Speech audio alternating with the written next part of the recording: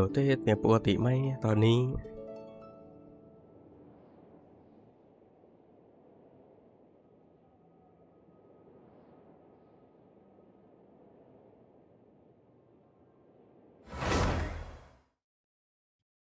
ปกติละไปทำเควสต่อวันนี้มีไลฟ์เร็วหน่อยเพราะว่า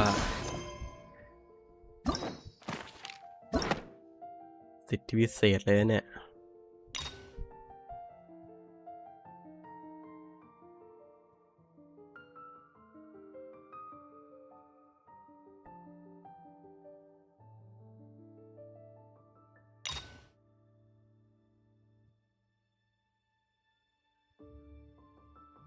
มาดูกันว่า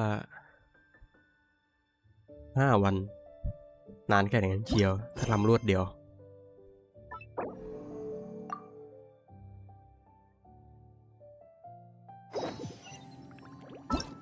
แล้วลำลึกถึงอดีตดิ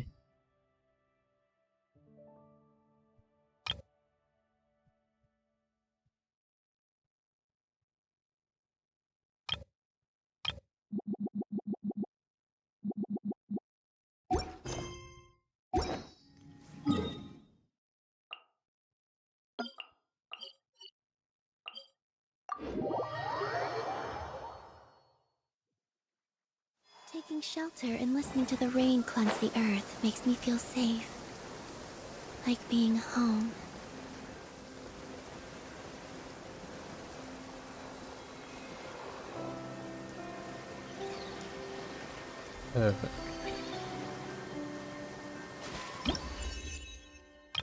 คนเดียวกันดีกว่า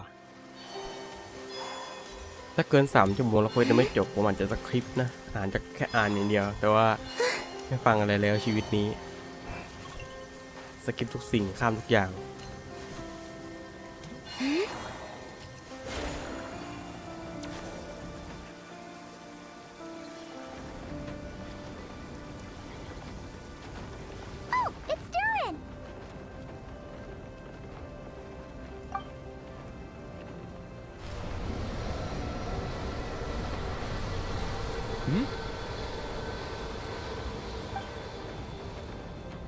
Traveler in Paimon? I'm sorry. I hope I didn't scare you.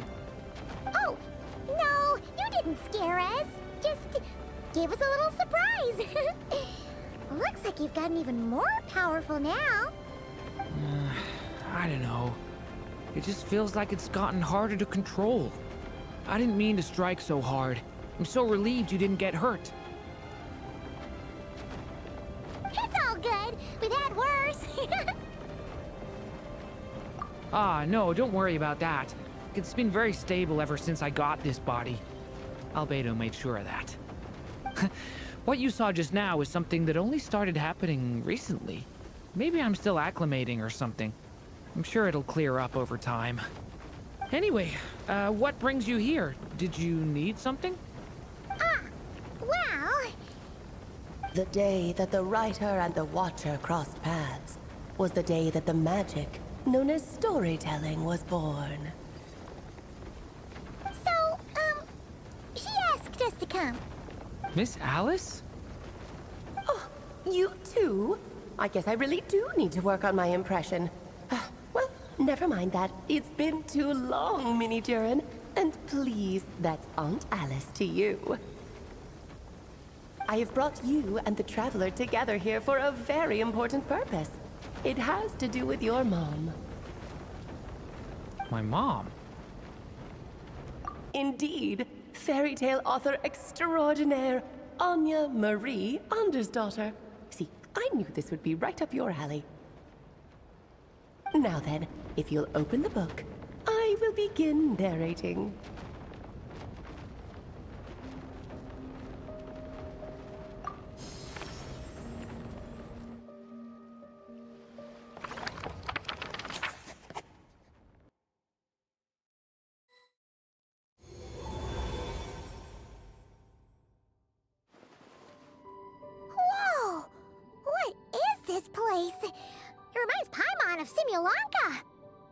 The two are indeed similar. Both worlds were built using the same magic after all.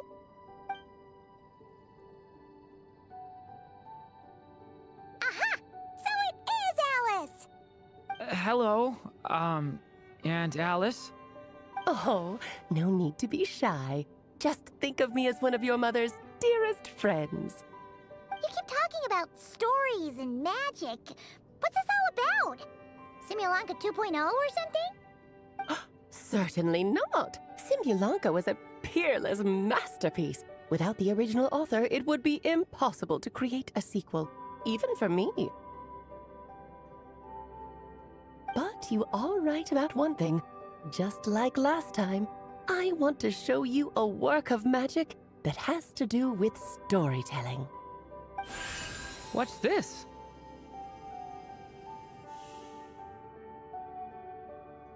This is your mother's dying wish. My mother's dying wish was a book? Let me answer that with a question. What do you suppose would be a writer's greatest regret? Have you ever read a book called The Little Witch and the Undying Fire? Oh, well, you're missing out. It's a wonderful book. It began as a little game at our tea parties. Each of us took turns writing the next part of the story. I wrote the first volume, then the other mages took their turns.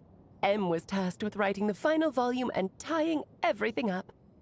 But by the time everyone had finished writing their parts, Em had passed away. Oh, it was a terrible shame. A true tragedy. And that is the answer to my question. A writer's greatest regret is to leave a story unfinished. But all is not lost. I couldn't stand the doom and gloom of it all, so I went ahead and wrote an ending myself on her behalf. Then what's this book? This is the answer your mother gave to the same question. In her eyes, this was her greatest regret. She made me promise that I would bring it to you because she believed the only person who could resolve this regret is you. So my mother's greatest regret is another unfinished story?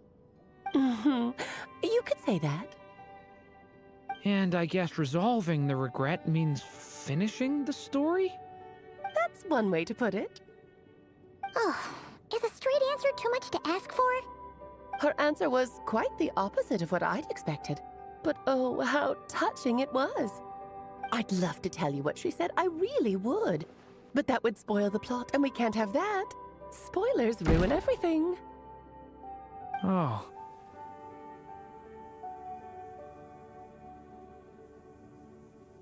Just think of this task as giving a story a much-needed ending.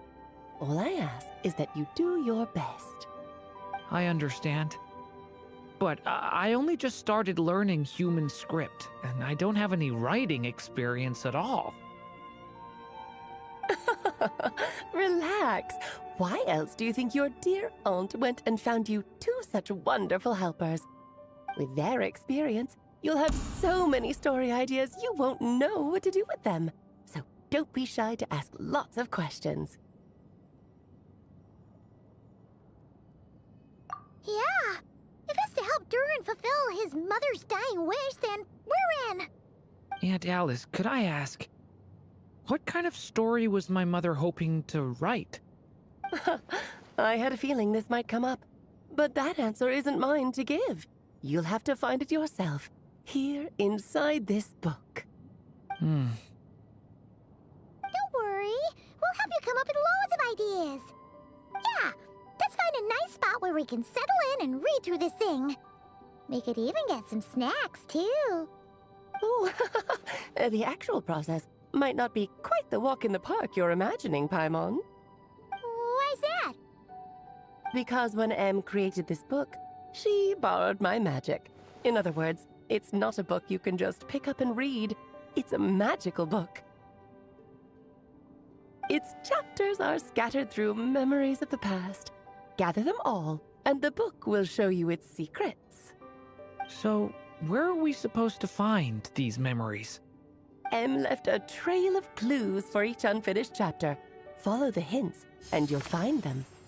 Oh, and when it comes to adding to the story yourselves, you'll need to use this.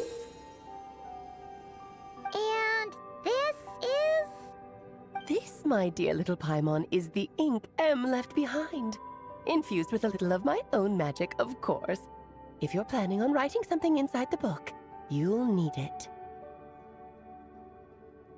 It's extremely precious, so be sure to use it sparingly. This is all that's left. So we need to search for the memories and keep an eye on how much ink we're using. It just had to be a wild goose chase, didn't it? Perhaps it's just another form of storytelling. M was ever so creative when it came to things like that. Just think of it as a little challenge your mom left behind. Who knows? There could even be a mysterious prize at the end of it all.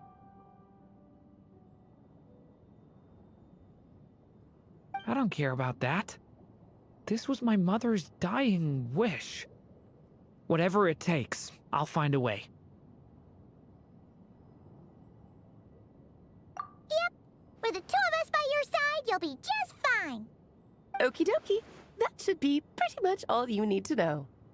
Oh, and once the story's complete, do let me have a little look-see, okay? I've read everything she ever wrote, so naturally, I can't miss this one. Yeah. Most of the time, you're pretty hard to pin down. Don't worry, I'll know when you're finished. Just wait for me to reach out. All right, off you go. I can't wait to hear how the story ends.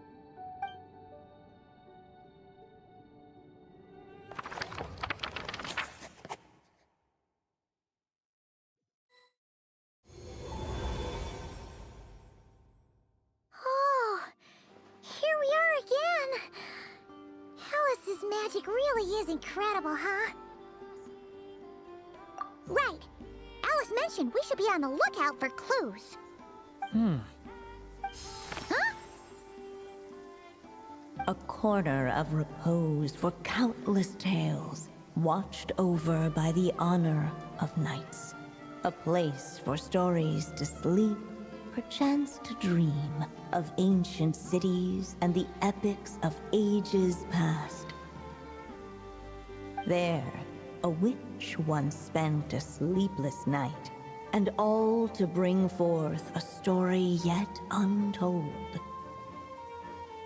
Find the place I speak of, for it is where the seeds of this story lie.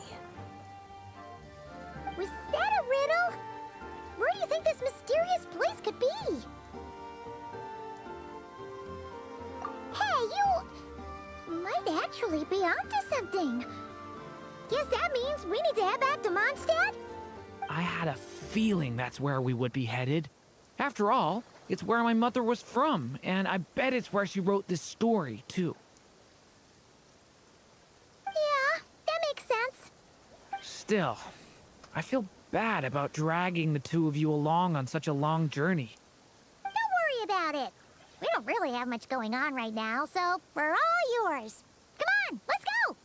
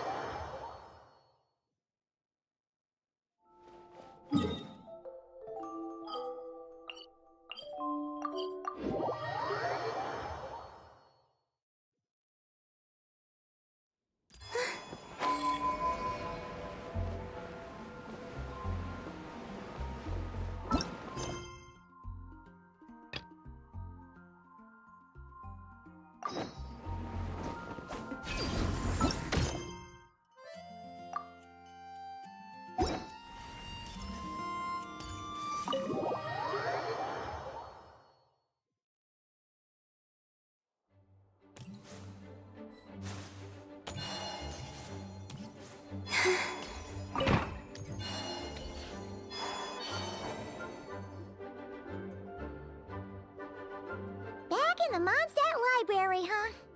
Talk about a trip down memory lane. So we're supposed to find the seeds of the story, right? What do you think that means? Well, we're in a library, so it's gotta be books, right? But seriously, there's so many here. How are we supposed to know which ones we need? Making a racket in a library? You should know better than that. Lisa! Oh, sorry about that. Now, who do we have here? Ah, my golden-haired cutie. And my little horn cutie, too. Sorry, Miss Lisa. I know you taught me to be quiet in the library, but Paimon was just trying to help. Please don't be too hard on her. Well, it has been far too long since we saw each other, so I suppose I can let it slide just this once. Back when he first arrived here, poor Jean wasn't sure what to do with him, so I stepped in to lend a hand. I figured, if I can handle a boy raised by wolves, then teaching one who's part dragon should be a walk in the park. Nice! Sounds like Durin was welcomed with open arms. Why, of course. Now, let's save the reminiscing for another time. I'm sure you're here for a reason. Did you need to borrow some books? It's kind of hard to explain. Maybe you could take a look at this. Oh?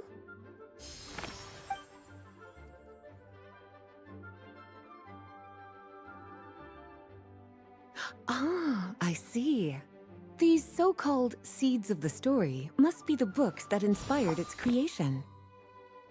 That's just how it is with stories. They grow out of the tales that came before them. And that mage, I can almost picture her here, hundreds of years ago, scribbling away at one of these very desks. But we don't know anything about this story. How are we supposed to figure out which books inspired it? As it happens, just before I found you here, I was looking into something rather peculiar. One of the knights reported seeing some books that weren't listed anywhere in our catalog. Stranger still, just as he went to reach out for them, the books vanished into thin air. And then a while later, while he was browsing through other shelves, there they were again. Seriously? That particular knight knows this library inside and out. I'd be very surprised if he was seeing things. Something tells me these might just be the magical books you're after. According to the report, there are 3 of these books in total. I'll be relying on you to track them down, cuties.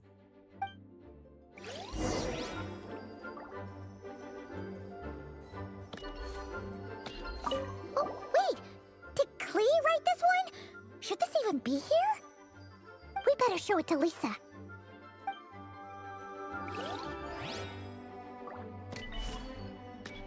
Kinda looks like a poetry collection. But why is part of the title missing? Let's see what Lisa makes of it.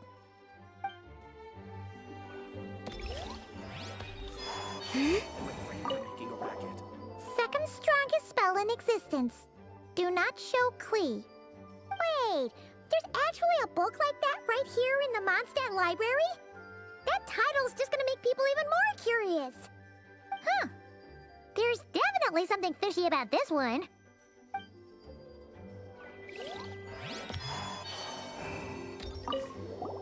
An experiment log. Looks like part of the title's been erased. There's something seriously suspicious about this book.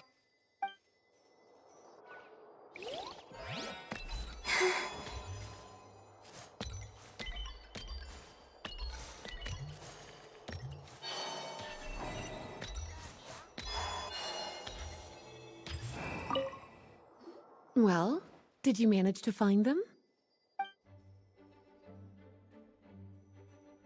Huh. This book definitely doesn't belong here. Yeah, we could tell just from reading the title. Albedo was the one who brought it in. He suggested I place it on the restricted list and keep it sealed away. Why? He said it's full of forbidden alchemical formulas, some of which could even result in the creation of dangerous monsters. Apparently, the danger it posed was so great, he didn't even feel like it was safe to carry around or keep it in his workshop. Really? Definitely sounds like it shouldn't be here then. Still, If that maid read this book too, it must have been written a lot earlier than I'd imagined. Well, did you manage to find them?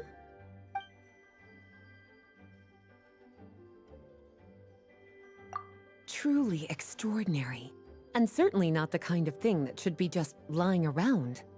In fact, Miss Alice gave strict instructions about it. So, it's some kind of book of spells? Paimon's guessing magic this powerful should be kept a secret. It's true. This book does contain one of Miss Alice's spells. But honestly, virtually no one could actually pull it off, even if they tried. The only reason it's even meant to be in the restricted section is because we can't let Klee get her hands on it. After Klee was born, Miss Alice advised us to seal it away. She even added that little subtitle herself. So, it's to keep it away from Klee, huh? Does that mean she could use it to cause even more mayhem than she already does with Jumpy Dumpty? No, that's not it. As Miss Alice herself put it, letting Klee see it too early would spoil the surprise. Well, did you manage to find them?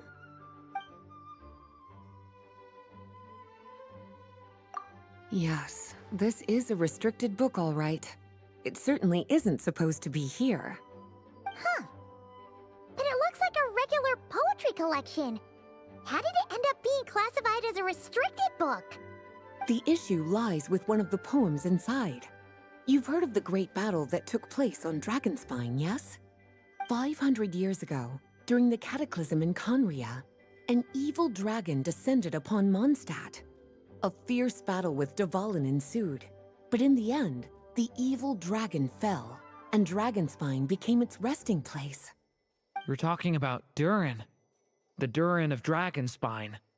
Well, the poem in question turns the whole battle into a dance, with the evil dragon recast as an innocent child who came here in search of friends. But given all the suffering experienced at the claws of that dragon, how could the people of Mondstadt accept such a retelling? Bards are often accused of inventing history or distorting the truth in their ballads. But this one hit a bit too close to home. And since the knights back then were unable to track down the author, they decided to ban the entire collection, blot out the title, and seal it away for good. So the version in the poem, it was all a lie? I'm afraid that question is something only the dragon himself could answer. Well, would you look at that? Seems like these are the little troublemakers you're after. And all three just so happen to be forbidden texts. What kind of story requires reference material like that, I wonder? Forbidden texts? You know, the first time you mentioned that the library had a restricted section, Paimon thought you were just trying to scare us. Are you saying it actually exists? Not really something you should be poking your little nose into, is it, cutie? Sorry. Seeing as it was Miss Alice who asked you to look for these books, I won't question the matter.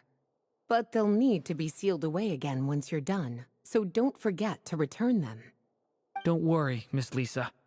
I won't forget. Well then, that's all from me. After all that hard work, I think I've earned myself a nice cup of tea. Alright, we've gathered all the reference books. What's next?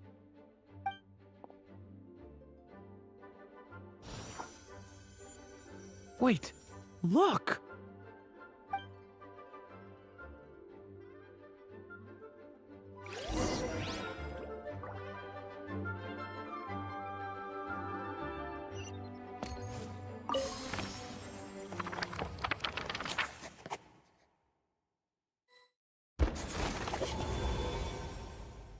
Long, long ago, an evil dragon descended upon the human world, bringing terrible calamity in its wake. Bravely did the people resist, until at last, the dragon lay slain. Later, a witch with a love for stories came upon the tale of the evil dragon, and for reasons she could not explain, felt a pang of sorrow on its behalf. For she knew, despite its body being born of wicked alchemy, all along, the dragon's soul was that of an innocent child. Right up to the moment of its death, it had no choice in becoming a vessel of calamity, nor could it fathom the cruel fate that lay before it. Though the witch had a love of stories, she was not pleased with how this one ended. No, that won't do, she thought. I'll write you a better ending instead. And so she set off to do just that, borrowing a little magic from her friend. With it, she wove a dragon's egg, resolving to rear a dragon child of her own. Yet long in thought she lingered, wondering what kind of world her little dragon ought to behold upon waking.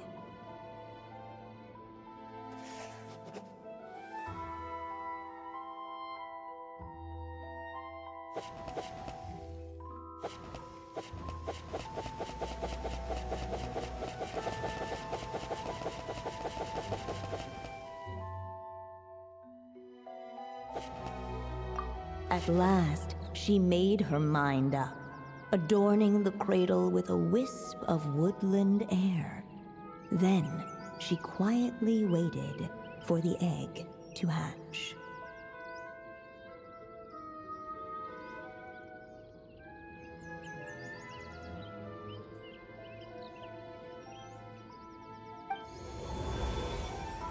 Whoa! We're actually inside the story! This must be Aunt Alice's magic. Yeah. A story about me? Why don't we just see where the story takes us? All we know is the beginning at this point. Okay. And now a golden-haired traveler, a silvery sprite, and a dragon-born youth step onto the stage. What new chapter will their arrival bring? Whoa! That came out of nowhere! Was that the same voice we heard just now? Yeah. But why does it sound so familiar? I've missed this. It's just like the stories my mother used to tell me. You mean... Em? She used to tell you stories? Yeah, she loved it. Back when she was still alive. Sorry, we should focus on what we're here to do. So, now that we're in the story, what's next? The dragon youth wondered aloud. Yet all he could do was wait for the story to unfold. Of course, there's something to be said for helping it along. Perhaps a little exploration could prove fruitful. Oh! Is that a hint?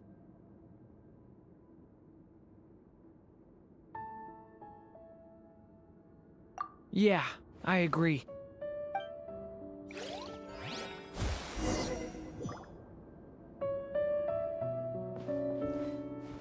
For a moment, the story crashers fell silent. Perhaps waiting around wasn't such a bad idea after all. Yet those who never stray beyond the main plot often miss the fun little details along the way.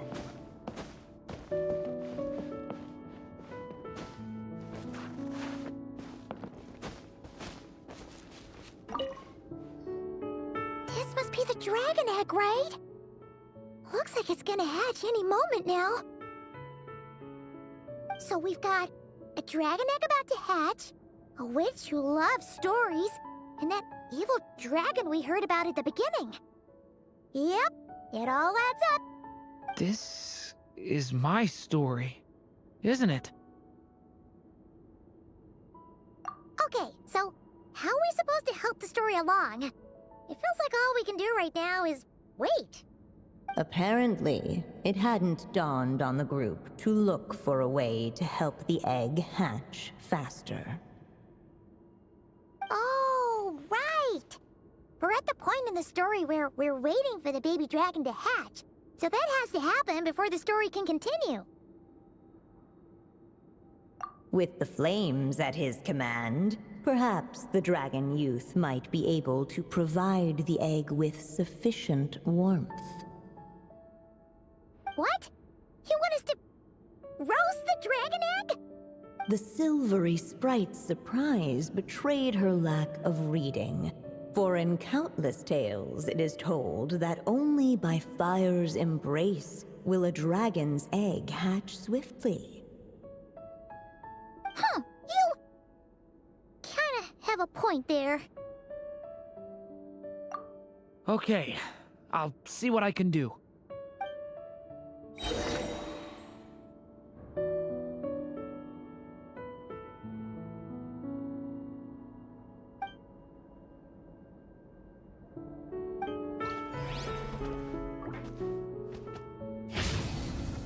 Thunder!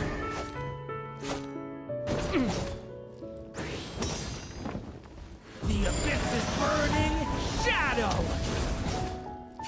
Clearly, both the golden-haired traveler and the dragon youth were eagerly awaiting the little dragon's birth, though perhaps their longing burned a little too brightly. Still, such fiery anticipation might itself become a blessing.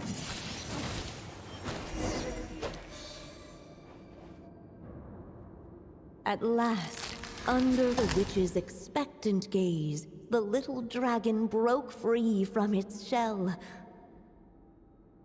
No living being has ever decided the moment of its birth. You were no exception, my child. I brought you into being because I willed it so, just like the witch who created that evil dragon. But I promise you this. Your birth was wanted. You are loved, and you will have a different fate than the dragon that came before you. You've never told me those things before, but for some reason, I always knew. Thank you for bringing me into this world.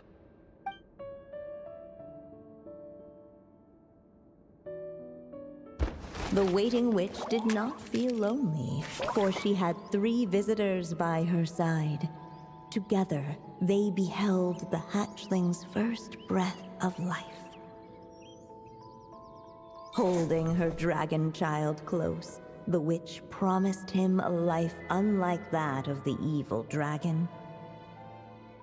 And so, nestled in his mother's warm embrace, did the little dragon's story begin.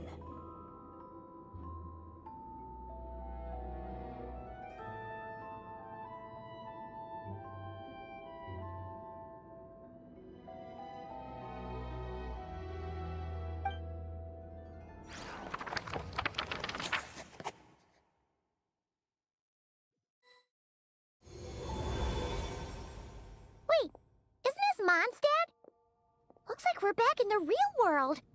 Looks like there's more written on the page now and less ink left than before. So, does that mean we've completed this chapter? Yeah, but why does M seem to think that the story isn't finished yet? Durin broke free from the curse, came into this world with a new body, and even made a bunch of new friends. That already sounds like a happy ending to Paimon. True. Everything's always so mysterious with these mages. Guess all we can do is wait for more clues. Huh.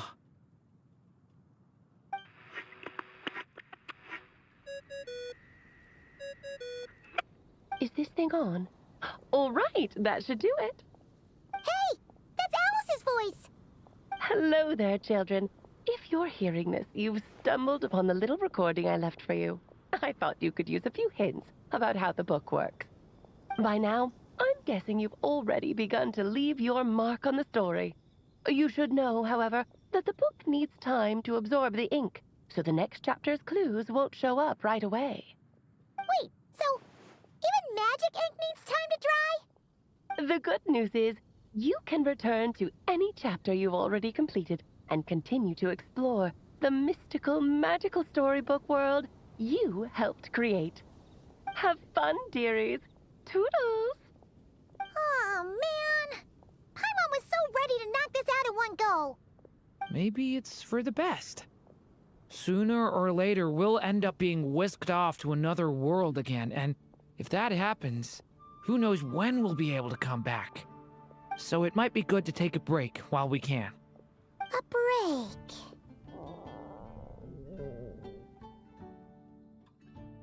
Yeah!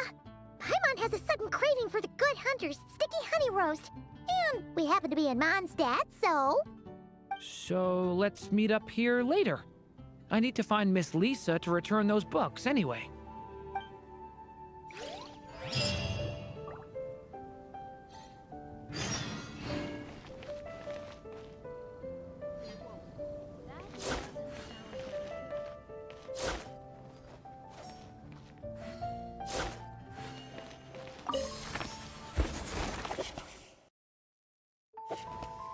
เป็นการยื้อผู้เล่นที่จะต้องไหนดีอะน่าเกลียดที่สุดที่เคยเห็นมาเลยวะมันยื้อผู้เล่นมากเกินไปปะเนี่ยแบบสอบถามมันไหนวะในแบบสอบถามวะเอาไปดาวเดียวพอนะเควสเนี่ยก็ไก่ตามมันจบอะทำไมต้องมันยืดอะไรอย่างนี้ด้วย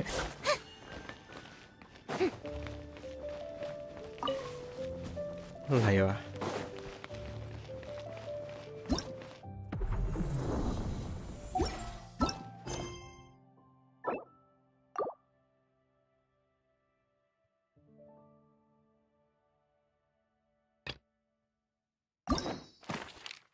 งั้นก็ไปทำเควสอื่นก่อนแล้วกันไป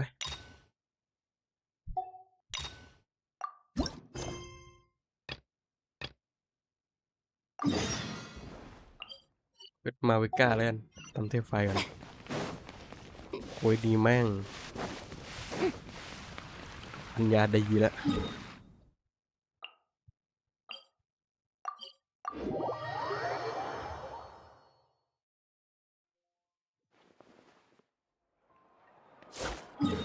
ก่อนจะทำเควสทำอย่างอื่นกันตัดเข้าเควสอื่นเลยคงจะไม่ดีทำอะไรดีล่ะตีมอนปานเกียร์เล่นทำไปแล้ว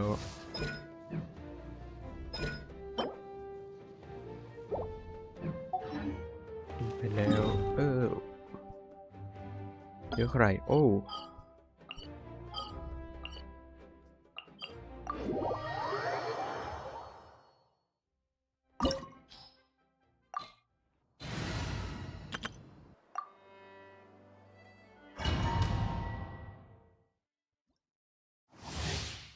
ยูผู้เล่นแบบใดวะเนี่ยโอ้ยแม่ง Hold the line! Transfiguration by ordinance in your dreams! Goose on the loose! A little loose!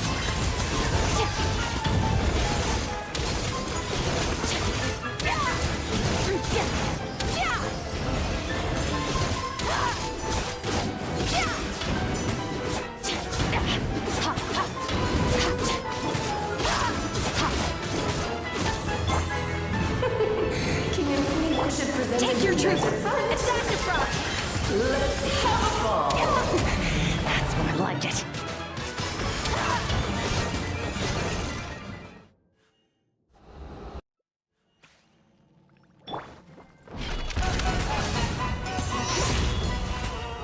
Vào cái kill của tao phép này. Off to the freezer! Cryo incarnate. A burst of flavor. My power is immense!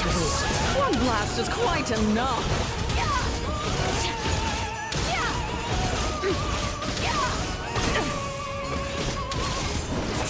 It is time Transfiguration. to slay our foes with one almighty This calls for some strike! pomp and ceremony.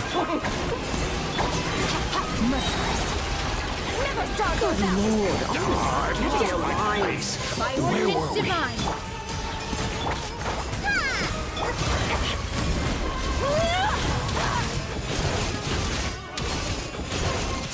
A symphony of cannon fire! just don't get stuck in the barrel. Getting interesting. Hold the line. The pinnacle of excellence. A little of this.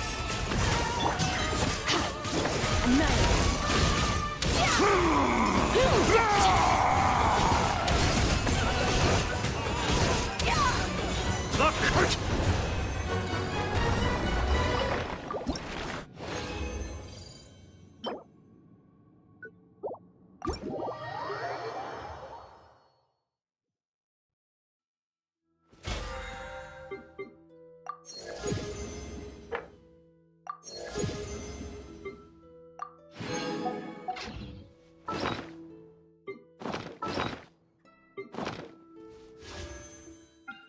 มีโอกาสออกสูงมากเพราะตอนนี้จะ70 โลแล้วนะ ไม่ออกก็เป็นไรลองตู้หน้าตัวดีมั้งนะอาจจะ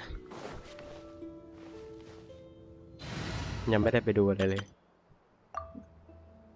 รอเจอหน้างาน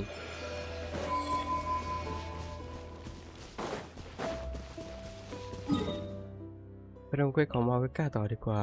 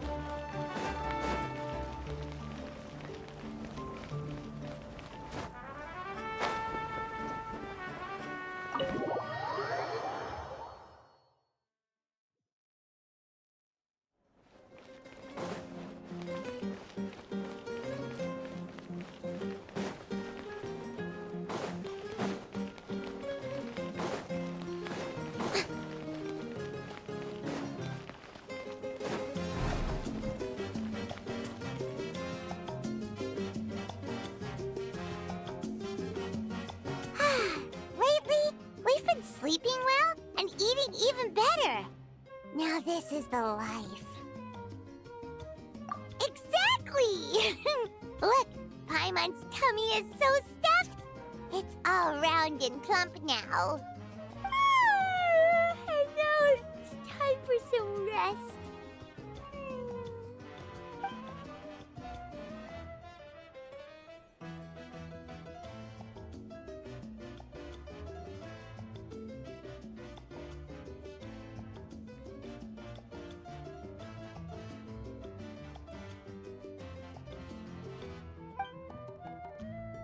We've got trouble.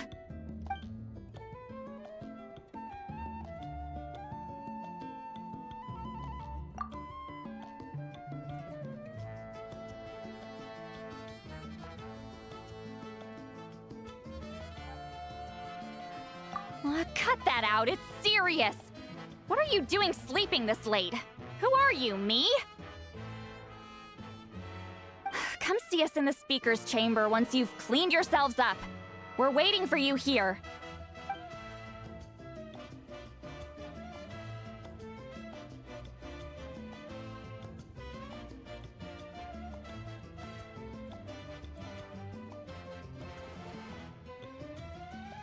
No! Paimon's not done eating yet. Huh? Oh, good morning.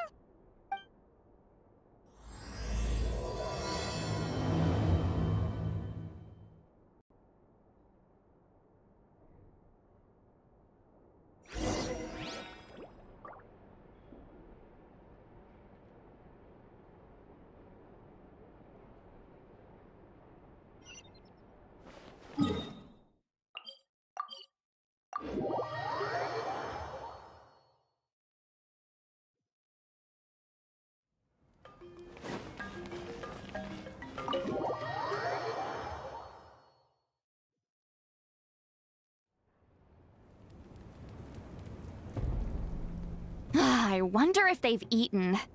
Or if they've even gotten up. Maybe I should buy some snacks? Oh, don't tell me something came up on their way here. Relax. I'm sure they're fine. Ah, there they are. See? Just like I said. Mavuika, see Lolly! We came running as soon as we got your message. Thank you for coming all this way.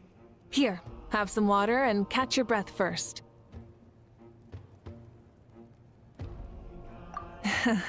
Well, you could certainly say that. I'll let Lolly explain. Strictly speaking, I'm just passing on something I heard as well. Basically, the Wyatt passed a truly shocking piece of news to me through the smoke last night. You're aware that Mavuika's not the first Pyro Archon, yes? On occasion, there were those who lived longer than an ordinary human. Not unlike my situation. But all in all, the title has changed hands many times. And now, the Wyatt have sensed a special surge within the ley lines. A truly ancient soul is about to return to the mortal realm. His name is Xbalanque. Xbalanque? But isn't he the very first? Yes, that's him. The first Pyro Archon. According to legend, he was the greatest of heroes and leaders, and the one who made a deal with the ruler of death, thereby creating the rules that saved Natlan's ley lines. Hasn't he been dead like a really long time? How can he be resurrected? Even in Natlan, it's impossible for someone as ancient as him to ever return. Still, nothing's off the table when Xbalanque is concerned. Hence why this really is something major. Let me be clear about this. I did not mishear, nor is the Wyatt mistaken. We would never jest about something like this. Don't worry. Both the Traveler and I have complete faith in your abilities. Whose interpretation of the Wyatt's will could we trust if not yours? Yeah, that's the one thing I'll never be modest about. But the fact I'm not wrong about this only further begs the question. Just why is Lord Xbalanque suddenly about to be resurrected now? As you can see, Lolly's even more concerned about this than I am. Still, it's understandable. Waiting to find out the whole truth must be torture for a great shaman who can only peep at the outcomes without knowing the causes. Mavuika, I hope you'll approach this with a measure of caution. Depending on how things go, everything could change or nothing at all. Well, I think you know what I mean. I do. Xbalanque's arrival will shake our nation. After all, we still don't know if he's satisfied with the outcome of this war. Wait, do you think he'll come and find you? Huh! Well, you can't just up and say things like that. You scared me half to death. That's actually pretty likely. Think about it. People in the same line of work tend to have some similarities, right? Maybe all Pyro Archons share my disposition. I don't want to meet him. I haven't really mentally prepared myself yet for such a grand occasion. Anyway, my job was just to pass on the message and bring the Traveler over. Now that that's dealt with, you can discuss the pilgrimage. I'm done here. Wait! Where are you going, Lolly? Back to bed. You have no idea how much that scared me. I was up all night. Ugh. Can barely keep my eyes open. Nighty-night.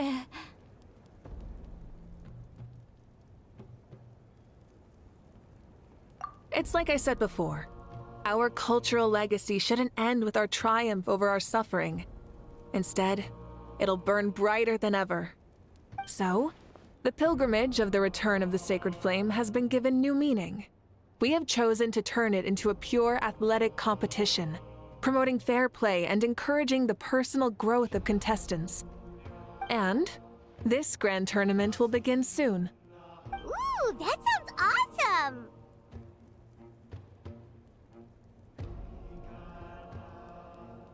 Heroes are drawn to tournaments like this, and naturally, you're no exception. The news of Lord Xbalanque's impending resurrection may be a bombshell, but I believe that we should keep our focus on the pilgrimage. Huh. Okay. So, not in a hurry to find him, huh? That's right. I've already informed the tribes that we'll be hosting the next tournament right away. It'll help sweep away the shadows cast by the war. Preparing supplies, cleaning up and remodeling the competition venues, recruiting staff for logistics, moral support, and pre-tournament weather forecasting, all of that's been assigned. We need to make sure everything is completed well and on schedule first. Traveler, Paimon, you are our cherished friends and a part of our nation. I'd like to invite you to serve as special supervisors for this event. Paimon can do it too? Of course. On that note, my 2 new supervisors, would you come with me to check on the progress of each of the tribes? Sure!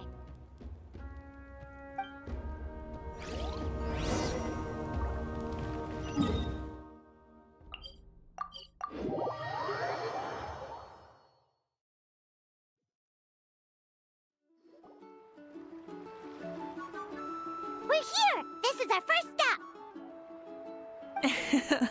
Looks like someone's in a good mood. Of course! Paimon's here as a special supervisor this time! It's only been a few days, but Paimon's back and cooler than ever!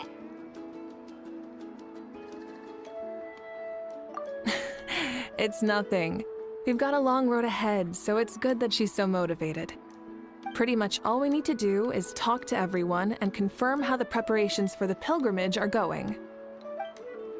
Hold on a sec. Take a look over there. See that? Someone's fishing. It's them! It's a quartet, you insolent ignoramuses! A quartet! How dare you treat the almighty Dragon Lord like a subhuman! If anything, I'm superhuman! Wait, no! Draconian! Why, hello there, Ahau. And you 3? What are you up to? We're fishing, Archon. Mualani says if we're lucky, we might catch someone really special. Yeah, like that punk Xbalanque. He's such a pathetic little... My apologies. Ahau clearly hasn't earned his ticket to see the sun today. We didn't mean any offense. When Kachina and Mualani were talking about fishing, they meant it literally, with hook and bait. Lowly servant! How dare you beat up the almighty Dragon Lord for some ancient fogey that you only know by name? You'll pay for this! I'll start with some chili in your water skin. Ah, so you've heard about his impending return. Did Citlali mention that to you? Mm-hmm. We ran into her on the road not too long ago. She seemed to be falling asleep standing up, and kept mumbling about something. Oh no! Why is Xbalanque coming back now? Did we screw something up? We couldn't have, right? But what else could have alarmed him so much? Wow, that sounds just like her. And now that you're done, scram.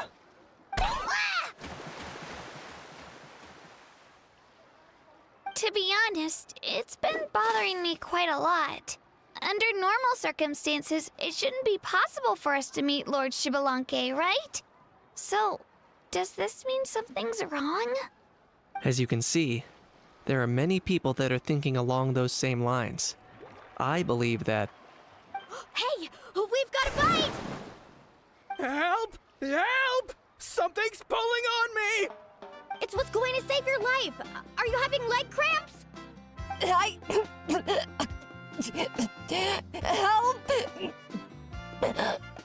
Hold your breath for now. We'll get you out right away.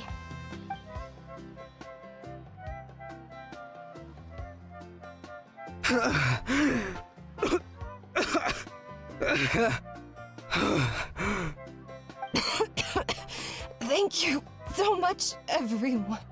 Wait, why is her Archon here too? Well, would you look at that? You actually caught some people after all. Thanks for your help. Otherwise, that sudden bout of leg cramps might have ended our entire surfing squad. The two of us are in charge of transporting supplies. After safely delivering some of the equipment, medicine, and a few other things for the tournament, we had some time to spare, so... Didn't warm up before going into the water, did ya? Thank you. Thank you so much. Well, leave you to it then. We'll never forget how you saved us. We know you're busy though, so no need to worry about us. We'll see you around. Well, you gotta give it to Mualani. When she wants something to happen, then it just happens. Then it won't be long before she reels in Xbalanque himself. Now that'll be a wonder of wonders. I was just thinking, what if he enjoyed swimming like the rest of us? It's easy enough for anyone who loves the water to end up here, so might as well give it a try. It'd be a great chance to say hi to him. I used some commemorative badges for the stadium as a special bait. He's never been to present-day Natland, so it'll all be new to him. I'm sure he'll be thrilled. And before you say anything, anything's possible. On the off chance this'll work, it's worth a try no matter how unlikely it is. Just like playing the lottery. As you can see, the power of friendship sustains their faith in the theory. Well, what about you then?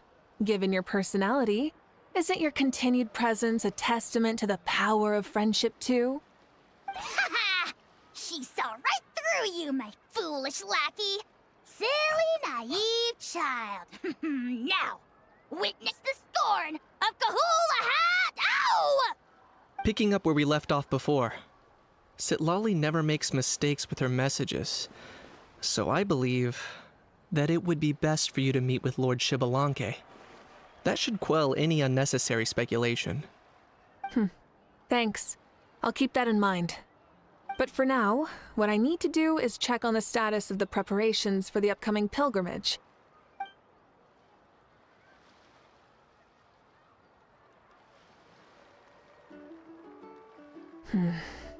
Seems like the people of the Springs have done a great job.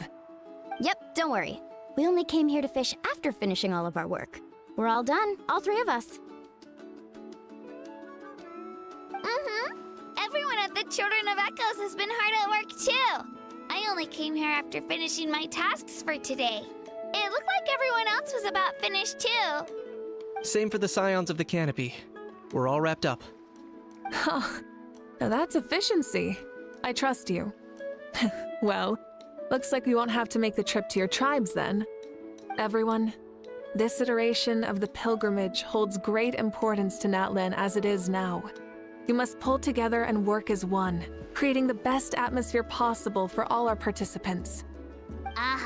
Sure. Don't know why you'd worry about this stuff. You're always so ready to pounce on and fight just about anything. Why, you even dare to disrespect the almighty Dragon Lord! Remind me again, has Ahau done anything besides talk? I'll send the dirtiest jobs his way right this instant. What are you doing to me, you son of a... hey! Let me go! It's always a party with those three. Seems like we can check off the people of the Springs. Oh, wait, 4! No, sorry, 4.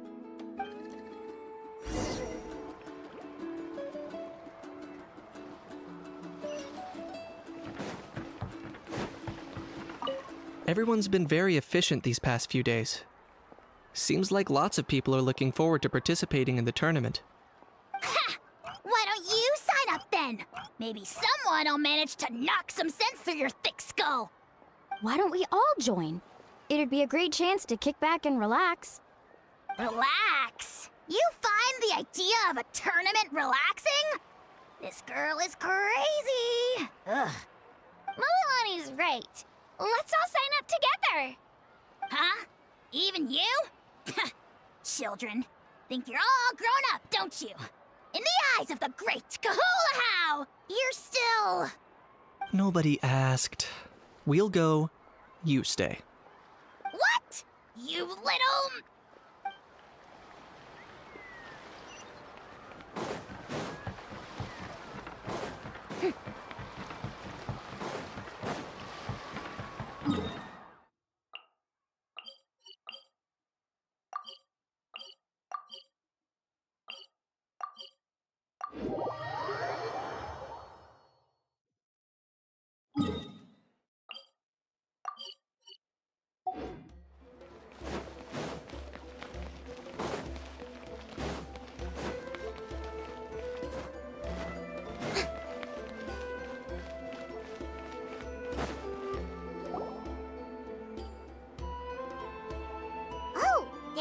is, right over there. See, Lolly, didn't you say you were going to get some more sleep? Why are you still here? The chief came to me for help just now. Not like I can just ignore someone in need and go back to bed, now can I? Well, you didn't tell him that you stayed up all night? I just told him about Shibalanke's imminent return, and told him to be prepared. There was no need to mention anything else. Right. You've still got a reputation to maintain, huh? Can't have people thinking Granny Eatsley would lose sleep over something like this. Now you're making fun of me too, huh? So even children are ridiculing me now. This cannot stand. And you! Do you also think I'm just trying to keep up appearances? And you too! What about you, Mavuika? No, of course not. Relax, Seatlolly. Shibalanke was no ordinary person. He loved this land as much as we do and managed to forge a miracle through the ruler of death. I don't think he'll give us too hard a time. If that's what even the two of you think, then my worrying seems even more unnecessary. All right, I get it.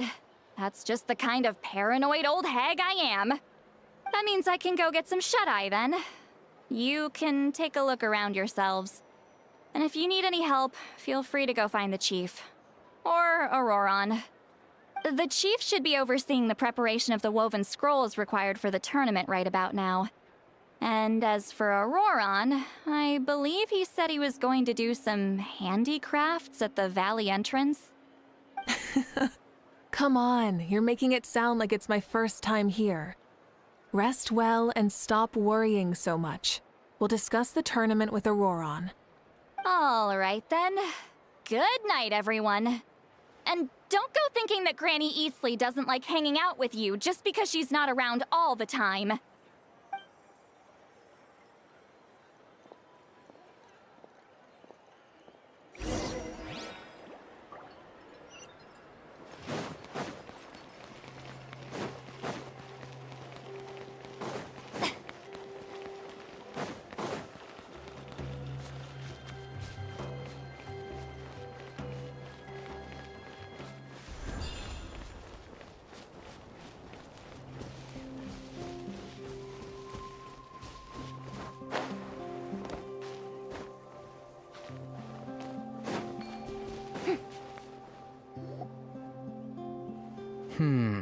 What if I put this piece of rope here? Oh, and this wooden dummy. No? Then what about this? No way, bro. That voice. Sounds like Auroron's talking to someone. Let's go see what he's up to.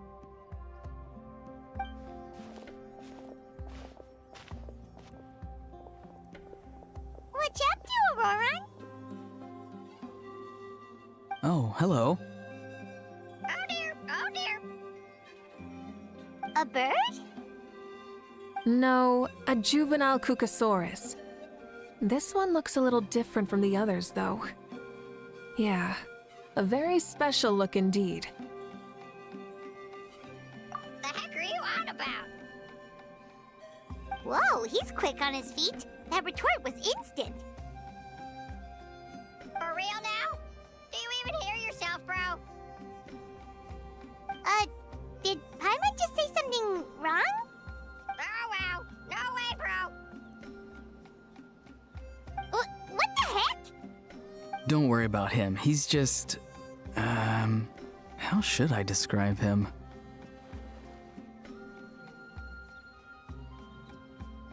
No, he's an assistant at Aoife's clinic, and one of my friends. His name is Kukuku. The heck are you on about? Is that not his name? Oh wow, no way, bro. Yeah, that's what he does. Those are all Aoife's catchphrases, so Kukuku picked them up after hearing them day after day. The last time I delivered some vegetables to the people of the springs, I ran into Ahau, who was there for a soak in the hot springs. Ahau and Kukuku were stuck in an endless back-and-forth argument. Eventually, Ahau got really agitated and just started immediately shouting, "No, you!" no matter what Kukuku said. How unbelievably childish. No less than I'd expect of a How. Even I have rarely witnessed things like that. They went on like that for an entire afternoon. Wait, how do you know that? Did you stay and listen to them the whole time? Yeah, I did. It was so dumb I couldn't look away. Anyway, I'm here because I'm trying to capture Xbalanque. Capture, huh? Wild choice of words. Then how about hunting for Xbalanque? Sorry, you're trying to do what now? We've never seen someone so ancient come back to life before, right? So I wanted to see if I could intercept him. See, this is the trap that I made. I've used it before. It's quite good at catching wild animals. Don't worry though.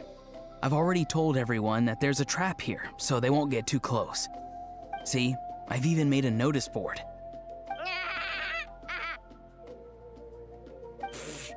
Good luck catching anyone with this. And what are you planning on doing with the poor guy when you catch him anyways? Stick him in a stew? No.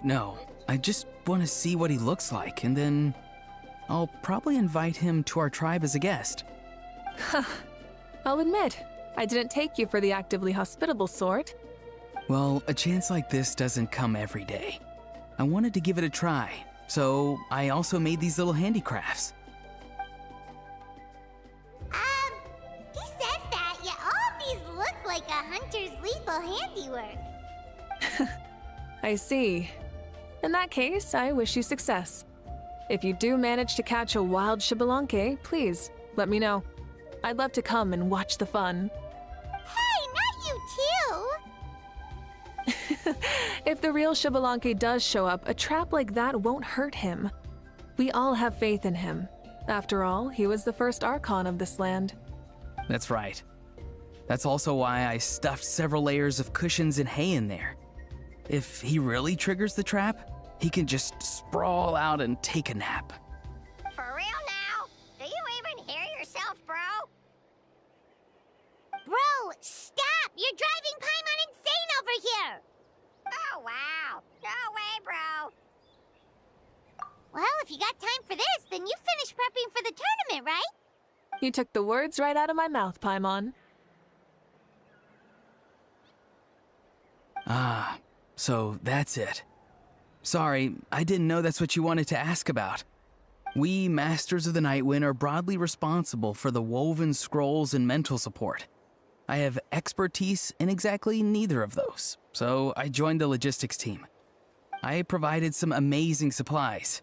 The others even praised me for the quality of my produce and even asked me about how to grow such great fruits and vegetables. I was very happy. You've gotten quite good at dealing with people. Yes. I think I've rediscovered a bit of that feeling I had in my childhood. Seems like things here are going smoothly. In that case, we'll check on how things are going elsewhere. See you later, Auroron. Bye, Auroron! Good luck with the... capturing Xbalanque. See you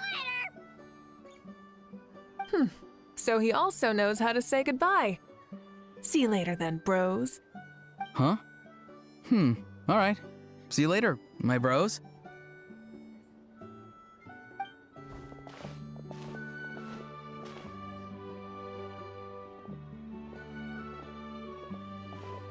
Oh, Mavuika. Oh, shoot. What are you doing here?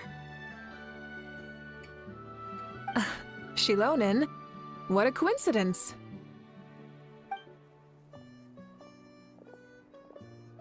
Oh, hey there, Shilonen. Did you come here for work?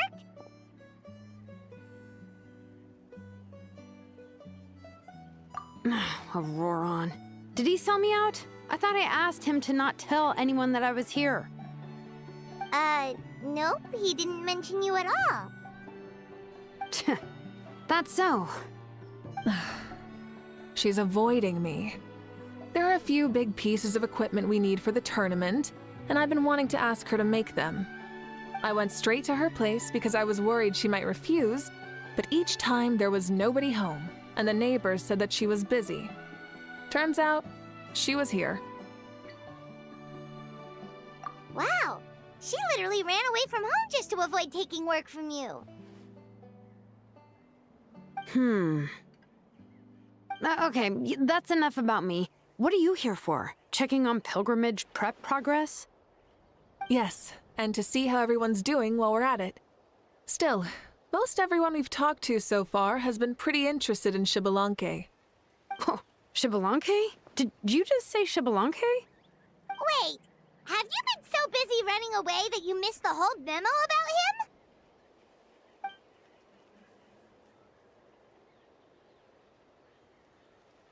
Yeah, I'm still trying to wrap my head around it, but if that's what Lolly said, then it has to be true. Everyone's reaction makes sense too. Who wouldn't want to see the first Archon? This isn't a bad time for it to happen either. The war has only just ended, and with their long-standing goals suddenly gone, people are feeling a little lost.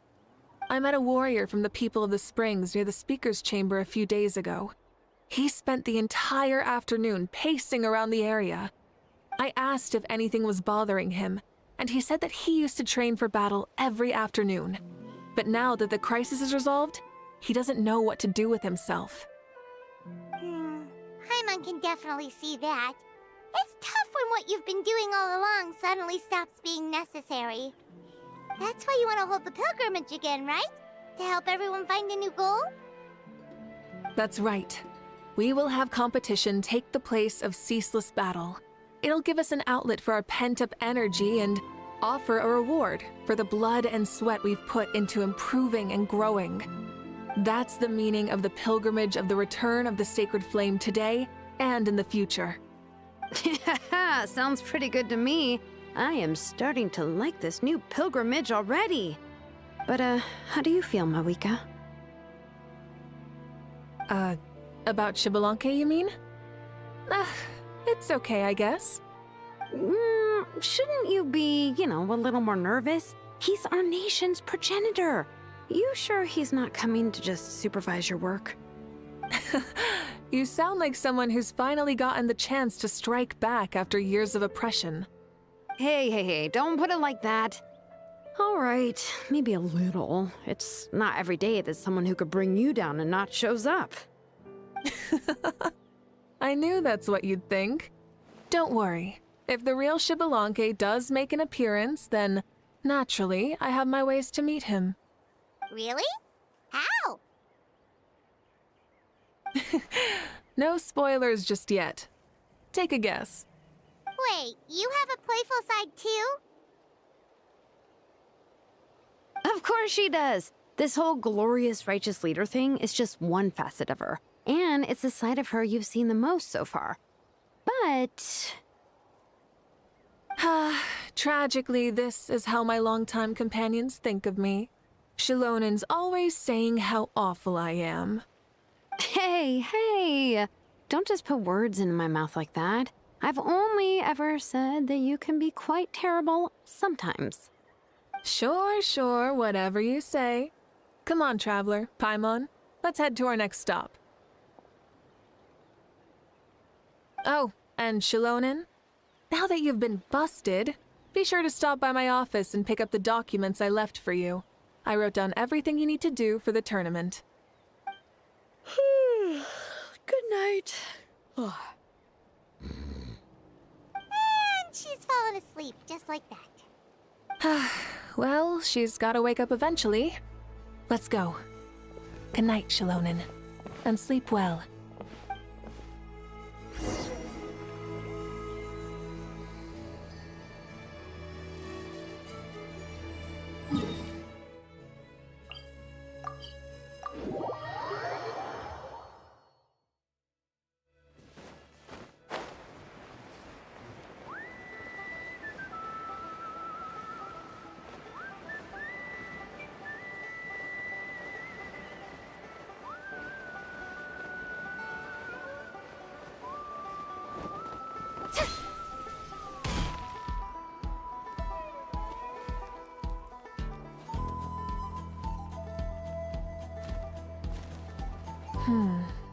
Doesn't seem like there's anyone around. They're probably all out and about. Does that mean the preparations are going smoothly? Of course, without a doubt. I'll be honest, I'm more concerned about how everyone's doing than how the preparations are coming along. The amount of rest they get will directly impact their tournament performance. It's my hope that everyone is eating and sleeping well, so they can enter the stadium full of anticipation. What are you guys doing here? Oh, it's Cheska! It's been a while. How have you been? Great! Things have been good on my end, too. How about you? Same old, back to the grind. Flying around to break up fights when they break out. Taking walks with my family when I'm free. You know, the usual. That said, I haven't had much work to do lately. I take it that means there haven't been many fights? Yeah, the war just ended and the bonds between people have grown a lot stronger in the process. Hard to start fights like that. I don't mind though. More time for me to zone out. I just sit at a lookout point and tend to my weapons. The fresh air is also great for my mood. Sounds like you've been doing well then.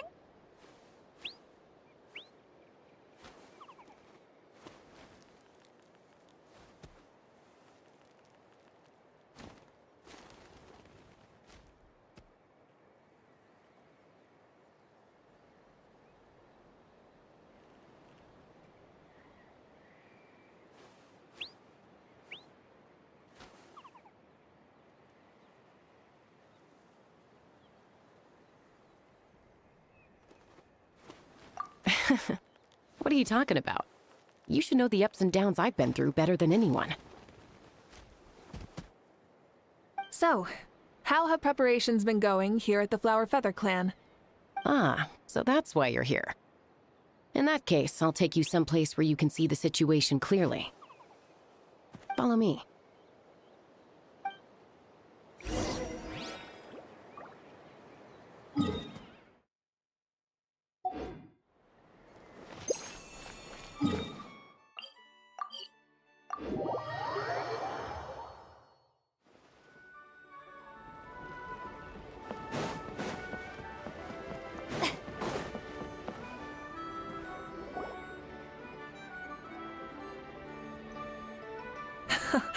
So this is the place you had in mind. Quite the view. Yeah. You can see our whole camp from up here. We trained like this back when we were fighting against the Abyss, too. You can see people talking and laughing, some holding boxes, others pushing carts. Even some who are using some kind of special equipment to scan the skies. It's you, Pyro Archon! And the heroes of Natlan, too! Ah, shucks. Heroes of Natland? Paimon's feeling kinda shy now. What brings you to the Flower Feather Clan? Are you here to check on our work for the pilgrimage? That's right. Everything going well? Please, rest assured, everything is going off without a hitch. Everyone is in good spirits as well. Coach and her students are also here, so they've been helping out. Coach? Oh, is Ian-san here too? Oh, here to inspect our handiwork then. Lots of folks from the Flower Feather Clan have gone to train for the tournament, and my students just so happened to want to get some exercise, so I brought them along to help. The rules of this tournament are different from before. We're here to compete, not to select the strongest warriors. Everyone finds that quite novel and is taking it very seriously, treating it like a completely new type of challenge. Look, they're all over there. Hey! Please rest completely and totally assured that with us here, we'll get all the tasks done on time. No problem and no questions asked. Whoa, they're all so reliable. Like coach like student, huh, Ian-san? You flatter me. We're just here to help. These exercises are high frequency but low intensity, which is perfect for our training. I helped Aoife bring a whole stack of medical supplies from his clinic to the stadium yesterday. Didn't even break a sweat. Easy peasy. Didn't even break a sweat, you say? Yeah, Ifo was sure sweating a lot, though. Not that I blame him. Doctors don't need to be that physically strong. Not even vets. Especially not compared to the toughest coach in all Natlan. Tough, they say. Stuff like this isn't even intermediate level. And that's why they call you tough. I respect it, though. I doubt I can think of anything that you can't do. Paimon agrees! In fact, after staying in Natland for so long, even we've begun to feel like there's nothing we can't do. So you think it's something about this place? Yeah, exactly! Now Paimon often finds herself thinking, compared to those super tough battles we fought and won, this is nothing at all! I'm glad you feel that way. It's not often that people can focus on the silver lining after everything that's happened. Being optimistic also tends to make people grow happier the longer they live. Keep up that attitude, and you'll go from strength to strength. The wind is rising. I think I hear something on the air. I'll head out on patrol. Have a nice chat, and just let me know if you need anything. Sounds good. See you later. And she's off. She really comes and goes like the wind. I'd say that it's effortlessly cool moments like this that make her so endearing. Well, what's next for you? You three look relaxed. So I assume you're pretty much done with all the important stuff? We've already checked up on each of the tribe's progress, and everything is going smoothly. Well, we didn't quite get around to the Children of Echoes, but from what Kachina says and seeing how Shilonen's doing, it seems they're fine. No need to check up on them. Don't worry. Things have been progressing over at the Collective of Plenty, too. So, that's it for the day. The only thing left to do for the next couple of days is persuade Shilonen to finish her part of the work. Oh, I'd love to see the face she'd make if she heard you say that. Since you have time, why don't you give me a hand? As you already know, Mavuika, I'm responsible for designing the tournament course. Well, it's almost complete, and I've built a mock course. Want to do a trial run? Wait, so you mean we can get a sneak peek at what the competition would be like? Indeed. You know that Mavuika can't personally participate in the tournament, right?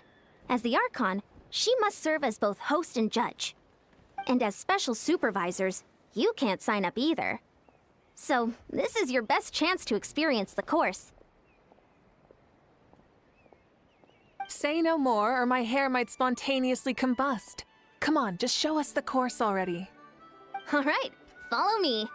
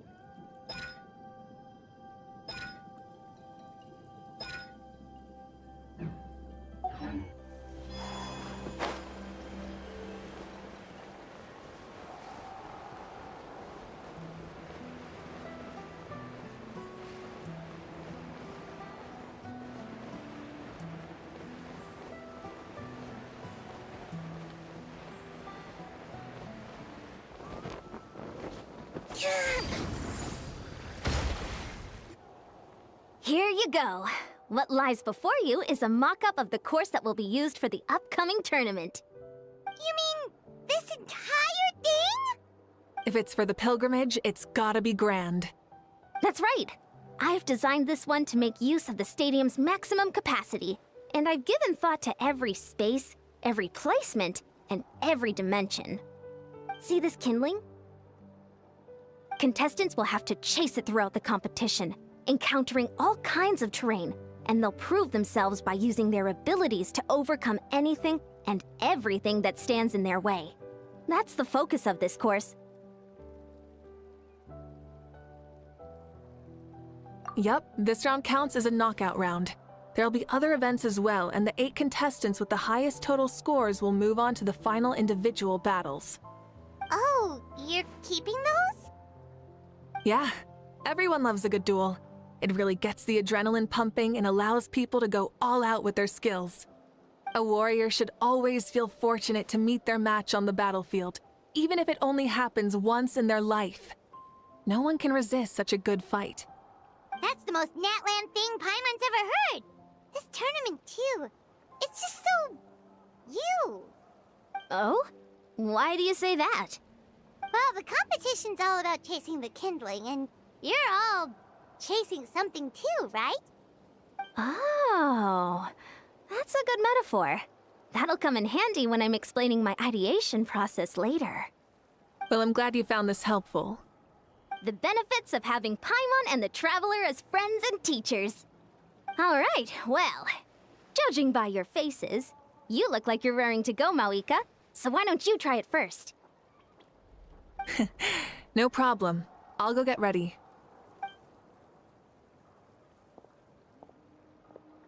Whoa, Mavuika looks so excited. She must really be looking forward to this.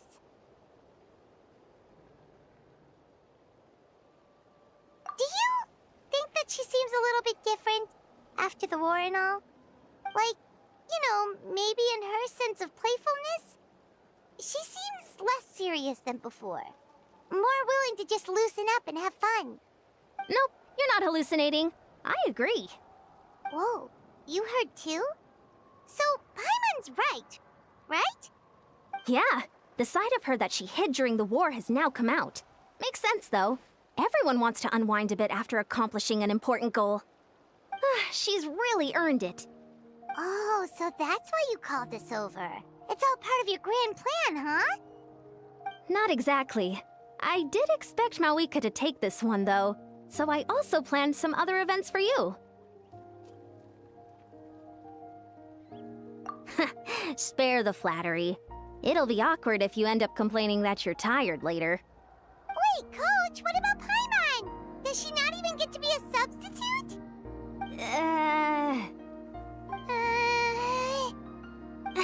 You have not yet met the basic criteria to even begin training. Practice a few more years and come back, and then we'll see. Aw, come on! I'm ready. All right.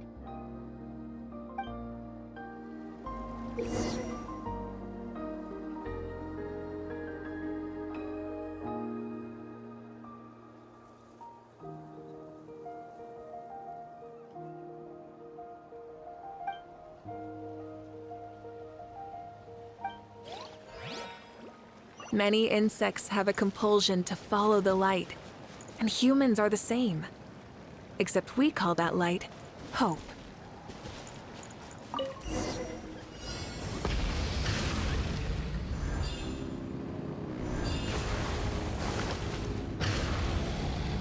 Wow, contestant Mavuika is wasting no time at the starting line.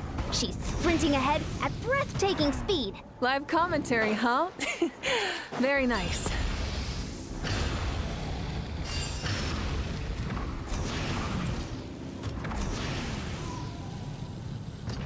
You doing all right? If you need a timeout, just let me know. It's a piece of cake. Huh? Did you hear that? Ah! Enemies incoming! Be careful!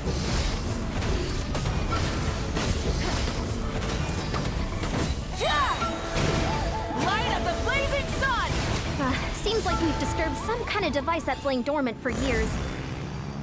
I gotta say, this is pretty interesting. If it's interesting to you, does that mean it... Course complete. Good job, contestant. Here, have some water. You're too kind.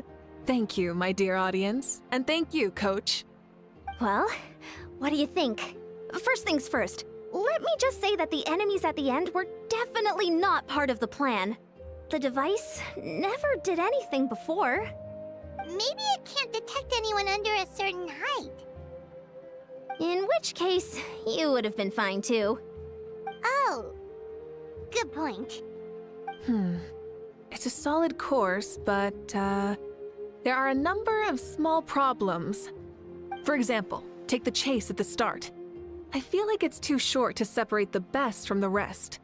Why don't you find a few more people to test it out and adjust the distance based on their feedback? Ooh, you're really thorough. And yeah, getting multiple opinions is a great idea. Also, about the vertical section. It's only so-so, and contestants might get dizzy from the sudden change of direction, which might cause some of them to fall if they get motion sickness. Also... Got it all down. Couldn't have spotted any of these issues without actually running the course. Thanks for your help, Mavuika. I'll keep making improvements based on these suggestions. That reminds me of something I was talking to the Traveler about, actually. I've got a ball launcher here. Want to give it a try? A ball launcher? Yep. Ball sports are also a proud ancient tradition here in Natlan. I've decided to use one for an event. It's been a long time since I saw gear like this. This game can be played by 2, 3, or 4 people, and it's a fun one. Want to give it a try? Great. I'll be your opponent then. In that case, get into position, you two, and I'll start the clock. Whoever has the higher score when the clock runs out wins. If you're ready, begin! Come on, Traveler! You can beat her!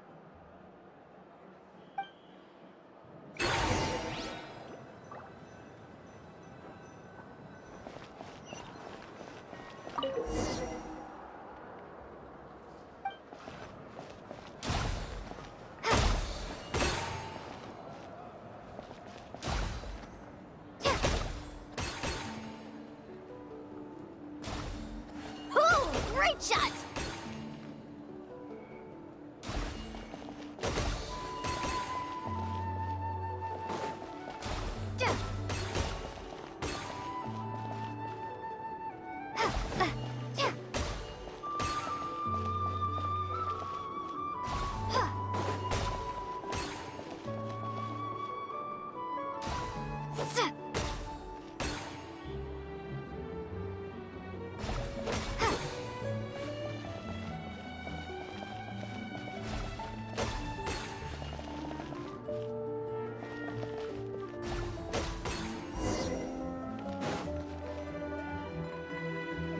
That was a thrilling game!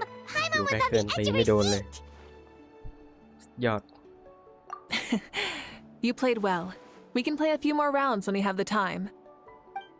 อยู่ใกล้เกินไป That should be enough data and feedback on my end for now. Thanks for all the help, everyone. No, we should be thanking you. Both the mock course and the ball launcher were fantastic. I didn't know you were so good at making things like this. You flatter me. It wasn't all my own handiwork. I contracted out a part of the work you gave me to Shilonen. She was a little reluctant, but once I mentioned that you were the one who would ask me to find some helpers, she volunteered to help. Oh, looks like I also have you to thank for her negative views about me. How much would you say you contributed? 30%? Absolutely not. I'd say 10 at most. Please do not blame your problems on me. Your attendance was a pleasant surprise, Traveler. Paimon, I didn't think you'd have time to try the ball launcher out for at least a few more days. Thanks for coming. You know what they say, embrace the unexpected.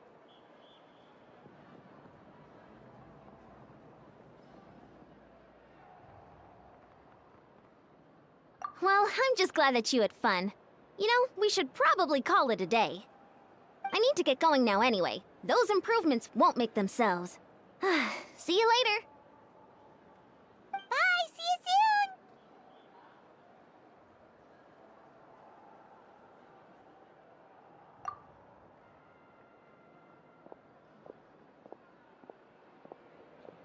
See you soon, Coach.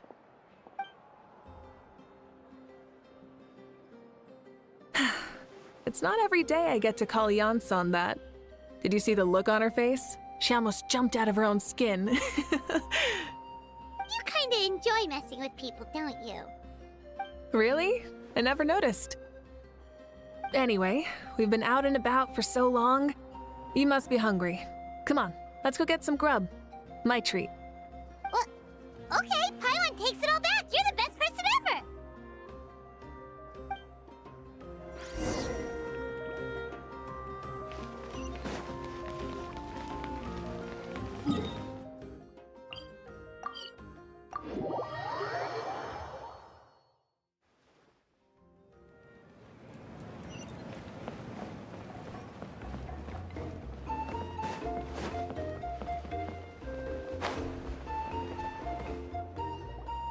Hey there, boss. I'm here with some guests. I'll have the usual. Ah, Pyro Archon. Welcome, welcome.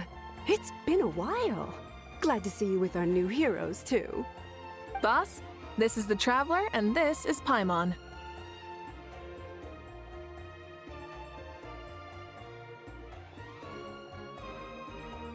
Hi there. Greetings to you both as well. You'll have the same as before, then? We worked out today, so yeah, that would be great. So what is the usual? Oh, come on, Traveler. You've never been so stingy even when we were low on Mora, so why are you going after Paimon's food now that someone's treating us? You two are a riot. I get where the Traveler's coming from, though. You're too cute not to tease, Miss Paimon. If someone's down in the dumps, your banter can cheer him right up. And that's not just from me, by the way. I've heard it from plenty of other people. For real? So, were you teasing Paimon on purpose, Traveler?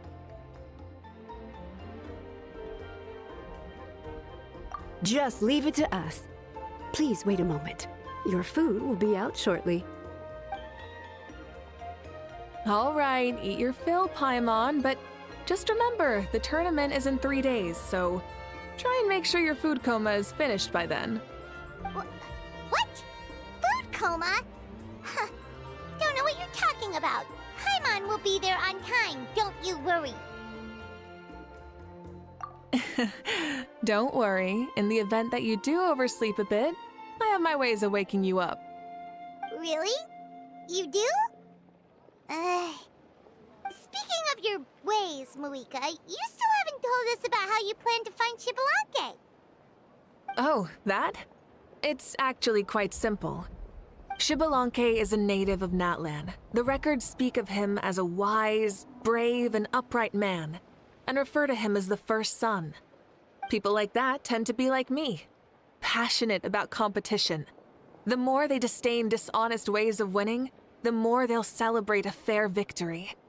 You could call that a trait shared by all the heroes of Natlan.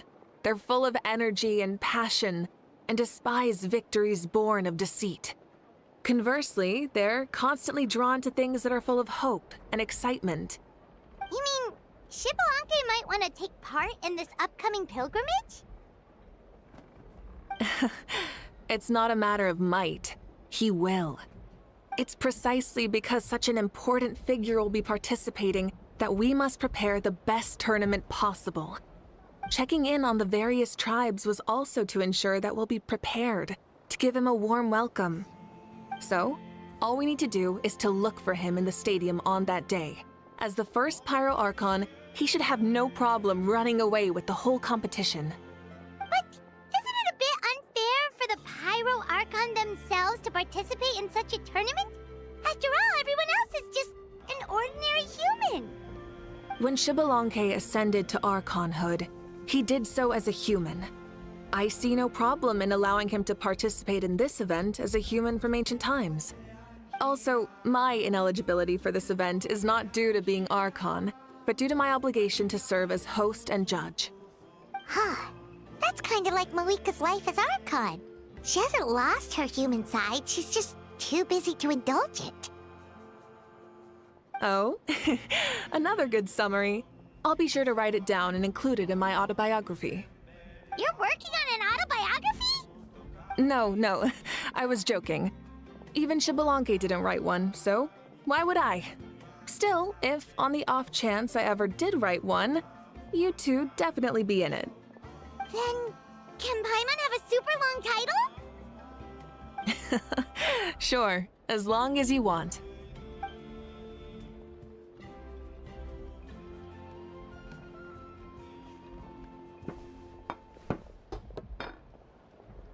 So many dishes and such huge portions, too! Paimon spies mountains of meat as well! Wowee! You know this is just a normal breakfast, right? Wait, what?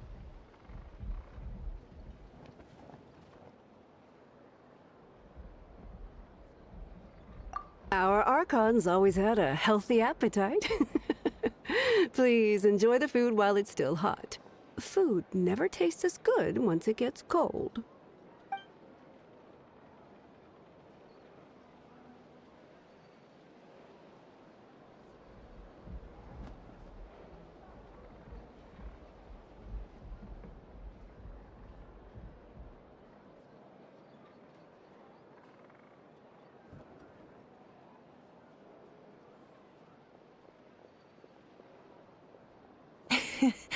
Judging the state Paimon ate herself into, I assume you'll be staying someplace close by.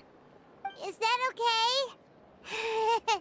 Actually, since it's so beautiful around here, we were planning to stay in the area for a few more days anyway. See the sights and all that. Of course you can. I'll go arrange some accommodations for you then.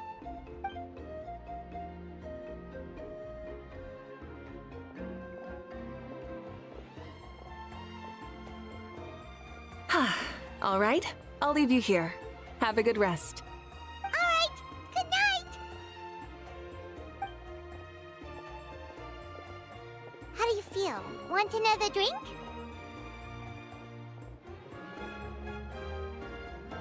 Then how about some dessert? Paimon still wants something sweet.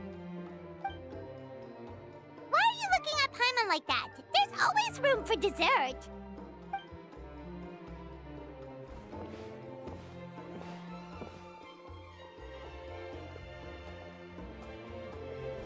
Lord Xbalanque is coming back, huh? Oh, I didn't see that coming. Wait, what's that look on your face? Don't tell me you don't even know who Xbalanque is! What kind of idiot do you take me for? I was just thinking about it. I mean, we just managed to defeat the Abyss for good and fulfill the wish of all the citizens of Natlan, past and present, so why is he coming back now of all times? Yeah, if he's here to help, the war's already over. And if he isn't, I just had a terrifying thought. What if he's actually some kind of villain who's come to steal our victory? Isn't that how the novels usually go? What? No, don't be ridiculous. Novels are just fiction. Don't you dare slander our great hero. You're talking about Lord Xbalanque here, the one everyone calls the first son. Also, even if what you said were true, I don't think our Archon would lose. We all saw that one punch of hers. The power in it was like, "Tah!" Yeah, I agree, but I bet Lord Xbalanque is no slouch either. Say, if they fought, who do you think would win? Well, you got me there. Well, as someone living in this age, I've got to vote for our Archon, right? Live in the now, seize the day, and all that. And now that you mention it, a fight between those two is bound to be a terrific one. Huh, what I wouldn't give to watch. Alright, enough with that nonsense. It's already super late. If we keep hyping ourselves up, neither of us are gonna get any sleep tonight. The way they're talking about the Archons dueling each other almost makes it sound like a beetle battle.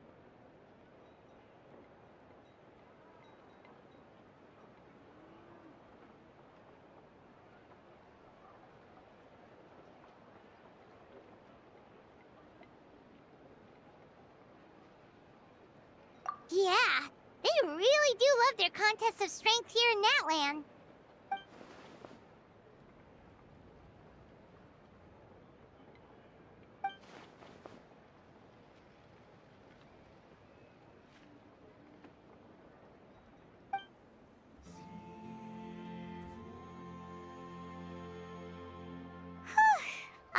Paimon's done eating, let's head back and get some sleep.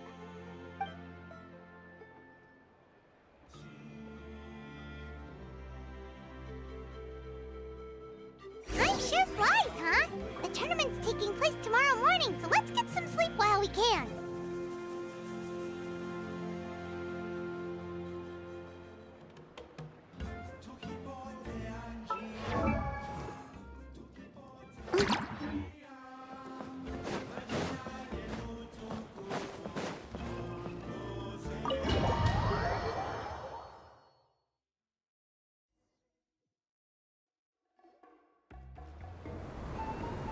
Hey, wake up, wake up! The tournament's about to start!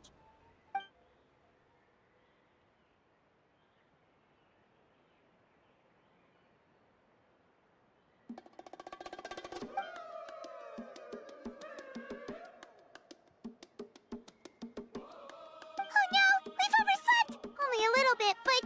Okay, wash up and pack your things. We gotta go, go, go! Ah! Paimon can't believe it! Mavuika totally called it! How could we have been so careless? Is this what people mean when they say you get so excited before a trip that you struggled to sleep the night before only to miss setting out the next day? Hey there. How are you feeling? Mavuika, why are you here? Isn't the tournament about to begin?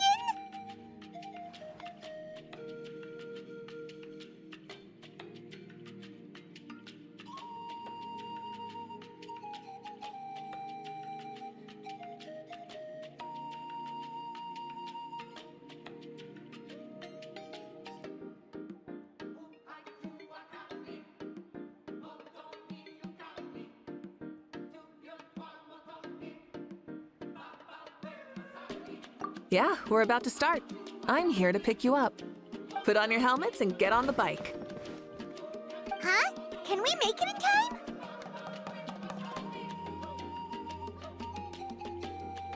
We'll take a shortcut. Sit down and sit tight.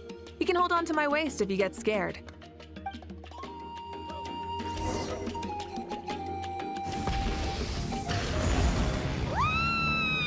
We're speeding, right? We have to be speeding! Oh, come on! If this counts as speeding, Mualani would have been arrested a long time ago. Paimon's entrusted her life to you for so long, but only today has she realized just how unhinged the two of you are!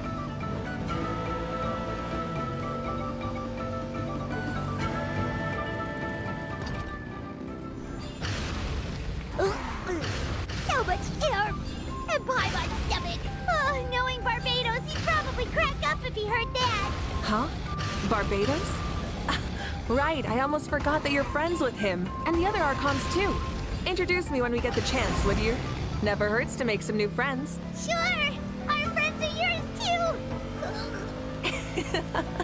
Don't open your mouth so wide. The venue is just up ahead. Sit tight.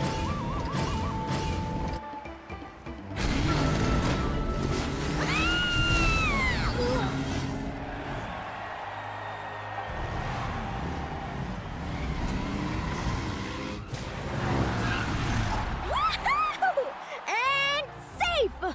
Just in time, too. We won the bet! We won the bet! That's right. Pay up a how. Yeah! Pay up a how! Pay up. Darn it! How do you like that? A short Flame Strider show to start us off, and to introduce and welcome Natlan's great friend Tumaini. Sure pulled off that stunt pretty neatly. How can you call that a stunt? Wait, what do you mean, pulled it off? That wasn't supposed to be part of the show? Everyone, welcome back to the pilgrimage of the return of the Sacred Flame. Once more, I will say a few words before we begin. Bored? Heard it all before? Not to worry. We're doing things differently from now on. The Abyss no longer threatens us day and night as it once did. My comrades, my friends, thank you for your hard work and sacrifice. We have achieved a lasting victory. A new day has dawned on Natlan. Yeah! All right! From now on, the pilgrimage will no longer serve as the prelude to a war waged to defend our land. However, many aspects of it will remain the same.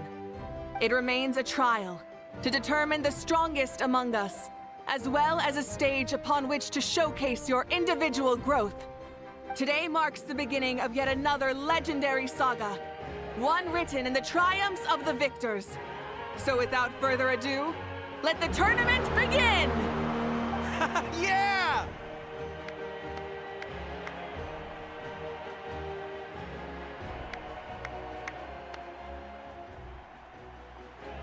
Heck yeah!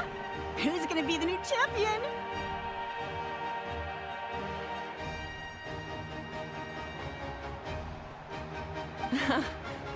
Now then, you two.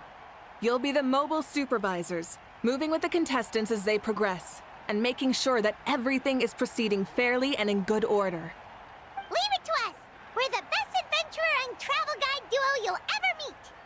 Oh, and one more thing.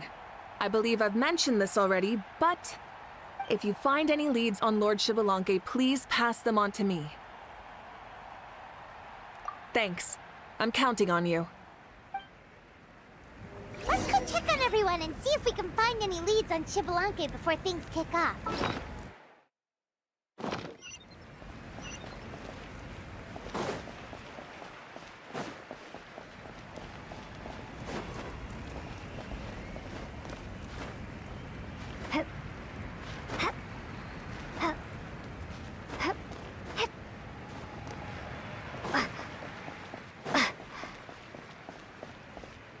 One, two, three, four. 2, 2, 3, 4. How's the warm-up going, Kachina?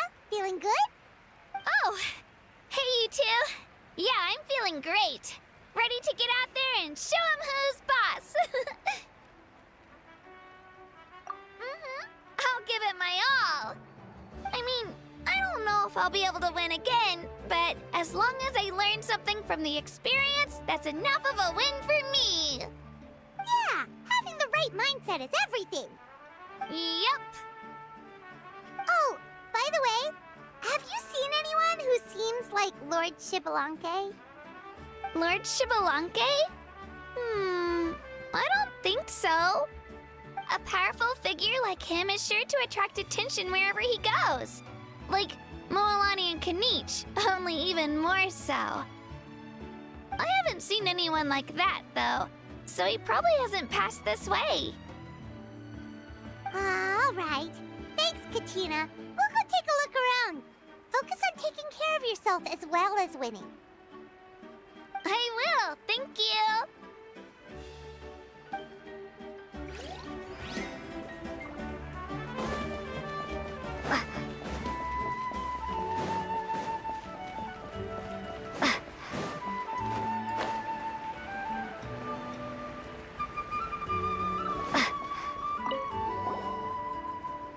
Oh, hi there, Eon-san. Are you going to participate in the tournament? No, as the designer of this course, that's out of the question. I'm here to cheer everyone on and monitor the pre-event warm-up. Contestants must limber up properly if they don't want to get injured. That's fair. Can we ask you something then? You know about Lord Xbalanque's resurrection, right? Have you seen anyone with that kind of aura over here? Yeah, the others told me about it.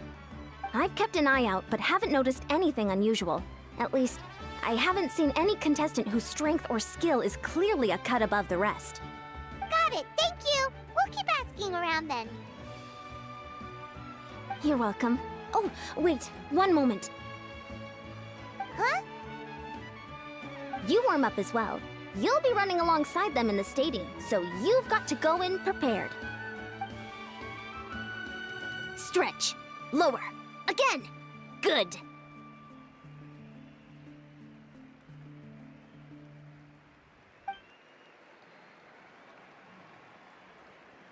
All right, you're good. You may go. Thank you, Coach. Paimon feels like even her blood is boiling.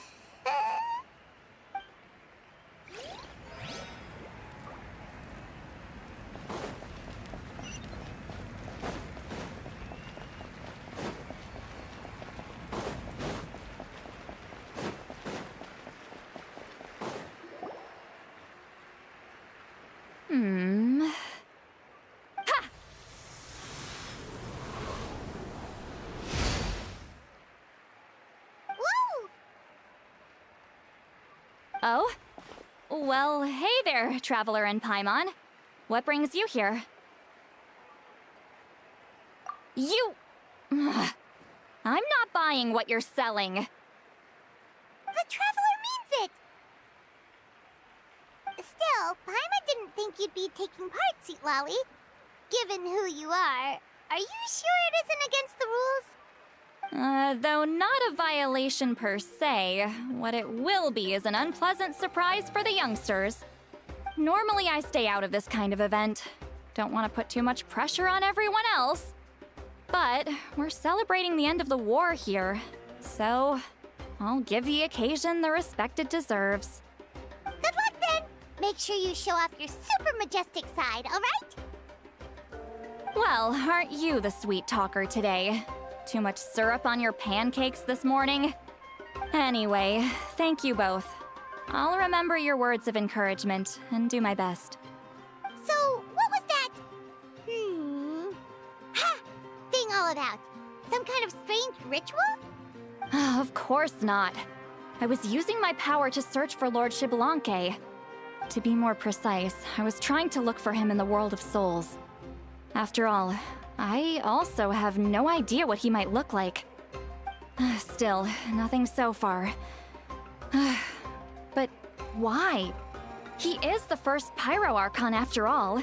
Isn't it a given that he'll be revived with an unimaginably large amount of power? Yeah, we don't have any leads yet. We'll check for leads somewhere else. Good luck, Granny, and take care! Be on your way now. Oh, and take care of yourselves, too. Granny Eatsley will display her dashing self on the competition grounds soon enough.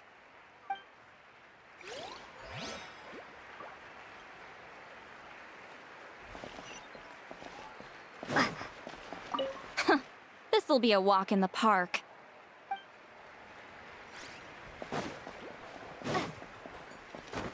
Hey, Kanichi, gonna take part in the tournament? Of course. I wouldn't dream of missing such a rare opportunity. Best of luck, you can do it! Where's the how, though? I locked him in a chest. I'm going to win the tournament solely on my own merit, so he's not needed during the competition. On a different note, have you heard anything about Lord Xbalanque? I've looked all over, but haven't seen anyone that struck me as being on his level. Sure.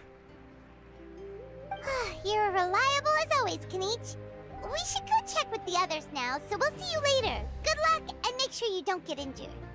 Appreciate it. Wish you guys every success as well. Seems like we still haven't found any useful clues. Maybe we should just go back and check in with Mavuika. Without him around, it's so peaceful and quiet. Not bad.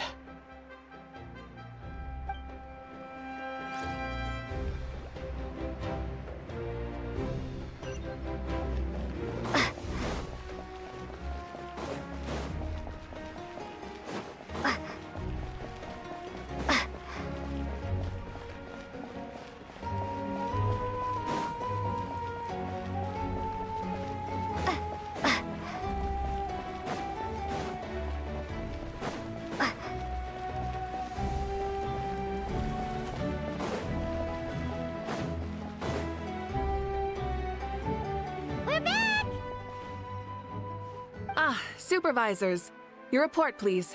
How are the contestants doing? Madam Host, the contestants are doing great, and the competition is proceeding as scheduled. However, when it comes to Xbalanque... No leads, huh? The competition is almost about to begin, and there's still no sign of him? Not what you expected? Not necessarily. Still, let's go give everyone a warm welcome before we kick off.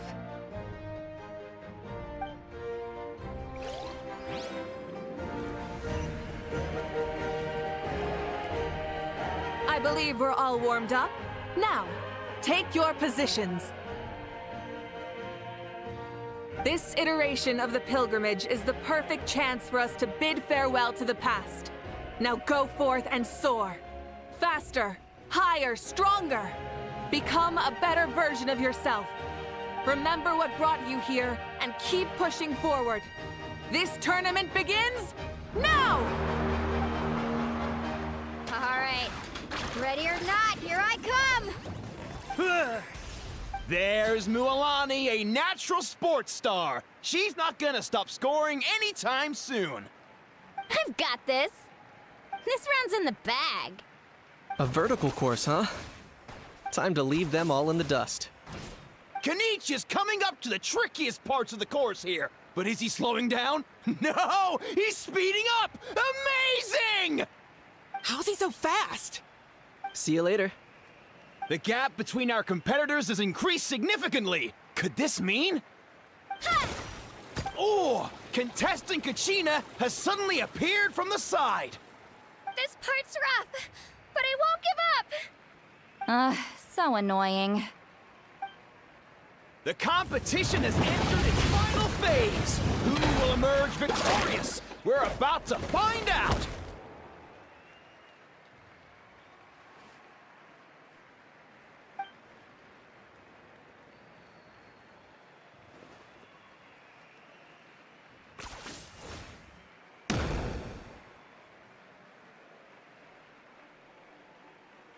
Got you! Well, do you yield? I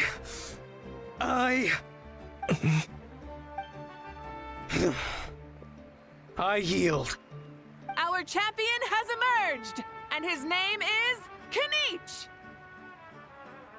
Kanich! Kanich! That's amazing! Woohoo! Yeah, that's our Kanich! I knew he'd win! What? So not only is this little punk hard to kill, but he's good at fighting too? He's just a skill. You beat me fair and square, Kanich. People always talk about how tough you are. And now I can say for sure, they're not exaggerating. It's funny. I was thinking to myself earlier that I might have a shot at winning this. Unless I have to face Kanich in the final. Come on, dude. What are you talking about? Losing to Kanich isn't really a loss at all. You've more than proven yourself, too. You could beat me up 30 times over. Huh. Hear that? They're recognizing your strength as well. Keep up the good work. Let's have a rematch sometime. Yeah. You're both so good. But wait, if that's the end, where's Shibalanke? Wait, aren't we missing someone? Lord Shibalanke. Now that you mention it, where is he? Don't tell me.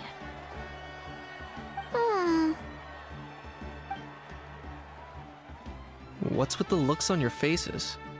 I might have won, but I'm not Shibalanke. Huh?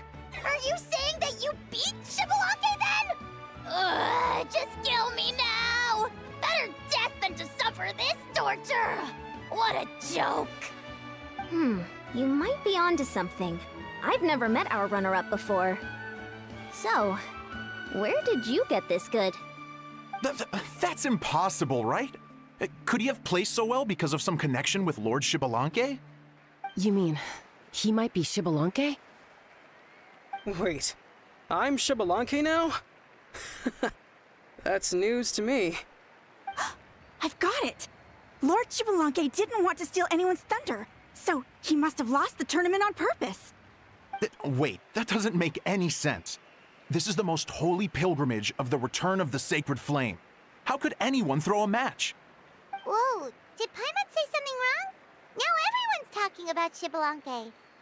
Still, that guy was almost too good, wasn't he? We've never heard of him before, but he was still going toe-to-toe with Kanich. Could he really be?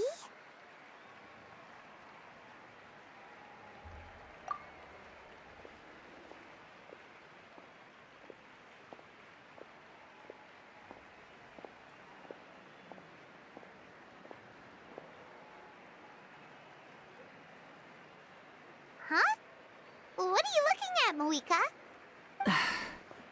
I felt that something was off since the tournament began. Reflecting back on it, it wasn't because I could sense Xbalanque's power, but rather that I could not.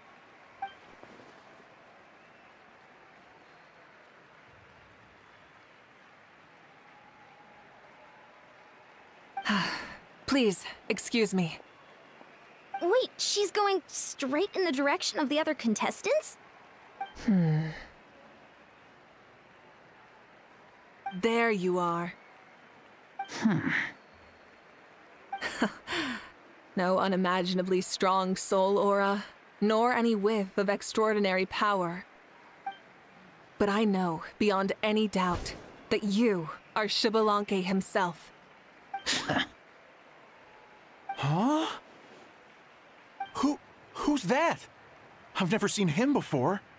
Isn't that Mausao? Like, Tato's grandson? When did he sign up for the tournament? Did he even fight anyone out on the field? What are you talking about? He's been standing there this whole time. I totally thought he was just there to cheer the others on. Wait, so that's Xbalanque? But he's just a kid. Ha! Ha! Well, this kid doesn't look like he can take a single punch from the almighty Dragon Lord! Kahula how! Just give me 1 second and I'll... Huh? That's Lord Xbalanque? But, I mean, he was right next to me for most of the tournament. And he didn't seem very... well, Xbalanque to me. You recognized me? Perceptive. No less than expected of this era's Pyro Archon. Forgive me for asking, but how did you do in the latest tournament? I didn't even make it to the final 32. No! This is a joke, right? It has to be. It's clearly staged. Out of my way! I've got to see Lord Xbalanque for myself! As expected, your return has caused quite the commotion. Less talking, more doing. Hurry up and take Lord Xbalanque to a safe place. I've got this place covered. Please, remain calm, everyone. Lord Xbalanque is one of the most important people in all of Natlan. I will take responsibility for receiving him into our midst. You heard the Archon. Just leave this to her. Don't worry. We'll let you know as soon as we know more.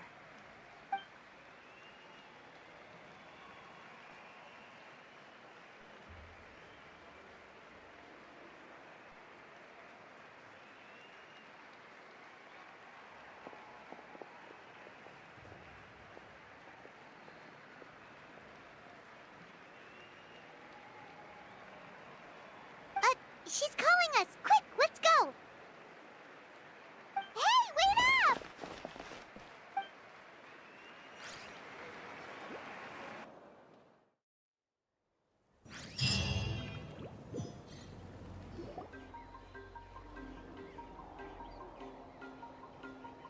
Okay, this should be far enough.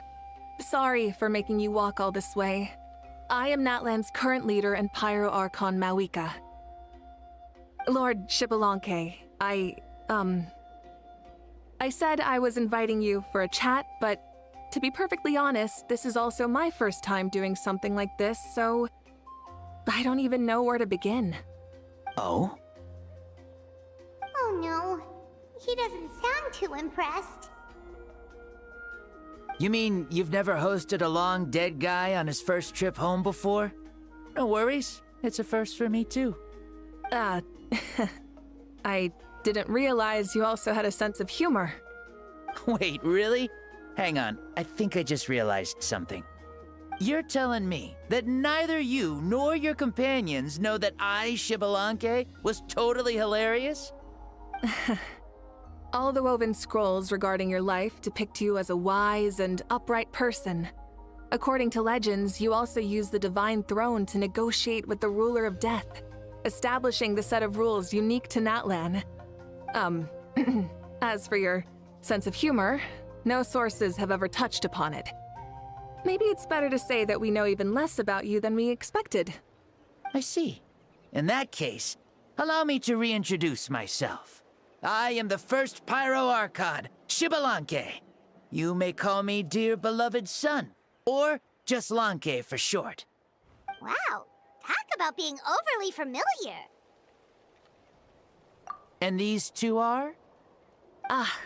Allow me to introduce the Traveler and Paimon. They're important friends of Natlan and our companions. Great heroes who helped us defeat the Abyss for good. Ah, I see. I was about to say, why did a child follow us all the way here? Though you could say the same for me. And judging by your expression, that's exactly what you're saying. And there's where you'd be wrong. This body belongs to a child of present-day Natlan. I'm only possessing it temporarily. I see. Your physical body couldn't be revived, so you had to borrow someone else's. But what about the original owner? Is he, okay? No need to worry. My existence has not affected this child in any way. This body's original occupant is currently experiencing a fantastic dream. I have my own plans, and as for my reasoning, you'll find out soon enough. Alas, this borrowed body is a bit lacking when it comes to exercise, and hasn't really trained any aspect. I tried my best at the tournament, but could only get so far given my physical limitations. Oh, that explains why you couldn't make a deep run. You're not used to this body, are you? I wish that was the only problem. I'm simply unable to do a lot of larger movements. Oh, and my usual climbing and jumping motions aren't exactly suited for him either. Also, you've got to be twice as careful in a borrowed body. If I pushed him too hard and got him hurt, I'd be no better than a criminal. I could never do anything like that. Indeed. Still, the great shaman Lali learned about your impending resurrection from the Wayab, but we still don't know why you've returned. Oh, is it time to get serious then? All right, serious mode activated. Ahem. In any case, you've already touched on the topic. I did indeed strike a deal with the ruler of death. She once asked me why I prayed for her power as a mere mortal, and why I yearned to save a nation in peril. I convinced her with the promise of perpetual existence and the everlasting flame of life.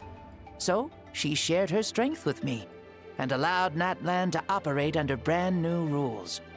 I told her that the plan would be a grand, long-term one in which victory would not come for some time, certainly not within a mortal lifespan. Still, I knew that someone else would bring it home. She assented to my request, and became an observer of our tale. Seeing her interest, I also asked that I, as the one who laid the foundation, be granted an opportunity to see the new world with my own eyes, if we actually did manage to triumph in the far future. So your return is a special favor granted by the ruler of death. More like a bet I made with her. Even gods have things that pique their interest. I bet correctly on the outcome of this war, so this trip is my reward. How do you feel about the Natlan of today? Does it meet your expectations? Oh, I like it a lot. Could you tell me more, by the way? I'd love to know how you managed to win the war. As you know, ours was an exceedingly grand, long-term plan. I'll skip over the most ancient parts and start with what I know. The battle from 500 years ago. The disaster struck suddenly, and Natlan was engulfed in darkness. Our land and faith were both shattered, and everyone believed that our nation's end was nigh. But even when thrust into battle against the Abyss, fate, and the passage of time, our heroes did not give up hope of victory. We each shouldered our heavy duty using the power that you left behind. All the Pyro Archons in the last 500 years have devoted their lives to banishing the Abyss, rebuilding our tribes and faith, and uniting the people as one. As for me, I decided to head 500 years into the future, that is, the present, so I might finally bring together our people's resolve, which has stood firm for thousands of years, and fight for our final victory. Of course, I had prepared for the worst. That I would awaken to naught but monsters, corpses, and ruins where our nation once stood. Had that happened, there would have only been one thing left for me to do. Fulfill my final duty as a warrior, and then witness the end of the world helplessly. Still, the outcome proved that our faith was not misplaced. This victory, and the miracle that it created, is the greatest reward for all who gave everything to protect our realm. Yeah, had anything gone wrong, whether in the past or in the now? I have always believed you to be shrewd. Surely, such a quality was needed to bargain with the ruler of death, and win so much for us in the process. Natlan was only able to overcome this crisis with your help. All these millennia later, and the people of Natlan have finally achieved victory over fate. If future generations will call me the one who created the rules and initiated the plan, then you are the one who inherited those rules. The final executor of the plan. The one who created a miracle. Beginnings and endings. Creation and change. Mavuika, you truly are a remarkable leader. It is my honor to have met you. Please, you're too modest. Rather, it's our honor to welcome you back to this world. Ah, and that's the perfect segue to something that you should know. You see, you don't have to worry too much about my second life, since I'll only be here for a single day. Like, from sunrise to sunset. A single day? What?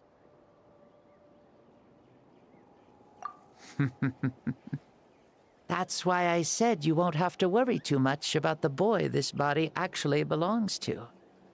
I'll be long gone by this time tomorrow.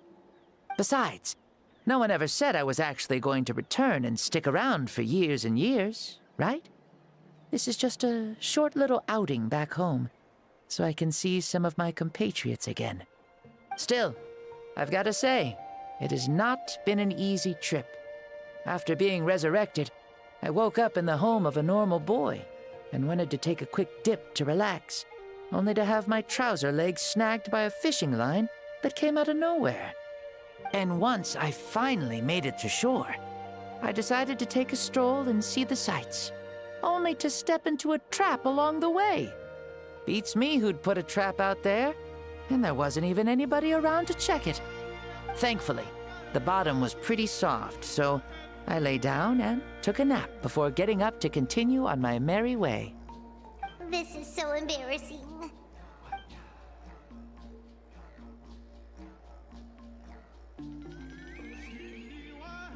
After countless trials and tribulations, I finally managed to sign up for the tournament. But then, I ran into a girl who claimed to be a fitness coach. She insisted that my muscles weren't up to snuff, and made me do twice as many warm-up exercises as everyone else. Oof, you guys in the future sure have it rough.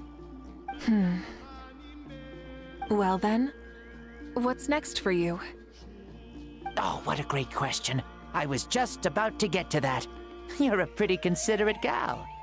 So, I do have a small wish that I haven't been able to fulfill. I managed to participate in the pilgrimage, but alas, my potential is restricted by this form. It sure would be nice if I could show everyone what I could actually do. Why is he stealing glances at us like that? Well, now that I've said it, care to help an old man out, hero?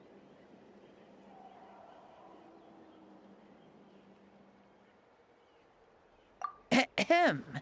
See, I was also quite the formidable warrior in my time. Surely a match for Mavuika. I mean, I was the first Pyro Archon after all. I could shake the cliffs with a single punch, scale mountains with a single leap. Very formidable indeed. So, you'd like to spar with me? Yes. Using your current body? Will he be able to handle it? Don't worry. I'll find a suitable location for our duel, and a way to keep this body safe. The first sun. The ardent sun. This star is a flame burning with a passion that will consume all. From the moment I first saw you, I knew you to be a true warrior, just like me. Surely you shall not refuse me this battle, O inheritor of my ancient name, the burning sun, Kiongozi Mavuika. I accept. Brilliant. In that case, let us free ourselves from mortal shape. Let the ancient souls guide you to the true arena of duels.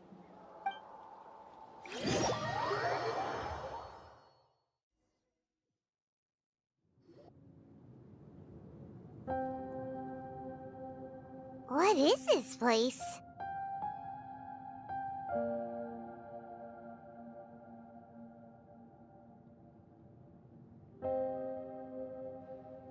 Is this a temple of the spirit? This is the land of the sun, created by my soul. Only the sun and those blessed by it can survive here. Me, you, and you. The sun, the other sun, Blessed One 1, and Blessed One 2. We've been blessed by the sun? The sun will remember the most virtuous stars. You are hope itself, the most radiant, most important friends we could have. We have invited you here, so you may witness the clash of suns. Huh, I see. We've manifested in an almost fully spiritual, consciousness-like form, removing the limits of our flesh. That's right. As I said, I knew you to be a born warrior the moment I laid eyes on you. But there are two forms of human strength, that of the body and of the spirit. The great Xbalanque, impressed upon a child's body, found less than a third of his original strength available to him. In that form, I'd lost my strength of body. But here, we meet as our true spiritual selves. In this place, even a child may shake heaven and earth due to the great soul within. What makes a true hero? Someone strong of body, or strong of mind, or must one be strong in both to surpass human limits? Which of these are you, Mavuika? Well said, Xbalanque. Let us prove our mastery of both strengths through this battle. To Natlan, to each other, and to the rest of the world. You and I both know we'll never meet a better matched opponent. Indeed, that's exactly what I've always wanted. As a citizen of Natlan, as the Pyro Archon, as an opponent from across the millennia, and a friend whom you never had the chance to meet. Let us have a fair and honorable duel.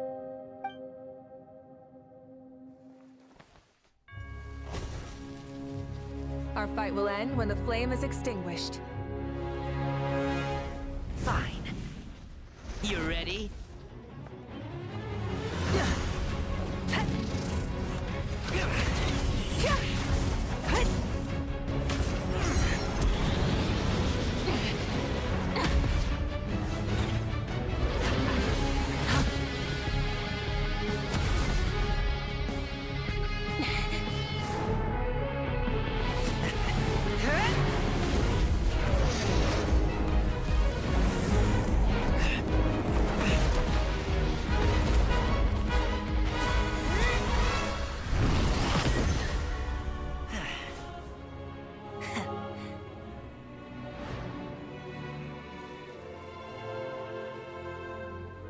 No. In war, there's no time for that.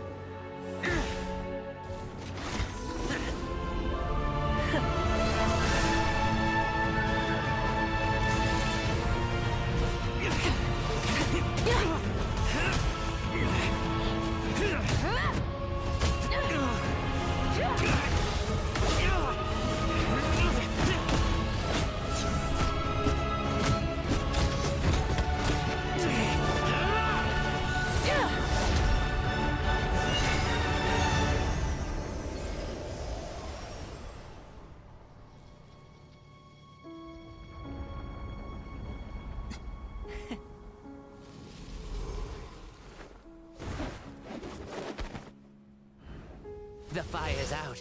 Let's stop here.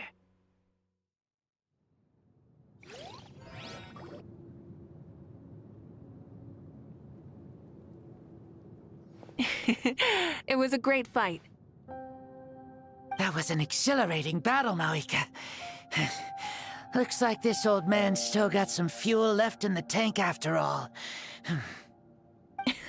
You jest, Lord Xbalanque. Your spirit is as strong and youthful as ever. Come now. Can't you tell I was making excuses for coming up just a hair short? Not by much, just the slimmest of margins. Yet still, you actually won. I've always seen myself as the strongest warrior, but it would seem that the inheritance of ancient names has proven its worth after all. I bear the name Kiongozi, the leader of our people. After countless generations, this name came to you, and you used the power it accumulated over the years to defeat everything in your path. This battle has been most meaningful. Beyond the facts of victory and defeat, I've also learned a lot about you. Take, for example, your strength. It is your power, nor defy them with only your strength of will. You possess a great understanding of your own might, and will convert all of it into fuel, so you may climb to even greater heights. It is thanks to heroes like you that this war was won. I'd have never been able to return to the mortal realm otherwise. Your victory granted me this chance at a second life. Even if it is just for one day, the sun has risen again to drive away the darkness. Even the darkness of death that once enveloped me has been dispersed by your flames. Mavuika, you are the newborn sun, greater and more radiant. Allow me to give you a present to celebrate your victory. Ooh, there's a prize too?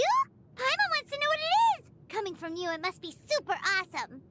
My journey is complete, and I have no more need for my remaining time. Mavuika, I would like to give you all my remaining life force, which I obtained from the ruler of death.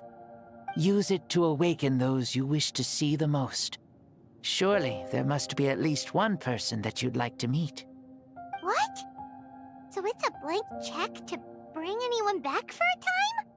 Though Natlan possesses incredibly unique ley lines, it is still extremely difficult to meet the dead outside of the Night Kingdom. Now, take it. Though we both became Pyro Archons in life, we were still born into this world as ordinary humans. There's no need to hesitate. Just do what you think is best. Thank you for the offer, but I don't think I'll be needing it. Huh? The past lives on in my memories, and will always remain my treasure. Meeting someone we can no longer see again will only lead to more longing. Rather than cling to the past, we should enshrine it in memory. Ever loved and never forgotten. Mavuika?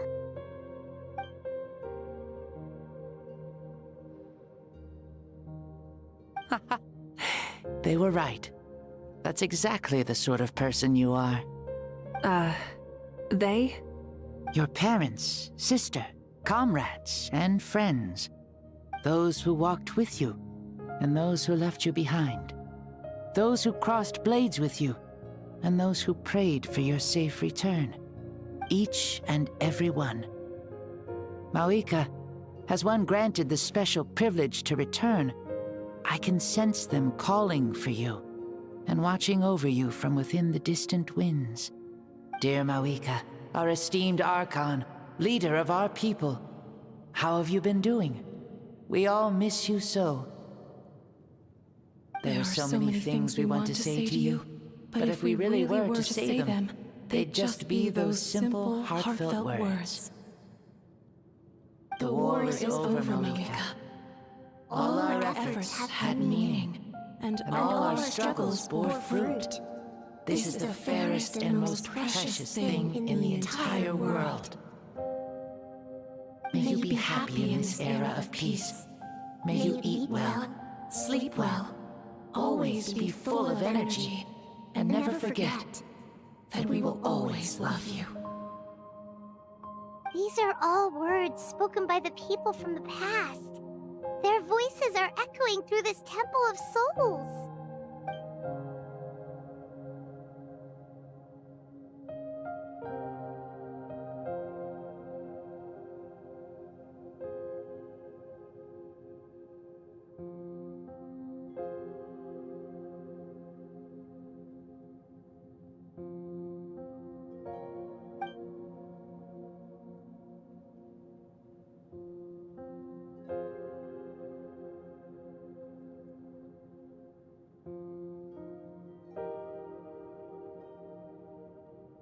Thank you.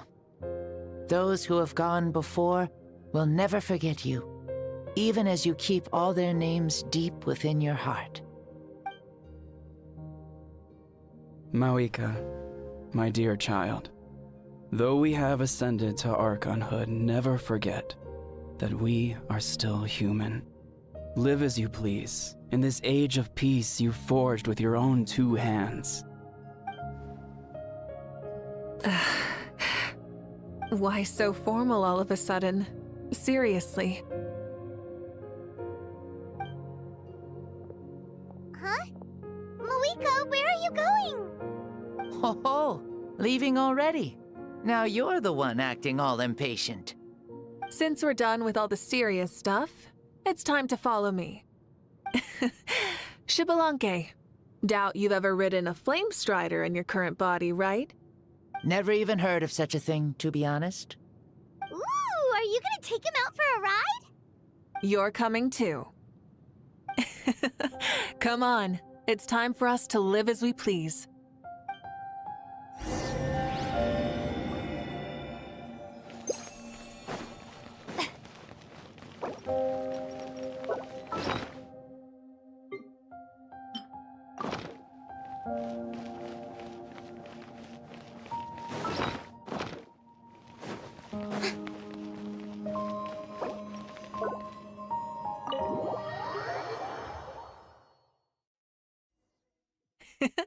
Helmets on, sit tight, and don't fall! Is this a board you can use to ride on the water? And you can stick it to the back of vehicles too? Genius! This is Mavuika's flame strider. Oh, we call that board a surfboard. You learn something new all the time. Playing with this stuff is part of everyday life then? Yeah, we're living good! Ah, I wonder if I would have ever become Pyro Archon if we had had these gadgets around back then. I might have had a bit too much fun with them. What? That would be terrible! Agreed. Good thing they were only invented after I died, huh? Looks like I really am better after all, for becoming Pyro Archon even with all this temptation around. Point Mavuika! The hands of our friends at the Children of Echoes are as skilled as ever. They were already famed in your era, right? This spike was built by their most talented artisan in this age. Speaking of which, we just passed them by. Sweet!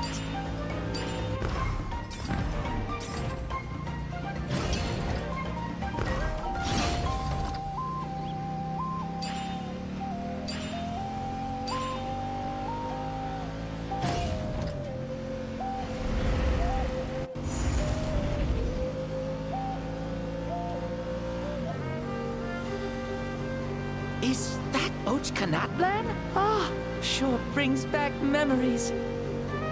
Oh yeah, that was built in your time, right? It's long become a landmark. Very popular with tourists, so I hear. They think it's a lovely place. Is that so? So that's how you all see it.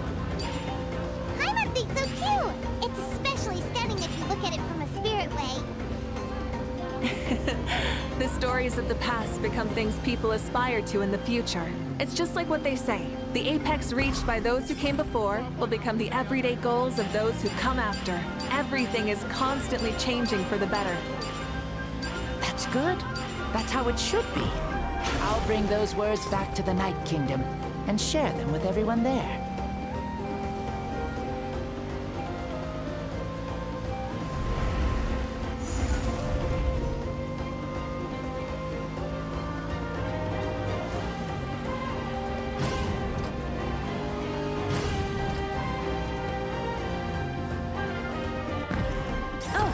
You can see the people of the springs from here. They seem to be enjoying life, just like the people of Natland back then. All kinds of things might happen during the day, but as the sun sets, you can always count on the people of the springs to relax by the water, playing their instruments and dancing their worries away. Because that's their way of life. Precisely, and so it is for every tribe.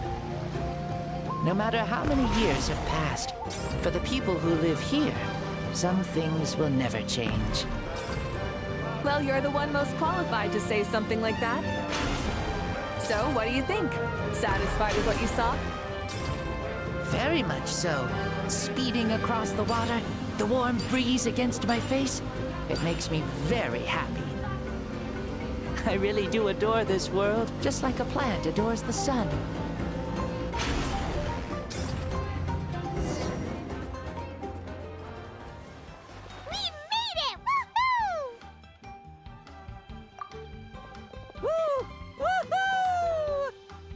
Thank you, Mavuika. This has been a wonderful trip. Lovely things are meant to be shared after all. It's the least we could do for our friend.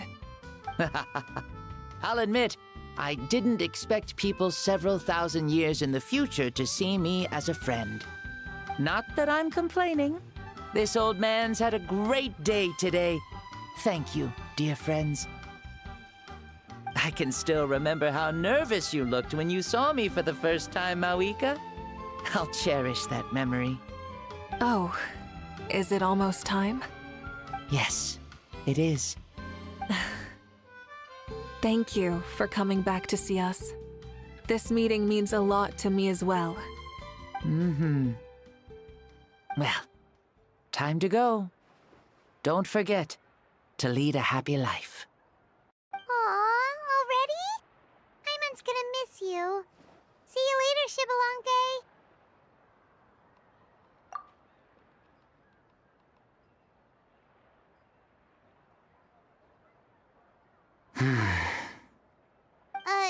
He closed his eyes. Did he fall asleep? Mm-hmm. I can no longer sense Shibalonke's soul.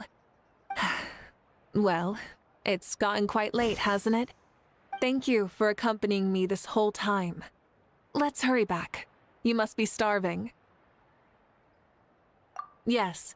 After the end of the pilgrimage, we hold a banquet to congratulate the champion of the tournament. There will be good food and plenty of it. You guys are gonna love it.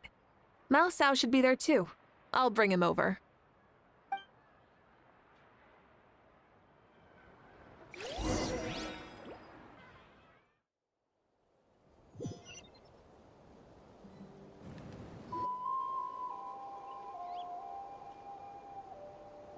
Do you think there'll still be any food left over for us?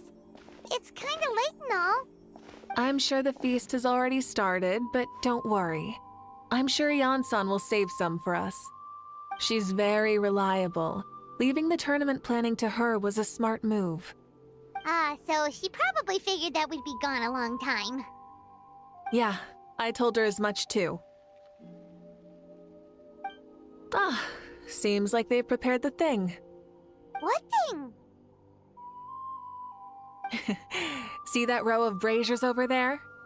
Oh, so that's what they are. They haven't been lit, so Paimon totally thought they were something else. Here, watch this.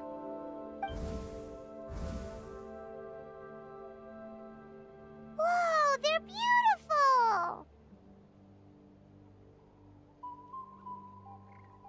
This particular kind of brazier is called a signal flame, and is reserved for those coming back late at night. The others set up an entire path using these signal flames to await our return. Those returning to the tribes must light them with their own hands. The flames will illuminate the path ahead and show the tribe that the person has made it back. Even if you're surrounded by darkness, never forget, your friends wait for you in the distant light. Remember that feeling when the exhaustion of your journey creeps up on you.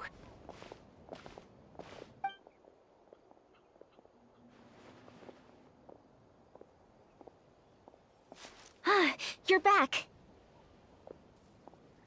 Archon, Traveler, Paimon! You were really gone a long time.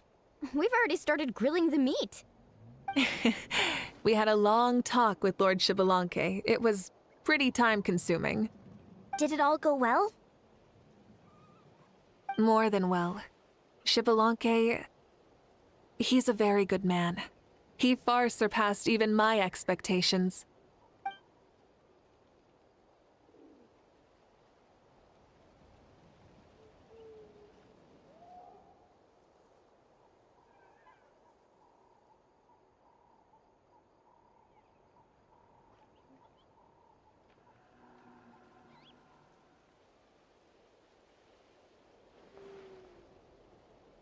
So the only reason Lord Xbalanque didn't win the tournament is because he was limited by the physical body he was in.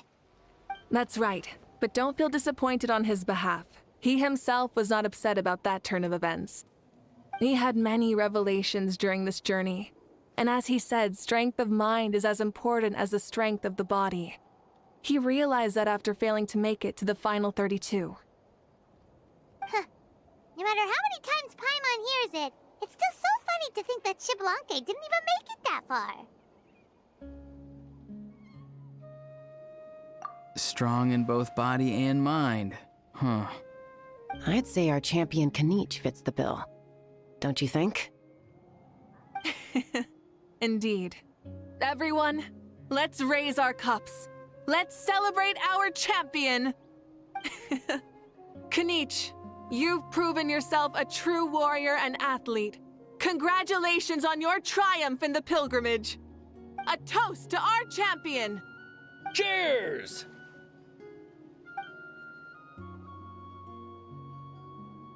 Thank you, everyone.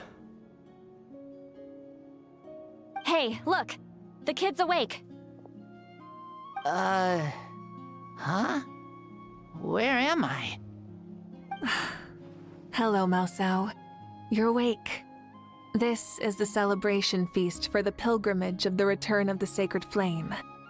You participated in the tournament too. Huh? Me? It's a long story. It's so long, even my lowly servant couldn't manage to give a simple summary. Ha! I see. I remember Lord Xbalanque, our Archon, Mavuika, and the pilgrimage. I feel like I dreamed a very long dream. I was super strong in that dream, too. I could jump up onto the roof with one leap, and I could climb, fly, and glide. It wasn't a dream. Your body did go through all the motions of the tournament. You were already an outstanding contestant. I'm a contestant? You know, Mom and Dad always say that my health isn't the best, and I might not be able to do all the things everyone else can. But right now, I feel like I can fly. Really? Like Paimon? Yeah, I feel amazing. It's like I'm filled with power from head to toe. I want to feel like this next time, too. Then go and train hard, then come back next year and show us what you've got. Yeah, as long as you put in the work, you'll do great. I know it. That's how it is for all of us. Yes. You'll turn out to be a truly beautiful vegetable. I'm sure of it. Vegetable? Yeah, I will. Oh, but the pilgrimage was only half of the dream. I think, after that, I somehow got into a fight. Really? Against who?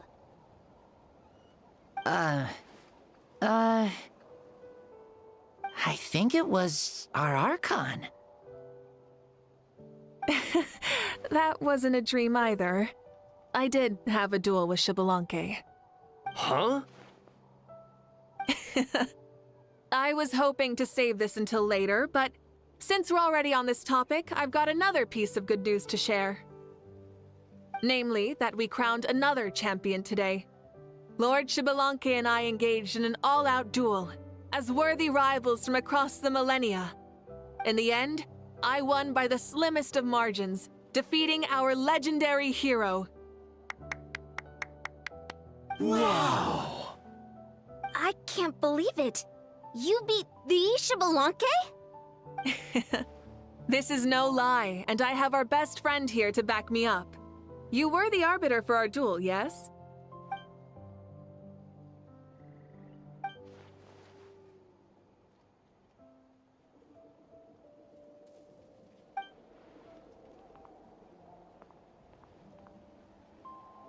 Yeah! Amazing! What an achievement! Come on, everyone, let's have another toast. For our Archon this time. Very well. Acknowledge my victory, recognize my valor, and drink this wine of victory for me. Woohoo! Yeah!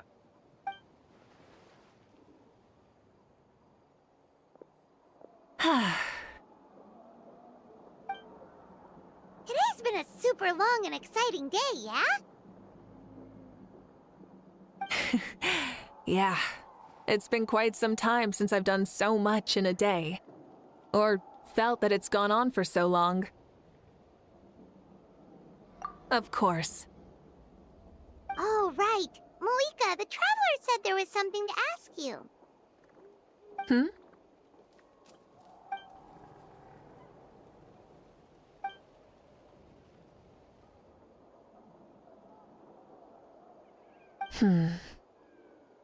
No. In battle, there's no time for that, so it never crossed my mind.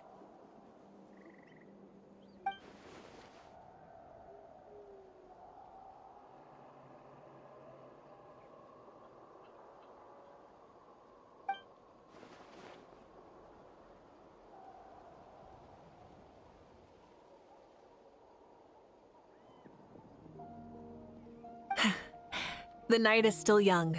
Cheers.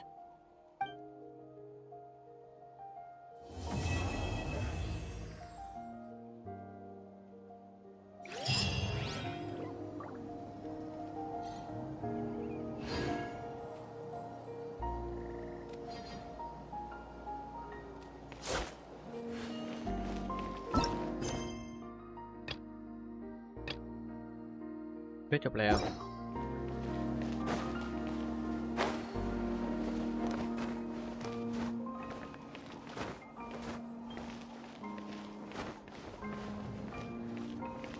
ทำอะไรต่อดี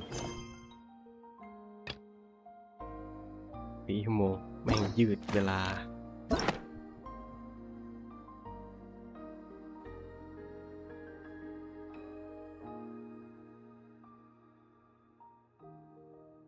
เอาดินี่ไง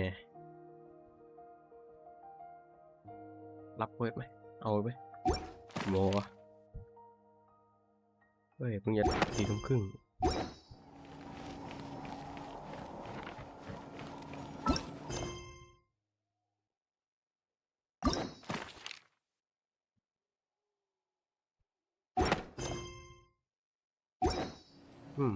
พักก่อนแล้วกันพรุ่งนี้ค่อยมาทำเควสของไอ้มังกรนี่ก่อนแล้วก็ค่อยต่อ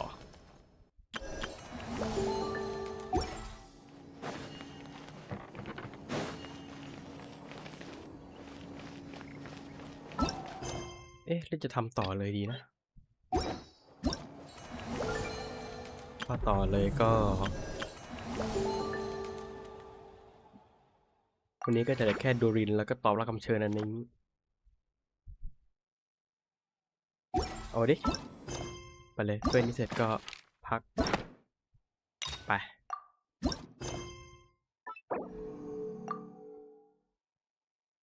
ทำไว้ต่อดีกว่า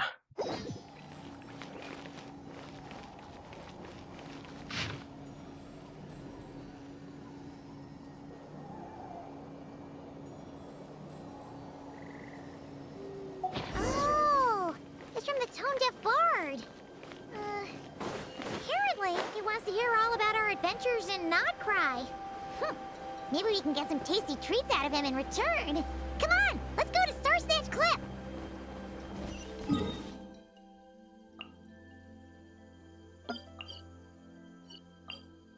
นี่เลย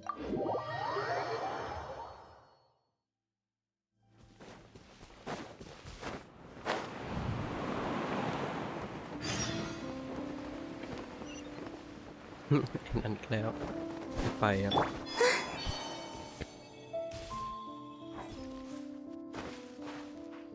อ๋อลืมบอกบอกไปเถอะผมปรับแสงตัวเกมให้ต่ำลงนะก็ภาพออกจะมืดๆนึงแต่สีจะดีขึ้นภาพมืดแลกกับสีที่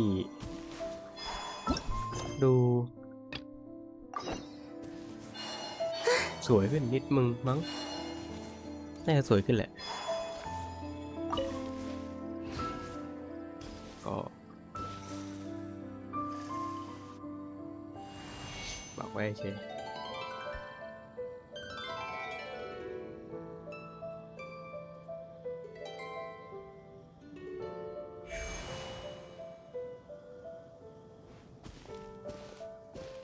Welcome back, old friend.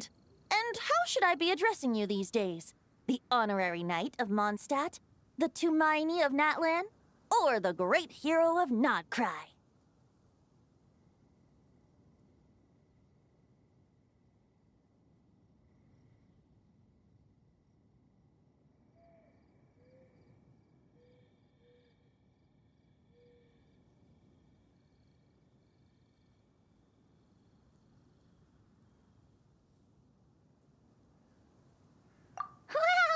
You sure have your finger on the pulse. We've barely caught our breath since Notcry, but it sounds like you've already heard about what went down. News travels fast on the wind. But before I can turn your tales into tunes, I need to hear them from the horse's mouth. My wine and my lyre are at the ready. So please, traveler, take a seat and tell me your tale.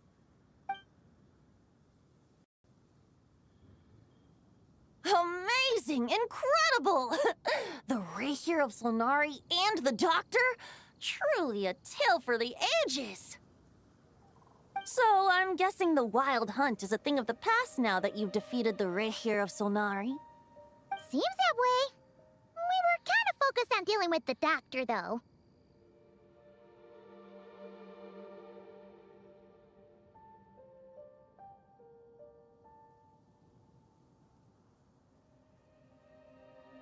Well, that's good to hear. Hey, now that the Northern Abyss calamity is finally resolved, Varka must be getting ready for the triumphant return of his expedition, right? I haven't seen him in the longest time. He must have so many stories to share.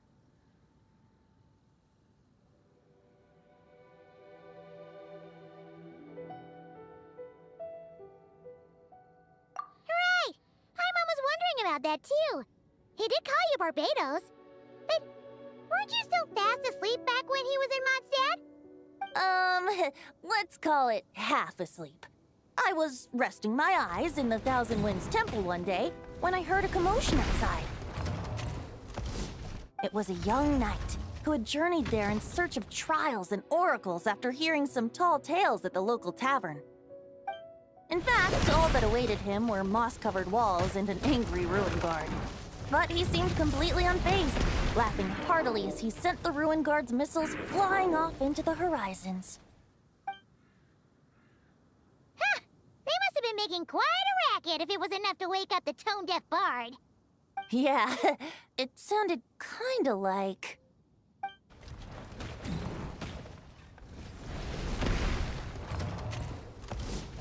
Hey! Is that all you've got? Oh, bring it on! like that.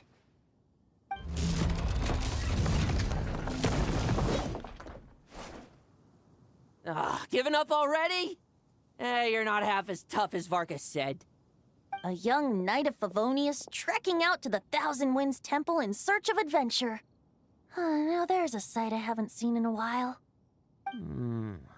A bard in green clothes.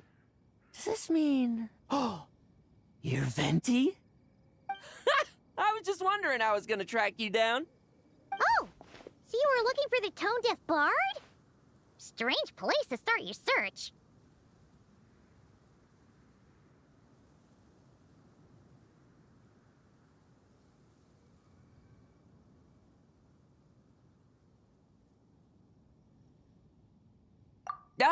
Hold on.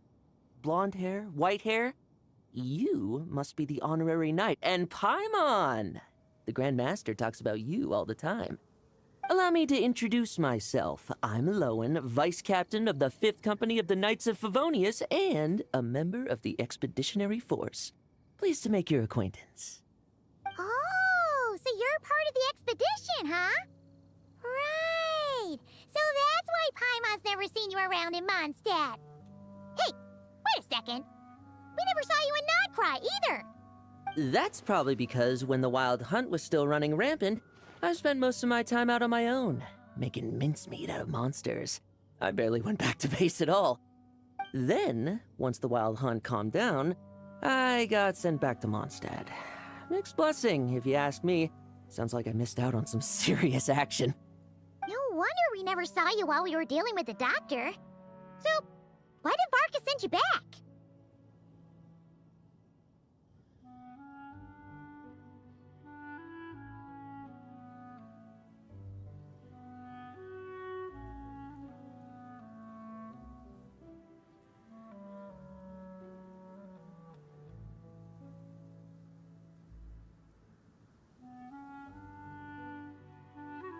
Deliver some letters.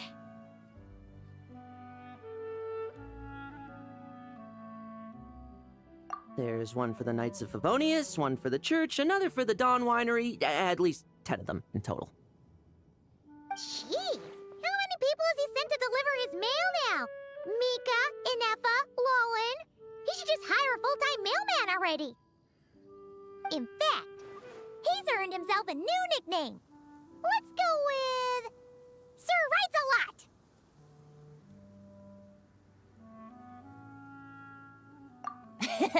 I'll have you know that poetry and letters were humanity's earliest means of expressing their thoughts. So, tone-deaf or not, I wear the title of Bard with pride. And I consider Sir Writes-A-Lot to be quite a compliment. Wait, really? Darn it!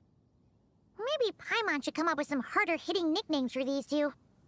Anyway, since this young man has come all the way to the Thousand Winds Temple looking for me, I assume he must have a letter for me too. Am I right? You sure are, to use the Grand Master's own words. This one is for the bard in green clothes. These days, I think he goes by Venti. Doesn't really have an address as such. You could start by asking around in Mondstadt, or maybe try your luck at the Thousand Winds Temple. I figured that since there was this punching bag here, Ruin Guard, I could get some practice in while I was at it. So, I came right here the second I got back to Mondstadt.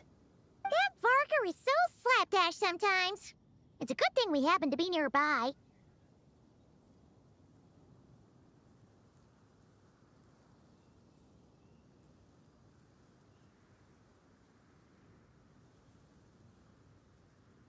Oh, he also said to remind you to write back.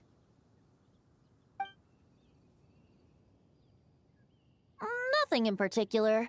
Just some idle chatter between two drinking buddies. But if I'm supposed to write back this time... I'll need some time to mull over my response. Varka gave you a whole bunch of letters to deliver, right? Maybe you can head into Mondstadt and deliver the rest of them first? My thoughts exactly. Assuming I can find the way. Hopefully the roads haven't changed too much since the pre-expedition days. Well, why don't we have Mondstadt's honorary knight escort this homeward-bound wanderer to the city? I'm sure some of the recipients of Varka's letters will turn out to be old friends of yours, too. Let's go! It's been a while since Paimon's done any guide work. Thank you so much, honorary knight. And you, Miss Guide.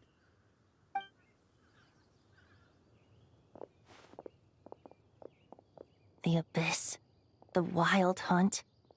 Andreas. Get home safe, Varka.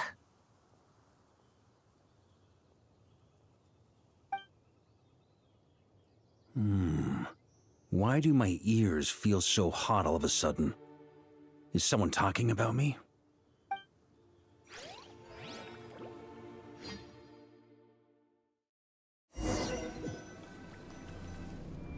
Surely there's no way anyone found the secret stash of cash in my office. That would be terrible. Grandmaster, bad time to get distracted. Watch out! Enemies approaching! Huh? Oh, it's just a few stragglers. They're no real threat to us. This expedition is almost over. We just need to deal with these final few targets, and then we will make our triumphant return!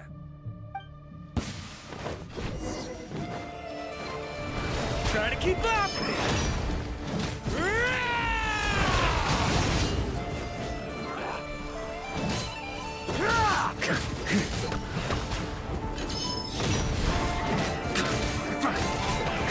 On me! Try to keep up!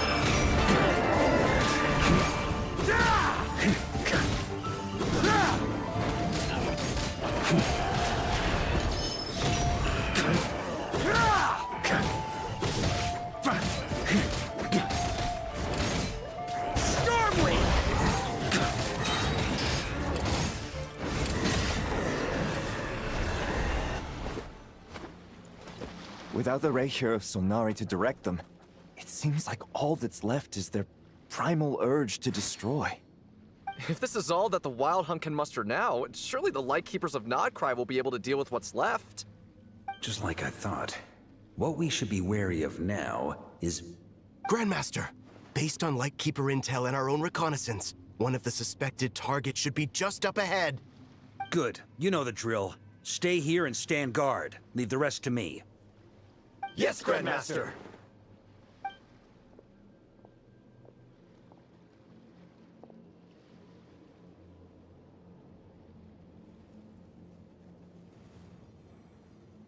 We meet again, Andreas.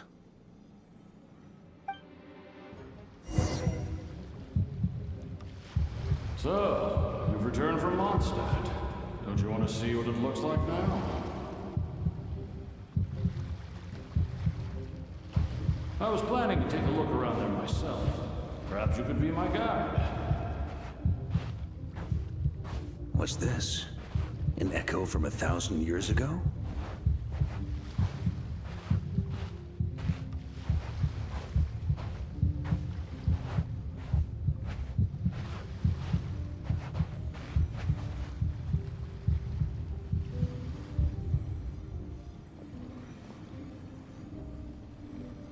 Everything seems normal so far. Here's hoping I'm just overthinking things. There are 2 other places to check. Maybe this will all go smoothly after all. It's your turn, my friend. Come, Andreas!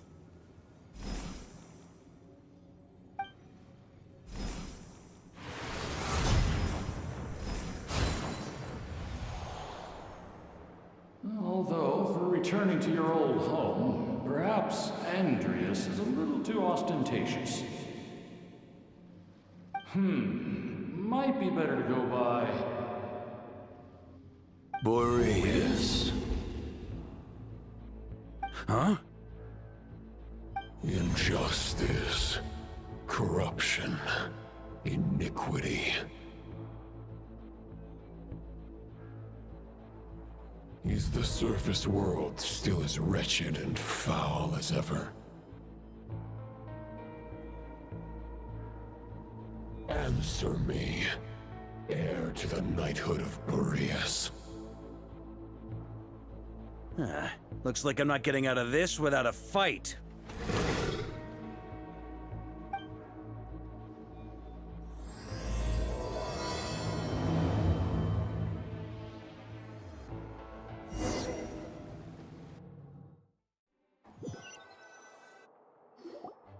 That's where things stand with the expedition. The victors will be returning home soon, so make sure to stock up on wine for the celebrations. P.S. I hope everyone's keeping up with their daily training. I'll be testing you all when I get back to make sure no one's regressed. P.P.S. I wrote individual letters for each and every one of you. Don't forget to write back. That's all. Everyone gets one? Wow! Sir Writes-A-Lot is really living up to his name.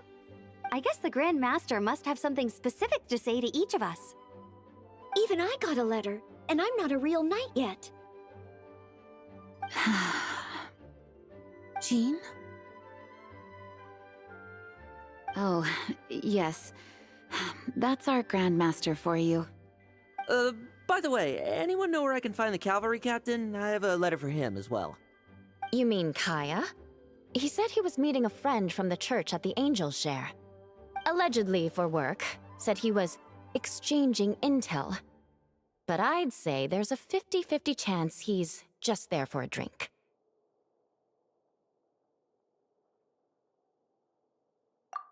Paimon bets there'll be lots of familiar faces there. How about we deliver Kaya's letter? And these are there too as well! Really? Oh, that would be a great help, thank you. Our thanks to you too, Lowen. The other knights will help distribute the remaining letters. You've had a long journey. Please go get some rest. Great, but I won't be resting just yet. I have one last letter to deliver to Wolvendom. This one, I was planning on delivering personally. I heard that another challenger recently passed Boreas's trial. Well, with any luck, that wolf might be willing to reveal himself to me, too. Very well, but please remember to show respect to the local wolves. I will. Goodbye.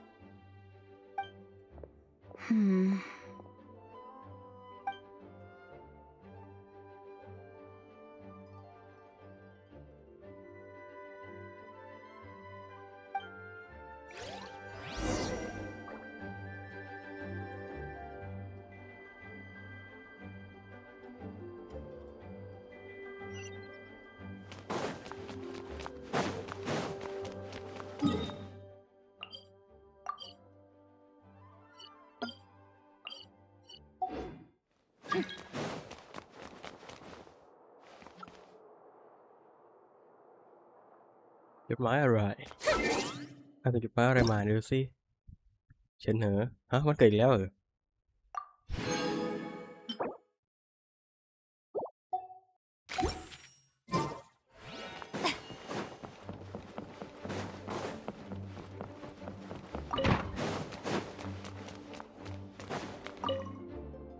Okay, we'll deliver these letters to the Adventurers Guild and the Cat's Tail.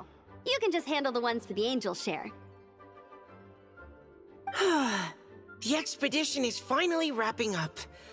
Oh, I hope the maps I made on our way there are good enough to get them safely home.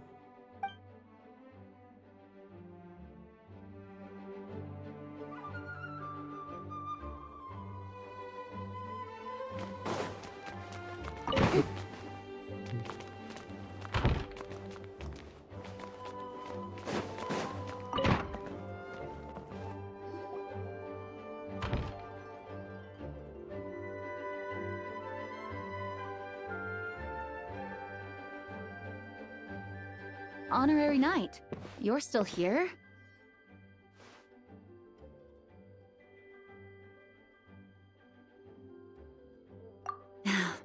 Is it that obvious? Huh? But Varka's coming back. The situation in Nokrai is stable. Surely things are looking up. True. From what you and Lowen have told me, the expedition has indeed accomplished its strategic objectives. It seems that Mondstadt no longer faces any threat from the perils of the North, be they the Wild Hunt or the Doctor. And yet, for some reason, I can't help but recall something the Grandmaster said to me before he left.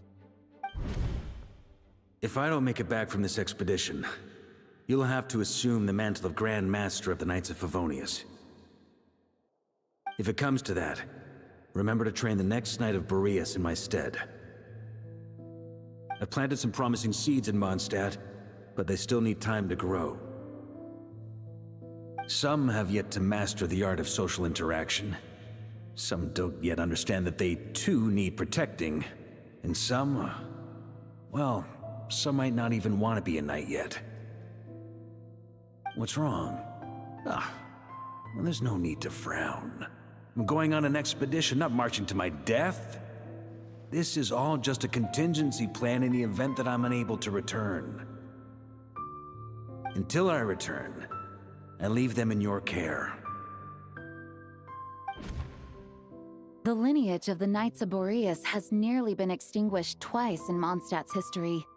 The first wandering knight to claim the title arrived in Mondstadt 1,000 years ago, along with his wolf companion. He was as free as the wind. He left no succession plan behind. Even his name was lost to history. The title of Boreas could have disappeared from Mondstadt just as he did. But he had an informal disciple, a knight named Ravenwood, who admired the Knight of Boreas greatly. Ravenwood's valor and swordsmanship earned him the wolf spirit's recognition. When the old aristocracy tried to regain power, Ravenwood came once more to Mondstadt's defense. From then on, the title of Knight of Boreas was passed down from generation to generation within the Knights of Favonius. Wolf spirit? You mean that big blue wolf in Wolfenden? Correct. As you may already know, the Wolf of the North is the surviving spirit of an ancient god, and the Knight of Boreas serves as an intermediary between him and humanity. Lupus Boreas, who had never known what it meant to love, came to understand it through the journey with his human companion. In the end, he chose to allow his power to become one with the land. This was once a well-known tale in Mondstadt, but these days, few people are aware that the starting point of the Wolf King's journey was not Mondstadt, but Nodcry. Huh?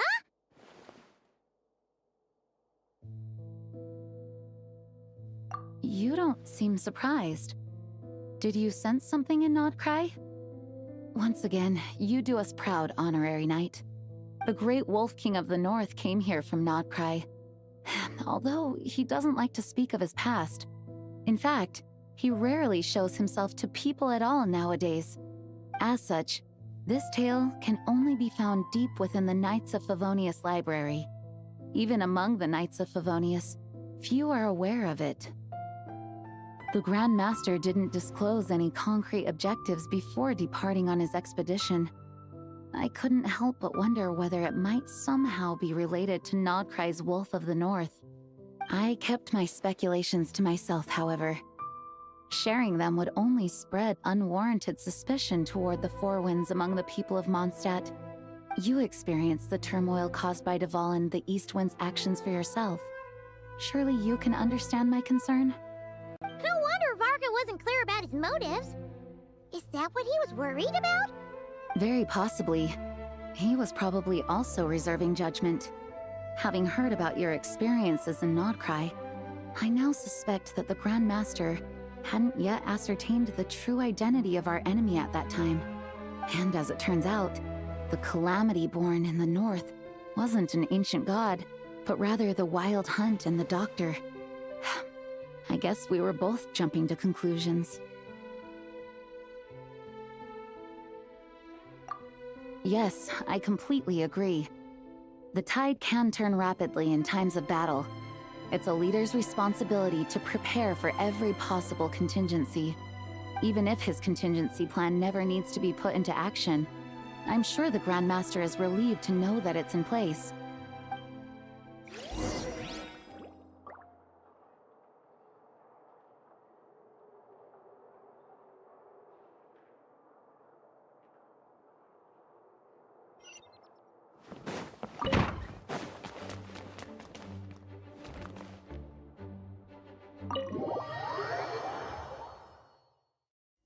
That turned into a pretty long conversation, huh? We should probably go deliver those letters to the Angels share now.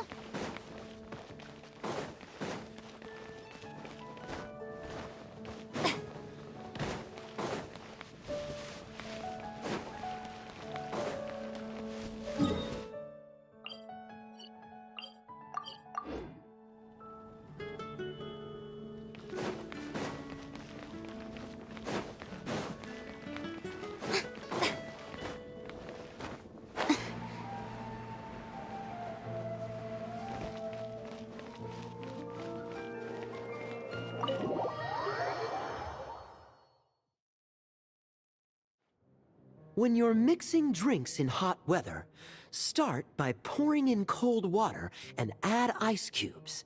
Then drain out the water before adding the other ingredients. How's that for a secret recipe? Maybe it's worth a little intel in return. Please. I've known that little trick for a good 10 years at least. You'll have to offer something a little more substantial if you're serious about trading. I know there's no one else in the tavern right now, but do you two really need to talk so loudly? Especially if you're supposed to be exchanging confidential information. Kaya! Rosaria! D-Luke! Paimon knew we'd find you here. Looks like it's about to get even noisier. A little liveliness never killed anyone. Traveler, Paimon, what brings you our way?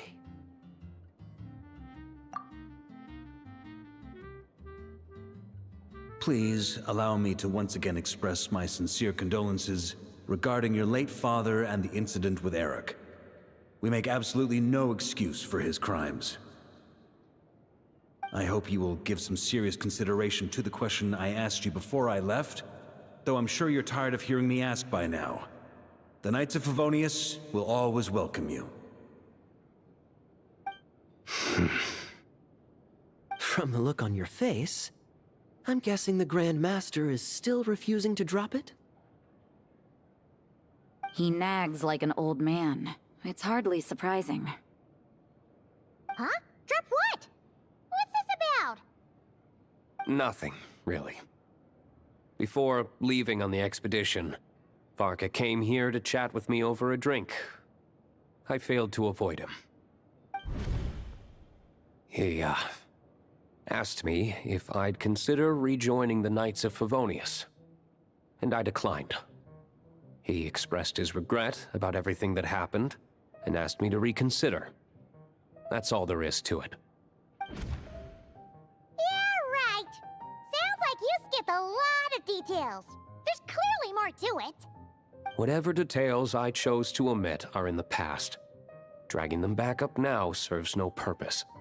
You say that now, but back then, you couldn't let it go.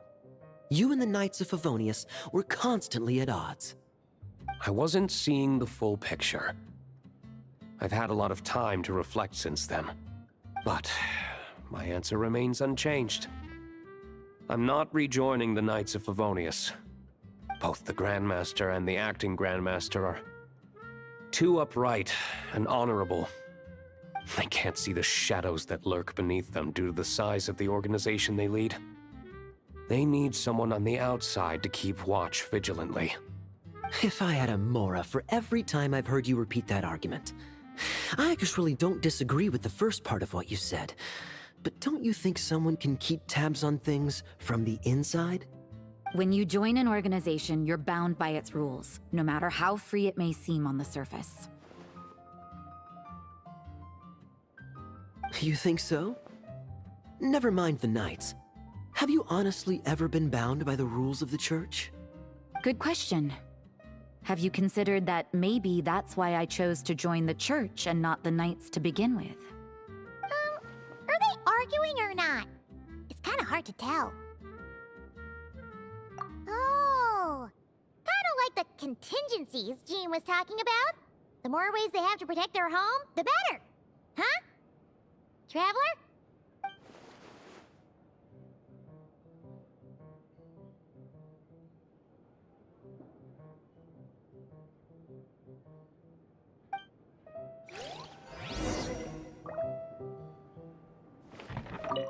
What should I report back to the Grand Master on? Let me think. Public order inside the city, monster activity in the wild. Oh, and a review of the latest vintages. I think I'll leave it at that.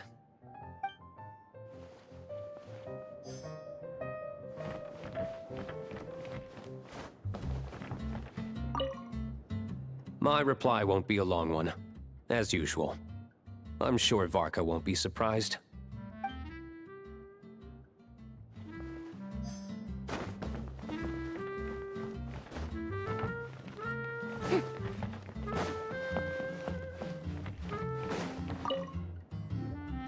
If you hadn't had to deliver that guy's mail, you wouldn't have been subjected to all this tedious arguing.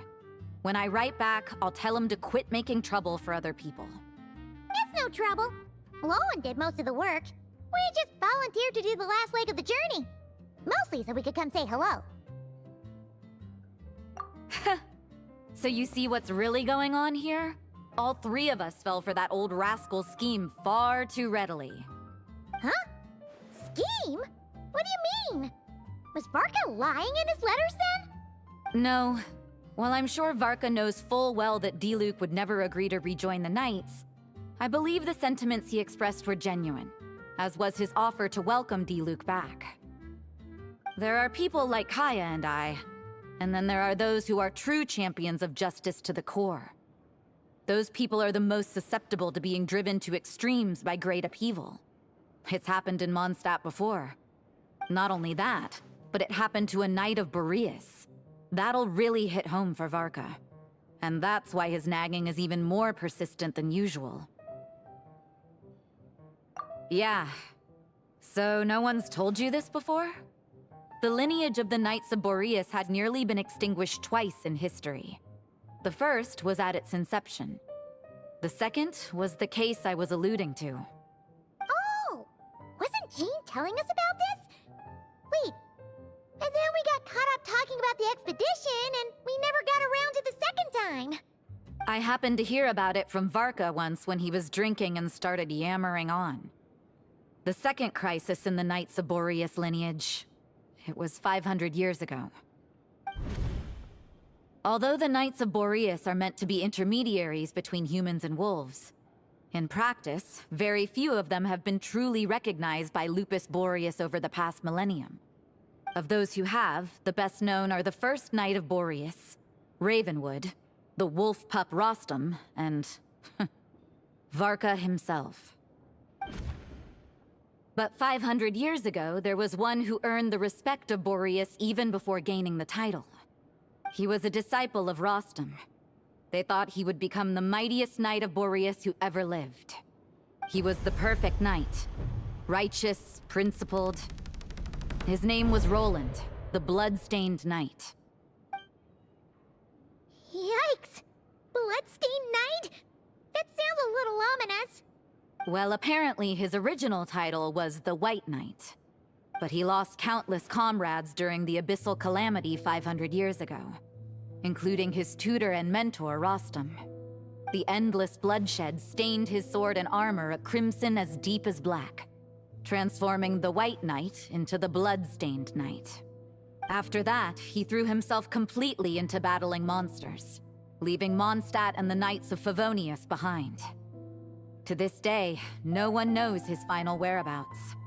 It's hard to say whether the loss of an important figure in his life is what drove him to the point of obsession, or whether he was already too far gone to save.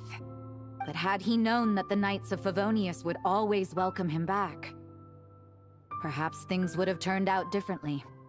So if you want my opinion, the reason why Varka keeps asking Diluc to rejoin, despite knowing that he'll never say yes, is to let him know you're not alone.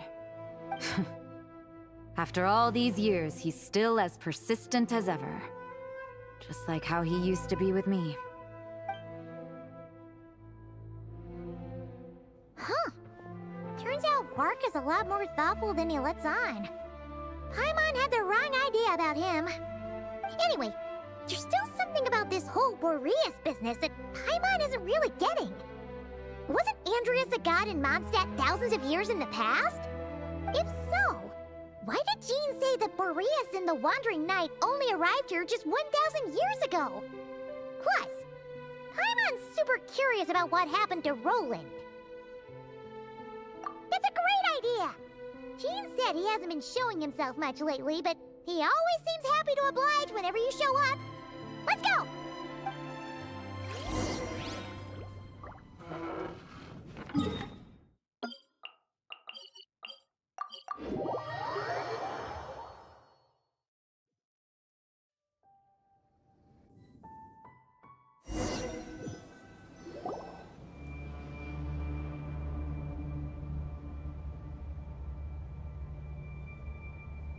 What's going on here?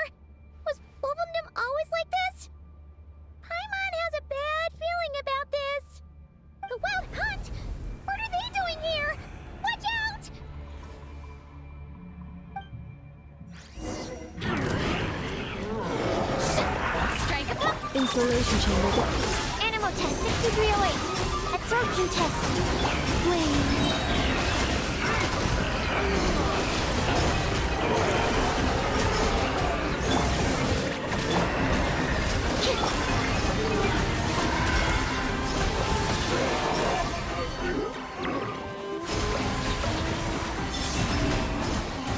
Cleanup sequence initiated.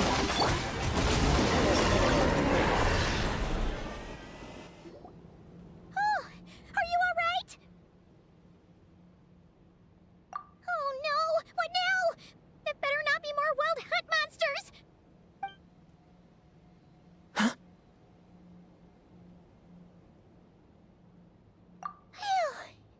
You scared Paimon stiff! She thought you were... Stop right there! Answer me this. The 2 letters I gave you, who are they for? 2 letters? Wasn't it 3?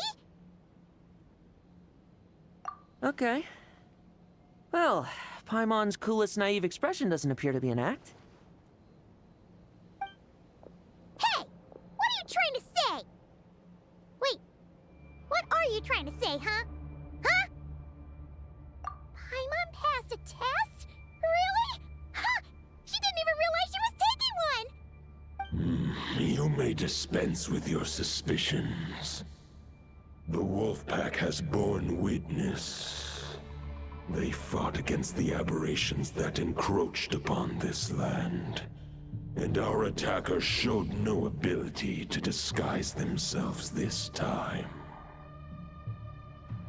Ah, a familiar scent. Come. I will await you at the usual grounds. Well, if the boss of Wolvendom has vouched for you, I guess I should apologize for doubting you just now.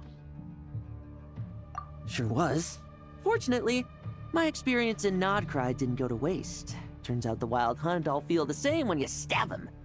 They didn't stand a chance. Something seems wrong with that old wolf, though. Go on. You should check on him.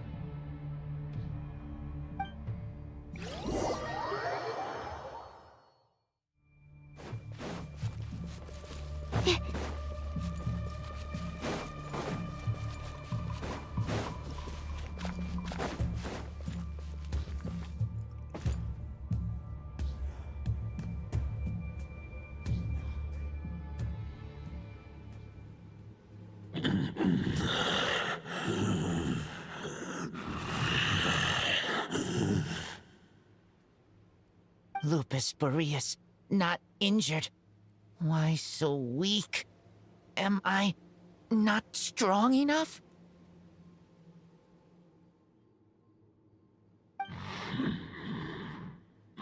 You are not to blame. With your Iron Claw, you successfully blocked their attacks.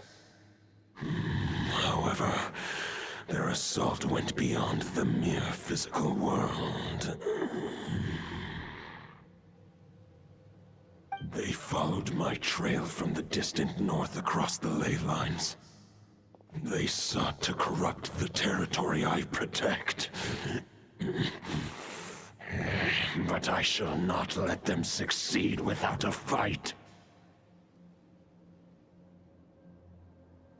We meet again, human Lupical. So, are you saying that the Wild Hunt we just got attacked by came all the way from Nodcry to Mondstadt? How is that even possible? As you know, I stand before you as an incomplete being. I am but one remnant of the god Andrias' soul. The source of this turmoil. I can sense it. It lies in the north. It is the part of me that remains in Nodcry, from whence I came. Huh? Now Paimon's even more confused. How can he be in 2 places at once?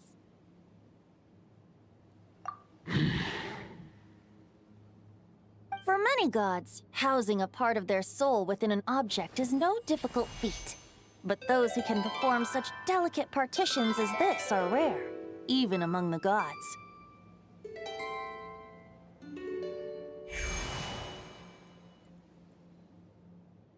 The Wolf King, Andrius, was particularly adept in this art.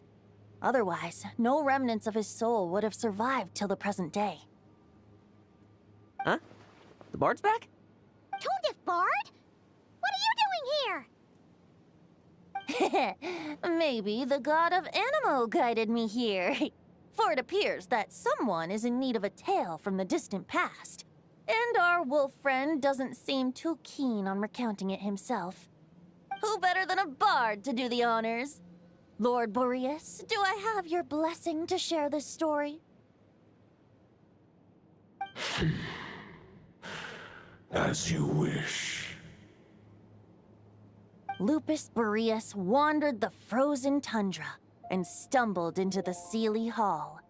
Enchanted by their song, tender as the dawn starlight, and curious about the ways of humankind, the wolf bade farewell to his home and set off for the city to the south.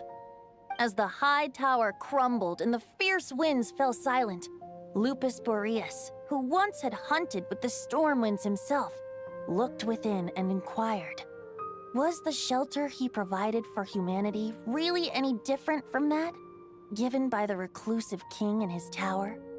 The wolf entrusted those under his protection to a new god and quietly returned to the frozen north. There, in a palace long since abandoned by its former master, the great wolf closed his eyes and slept. 500 bitter winters passed, then 500 equally frigid springs. He slumbered undisturbed until a night stumbled in from the cold, just as Lupus Boreas had once done at the Seelie Hall, and awoke him at long last. The night asked the wolf to join him on a journey south, to see once more the land that had all but faded from his memory. The gentle wolf, unwilling to refuse the human's earnest plea, split his soul into two halves and left his home once more. Seeing how the ice and snow had given way to verdant plains, hearing the laughter and song that now filled the once somber city, the aging Lupus Boreas turned to his friend, the god of Animo, and remarked, "So, this is the world the humans dreamed of." Though the night's journey was not yet over, the wolf chose to bid farewell to his companion here. He had written the end to his story. What knowledge he had been gifted flowed into the land. Everything he was, he gave unto the world. Well, that's how a bard would tell the tale. Lord Boreas, is there anything you'd like to add? There is no need for you to ask that question. So that's what happened. You returned to Mondstadt with that knight 1,000 years ago, and then, for the sake of the new Mondstadt, you... You need not feel remorse on my account. That was my answer, my decision. If anyone should feel regret, it is the part of me who remained in Notcry. I fear Andrius has not found peace in his heart even to this day. That is surely why those vile aberrations were able to exploit his weakness, sowing the seeds of all the turbulence that has ensued. But we followed Boreas' trail in Notcry. We investigated and discovered no signs of instability. Andrius should still be slumbering by the lakeside. Perhaps all the recent turmoil in Notcry has had unforeseen consequences. And there's more. I detect another familiar scent from across the ley lines. A scent that reeks of blood. Oh, the White Knight who became the Bloodstained Knight? The mightiest Knight of Boreas? But Wasn't even 500 years ago? You think he's immortal or something? I remember him as just a man. His lifespan should be no longer than any other of his kind. But before he severed his connection to Boreas, his final destination, it was the ancient kingdom of Conria, as you call it. Beyond that, I know not if he lived or died. If you want to get to the bottom of this, I'm afraid you'll have to make another trip to Nodcry yourselves. As luck would have it, another old friend of ours just so happens to be free right now. If you ask him nicely, he might give you a lift. That could save you a lot of time on the road. No wonder I can suddenly sense the east wind's presence. If even Mondstadt has been affected by the fallout, Nodcry must be in real trouble by now. I hope Varka can handle it. Varka? Is he in danger? I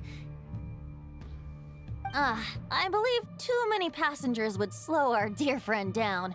I fear he only has room to carry one person, along with perhaps a diminutive companion.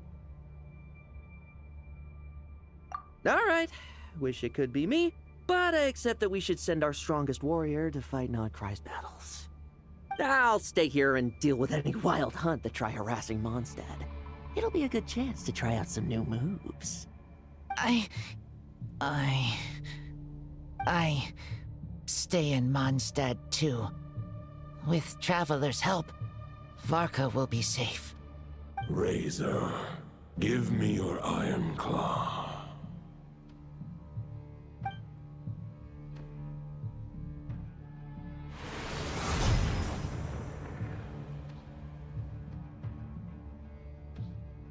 Golden-haired traveler, give this token to the current knight of Boreas.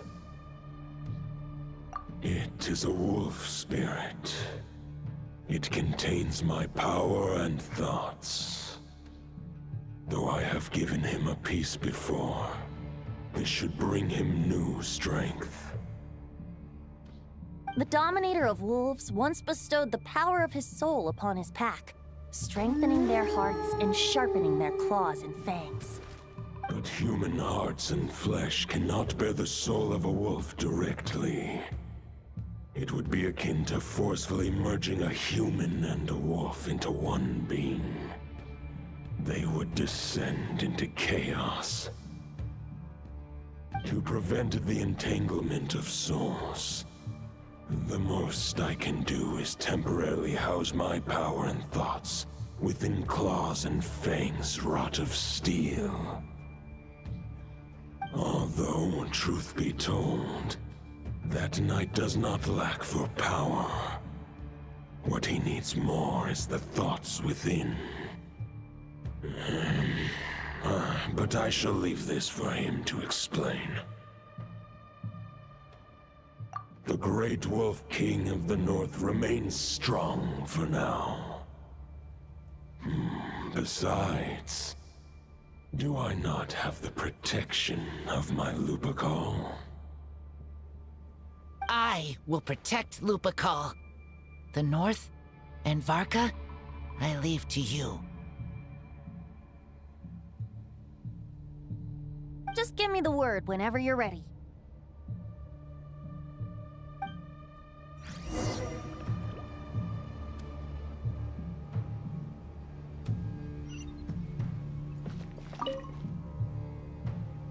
Any questions before you set off?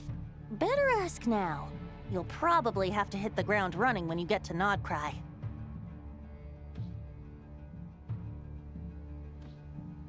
The root of this turmoil lies with the remnant soul that Andrius, Dominator of Wolves and God of the North Wind, left in Nodcry. He once left Nodcry and braved the blizzards to confront the God of Storms and claim the right to rule. Yet even as the tower fell, he chose to abandon his claim. Instead, he returned to the north and slumbered for 1,000 years, before finally journeying back, under the name of Boreas, with the first knight of Boreas to witness the new face of Mondstadt. When the wolf spirit could no longer maintain his physical form, Boreas chose to pour his power into the ley lines. With that, he became the North Wind of Mondstadt, as he is still known to this day. Any questions before you set off? Better ask now. You'll probably have to hit the ground running when you get to Nodcry.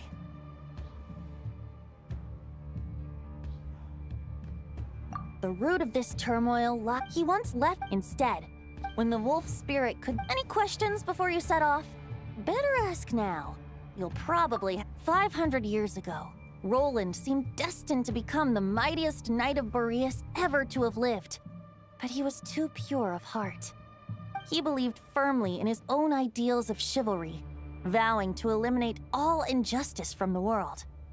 But the world had never been perfect and pure, nor would it ever be. Neither his mentor, the wolf pup Rostam, nor the Grand Master, known as the Lion of Light, could persuade him to temper his obsession. But what was the scent that reeks of blood that Lupus Boreas sensed? And what is its connection to Conria and the Abyss? Perhaps you will uncover the truth in Nodcry. Any questions before you set off? Better ask now. You'll probably have to hit the ground running when you get to Nodcry.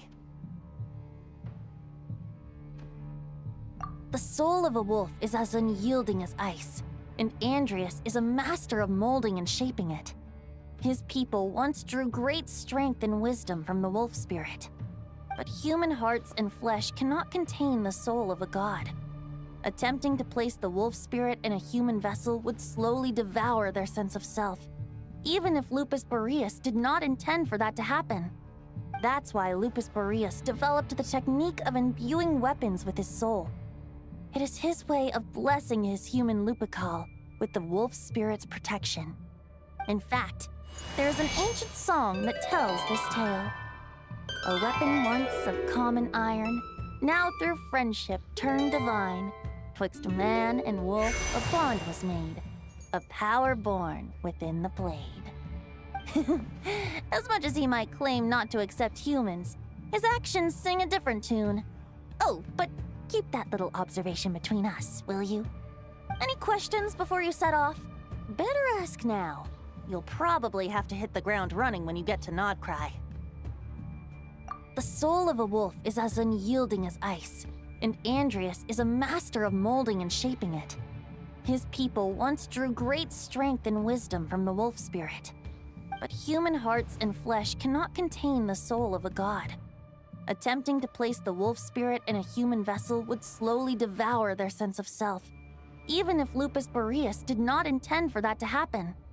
That's why Lupus Boreas developed the technique of imbuing weapons with his soul. In fact, there is an ancient song that tells this tale.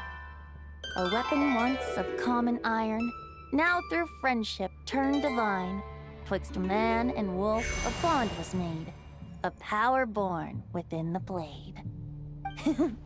As much as he might claim not to accept humans, his actions sing a different tune. Oh, but keep that little observation between us, will you? Any questions before you set off? Better ask now. You'll probably have to hit the ground running when you get to Nodcry.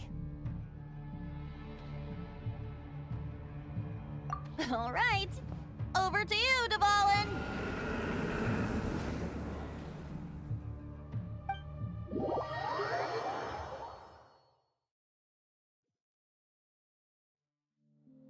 The Knight of Boreas awaits below. We must part ways here. Barbatos and I have other plans. We will meet you again later. All right. Hey, wait. How are we getting down?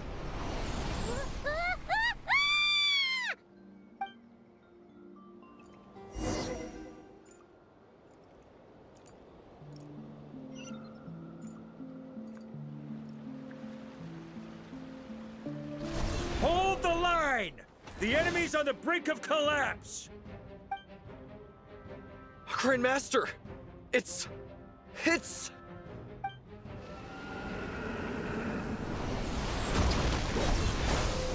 Haha! Reinforcements!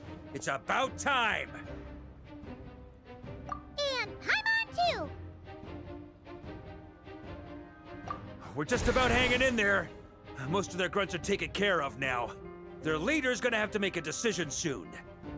Fight or flight? What will it be, mightiest knight of Boreas? As expected, this hastily summoned Wild Hunt horde is nothing but a disorganized rabble. A mere shadow of the forces gathered by the Rahir of Solnari. But they have served their purpose. I now understand your tactics, and you, in turn, understand mine. This is fair. This is the way of chivalry. Farewell, heir to the knighthood of Boreas. Whether you choose to resist me or not, I shall set right the injustices of this world. In the name of the blood-stained knight. Guess they're retreating for now. So that Wolf of the North lookalike, that was Andreas? But why would he be leading the Wild Hunt? And why was he talking about the Bloodstained Knight? Ugh, forget that. We can save the details for later. He was the enemy boss, right? Are we just gonna let him get away? There's no point chasing after him. We've crossed blades already, and it ended in a stalemate. Right now, there's nothing we could do about him. True. We're still not certain of his true identity, but whether he's a god corrupted by the Abyss or a legendary knight, killing him might be just about possible, especially now that you're here. The difficult part is, we can't kill him right now. Huh? What do you mean? Is he immortal or something? No. Judging from our skirmishes so far, I don't think he's got any special abilities of that caliber. Nor does he have the ridiculous level of power wielded by the Five Sinners.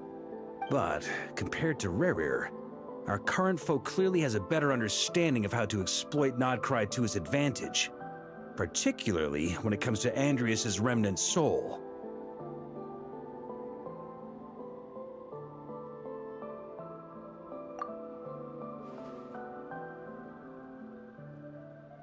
Exactly. Sounds like you realize what the crux of the issue is. I managed to cut off a sample from our foe, which Albedo and Durin are analyzing as we speak. Meanwhile, our other allies should be making their way home from their own battles by now. Let's discuss this further when they're back. We still have some big challenges ahead before this expedition can finally be declared a victory.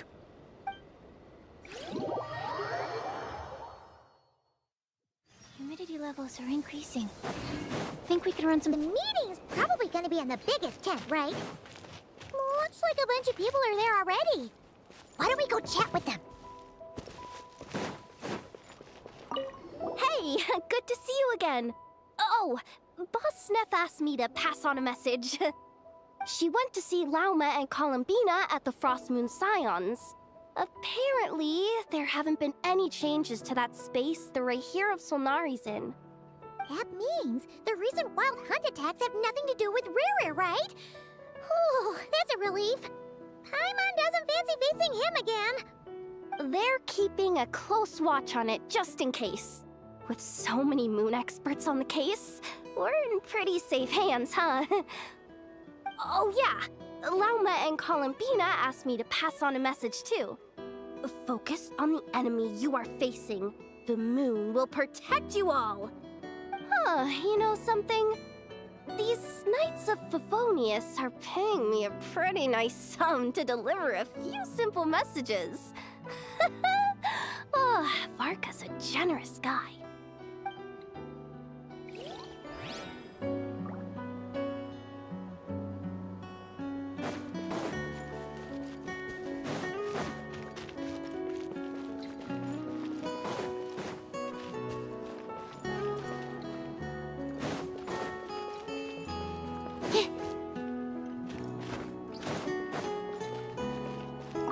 Short-distance propulsion module on cooldown. 15 minutes until next departure. Switching to chat mode. Hello there, Paimon, Traveler. Varka placed a sizable order with the Clink Clink Krumkake craft shop. I know is hard at work producing the strategic reserve, while I am handling the deliveries. Secondly, I am also here to attend the meeting in her place.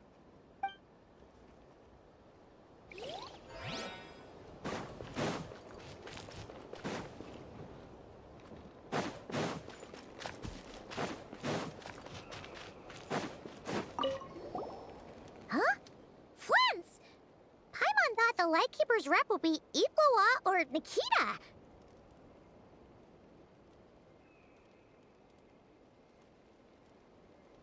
You're quite right. However, Itlua and Nikita are both busy organizing the Ratniki's region-wide response to the recent attacks. And since I'm well acquainted with everyone else here, I was the one they recommended to attend the meeting.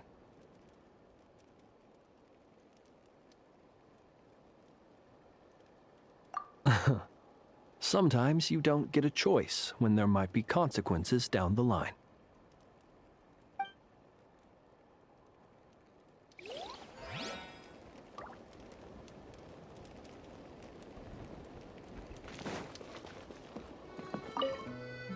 Hey, Honorary Knight. Looks like pretty much everyone's here. Oh, Beto and Durin are just wrapping up their analysis. You want to wait for them here? Great. While we're waiting, could you update me on the situation in Mondstadt?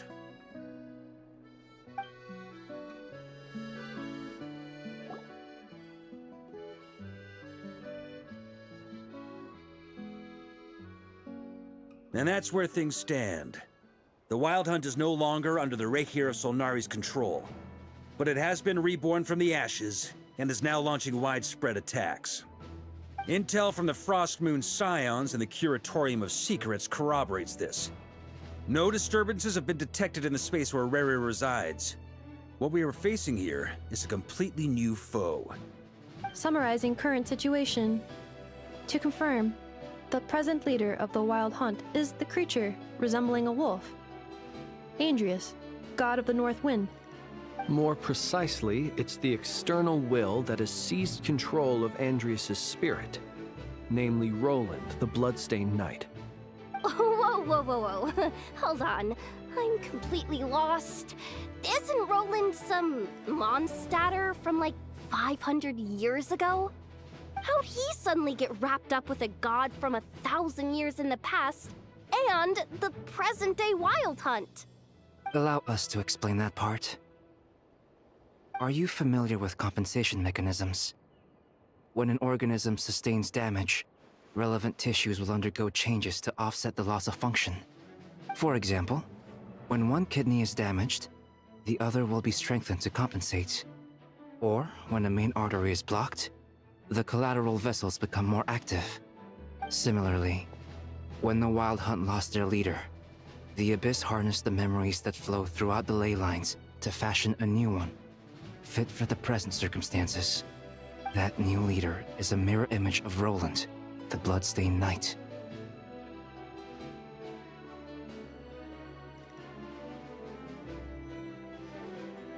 Right.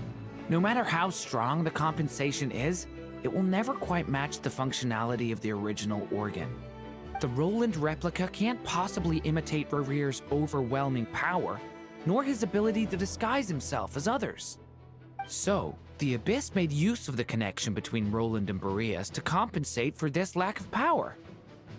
The replica corrupted and took control of Andrius as he slumbered by the bank of Eimsvartnir, ultimately manifesting as the giant beast that you all witnessed. However, exactly why the Abyss chose Roland to mimic, and indeed how it was able to do so, remains unclear. I guess he must have gotten caught up with the Abyss or Nodcry somehow during his wanderings through Tevat. But we can keep those questions on the back burner. Okay, Paimon gets all that, but what did you mean when you said we can't kill him right now?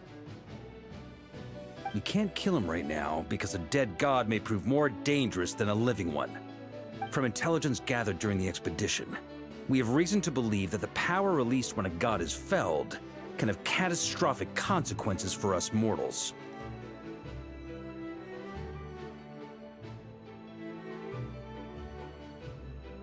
Worse still, the wrath that remains after a god's passing becomes a source of endless turmoil. Once god remains contaminate the land, they will persist for thousands of years.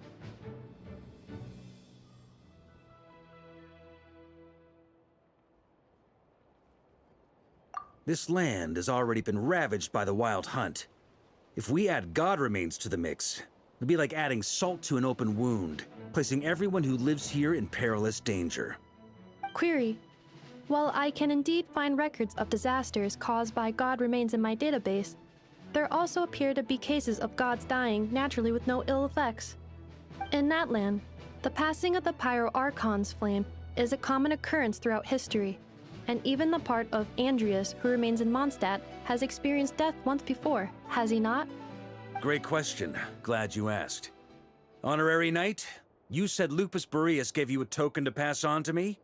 Please, present it now. It should help explain things faster.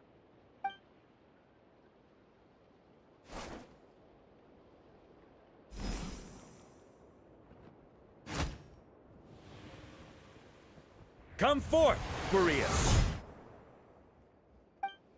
This form has come to the end of its time. I'm afraid I can accompany you no further on your journey. My soul will fall into silence, and my power will flow into the ley lines of this land. Perhaps this is all that a wolf can hope to do for humankind. Do not grieve for me, for this is the end I have chosen. Instead, remember that one day, your wandering too must come to an end. Where and when shall that be? A final wish before I slumber.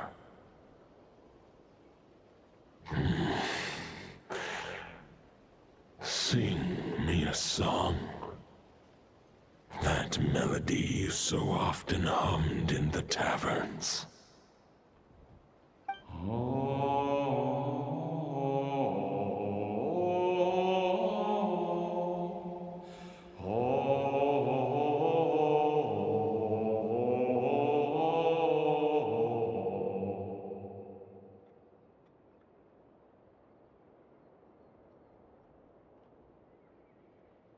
You saw it too. You must have keen powers of perception. Not that it surprises me. That was Boreas's final thoughts before merging with the ley lines. It's the reason Mondstadt remains unharmed by his god remains. In his final moments, he made a choice to give everything he was to the ley lines. All to protect Mondstadt from harm. Sounds like Andreas spent thousands of years searching for his place in the world, too. Yes. And now our task is to return the answer he found, the decision he made, to Andreas's heart. Only then can he break free from the corruption and control of the Abyss, and make that decision once more.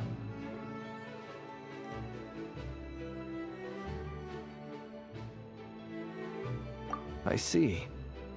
I would say that planting thoughts inside the mind of a god sounds a little far-fetched, but since it was his own wish to begin with, it sounds feasible to me. Wait, we already have a perfect solution? Then why are we even having this meeting? Let's go do this thing! Ha ha ha. If only it were that simple. Unfortunately, this one thought alone is unlikely to be powerful enough to break through the Abyss's control and reach Andreas's heart. We need to find a way to make the thought within this sword stronger and more resilient. For now, Boreas needs all his remaining strength to fight against the abyssal corruption to Mondstadt's ley lines. He can't afford to send us any more of his power. However, since his form was unstable during his journey with the first Knight of Boreas, many wolf spirit fragments were left behind along the way. If we can collect those fragments, We can use them to strengthen the decision to merge with the ley lines. So we need to retrace his steps and look for random fragments? But they could be anywhere between Nodcry and Mondstadt. It'll be like looking for a needle in a haystack. You don't need to worry about that.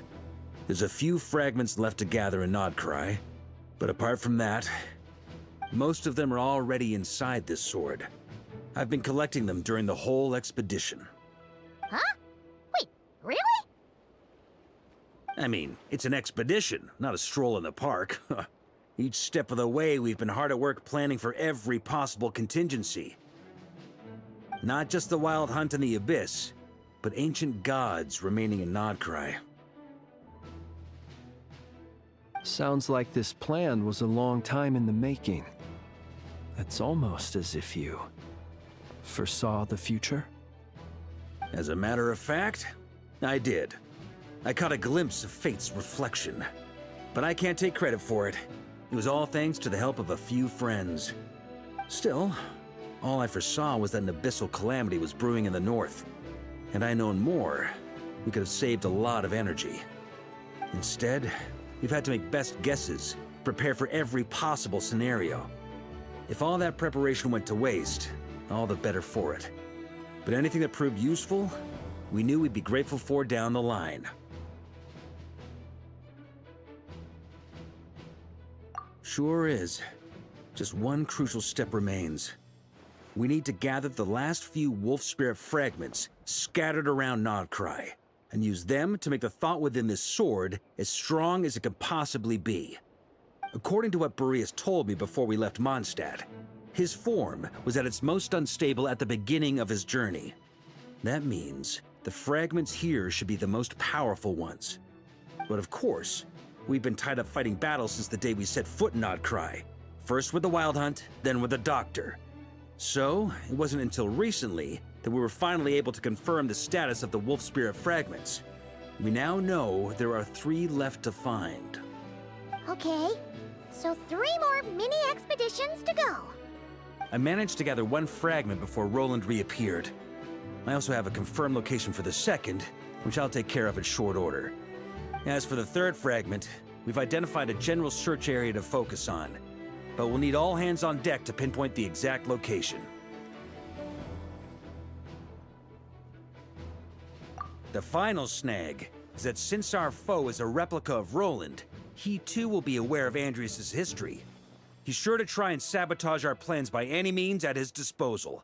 So everyone needs to bring their A game. With our foe being from Mondstadt, it's our duty as Mondstadters to defeat him. And since the Wild Hunt is involved, the Lightkeepers will provide their full support. The Clink Clink Krumkake craft shop will also help in any way we can. So what do they need me here for? Wait, I think maybe I signed a contract at some point. Didn't exactly scrutinize it though. I mean, who actually reads those things anyway, right? Ah, great. Knew I could count on you all. Lastly, our friend from the Curatorium of Secrets will provide intel and relay battlefield communications. Looking at you, Yehoda. So, you'll be darting back and forth across the battlefield, dodging the Wild Hunt and the shadow of an ancient god. I'm impressed by your courage, Miss Yehoda. Rating for Yehoda updated. Higher quality ingredients will be used to prepare your future meals. Darn it! I should have known this payday wouldn't come that easy. I'll deal with the second Wolf Spirit fragment, which we already know the location of. The moment you make any progress with Fragment 3, be sure to give me an update.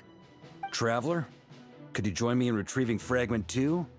I have a feeling that your unique constitution might come in handy.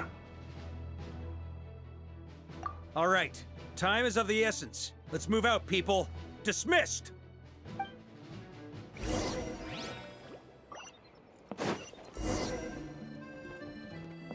Speaking of contingency plans, I now recall that Varka also made a contingency plan when he asked me to deliver that letter. Perhaps I should ask Aino to prepare some additional backup modules for me.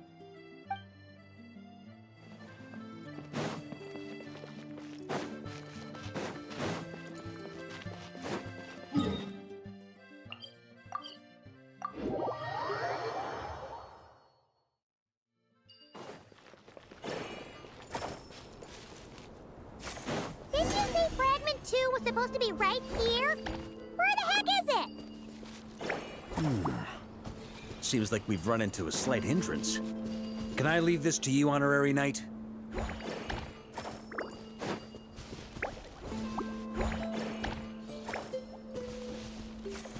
Traveler, Paimon, when this is all over, I'm gonna invite you around for a drink of... Whoa! Stop thinking about Mondstadt's wine and get your head in the game! You can't be daydreaming about alcohol before a battle! Huh? Well, all right, just trying to lift our spirits a little. You want to see some photos I took of me and the knights before the expedition, maybe? Shut up! Can we please just focus on finding the wolf spirit fragment?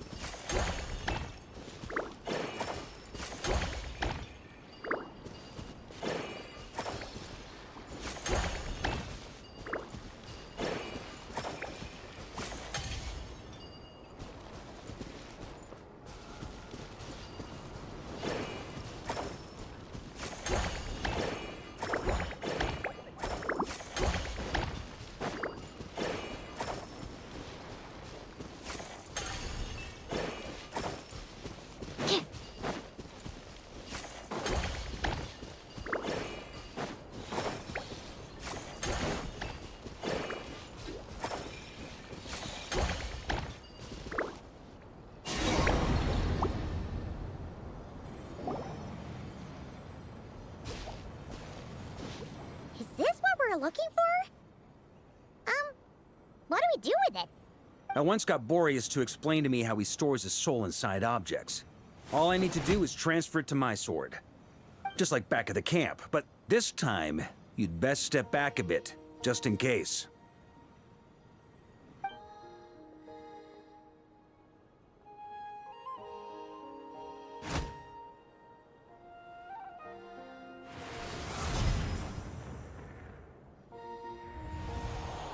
So, you're saying you don't know how to love people, and you don't understand human love either. Why do you laugh? Sorry, I just think the fact you're ruminating on this is all the proof you need that you have love in your heart. I have a funny feeling that by the time this journey ends, you'll have found your own answer to the question of how to love.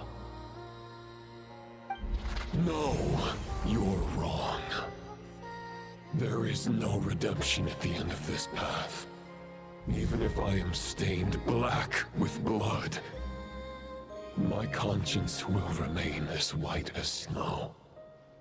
If pledging allegiance to the Abyss is the only way to sever the injustice of fate, then I shall serve in its name. Ugh!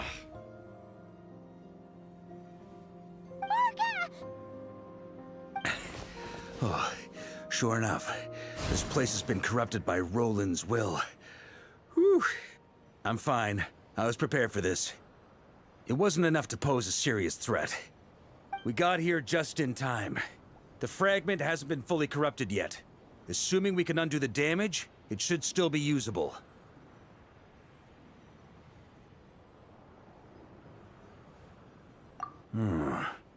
Purifying the abyssal corruption would definitely be a safe approach. But that's not the only reason I wanted you to come. Could you try reversing the corruption? Not purifying it, exactly, but separating out the Roland part from the wolf spirit. keep the Roland part intact as well as the wolf spirit part? Why would you want to do that? Firstly, to test whether it's possible. And secondly, to view Roland's memories. As they say, know thyself, know thy enemy. Understanding our foe is our surest path to defeating him.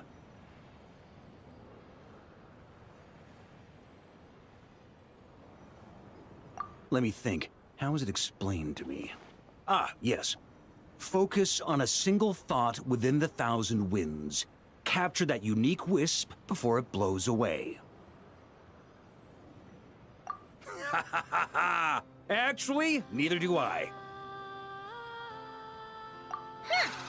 Sounds like something a certain tone-deaf bard would come up with when he can't think of anything meaningful to say. Wait, don't tell Paimon that's what actually happened. I thought it might mean something to you. Never mind. I'll explain it in more human terms. Traveler, when you were in Natland, you went fishing for ancient names, correct? If I'm not mistaken, the Night Kingdom was like a river flowing with concepts, and you were trying to capture the concept belonging to a particular ancient name. I'm thinking the same basic principles should apply here. Okay, but back then, we had a bow and a net. This time, we don't have anything at all. This wolf spirit fragment is like a puddle compared to the Night Kingdom. No need for a boat. As for a net, this is what I've heard. Thoughts and emotions are like interwoven threads. They can create a net, or they can create a rope. They can separate love from hatred, and they can bind objects and events together. Thought is the anchor for a being's existence, through which emotions are drawn forth.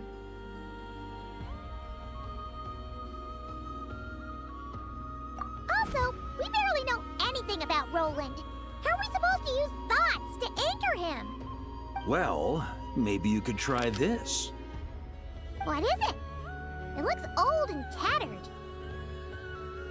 It's an unsent letter, written by the wolf pup Rostam, Knight of Boreas, from 500 years ago. It was meant for his disciple, the White Knight Roland. After Rostam lost his life in the Abyssal Calamity, Roland left Mondstadt to wander to Vat. Grandmaster Arundelen had wanted to deliver this letter to him. But trying to track Roland down was like chasing a shadow. He never did find him. And so this letter has been sitting at the Knights of Favonius headquarters ever since. Quite the antique, then. But how exactly is it supposed to anchor Roland? Yeah, I'm honestly not sure. Hey, what happened to Mr. Plans for every contingency? You're just making this up as you go along. What can I say? Some people like to wait till they've got all their ducks in a row before taking the first step, but I prefer to dive on in and plan as I go. I've been doing it that way for the whole expedition. But anyway, don't they say that poetry and letters were humanity's earliest means of expressing their thoughts? Can't hurt to give it a try, surely.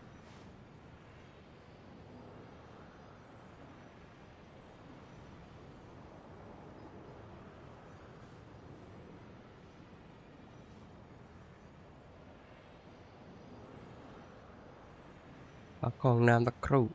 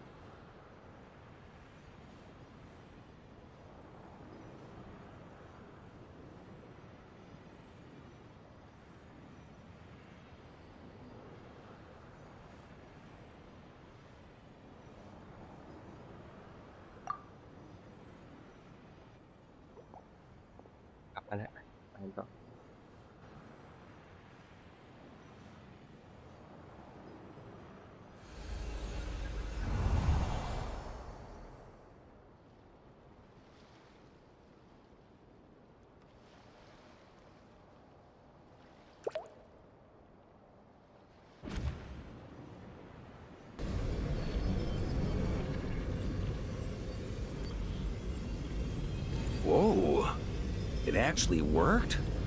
You really are making this up as you go along! So the assimilation of souls really can be reversed, just like he said.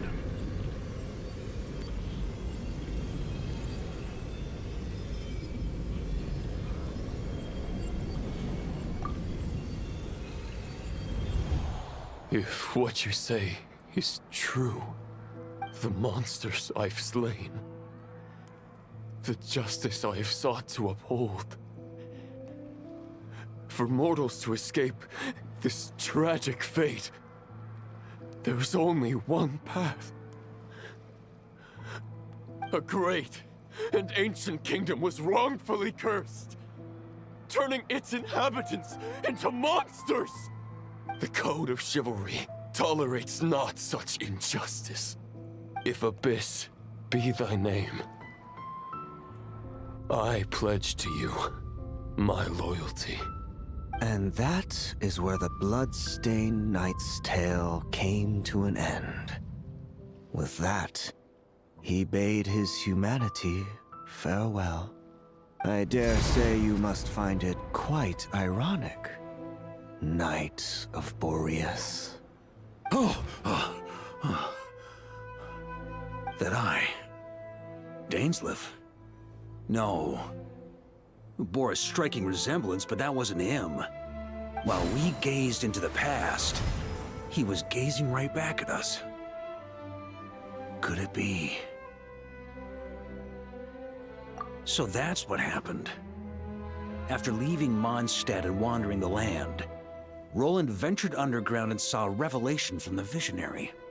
Once he had learned of Conria's fate, he saw the gods' judgment as the greatest injustice. So he surrendered himself to the Abyss, giving them his knowledge, his power, his everything. That's why the Abyss can replicate him. Uh-oh! Does this mean we have to take on the Visionary this time?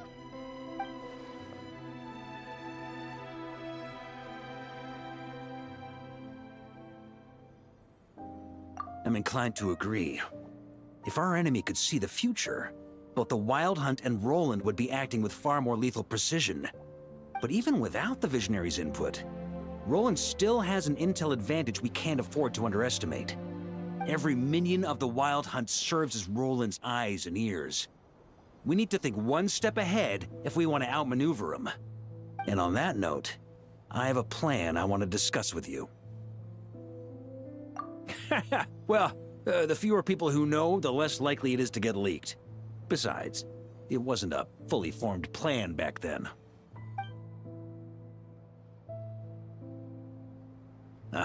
That about covers it. Sorry to ask so much of you again.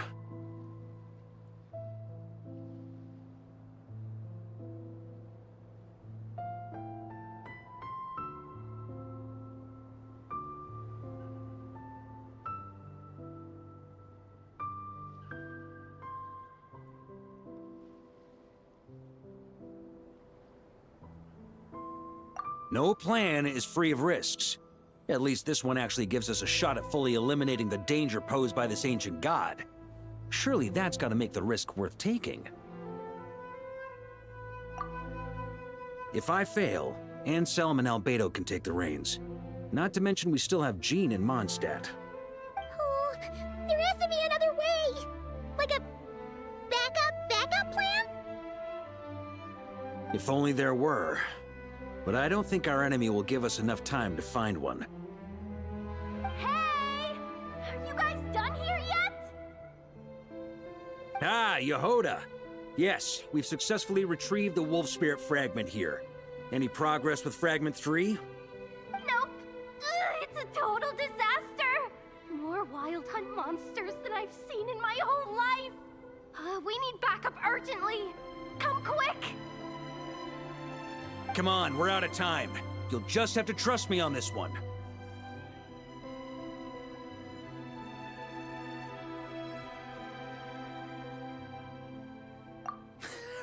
What can I say? I'm not the Grand Master for nothing. I'm counting on you, Honorary Knight.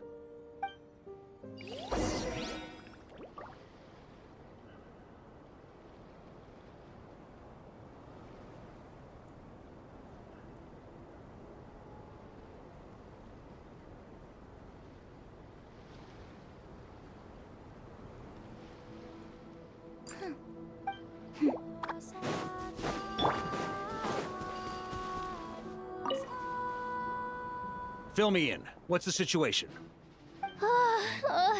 We ran into resistance almost as soon as we set off. Albedo said we should split into 2 teams and continue searching while he and the others kept the Wild Hunt occupied. Good call. Locating the wolf spirit fragment is our key objective. I would have made the same decision. Well, it seems the enemy figured as much too. Now, both search teams are in big trouble. Oh, I brought a map. This should make things clearer. Before we ran into trouble, this is the search area we decided on. The 2 teams are holed up here and here. They should have a clear idea of the fragment's location by now. But the Wild Hunt is stopping them from relaying messages back, right? Do we have any more troops available to provide backup? We can't spare troops from any of the fronts right now. That just leaves us with, The logistics company is standing by. Hanefa! Designated drop point reached. Initiating situation report. The logistics company was assisting Aino with the production of the strategic reserve. But after learning of the situation on the front line, they requested to be dispatched immediately. They are currently nearby awaiting orders. Amazing. Just in the nick of time. Hey, seeing as you can fly and all, shouldn't you be the one out here delivering messages? I regret to say that without the workshop's catapult, and with my short-distance propulsion module on cooldown, I will only be able to return to the battlefield after another 5 minutes. Please, keep up the good work, Yehoda. The logistics company has very limited provisions, only enough for a single battle. Which team should they support? Both. Once one team has been rescued, the remaining forces will be free to support the other. We'll move out immediately. Yehoda, keep up the good work with the comms. Sure thing. Leave it to me.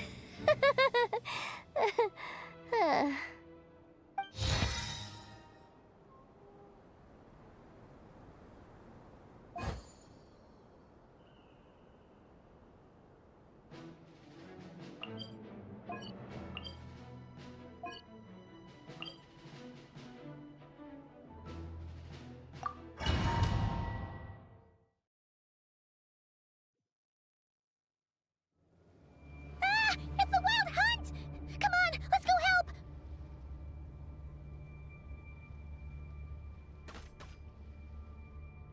Something's not right. The Wild Hunt's offensive doesn't seem to be getting any weaker as the battle goes on.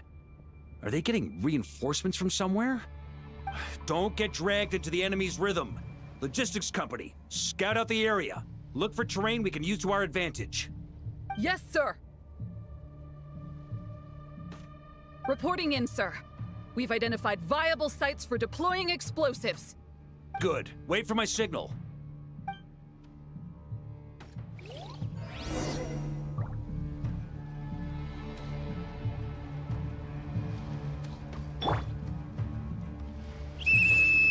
Logistics company, deploy.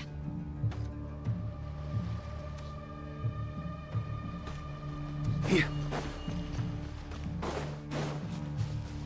Mr. Varka? Traveler, thank goodness you're here.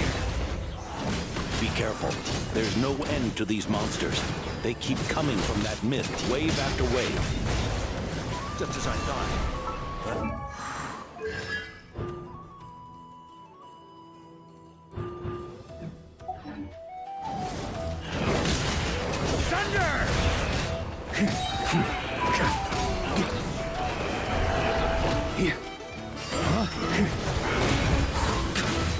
Maria sweeping in! Up the ante! Is that the signal to say they're ready? On me, it's showtime! Fall back! Yes, Master!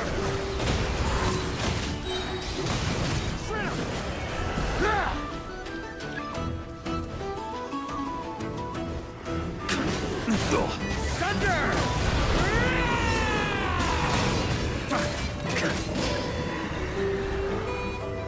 Here.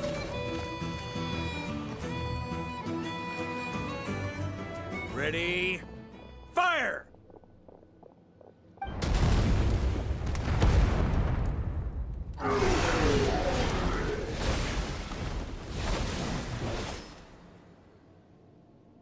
The enemy has sustained heavy casualties. Should be a while before they're strong enough to pose a real threat again. Brave knights, on behalf of the Lightkeepers, I thank you for your assistance. There's no need to be so formal. When it comes to the Abyss, we're all in this together. Now, please tell me everything you've learned. Very well. We've narrowed down the search area for the final fragment to this zone here. That's not exactly very narrow. We split the search between us and the Knights. Maybe they'll be able to narrow it down further? Either way, I was about to go lend them a hand next anyway. Can I count on your help? It would be our pleasure, Mr. Varka.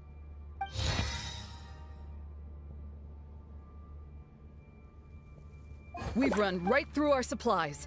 We'll stay here and deal with any wild hunt that tries to stage a comeback. Now that they've lost their numerical advantage, they're no match for us. Focus on supporting the other team.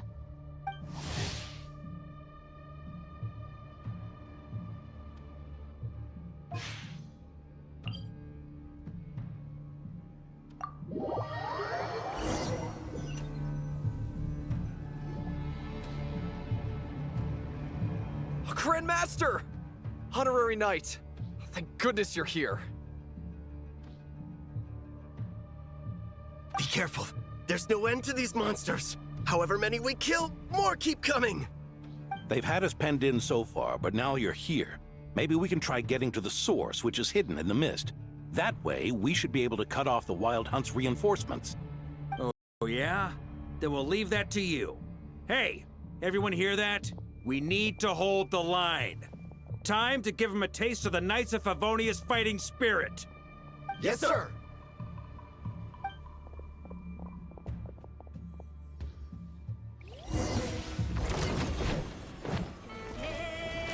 Huh? Here.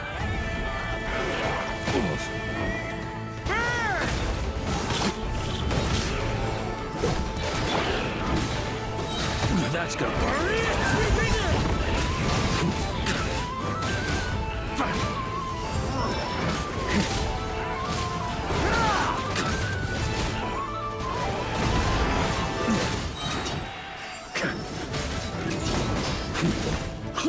On me. Hey, they're running out of steam.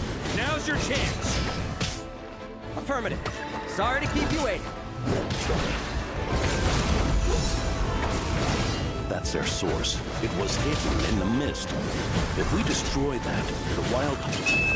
Knights of Favonius, charge!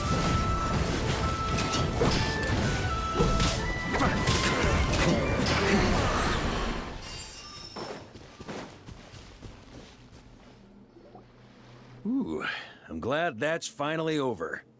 Use this time to catch your breath and fill me in on everything you've learned. Yes, sir.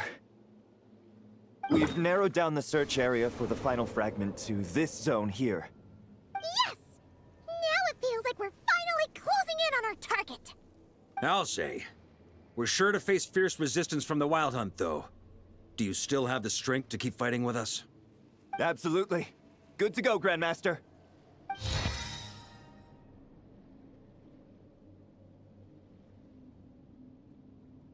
Much obliged. All right, the target is just up ahead. Move out!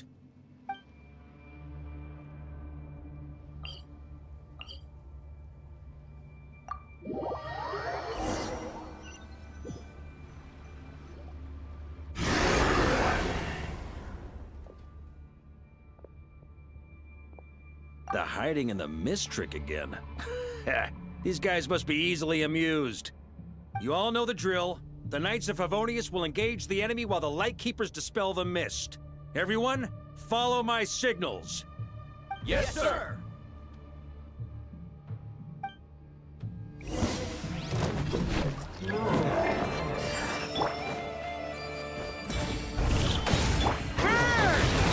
Lightkeepers, prepare to dispel the mist. Up the ante! Knights of Favonius, charge!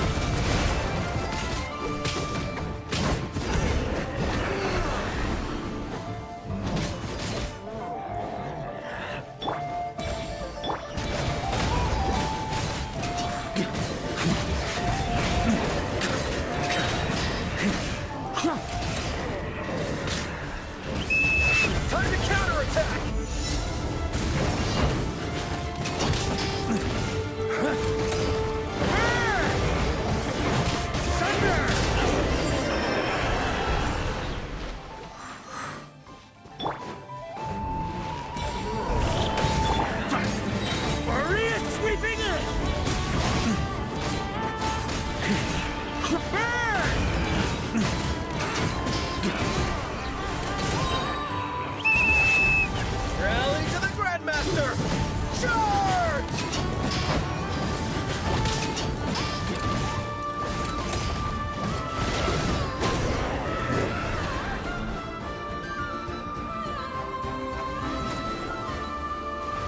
Ugh! This wild hunt doesn't know when to give up. Traveler! Mr. Varka, leave this to us. Just like last time. Only a Knight of Boreas can deal with a wolf spirit, right? Don't underestimate us, Grandmaster. We can hold our own. Huh, that's the spirit. Stay on your toes and make the Knights of Favonius proud. Either we all march back to Mondstadt together, or no one does.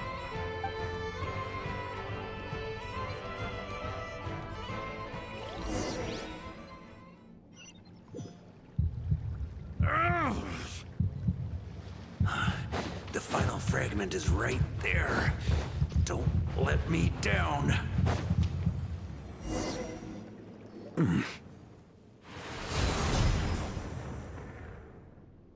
It seems you have collected them all, Knight of Boreas. Yeah, and with no corrupted fragments or ambushes along the way. I have to commend your chivalry, Sir Roland.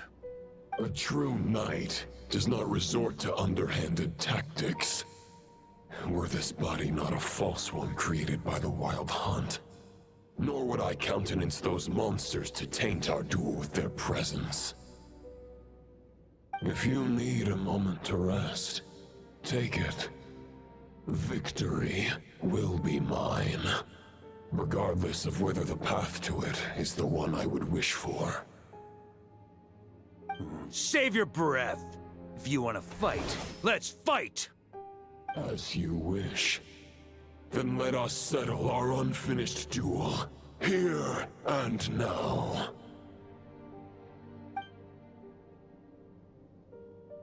Is everyone all right? My granny fights better than these rookies. It's Egbert I'm worried about. You still alive? For a moment there, I thought I might never taste the sweet wine of Mondstadt again. Hey, stay put, you guys. Leave the rest to us. Forget us. We can take care of ourselves. You're the only one still standing. Honorary Knight, find the Grand Master. We can't lose our Varka! Please! You have to find him!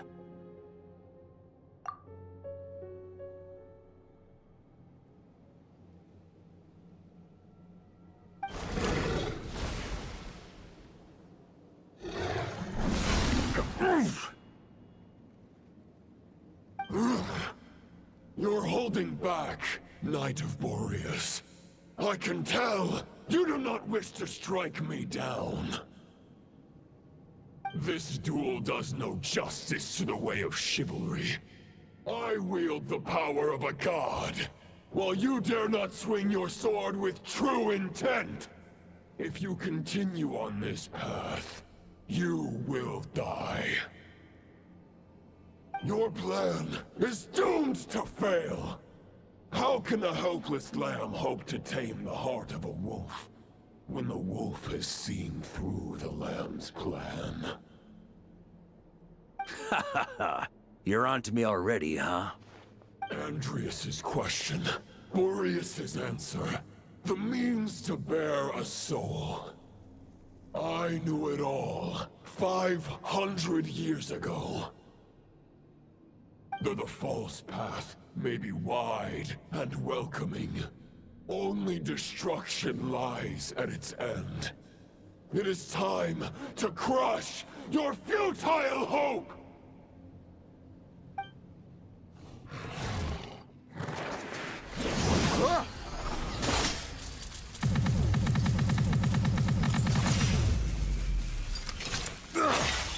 It's over. Your sword lies shattered. The wolf spirit and the thoughts you blindly placed your faith in have nowhere left to dwell. Join me and pledge your allegiance to the abyss, Knight of Boreas. One day you will understand that the only righteous path for those of true virtue is the path of darkest truths. For the next part, it's over to you. Outlander who caught the wind.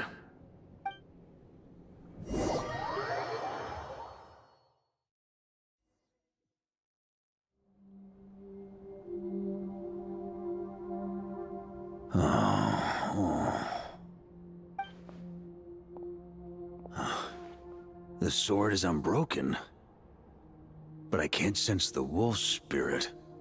Looks like I'm no longer in reality. This must be a space built from the entangled consciousnesses of Boreas and Roland. There's no way back. And all that lies ahead is the wolf's maw. Huh. Guess the only way is through.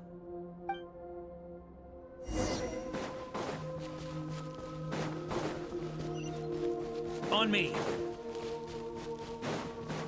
A Favonius sword? Who left this here? Lonely warrior, take me to see him.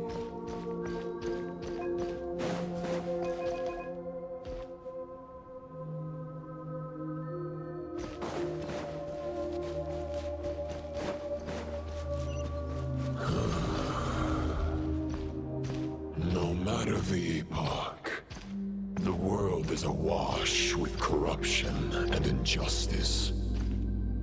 I have aided the oppressed and righted many wrongs.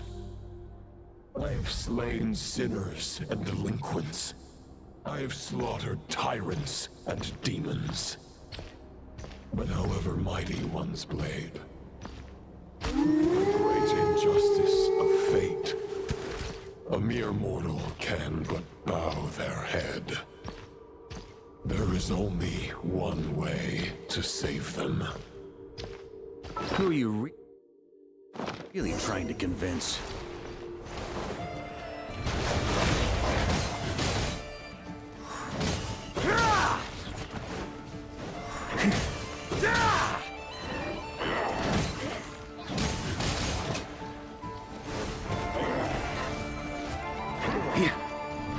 Try to keep up!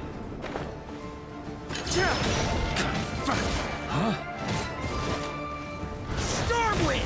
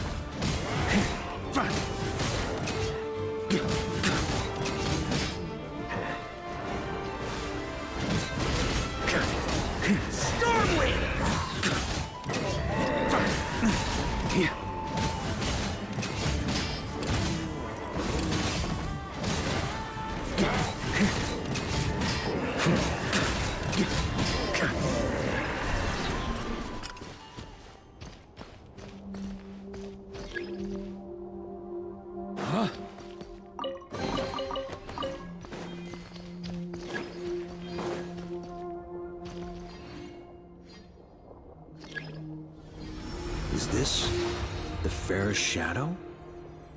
It doesn't look like an imitation. The title of Boreas must find an heir. Try to keep up! Here. The scent that reeks of blood appears to be getting stronger.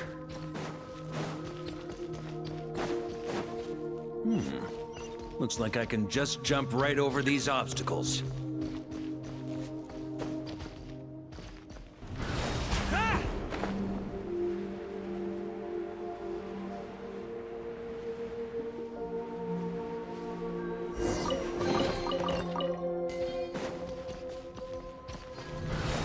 keep up!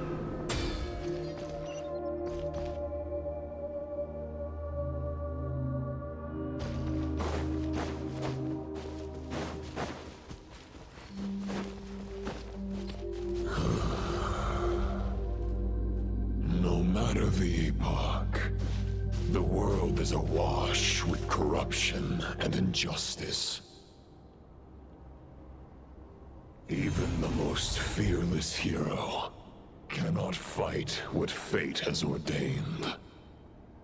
And even the holiest god cannot escape the shackles that bind them. Lupus Boreas, if you still harbor love for humanity, then you must surely know.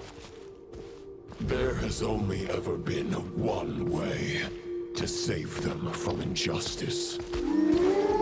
Surrender to the abyss. Malicious lies!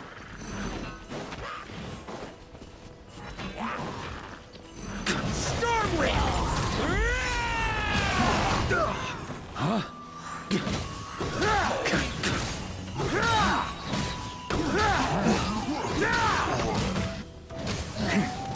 Yeah.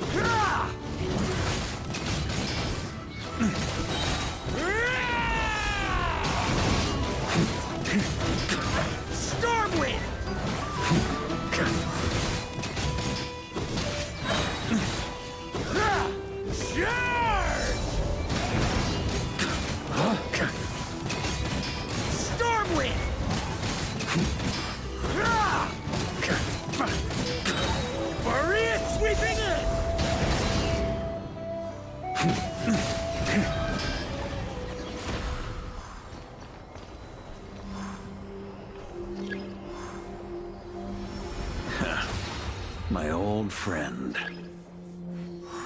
This is not where your path ends. You must continue on.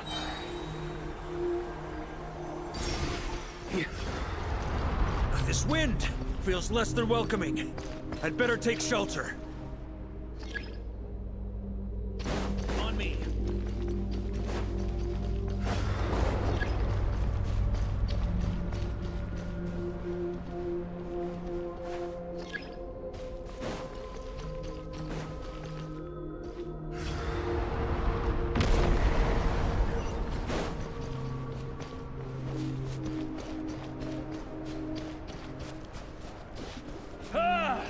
I can't hide from it! You must deliver it.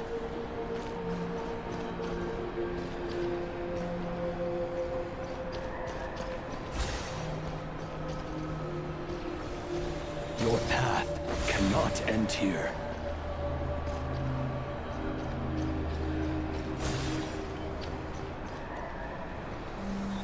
You draw near to the heart of the wolf.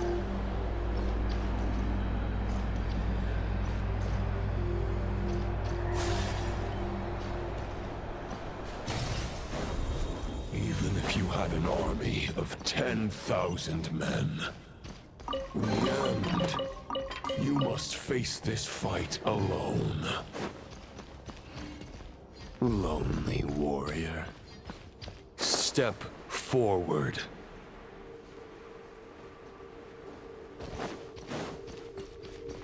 Huh?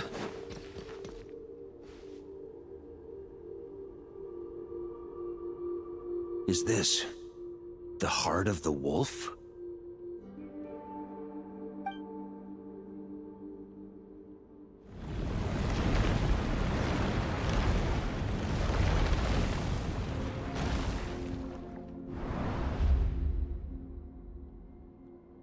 Roland!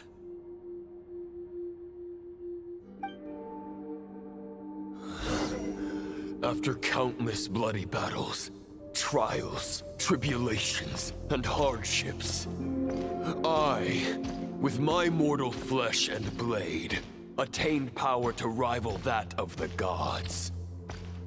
But you know better than I that a mortal's prime is fleeting.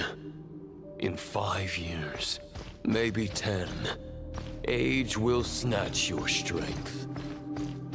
The power you take such pride in will fade to naught, disappearing like dust in the wind.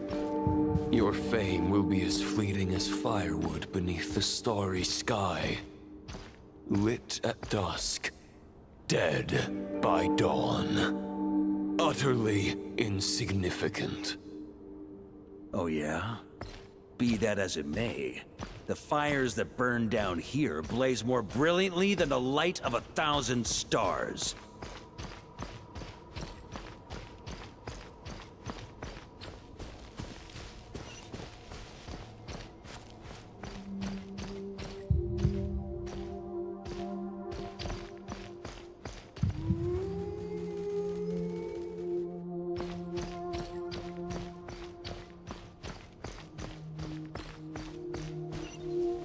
They blaze for but a moment. 100 years from now, your earthly flame will be long snuffed out. And those you once illuminated will be left cowering in the cold and empty night. Ha! No. They'll remember me in 100 years, just as I remember all of you from centuries ago. That's the thing about firewood. From the embers of a dying flame, a new fire arises, burning bigger and brighter than ever before.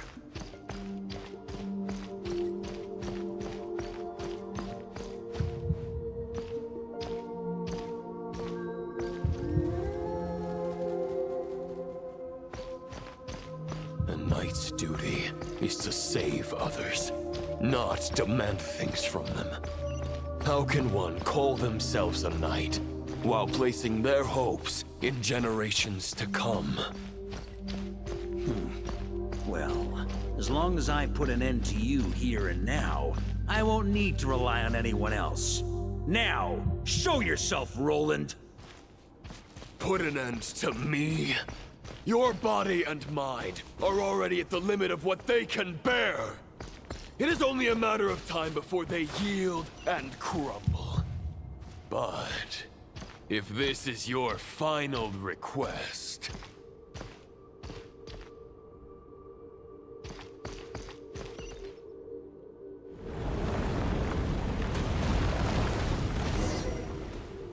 I shall do as you wish, Knight of Boreas.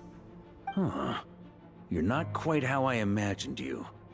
You don't seem half as crazed as the memories contained in the wolf spirit. Not once have I strayed from the righteous path. But when I look at you, I do not see a hero capable of slaying dragons. Just a lost soul who has wandered far too long. A shadow of the knight you once were. I guess we have that much in common. Neither of us are at our peak. The ray here of Solnari's forces have been defeated. And the Roland you see is but an imperfect image cast by the Abyss. I wield the power that Roland did at his peak, but my heart and mind remain frozen in that blood-stained moment. Therefore, I, in my current form, am flawed. A knight cannot bear their own stagnation. After redeeming you from injustice, and guiding your surrender to the Abyss, I shall rectify myself, and continue to follow the knightly path. Huh. The world out there can bear no more of your torment. Your obsession, clearly, remains exactly as I had imagined. I suppose there's no chance to make you see the light. No words can make a knight doubt his convictions, no matter how noble they may sound. Neither of us will sway the other. but you have long known this truth. Otherwise, why would you pin all your hopes on Boreas' single thought? But now the blade that once housed the wolf spirit has been shattered, and all you hold is a phantom that bears its form. You no longer have the means to change the situation, and no one will come to your rescue. This place shall be your graveyard, lonely warrior. Huh. Maybe you're partly right. But I think I might just have a shot at a rescue. What do you mean? There's only one person's mind I need to change, and it isn't yours. Forgetting where we are? This is the heart of Andrias, god of the North Wind.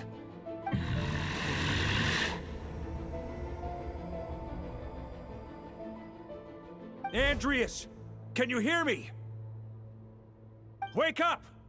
You are the great god of the North Wind! How long will you allow yourself to suffer the domination of the Abyss? If this is your final gambit, I am most disappointed, Knight of Boreas. Grand displays of heartfelt wishes cannot summon miracles. This world shows no such mercy to its inhabitants. Return. Return to the ley lines.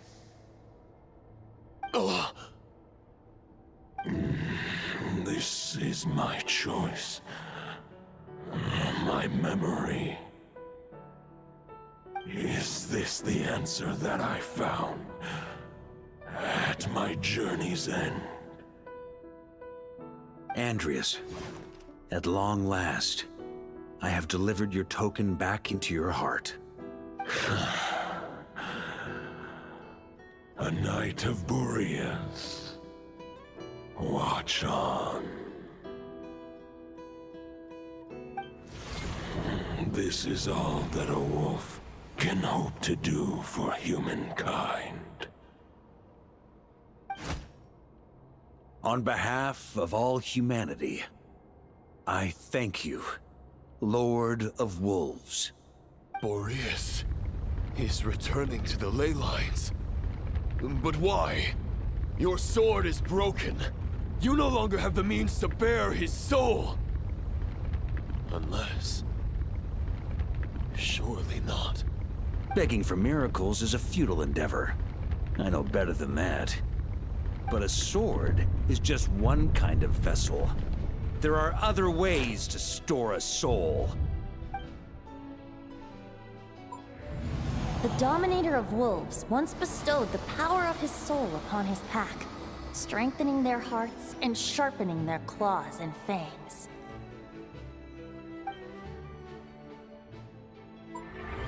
Even if it is not my intention, the soul of Lupus Boreas will inevitably ravage, devour, and assimilate a mortal heart. As if human and wolf were being forcefully merged into one being.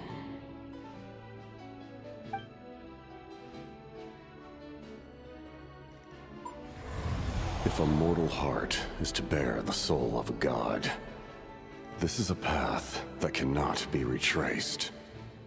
Yet, I shall not dissuade a knight from embarking on the quest of his own choosing. Your heart, your soul... they are collapsing. Now I see. You were wondering how a lamb could tame the heart of a wolf. Isn't that right? Here's my answer. You get the wolf to swallow the heart. The wolf spirit within the sword was merely a decoy. The true thoughts and memories were carried within your heart.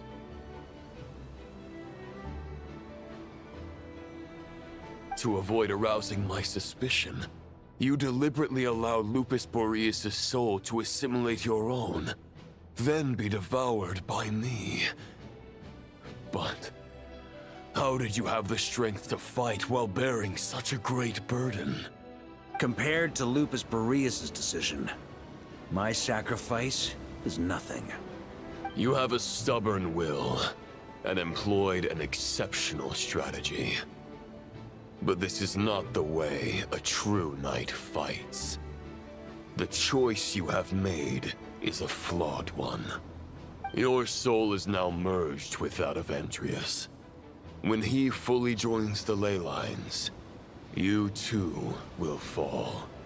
Neither Barbados nor the Traveler will be able to anchor your soul from within the ley lines, let alone rescue you. You have lost, and so have I. Regrettably, I can no longer offer you salvation. May your soul rest in peace with Boreas, lonely warrior. Haha! Lonely?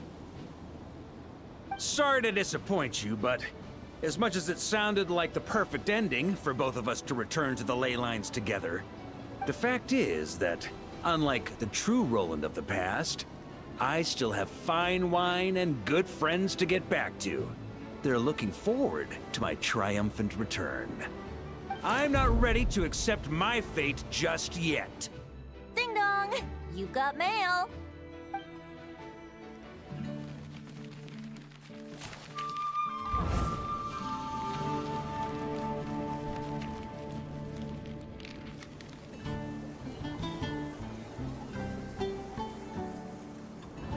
Until I return, I leave them in your care.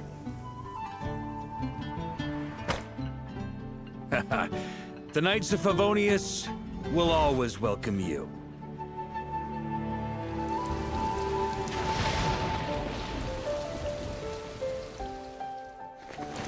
Come on! To Mondstadt! Dear Grandmaster. To Varka. To Varka. Family. No pig call.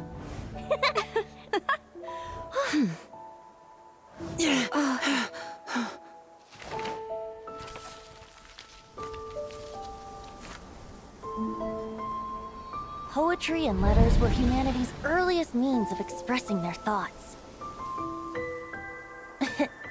Make sure they all get delivered, Outlander who caught the wind.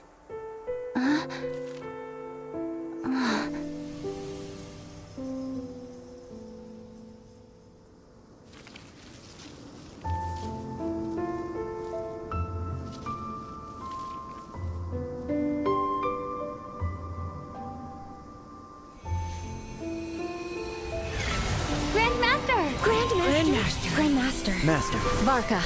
Varka. Uncle Varka! He's the right one! For Varka.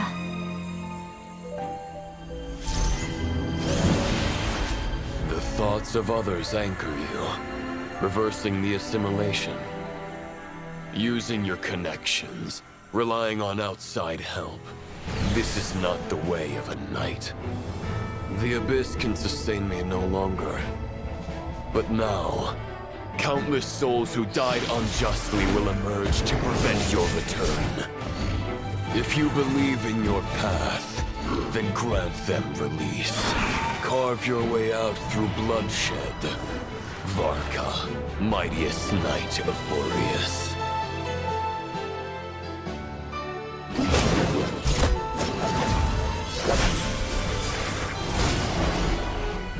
This is how it ends.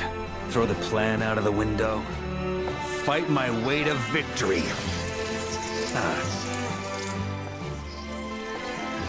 Well, that suits me just fine!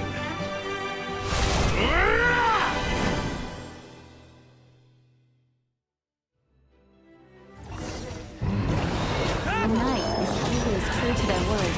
So please, keep your promise and return victorious. You are not alone. Right back at you, Varka.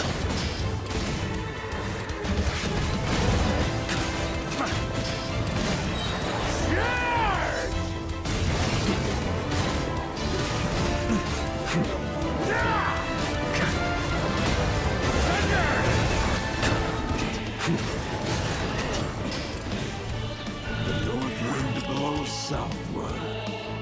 May it guide you on your journey home.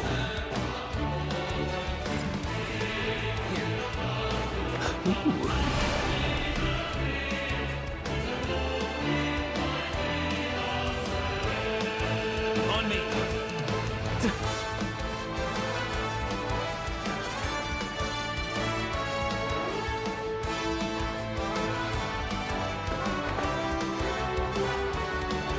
Leave it all to me.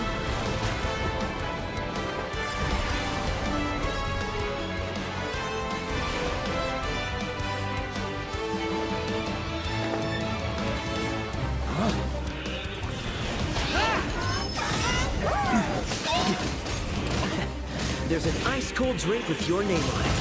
Ready when you are. Don't go dying in a place like this, Varka.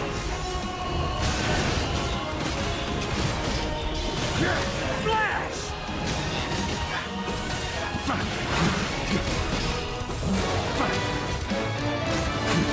Freeze! Thunder! Charge!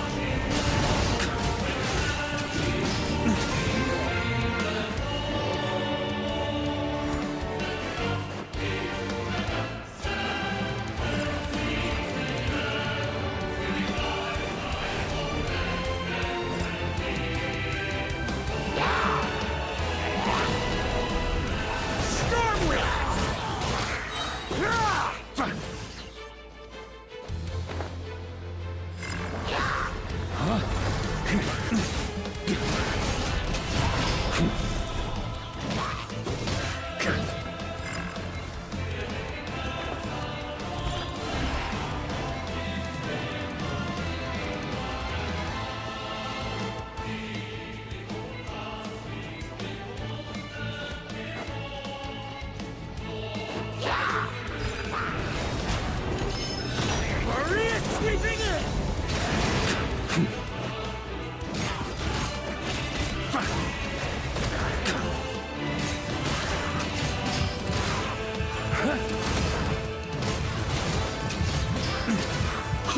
On me. Fly home to us, Grandmaster!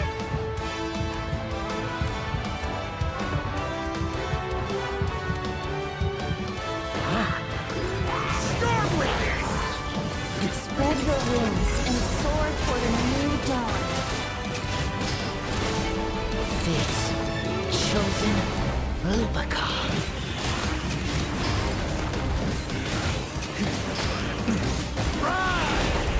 Off the ante! Maria sweeping in!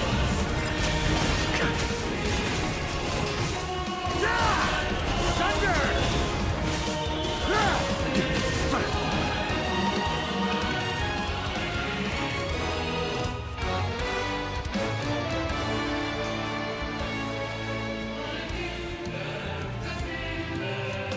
One final battle!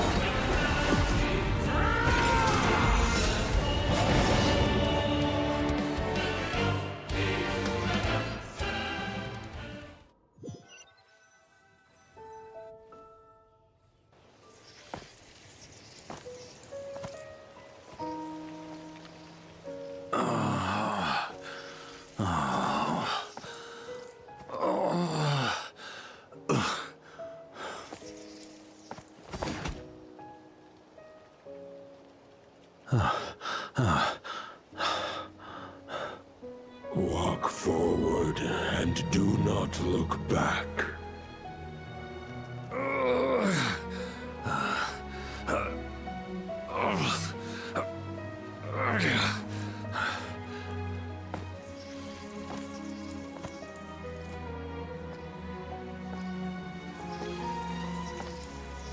Varka, now I know the meaning of my name.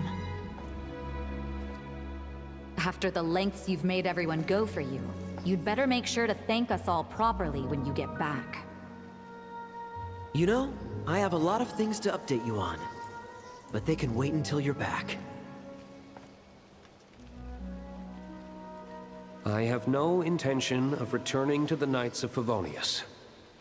But I trust you will find a way to manage on your own.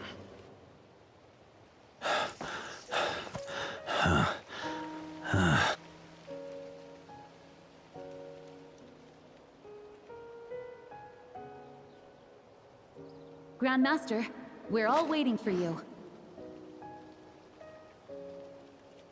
Oh.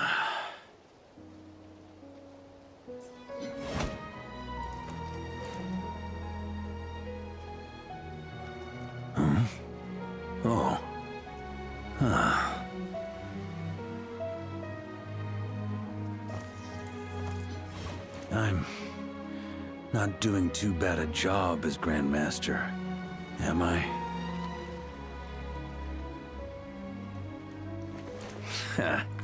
I'll take that silence as your approval.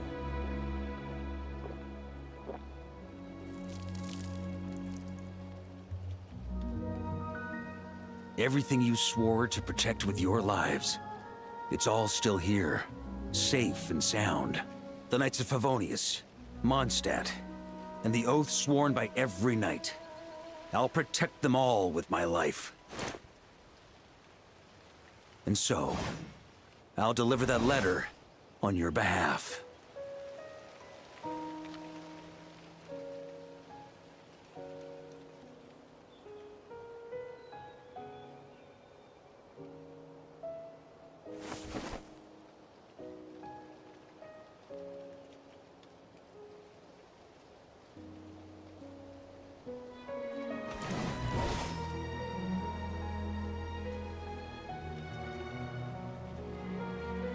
I know it's just a shadow of the real Roland, but if you have the time, could you please read it for him? Rostam and Arundelen, they never forgot you.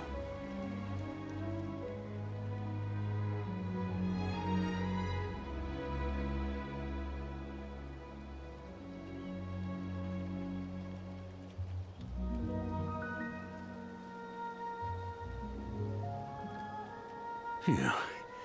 This has been one long expedition.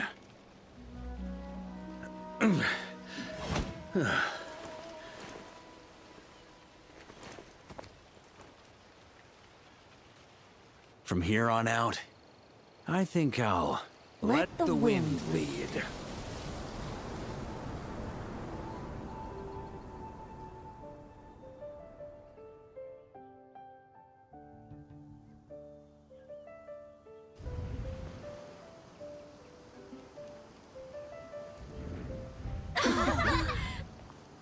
Hey, everyone. It's been a mighty long time. I'm thrilled to see you all again.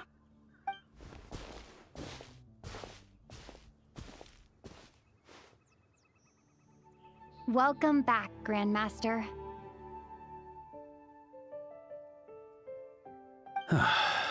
Yeah. I'm home.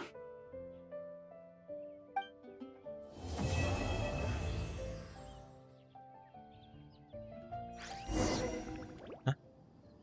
อ๋อนึกว่าตัดจบละครไทยโอเคไม่ได้ตัดจบละครไทยได้อยู่ไหนดูสิ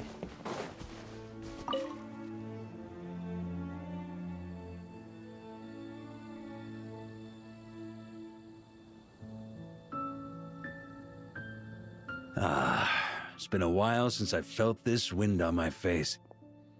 Just how I remember. So, is there anything you'd like to talk about? Now's your chance before I get dragged off to the office.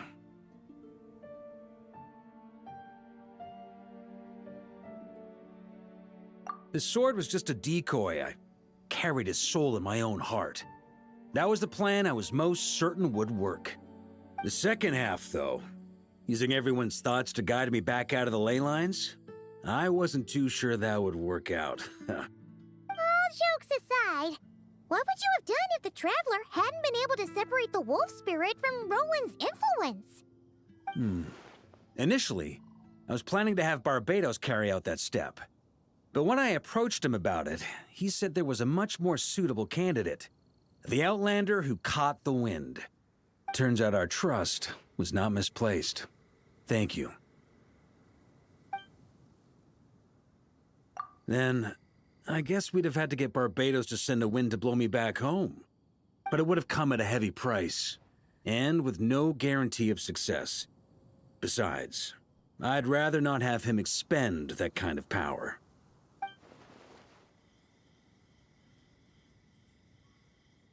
It's a good question. A glass of the finest dandelion wine, perhaps? No doubt I'd have to pay for it with a secret stash of cash in my office. You're dreaming if you think it would have come that cheap. It's been a while since I felt this wind on my face. Just how I remember. So, is there anything you'd like to talk about? Now's your chance before I get dragged off to the office. The sword was just a decoy. I carried his soul in my own heart. That was the plan I was most certain would work. The second half, though, using everyone's thoughts to guide me back out of the ley lines, I wasn't... All jokes Turns out our... Then, but it would have come... You're dreaming if you think... It's been a while since I felt... Well, with the shadow of Roland vanquished, the Wild Hunt won't be able to consolidate their forces for the foreseeable future. A few knights will remain on rotation at the Nodcry stronghold, but everyone else will be sent home in waves. Albedo and Durin will come back with the first wave, so you should have the chance to see them again soon. It's been a while since I felt this wind on my face. Just how I remember. So, is there anything you'd like to talk about? My future. You may already have learned of this from Barbados or the Hexen Circle, but I glimpsed a reflection of the future in Barbarloth's scryglass. Correct. Although as things stand now, I believe we may have changed the course of the future, thanks in no small part to you. Still, after I've tied up some loose ends with the Knights of Favonius, I'll need to make another trip back north. There's still a lot of work to be done at the Nodcry stronghold. Besides, the first group of knights who volunteered to stay there have yet to be relieved of their duty. How could I simply abandon them? How noble. But be honest, your main reason for going back to Nodcry is so you can dump all your work here on Jean again, isn't it? Wait, seriously?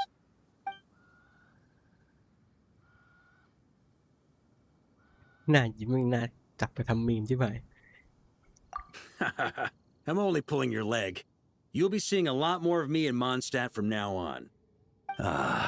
It's been a while since I felt this wind on my future. Correct. Still, besides... how noble. But be honest, your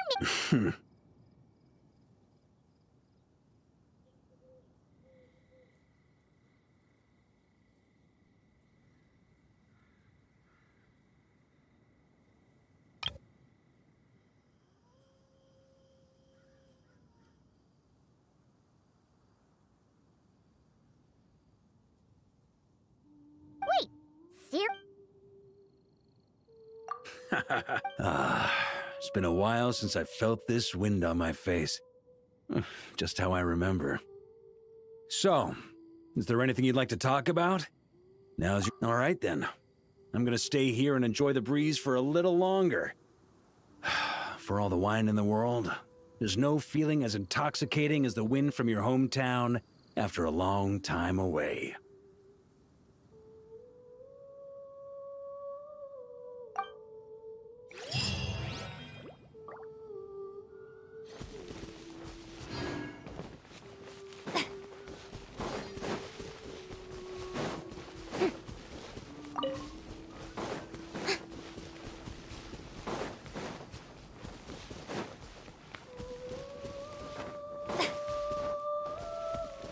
เพลงอยู่หน้าเปิดเกมเพลงของมอสแตดเลยนี่ไม่เปลี่ยนมาเลยเนี่ยใช้ยาวๆ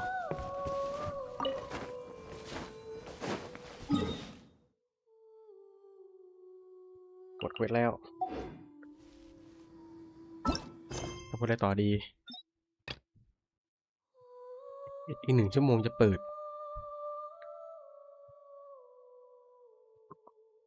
ไลฟ์มา5 ชั่วโมงแล้วดีกว่าเกือบ6 ชั่วโมงอะ เราไลฟ์มาเท่าไหร่แล้วนะ อีกครึ่งชั่วโมงจะเปิด ว้าว ระหว่างนี้อาจจะทำเควสดูรินต่อเลยก็ได้ แต่ว่า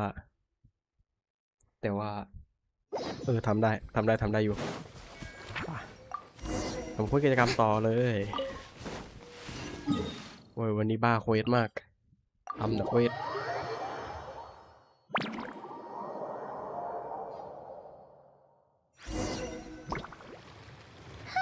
That's weird.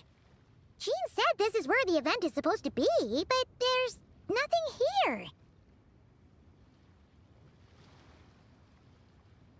Oh yeah, now that you mention it, this is where our journey officially began. เฮ้ยมันมีหีบด้วยนะ That sure brings back memories. Kinda nostalgic, really. Even after all this time, this place hasn't changed one bit. Look who's getting all sentimental and poetic. Well, we still need to find Jean and the others. Let's have a look around. Yeah.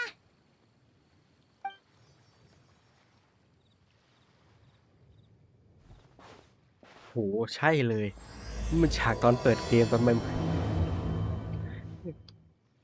จุดเริ่มต้นการเดินทางกันชัด Paimon remembers there used to be hydro slime hiding here, but มันมีหีบอยู่นั้นไหมอ่ะเคยเก็บไว้ยังขอไปเอาหีบหน่อยฮัลโหลอย่าเพิ่งดึงกลับนะโอ้ยแย่คือไปเอาหีบได้วะ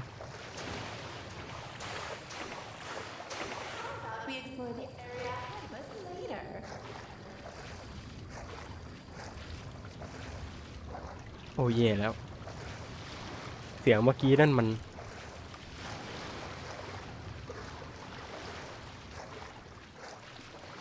โอ้แย่โอ้ไม่แย่อยู่ไหนนะเหลือไว้ยังไอ้นี่ไงเติมเข้าไปวายต่อ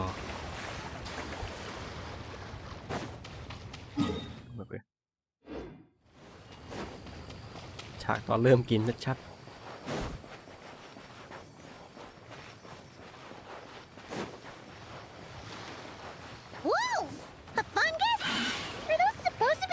โอเคไม่เหมือนตอนเริ่มเกมแล้วมีฟันกัดมาด้วย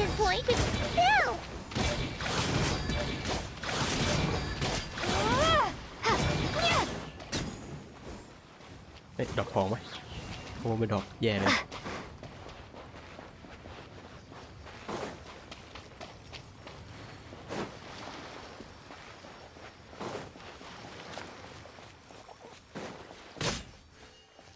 อ๋อไม่ได้เนื้อด้วยโอ้อะไรวะ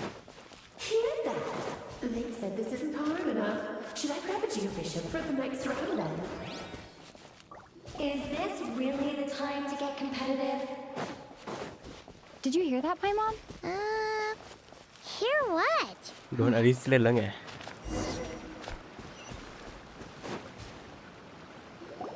โอเคอลิสเล่นแล้วแหละ Huh? Why did someone hang Jumpy Dumpty mines all over this tree? อย่าบอกนะมันจะกลับมาระเบิดต้นไม้ What? But they don't look alike. You can't even eat them. Hold on. Could this be an event setup thing? Not a lot of people come here, but a bomb's still a bomb. If someone gets hurt by accident, Klee's gonna get marched off to the confinement room again. Yeah, but let's take a picture with the camera before we take them down. First the fungus, and now this? Something weird is going on. If it turns out not to be event-related, it'll be good to have a record of what we found.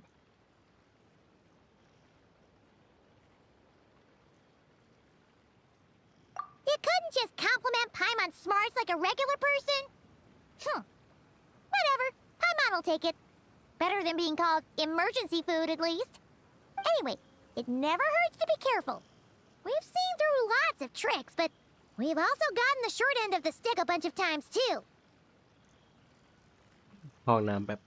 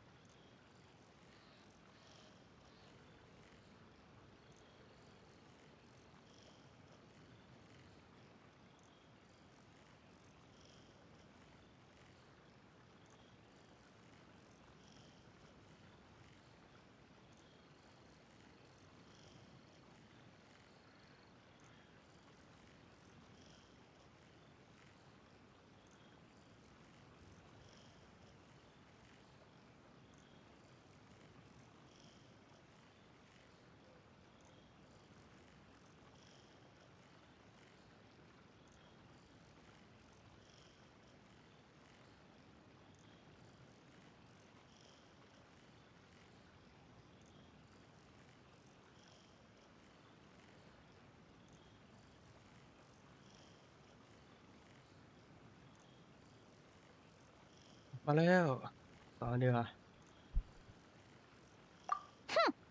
Paimon likes the optimism. Come on, let's get that picture taken. Then get rid of these bombs.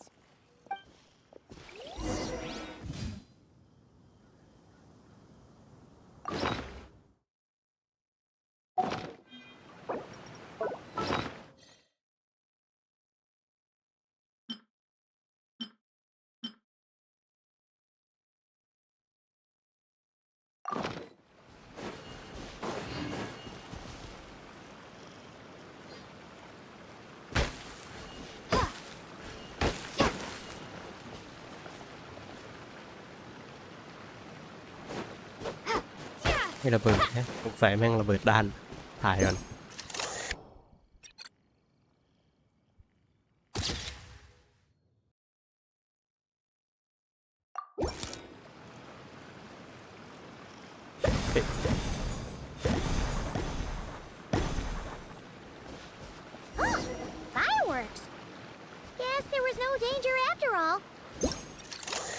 ถ้าเมื่อกี้เลือกกดเก็บป่ะอ้าวทำไง Anyway, we should be good here. Let's keep going. Huh? What was it Paimon said back then? ออกดิอยากเลือกกดเก็บเมื่อกี้แล้วก็ครับนะมันออกแล้วมันเริ่มใหม่ได้โอเคขอไปดูก่อนว่าเก็บหีบมันหรือยัง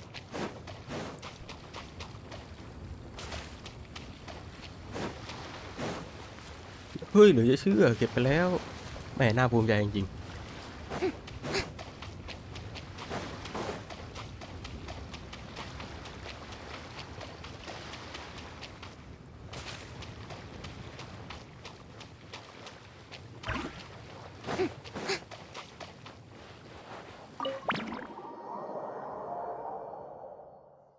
สกิปทุกอย่างเลยนะตอนเนี้ย That's weird.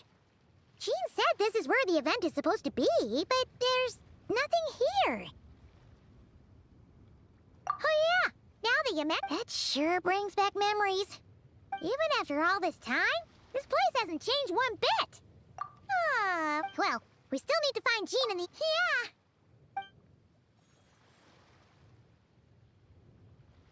สกิปรีบสกิปเร็วอยากเก็บระเบิดว่ะ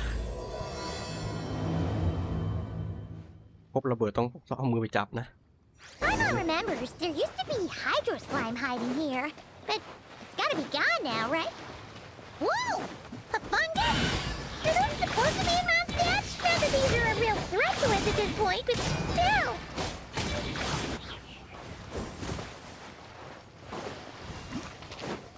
รีบไปเลยไปวันอยากจับระเบิดเรื่องนั้นจะแย่อยู่แล้ว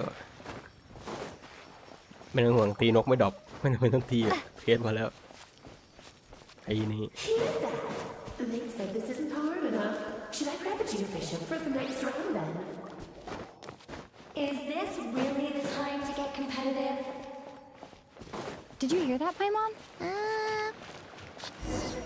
อลิสกับนิโคพูดกันคุยใช่ไหมเนี่ย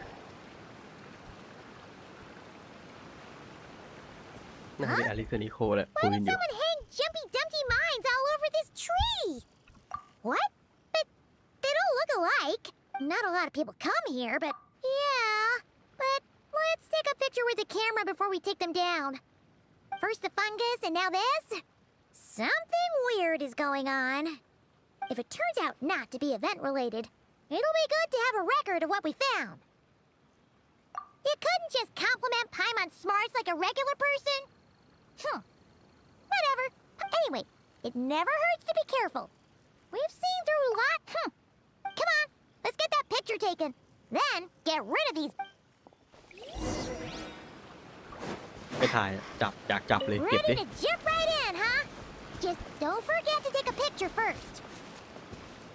โอ้ห้ามจับโอ้เสียเวลาตั้งนานห้ามจับโอ้ผิดหวังละ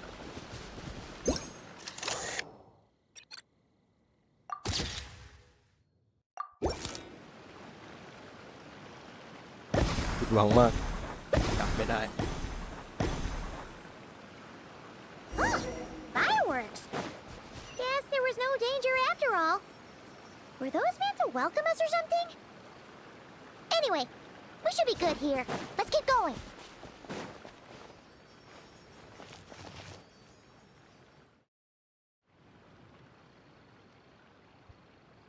กดผิด sorry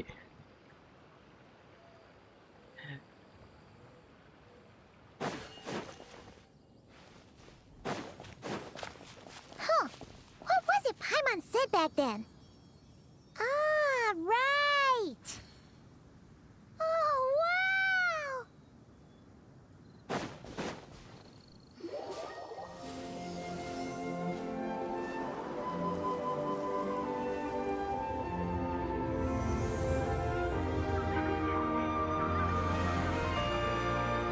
ต่อที่ว่าเจ้าไม่ยังไม่ได้ปลดเลย Among the seven gods, this god controls the wind. You remember too. It's weird though. It seems like there's something different about it. Let's take a closer look. เสาใหม่นี่แหละเทพเจ้าคนใหม่ผู้ที่จะมอบความสนุกแบบระเบิดที่โลกใบนี้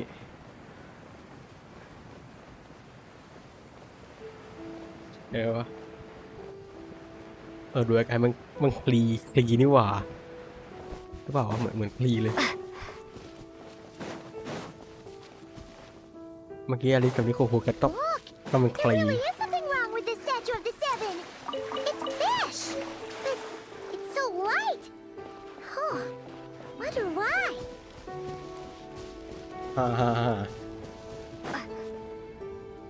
Okay, Paimon's sure of it now. This can't be for an event. No one in their right mind would replace that huge statue of the Seven with a statue of Klee.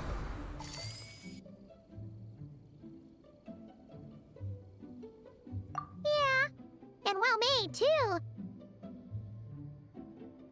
But that's not the point. You're not weirded out by this?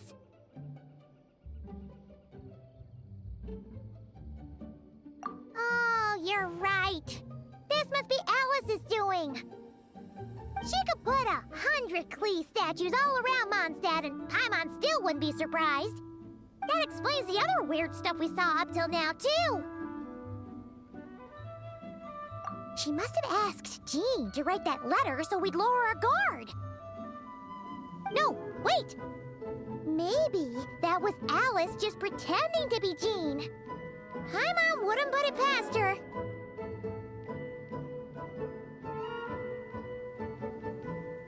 Yeah, Paimon's not upset. The surprises were nice, and this statue is pretty cool.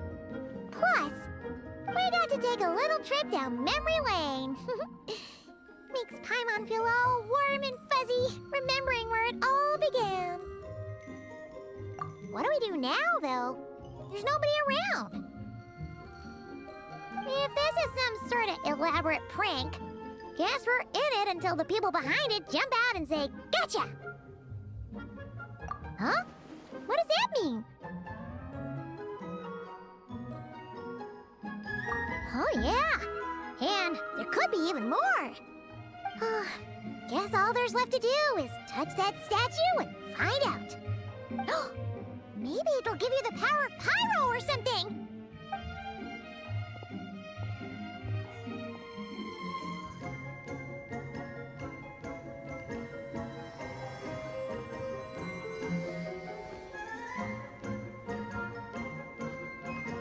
The world opens itself before those with noble hearts.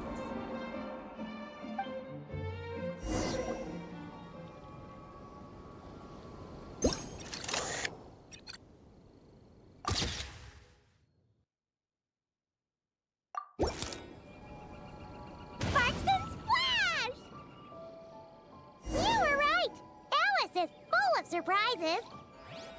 Good guessing on your part. Let's keep going and see what else we find.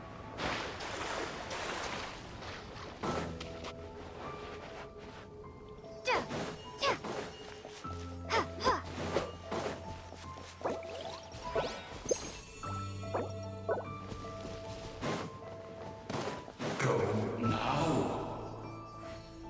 Yes, now or it'll be too late.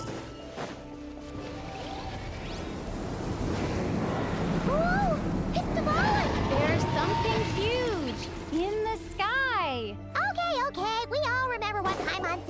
then. Anyway, since he's here, that must mean we're about to meet another old friend in these woods.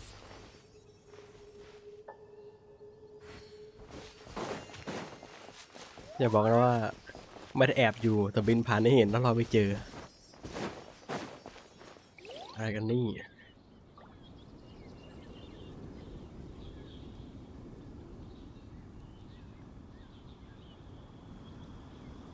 Look! There he is!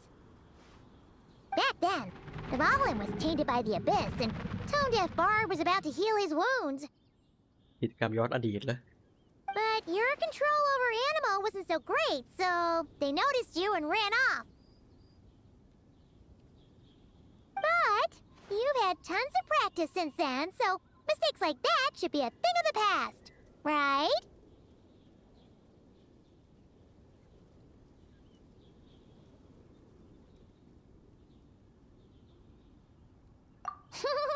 Sure.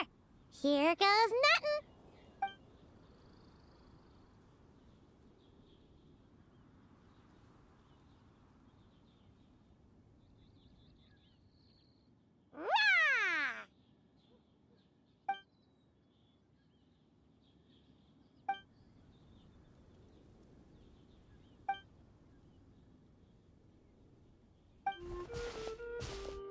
Well, this is awkward.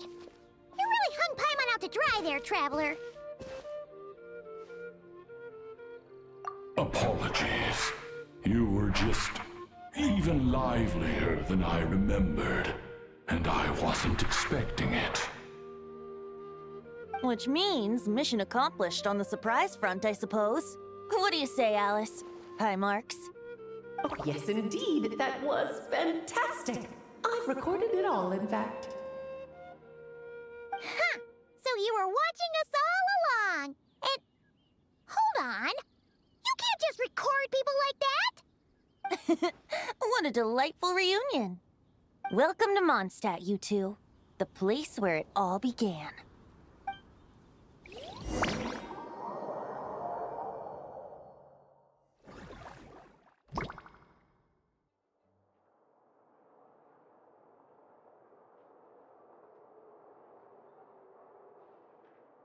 Lovely to see you, dearies. So what's the verdict? Did our special welcome ceremony meet the mark? It was very... you, that's for sure. Paimon can't believe the Knights of Favonius let you go that far. Where'd you move the real statue of the Seven anyway? Oh, gracious me. You still haven't figured it out. If I had actually done something to that statue, I would have been locked up in the teensy room next door by now. Certainly not my idea of a pleasant afternoon. So, what's going on here? Ah, now you're asking the right questions, Paimon. The answer lies over here. Nicole? You're here too? That's right. Our two lovely mages are here on vacation. In fact, everything you just experienced was their handiwork. But I'll leave the explanations to Miss Nicole. I trust you're well acquainted with her skill at explaining all manner of magic and phenomena. Yep. We experienced that firsthand in Nokrai. This bubble is a new kind of magic Alice and I invented. Inside it is a small world created using a person's memories. When you were busy reading that invitation to Mondstadt, Alice took the opportunity to place you within it. Oh! We didn't even notice! Huh! I wouldn't be much of a Dodo King if I couldn't pull off a simple trick like that. All that to say, the things you saw weren't real. They only exist within this bubble. Ah, except for Venti and Dvalin, of course. I invited Venti, and he brought the dragon along. It's not every day you get to relive the beginning of your journey.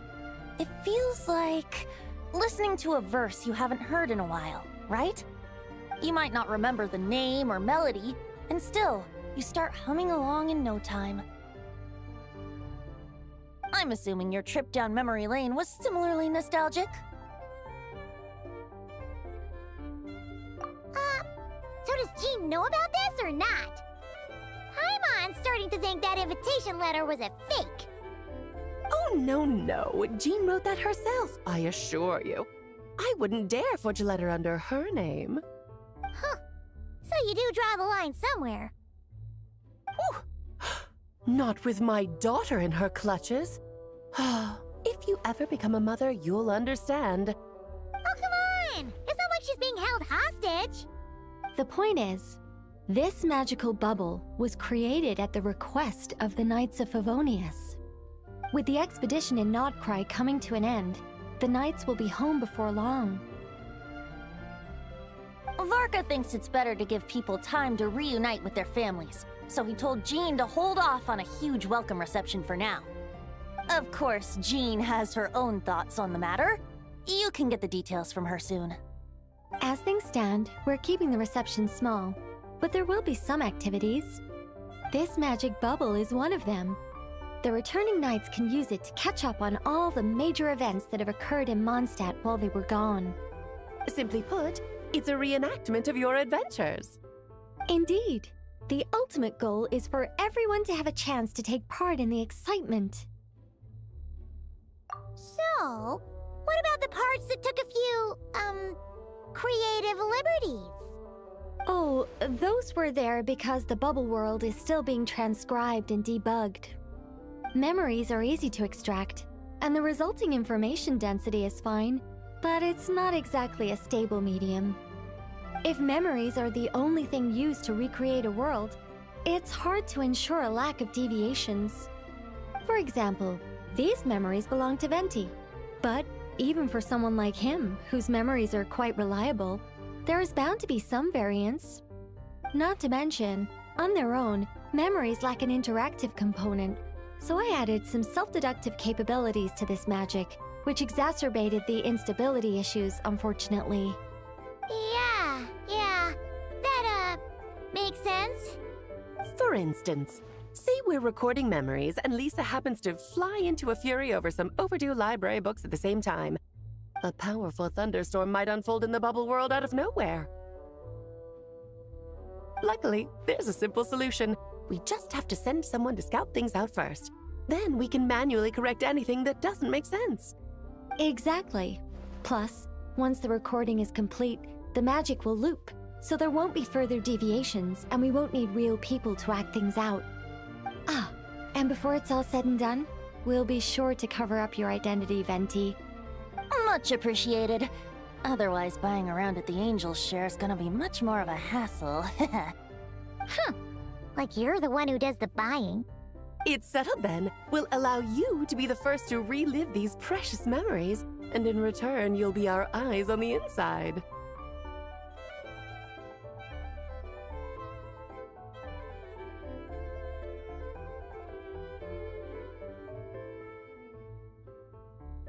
Yeah, but it sounds like fun! Besides, we already snapped a few pics of some potential bugs. Like that weird statue of the Seven. Oh, no, Paimon. That one was entirely intentional. What? Seriously? As the creator of this world, I'm afforded a bit of creative license, I would think. Creating this bubble was no easy task. Is a little personal touch too much to ask for? Hmm?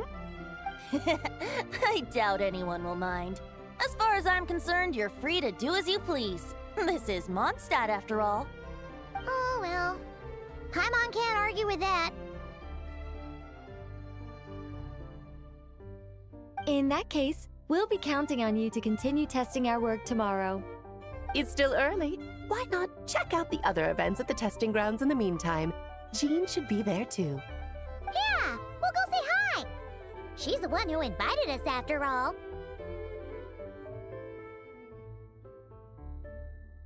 Think nothing of it. Now that the world is at peace, you two are overdue for a vacation. Best to make the most of it.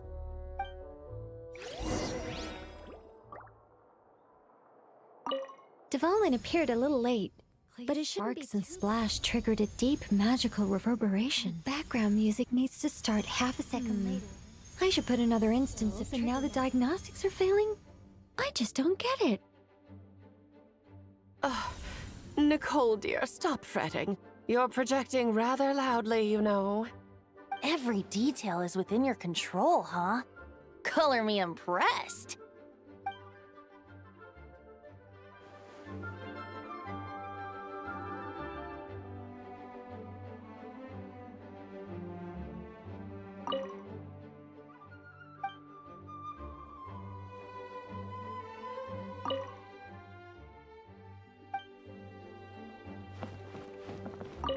Oh, and didn't you say Kleiner would be making the trip with you this time, Alice? He's been delayed, I'm afraid. Troublesome happenings on another planet. And of course, just when he jumped through all those hoops to make it back to Tevat, Dottore starts causing trouble. The border is a terrible mess even now. So, unfortunately, his vacation has been postponed. Just yesterday, he did give us a call on the Dodo communication device, though. As you can imagine, Klee was pleased as punch to hear her dad's voice. I see. Being a seeker is a tough job indeed.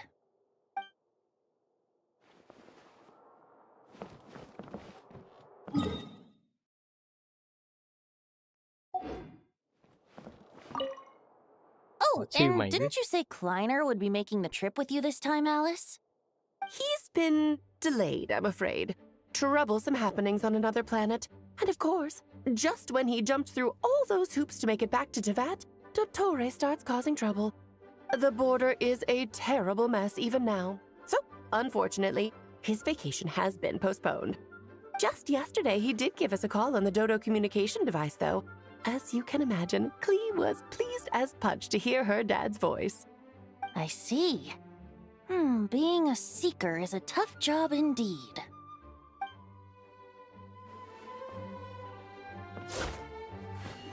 I'llน้ำแป๊บเดี๋ยวมาทำต่อ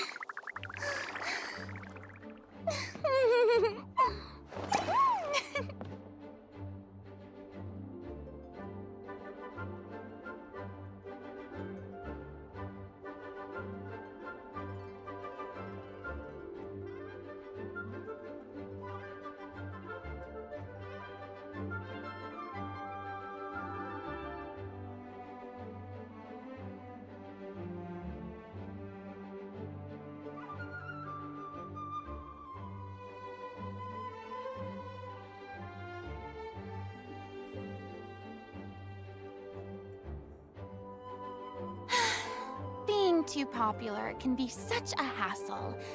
Who knew the people would มาแล้ว adore me so much? โอ้ลืมขึ้นบอกห้องน้ำไม่เป็นไรไม่นานมั้ง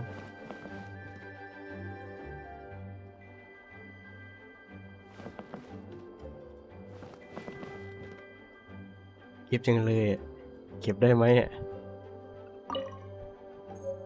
เอา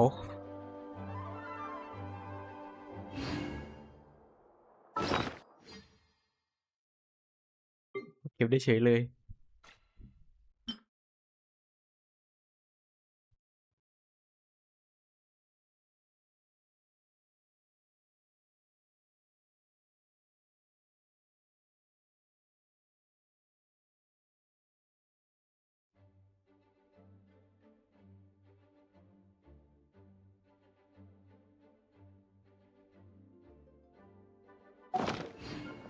เก็บไปแล้วไม่เป็นไรจะไม่ใช้มันอยู่นี่ตลอดไปเงินของไอ้ชายก็หายไปแล้วใช้เรียบร้อยเงินชาย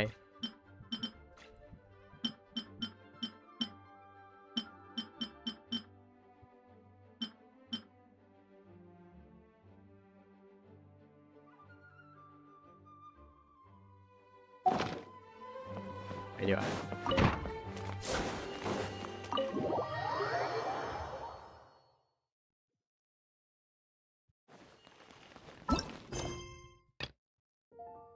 อีก1 ชั่วโมงดูสิ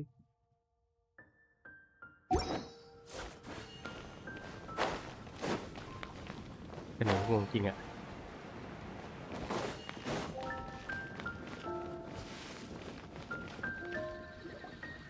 Yes, good work. We'll go with this setup.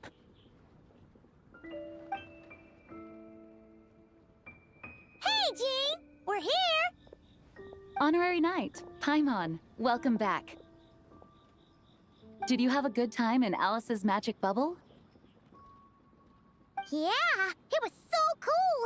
Paimon's looking forward to getting back in there tomorrow. I'll be sure not to spoil it then. I imagine you might be interested in what went into the preparation, though.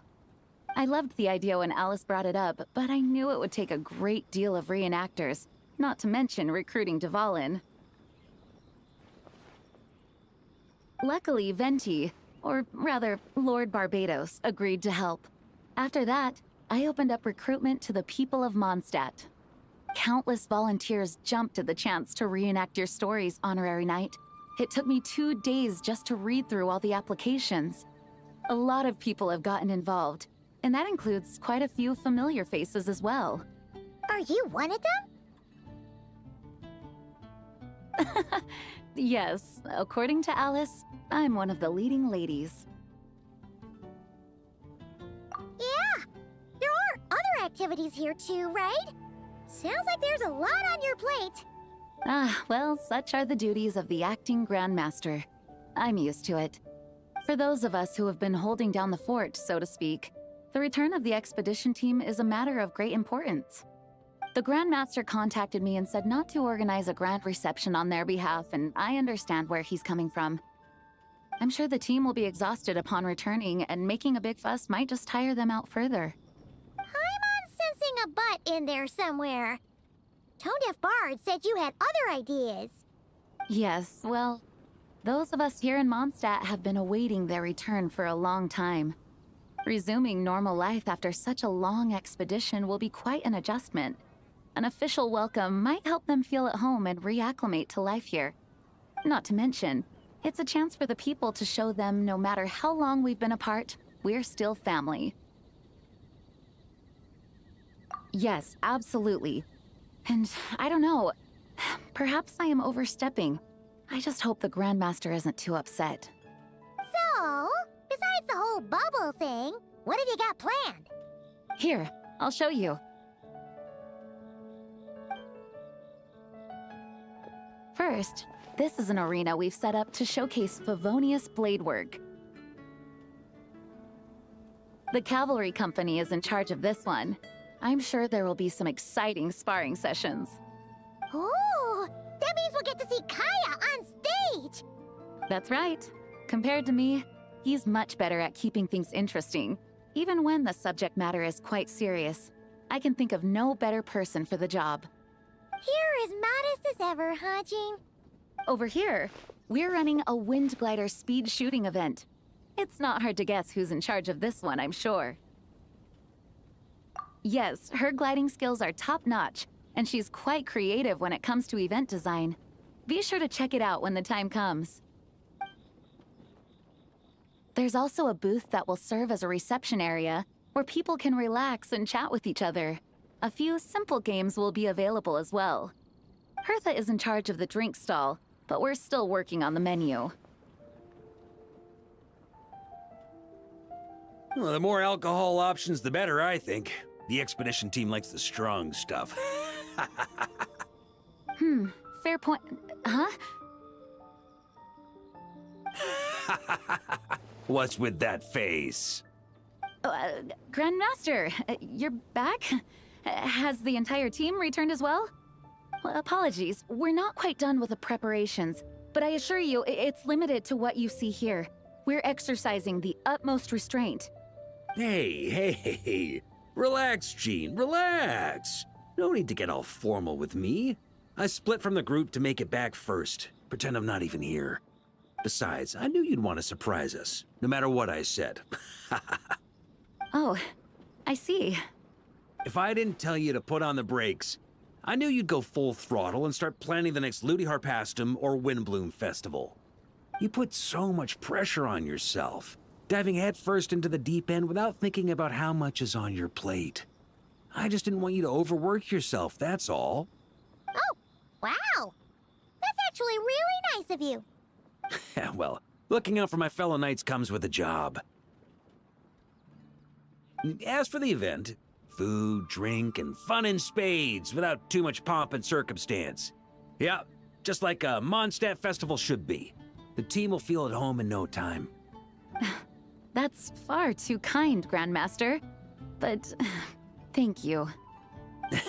I mean it, you know? Just trust my judgment. Anyway, you two got a sec?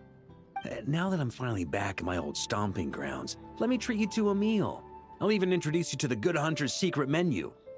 Oh, nice! Paimon's never heard of that before. What's wrong? Not hungry?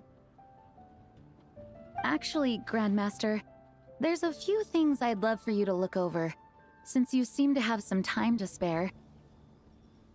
Perhaps we could go back to headquarters first. Hang on. You know this is just a pit stop, right? There's not going to be time for me to take over the whole shebang. Of course. Still, you are the Grand Master.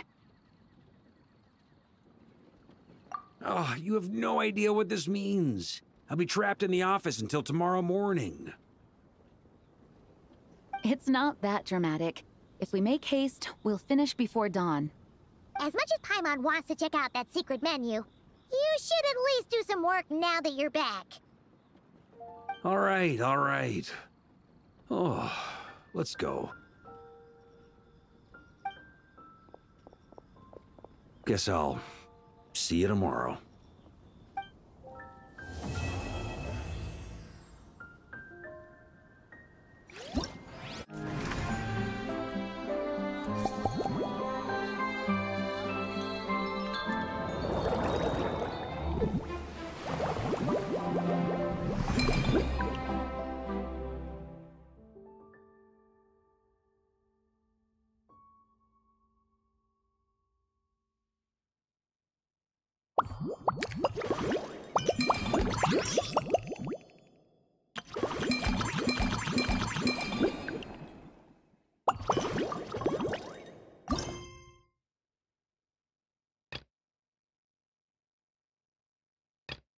ติดเควสเลยว่ะอ๋อหมดวงนี้เควสเปิดอยู่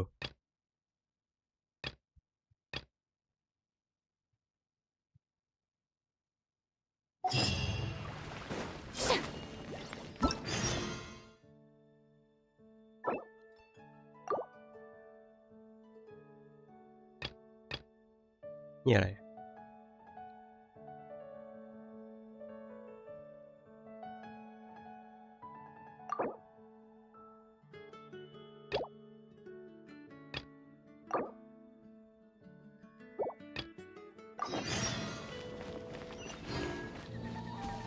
เอาเควสนี่ก่อนแล้วกัน Hello there, Honorary Knight and the Helper in White. It's so nice to meet you, Honorary Knight and Lady Paimon. Glenfiddia, at your service. Looks like you're in a good mood, Hertha. And nice to meet you, Glenfiddia. By the looks of things, you're about ready to open? Indeed. Thanks to some help from the Angel's Share and the Cat's Tail, our drink stand is ready to go. Besides all the classics, we also mix cocktails to order, and are currently offering a limited-time delivery service. Cocktails? Do you remember that time we served as bartenders at the Angel Share? And recently, you've also shown off your skills at the flagship in Nockride. We sure have come a long way, huh? The only thing is, our current drink selection is quite traditional, and it stopped feeling fresh long before the expedition began. To offer everyone some more exciting choices, we're planning to revamp our menu. But I need to get back to handling resident requests, and Glenfiddia doesn't have much experience mixing drinks. Plus, we've got a whole bunch of outstanding delivery orders on hand. Honorary Knight, if you're free, could you maybe help us out for a while, just until my other squad gets back from the Stormbearer Mountains? You'll be amply compensated, of course, plus double pay for overtime, depending on your performance metrics.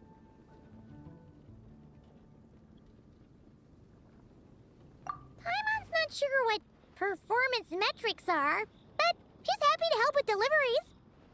As the best guide into that, Paimon needs to keep up with the changing times. Besides, this'll give her the chance to explore the city and stay up to date with all the recent goings-on. Working with you two is always such a breeze. I'll do my best to support Lady Paimon in any way I can. I'm very skilled when it comes to things like portioning out drinks. All right. Well, if you're ready to, then let's get to work.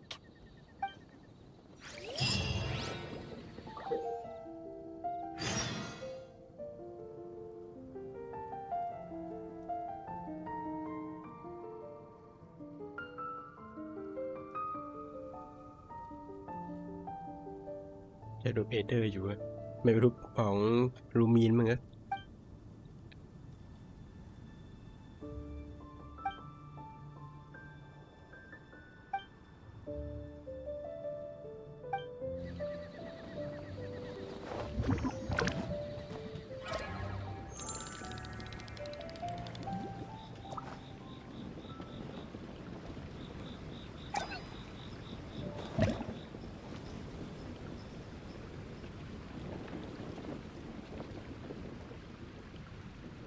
Tea parties are a must for the well-mannered. If you'd like to learn the proper etiquette, I'd be... แล้วอะไรอะอ๋อมันคือวิธีกิจกรรมเหรอ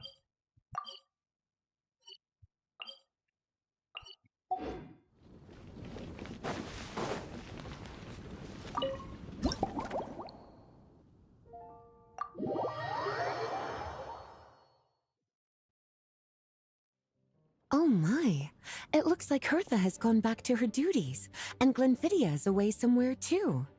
Has our dear cutie taken complete charge of the drink stand? Wonderful.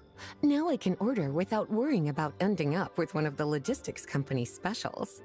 The type of drink that keeps you awake all night, leaving you no choice but to pass the time working.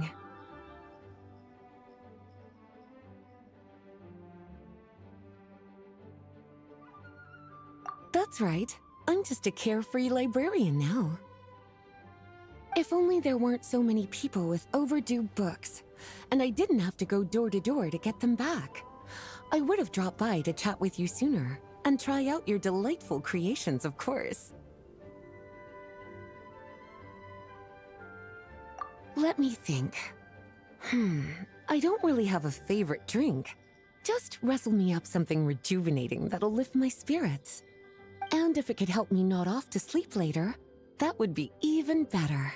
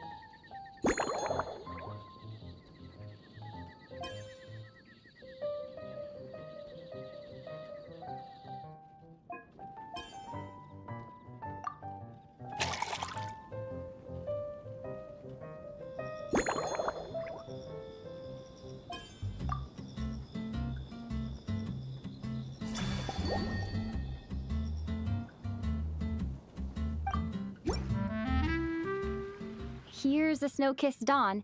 I hope you like it. It's delicious, cutie. Pleasantly tart, sweet, but not cloying, smooth on the palate, with a refreshing aftertaste. If anything, though, I seem to be feeling a little more energetic than I'd like. Perhaps you've unwittingly unraveled Glenfiddia's secret and concocted an even more effective pick-me-up? Don't worry, there's no rush. Your eyes are aglow with curiosity, as though you have many more questions to ask. Let's chat for a while. Take your time. Inspiration will come soon enough.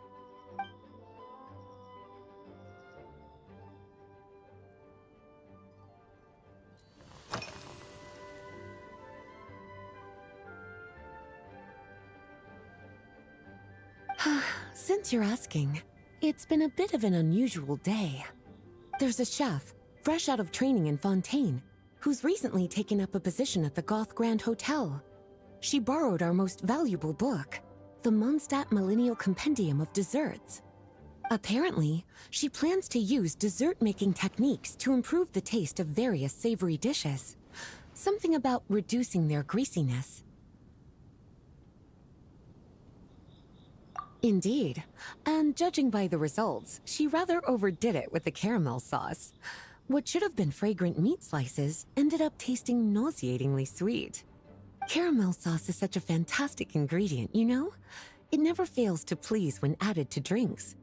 Sometimes I even add a spoonful to my afternoon tea. Improving food, I suppose, isn't always about being as creative as possible.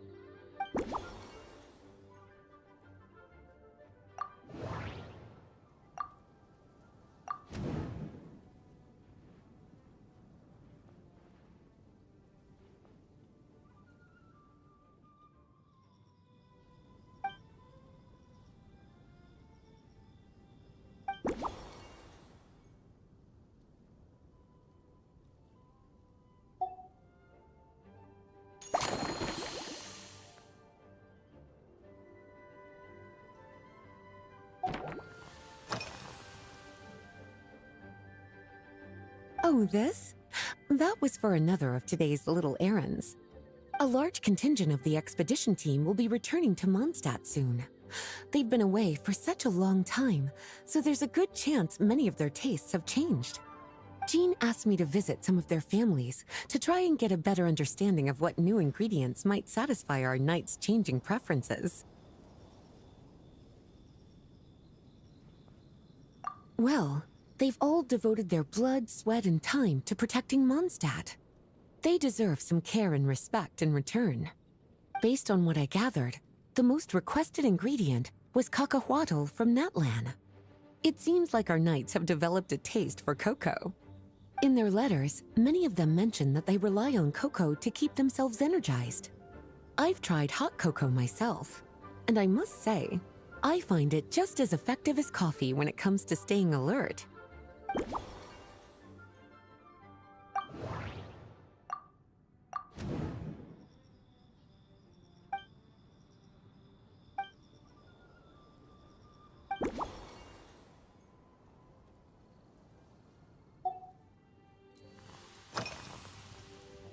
Surely you're not suggesting I'd take this opportunity to sneak off on a little countryside wander? You caught me. My investigations into Mondstadt's lesser-known drinks took me to Dawn Winery, where I had a little chat with the head housemaid, Adelind. On my way back, I ran into Emmetall out on patrol. She'd encountered some monsters she didn't know how to deal with, and in her desperation, asked for my help. I accompanied her on a detour to Wolvendam to teach some raving hounds a lesson. It's been a while since I've had such an invigorating workout.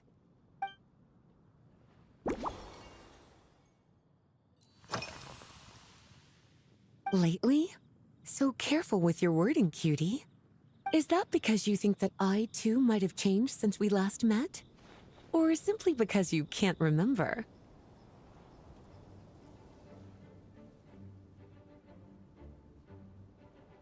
Not bad at all. A flawless answer. Back in my student days, I might have been drawn to every new and exciting ingredient I read about. Constantly expanding my horizons, and stepping out of my comfort zone. But now, I've grown accustomed to a life of comfort and routine. To paraphrase a certain Leo-Ed legal expert, my life is fast approaching a state of living out one's golden years in peace and comfort. I'm no longer so easily moved by adventure and excitement. I'm sure you remember, a few years ago, when we were adventuring together, you found me that sweet-tasting alchemical ingredient. Well, my tastes haven't changed a bit since then.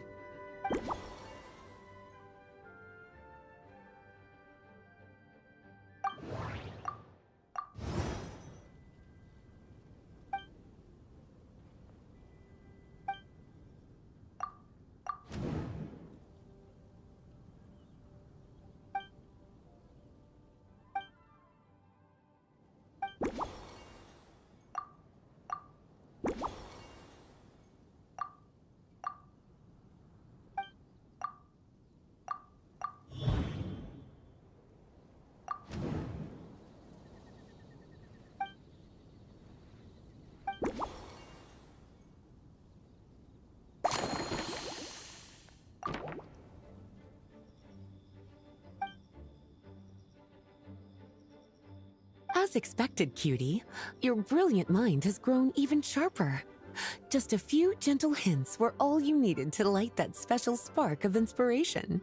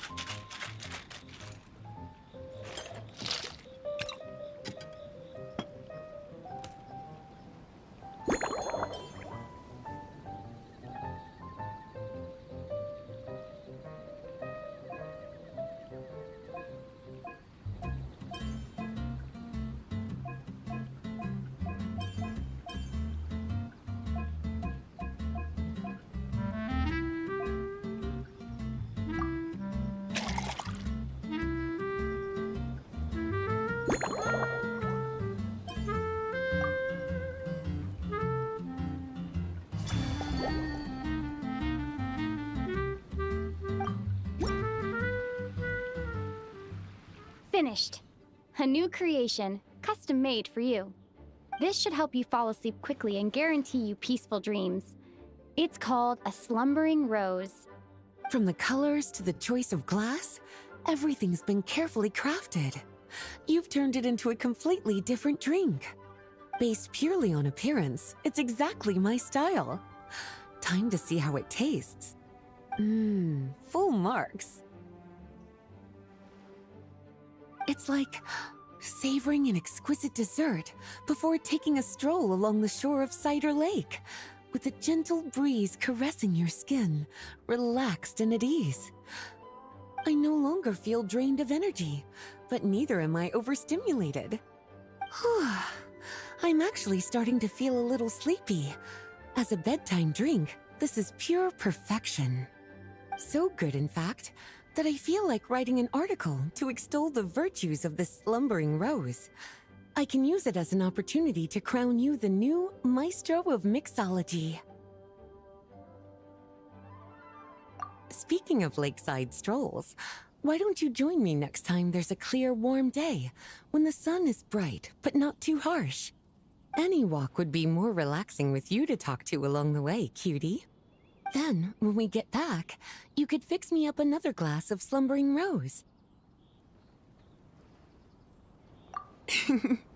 And I'll make just as sure to hold you to that. When the time comes, I won't accept any excuses.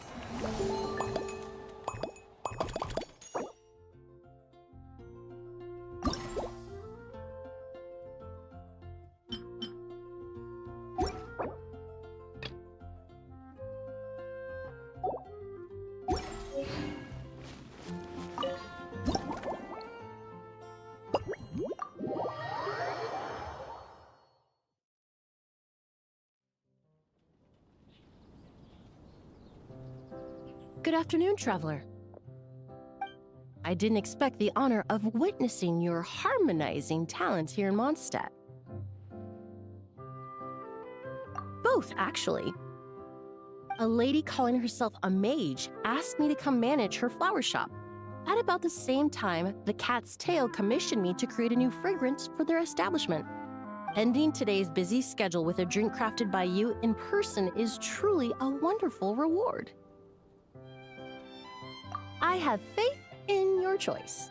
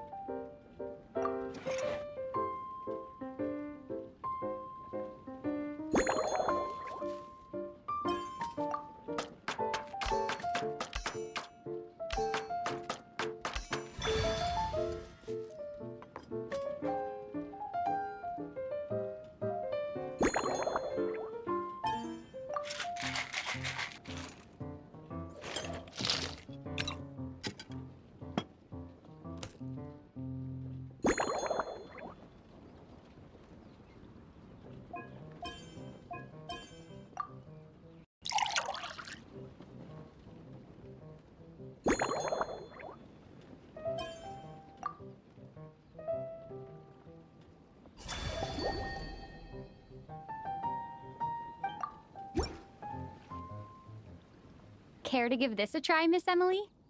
Your artistry is truly a pleasure to watch.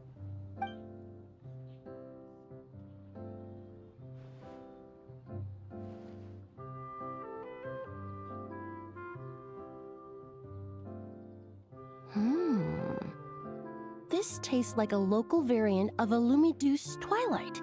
Am I right? The gentle and elegant taste, with its distinct layers combined with a hint of Mondstadt's characteristic scent, offers quite a welcoming flavor, all the while avoiding potentially discordant aromas. Though in reality, there's no need for you to be so conservative. I have quite a high tolerance for flavors that stray outside the boundaries of conventional wisdom. Your drink was nice, but it would be perfect if you could make one with a little more depth. A cocktail that shows off your unique understanding and enhances my impression of Mondstadt. If you need time to mull things over, perhaps you might find inspiration in a little light conversation?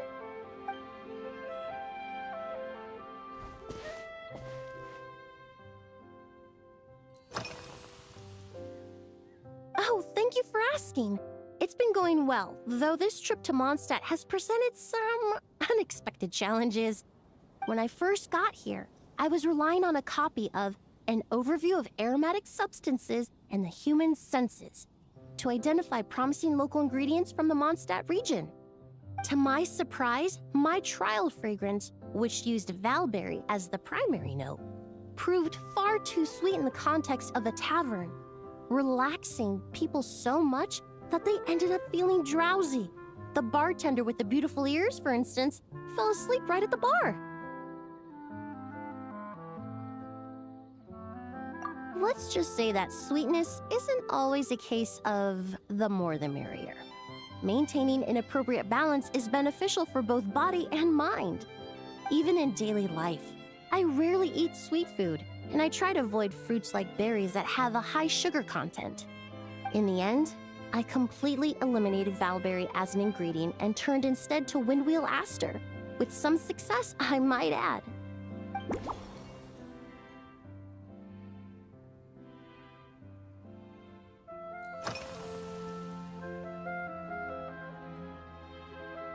They're part of my reward from the flower shop owner.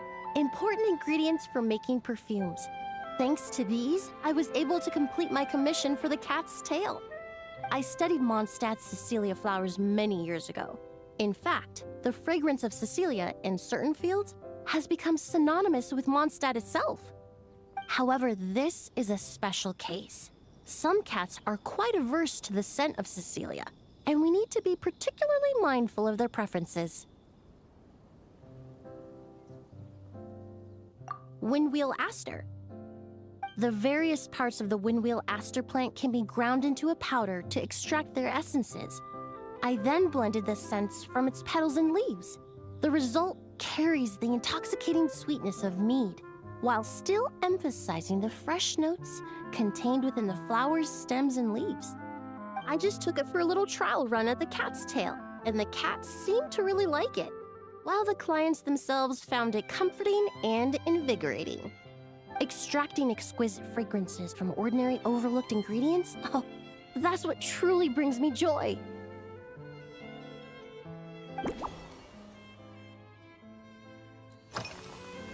Usually, after work, my friends from the Maison Gardiennage sometimes treat me to a few drinks.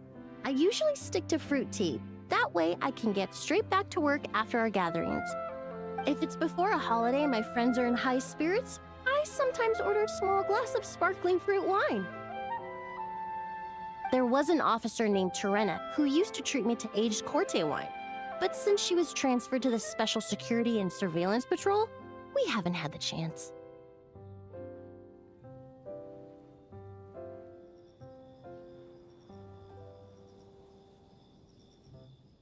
In the world of science, high-proof alcohol is a widely used solvent. I've grown well accustomed to the smell of it by now. Besides, when I'm slightly tipsy, my state of mind changes, which in turn alters my approach to perfumes. It doesn't matter if the result is good or bad, it's all about trying something new. So I don't mind drinks with just a little bit of alcohol, but I don't like anything too strong.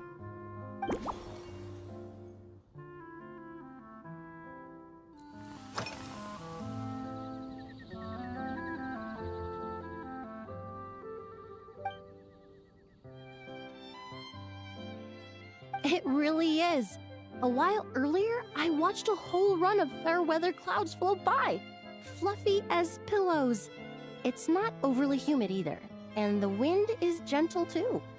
In such conditions, one's sense of smell is heightened, but not to an excessive degree. When scents are blended well, they naturally combine with the ambient context, leaving particularly powerful impressions. It seems something similar is true for mixology. As long as you choose a base of appropriate strength, the various flavors will blend seamlessly together. When mixed properly, all the ingredients work as one to create a most wonderful symphony for your taste buds.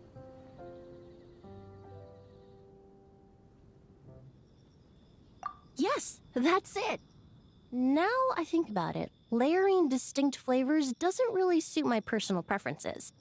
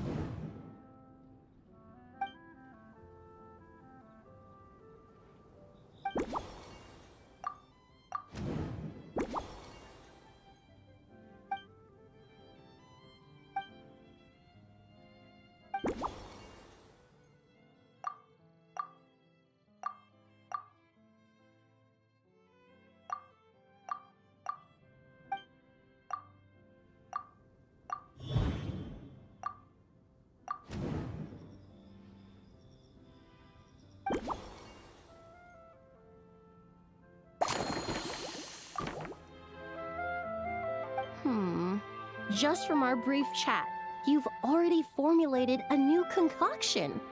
Perhaps you possess a natural talent for this kind of creative work.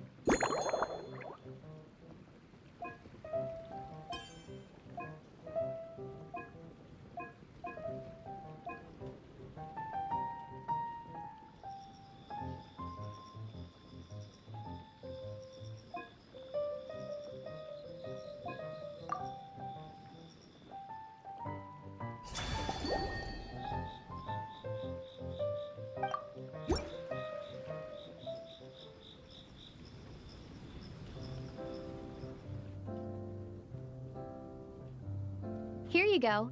A new and improved Emily-inspired Lumidou's Twilight. I haven't come up with a name for it yet. The colors are cooler and more refreshing, and the fragrance is delightfully subtle to match. Are these bright specks on the surface the crushed petals and leaves of windwheel asters? I'm sure it must taste wonderful. Let me try.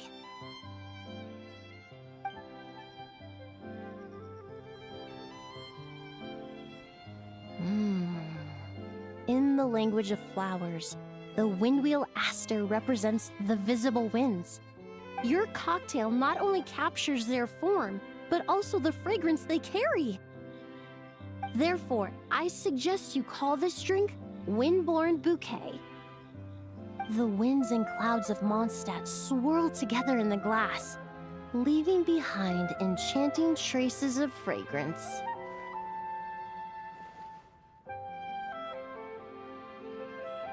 Really? Oh, perhaps it's just a habit of my profession. I'm glad you like it. Now it's time to slowly savor this masterpiece. Thank you so much. This trip to Mondstadt has been so rewarding. This is the most memorable cocktail I've ever had. Once I get back to Fontaine, I will attempt to recreate this moment as both a fragrance and a perfume.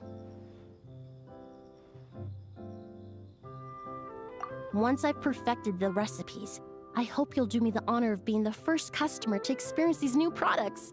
Until then, I look forward to seeing you in the Court of Fontaine.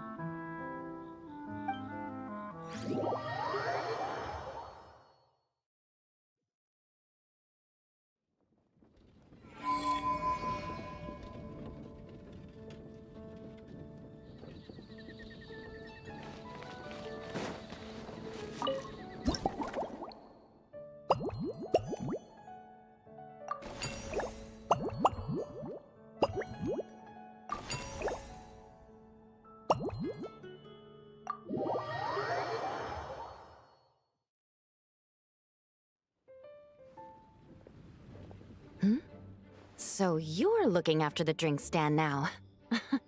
If I'd known sooner, I would have stopped by this morning.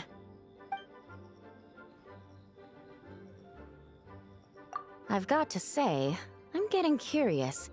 I've heard a lot about your mixology skills.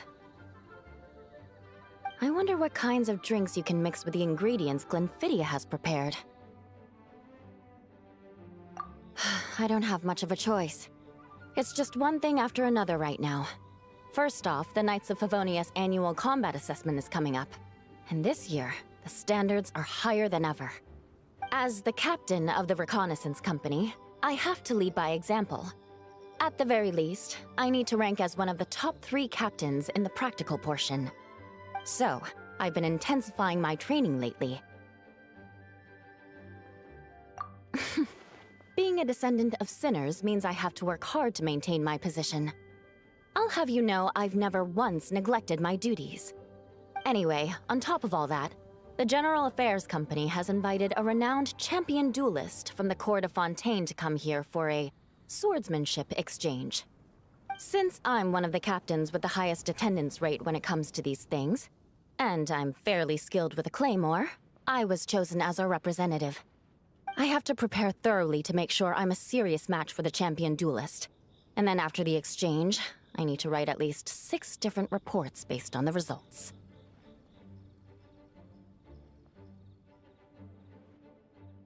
Oh, I sure could. Anything that'll perk me up would be welcome. I'll leave the details to you.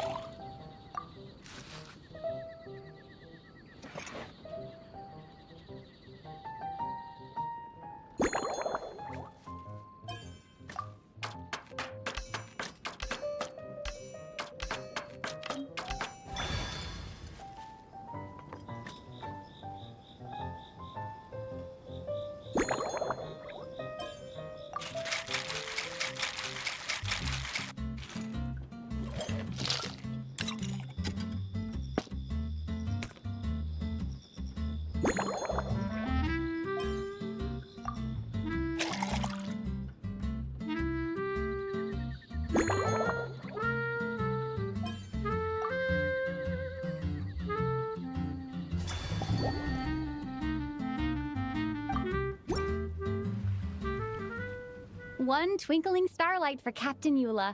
Hope you like it. Judging by your confident tone, I'm certain I will. Well then, I'll make sure to savor this thoroughly.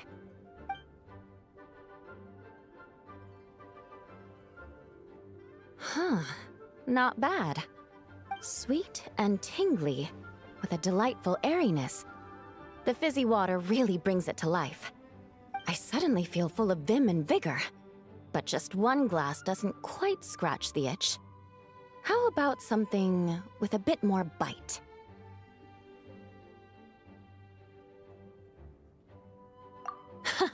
Don't hold back. You don't need to worry about putting me on the floor with nothing but a couple of drinks.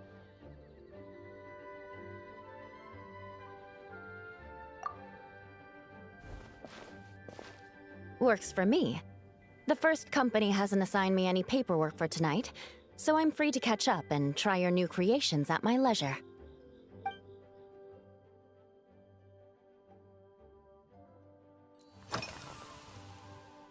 If you want to know what I've been eating recently, I'd better start by mentioning the logistics company's latest revolution. They launched a diet improvement initiative and started distributing a form of standardized canned food to knights operating in the wilderness. In the past, we only had dry rations. Every mealtime we had to set up pots and campfires, roll dice to choose a cook, and take turns standing guard. In all honesty, it was a bit of a hassle. Now we just need to bring our standard field rations, comprising of 5 cans and 9 paper packages. We can heat the cans by the campfire, and then we're ready to eat.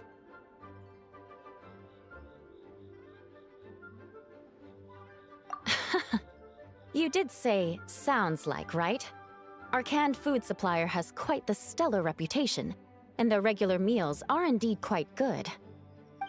The problem is, in order to meet preservation standards, they have to make their military-grade meals way too salty. The vice captain of the 5th Company, who has a somewhat dry sense of humor, went so far as to say, this food's bad enough to bring down the wrath of Li Yue's stove god. In any case, after eating it for a week, my taste buds have gone completely numb. You can hardly blame the logistics company. After all, it is hard to please everyone. Our feedback has already been submitted, and they should be working on fixing the issue. Of course, having fresh meals prepared in camp by a dedicated company chef is still the best option.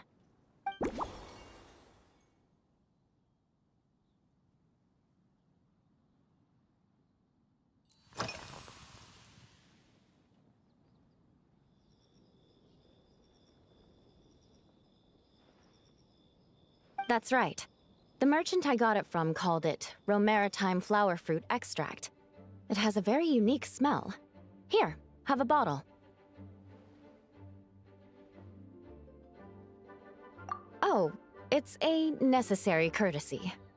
In that book Miss Magistus lent me, The Blade Dancer, 20 Years On, it says, after a duel, a Fontanian swordsman will politely invite their defeated opponents to a banquet. To properly play host to Miss Clorand, I searched for quite some time to locate a rare goods merchant in Dorman Port who sold this juice.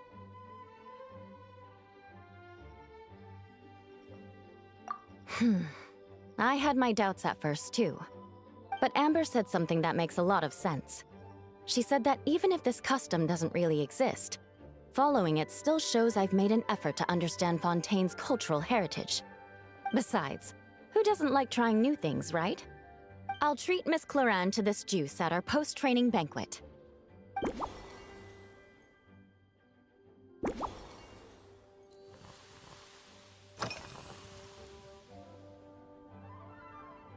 Yes, I have.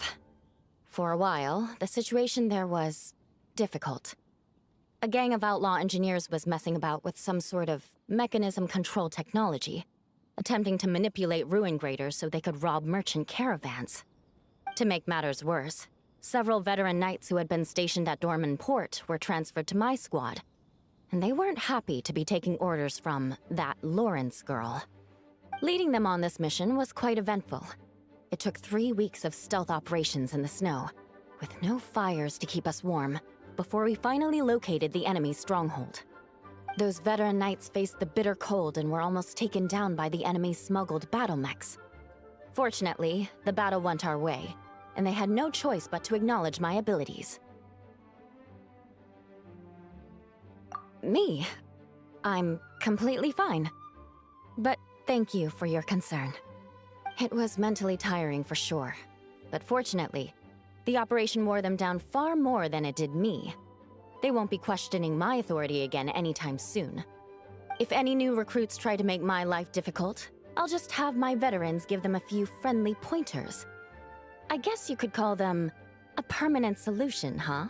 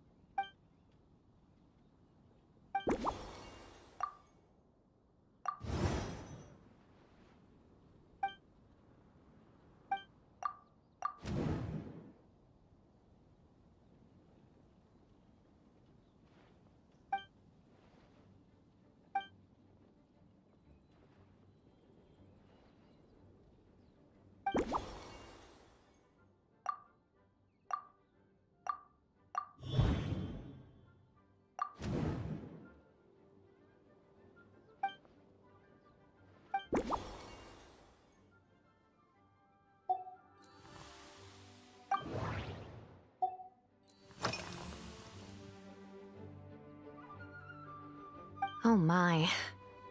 To be honest, I'm eager to begin, but also a little nervous. Miss Clorand's combat style comes from the mysterious Marechaussee hunters. In the library, there are some old Fontanian newspapers from hundreds of years ago that give some idea of how formidable an organization it was. A more recent newspaper claimed that Miss Clorand was an orphan from an underwater kingdom, and that before battle she would perform rituals inviting spirits to possess her sword. Assuming these rumors are true, or that Miss Clorand's abilities might even be more extraordinary than that, it's important that I'm prepared for anything. Incorporating elements of swordsmanship into a drink? Huh. Certainly a creative idea, I'll give you that. I sure could do with an energy boost, but how do you plan to express something like swordsmanship with a cocktail?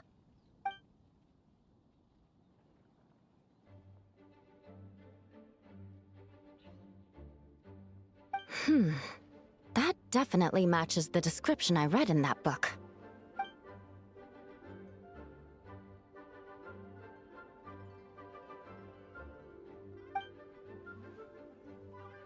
That's right. You really know your stuff. I doubt there's anyone else in all of Tevat who could come up with such a perfect metaphor.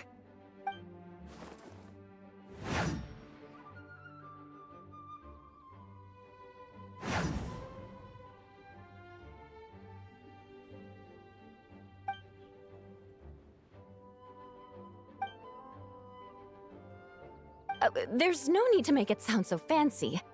It's just an aristocratic variant of Favonius bladework, with a bit of personal flair.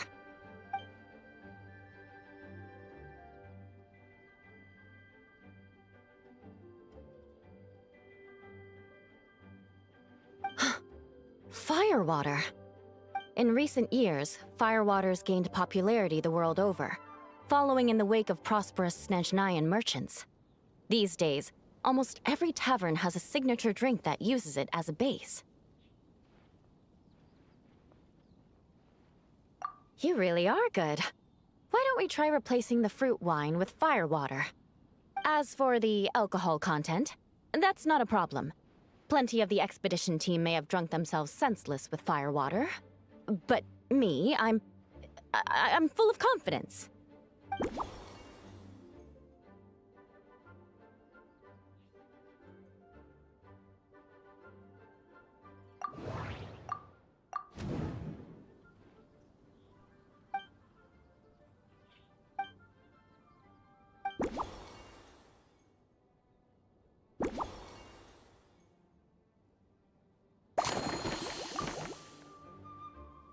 Brilliant. I'm looking forward to seeing how you do.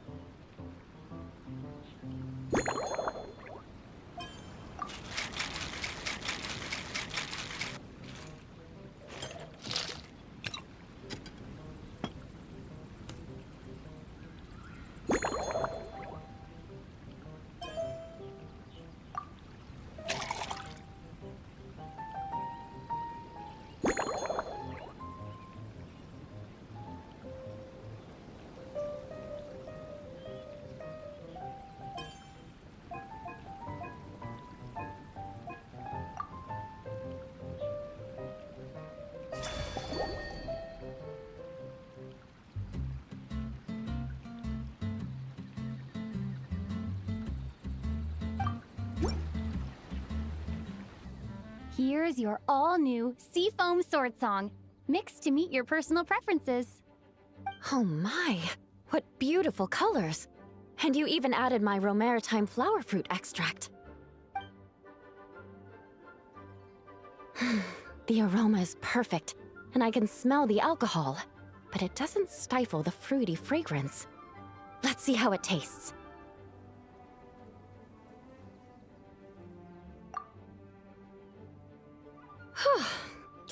Give me a moment to come up with the right words. I need to think carefully. I know it's unbecoming of a lady, and a proper connoisseur would savor their drinks slowly. But I'm sorry, this is just too good to be true. Can you mix me another?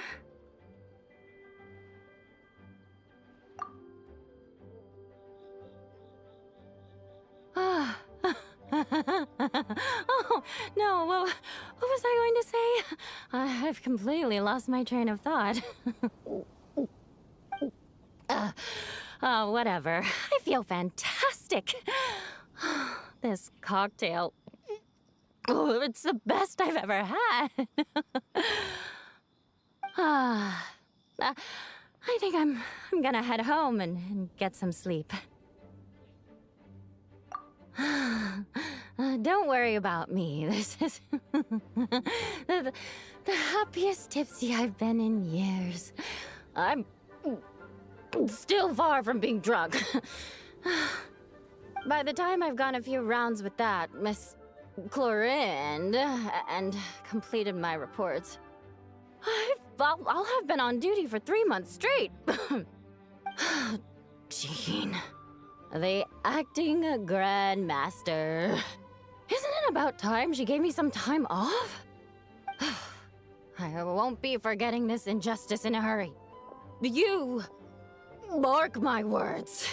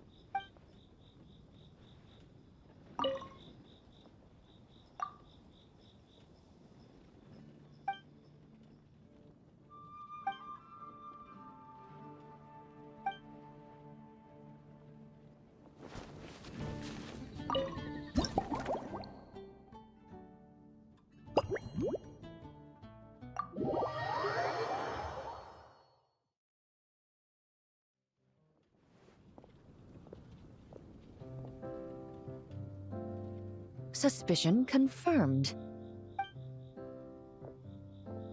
While patrolling the area, I was sure I'd sensed a familiar presence, so I came over to take a look. And sure enough, here you are.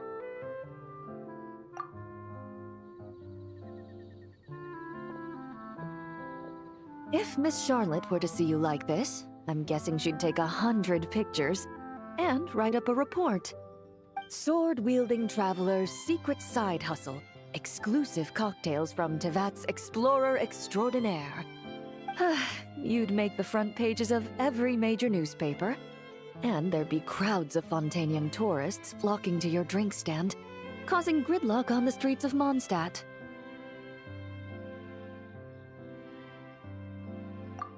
Luckily for you, I turned down Miss Charlotte's request to accompany me here, so you're unlikely to be seeing any scenes like that.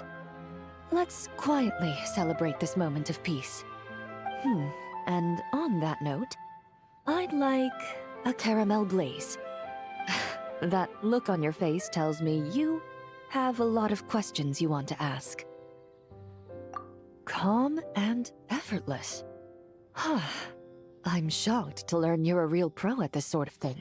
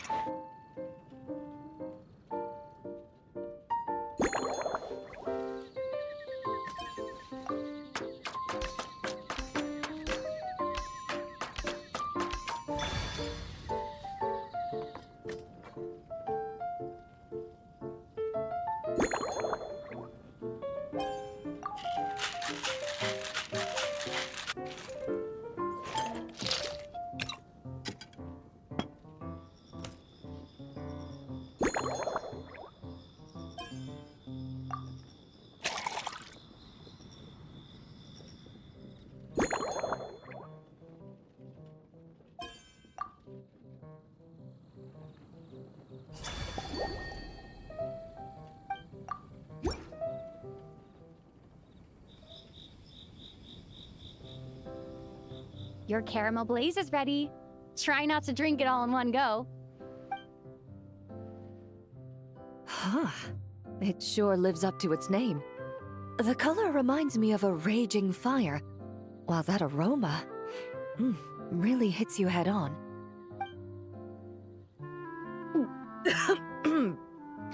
It's quite strong.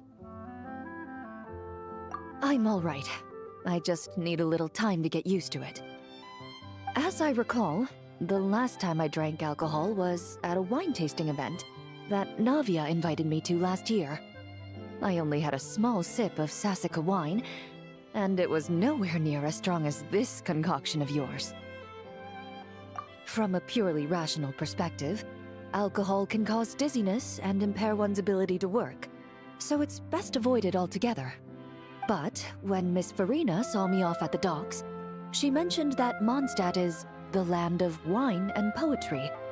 Since I'm here, I thought I should at least try the local specialties.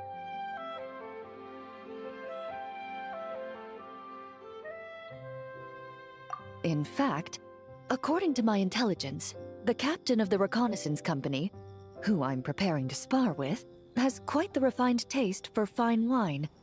Her publicly available battle reports are truly a sight to behold. Out of the utmost respect for her skills, I feel compelled to deepen my knowledge of Mondstadt's wines.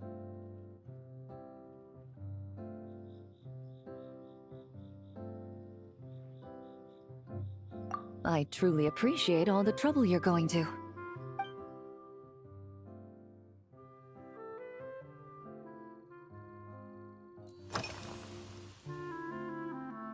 Huh? Does that mean she's already finished her commission? Well, she's certainly efficient. Once I return to Fontaine, perhaps I can let Sigewin know that I'd be happy to purchase her latest perfume. I'm not sure I'd say that. On my way to Mondstadt, we happened to take the same boat. Naturally, we got to chatting. I've often heard Sigewin praise her work. After conversing with her on the journey over, I must say, she is indeed a rare and refined individual. She's gentle and composed, yet keeps others at a distance. Perhaps it's due to her profession. I find this approach ideal. It allows one to maintain a lasting sense of inner peace.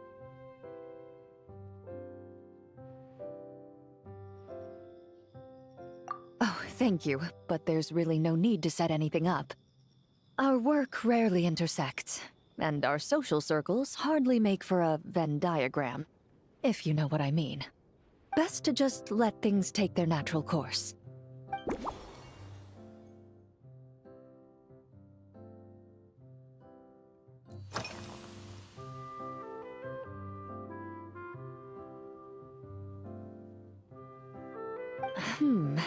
When I'm working, I often drink coffee. But with meals, I prefer a lighter tasting drink, like Buell fruit juice. Since I eat a lot of meat, the slight acidity of the juice helps balance out the greasiness. Over time, I've grown accustomed to the sour taste. After the swordsmanship exchange, the Knights of Favonius rather kindly treated me to some traditional Mondstadt cuisine.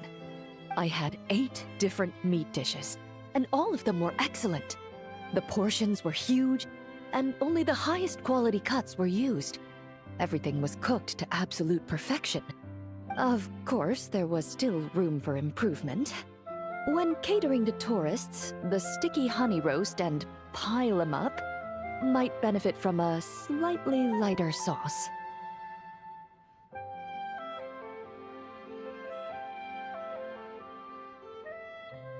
I've certainly tried all the red meat dishes. I think I've had enough calories to sustain 3 days of vigorous work, so I've had to decline all subsequent dining invitations. To be honest, I can still taste the grease. There must be a way to cleanse my palate.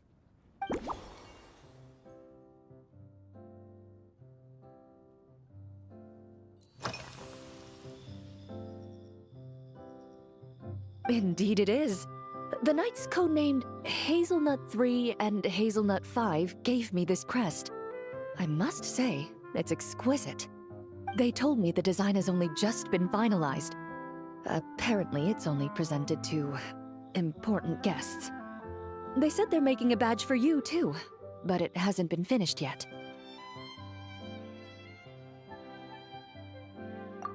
You're not wrong.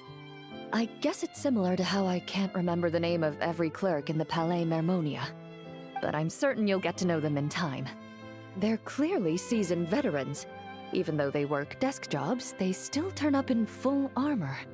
After handling my affairs, they headed to the tavern for a gathering, saying they wanted to continue last night's duel and determine who had the highest alcohol tolerance. Drinking barrels of beer the night before, yet being able to work with clear minds the next day. Whew.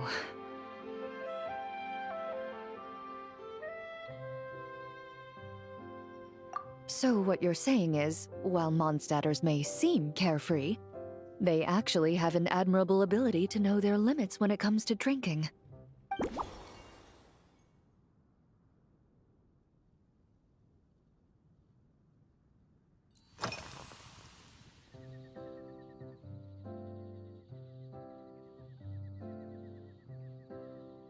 I've seen a little. I took a stroll around the city the first day I got here.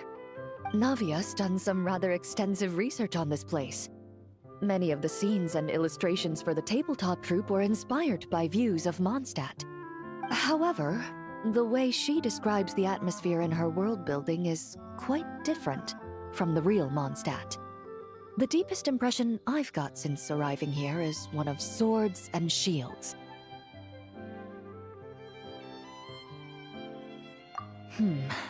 Perhaps because I've mostly just visited the blacksmith and the training grounds. Recently, the newer weapons and armor produced in Mondstadt have been created using a completely different heat treatment process from those in Fontaine, with a higher carbon content in the surface layer. While this has slightly reduced their overall toughness, their impact resistance has greatly improved. These newer weapons give off a smell like overbrewed coffee.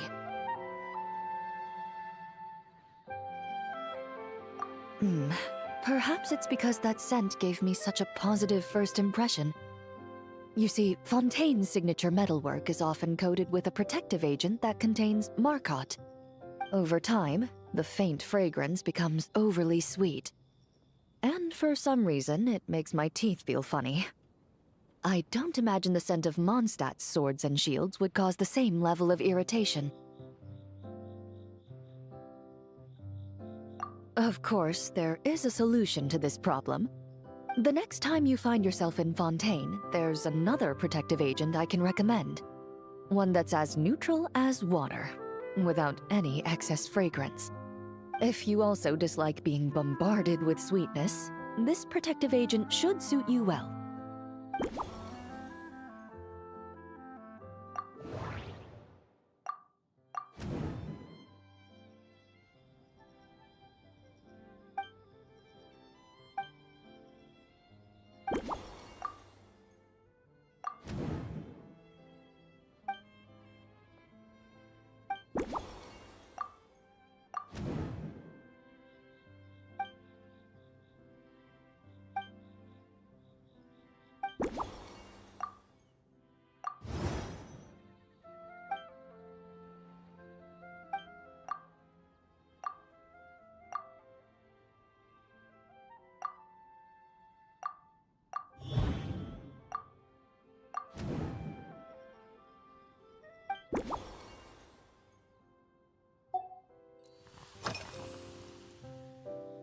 Are you already planning the details of our hypothetical get-together? Based on my previous experiences with alcohol, I'd guess my tolerance is similar to Emily's. Fruit liqueur is probably my limit. So when the time comes, I think you'd be best off mixing similar drinks for the both of us.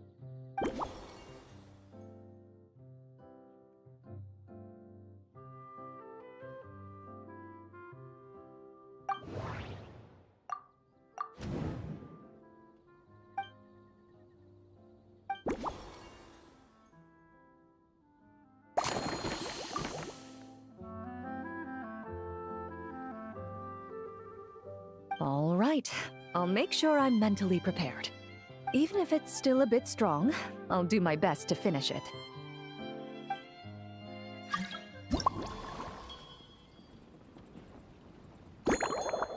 เรื่องอะไรใครขอเข้าโลกมาหรือเปล่าหรืออะไรเมื่อกี้เดนเสียงไม่ขอเข้าโลกก็ส่งจดหมายแต่น่าจะขอเข้าโลกแหละ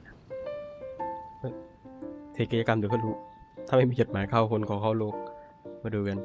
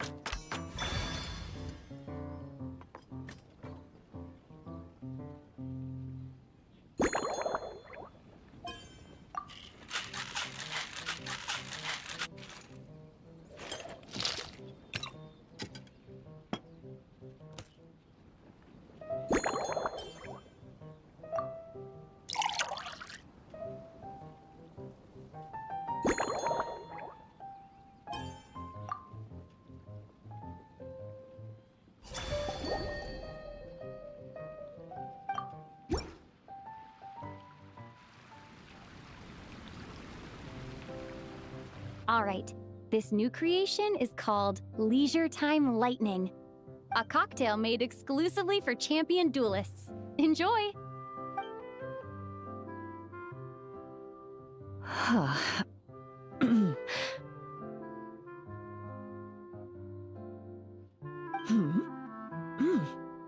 Have you added fruit wine? It tastes wonderful. This is ideal for me. There's a subtle saltiness that combines well with the tartness of the fruit and the sweetness of the caramel. Each sip balances delicately on the edge of perfection. The color of the wine also fits well with the name, and the lightning imagery contrasts with the fiery nature of the caramel glaze. But where does the leisure time part come in?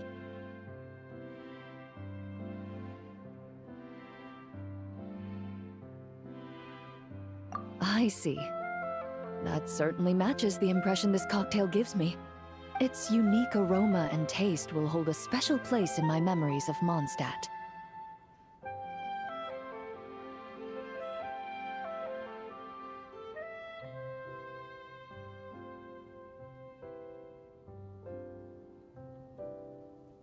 Do you think, if the chance were to present itself, you'd be interested in mixing drinks somewhere else? A cafe, for instance, or the Hotel de Boer.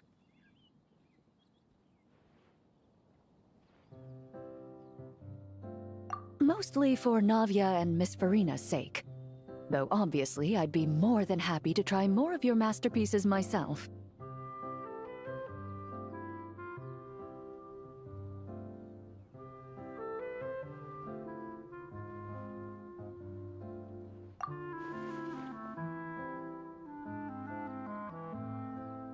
I understand.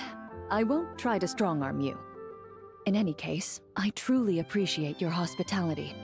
Thanks to you, whether I'm facing the powerful captain of the reconnaissance company or discussing strategy with the Knights of Favonius, I'll be in my best condition.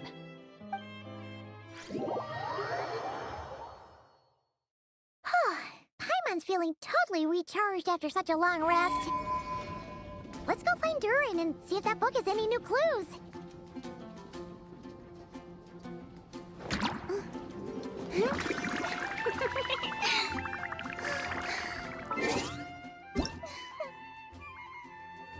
Okay, จะเข้าอะไรกดแต่งลูคัสมาจอริสเกิดอายุอ่านถูกไหมอ่านไม่ถูกไม่รู้ไม่รู้มาจอริสสักอย่างหนึ่งกดทางลูคัสมาจอริสจดอายุแล้วกำลังทำอยู่ปรีทำเสร็จแล้วลืมรับด้วยสวยต่อปิ้งกัน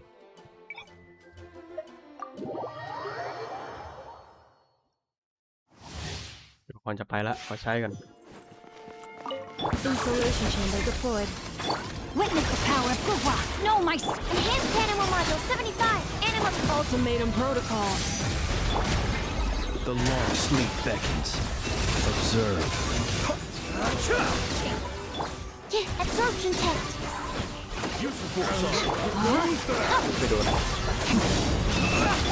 Don't break my glasses. Swirl, Mark 2.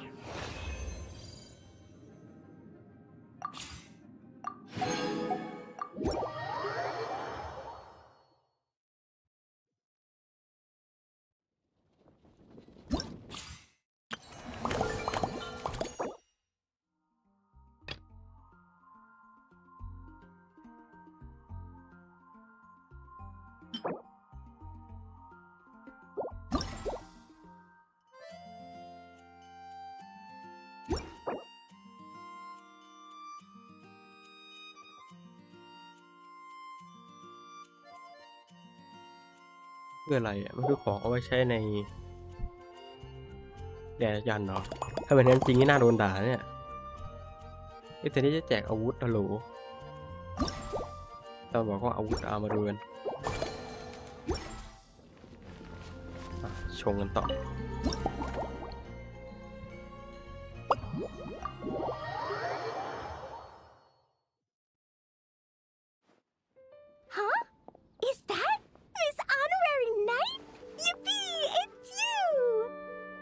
ทำไมถึงมาร้านเหล้าล่ะ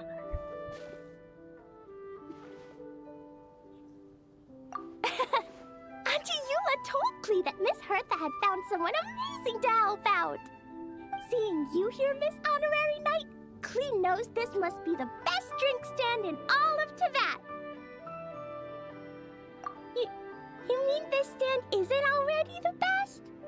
Well, out of all the drink stands Klee's ever visited, Miss Honorary Knight's is easily the best. And no matter what drinks Miss Honorary Knight makes, Klee will definitely think they're yummy. Oh, you want me to be mean? But Klee could never be mean to you. Let me think. I know! I'll pretend to be Albedo!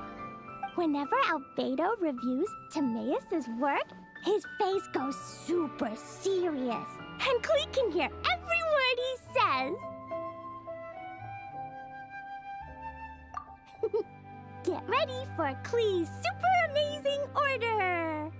I'm going fish blasting with Mom soon. Don't tell Master Jean, though! So, Klee wants to order a fair weather frolic. Anything like a bright sunny day will definitely put Klee in a super duper mood.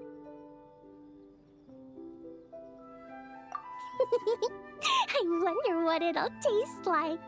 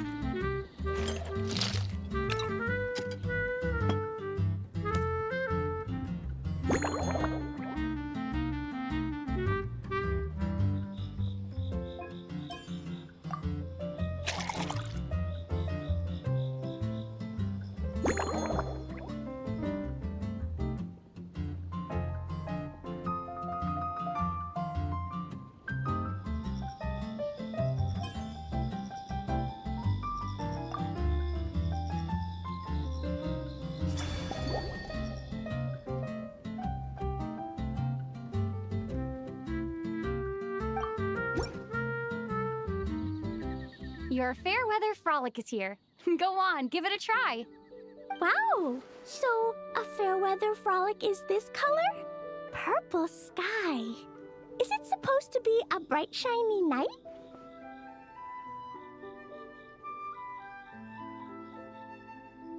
Clee will take a sip first. Then you can think about it more carefully.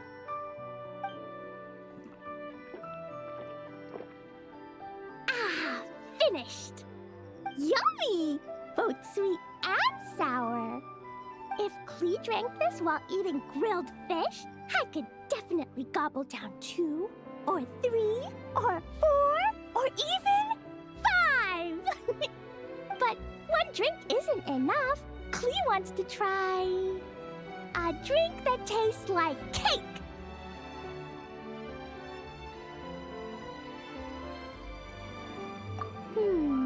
Clee doesn't know what drink to choose. Why don't we decide together, Miss Honorary Knight?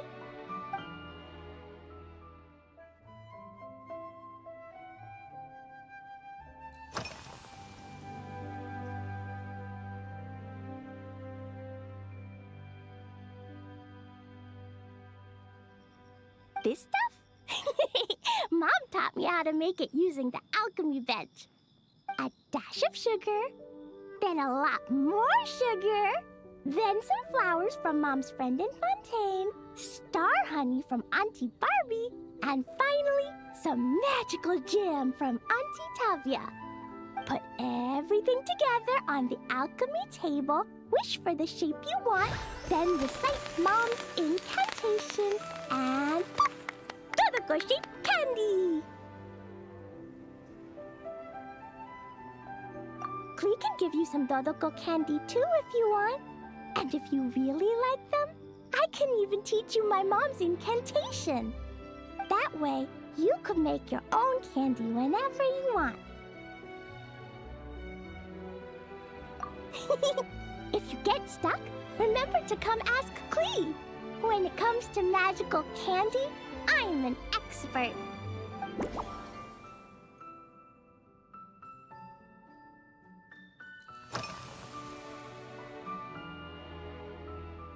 Yeah, Mom gave me an amazing book recently. She said I have to read one chapter every night, learn something useful, and then go to bed early. That book taught Clee how to make something called propellant. Now Jumpy Dumpty can go Fwah! And bounce even higher. It's not hard at all. In fact, it's a lot like making bombs. You just have to be careful when trimming it down. It's like sharpening a pencil that could suddenly go boom.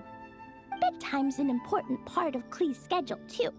Mom sits by my side and tells me all kinds of wonderful stories. She has a lamp made of gemstones, and when she turns it on, it goes kabling and lights up the ceiling. Yeah, when something happens in the story, the lights on the ceiling make pretty pictures. Sometimes Mom falls asleep before the story ends, so Clee has to tuck her in instead. As soon as Clee learns how to use the lamp, I can come tell you stories, Miss Honorary Knight. Clee has memorized so many wonderful stories, enough to make everyone happy every day.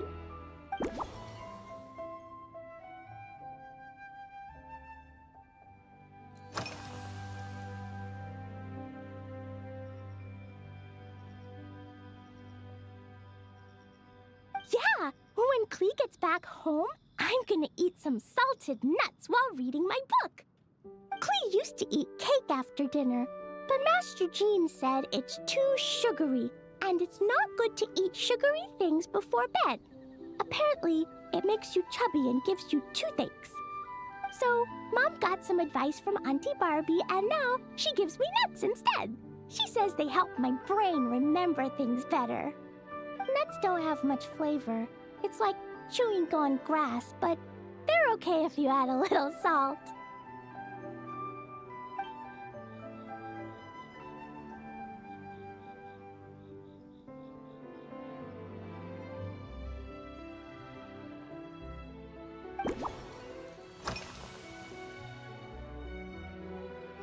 3 square meals?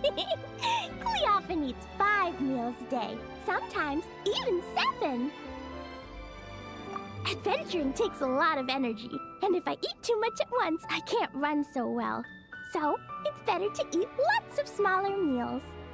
Albedo used to prepare all Klee's meals, and my lunchbox was always arranged so neatly, just like a pretty painting.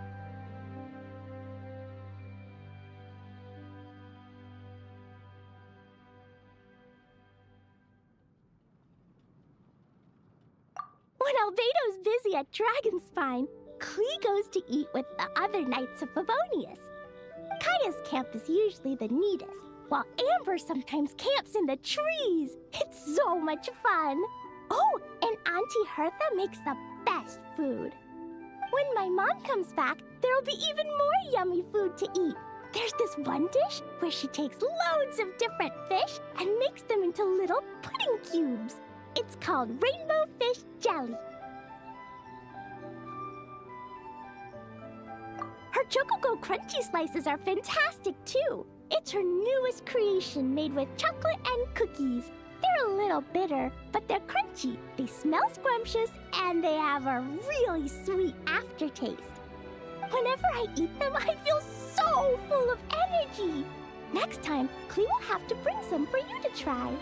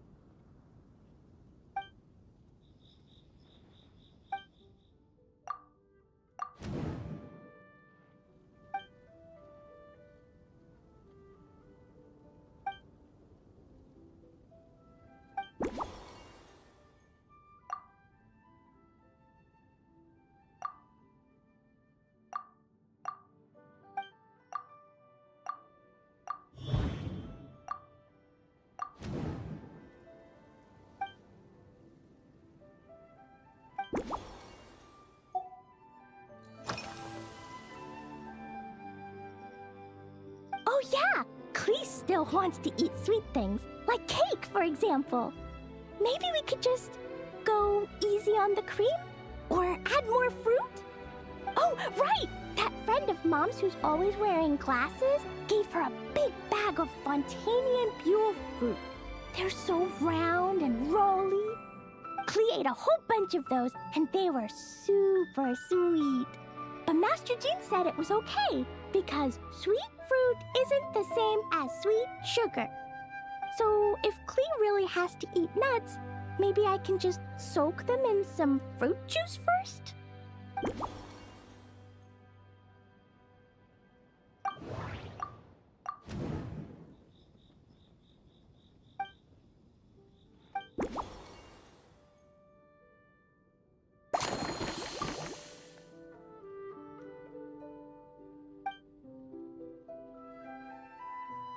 Yeah, that was quick. Klee's looking forward to finding out how tasty your next concoction is.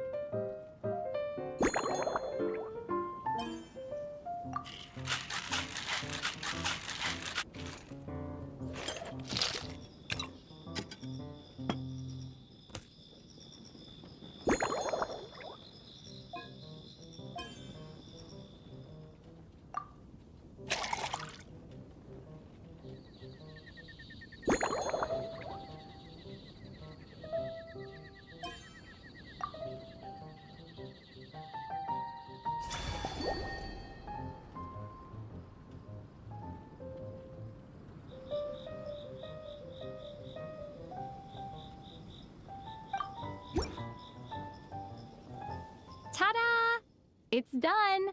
I just know you're gonna love this new creation. Wow! There's Dodoko candy on top!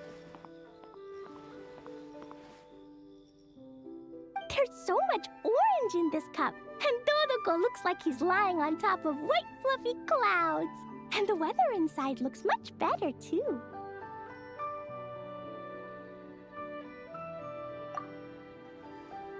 Yummy! It's so delicious! Klee has to drink slowly. I can't just gulp it down, or I'll miss all the yummy flavor. Miss Honorary Knight, this is amazing! It's like you mixed sunshine with juice. Klee was so tired from playing, but now I feel refreshed. And warm. And peaceful. Ooh. You're the best, Miss Honorary Knight.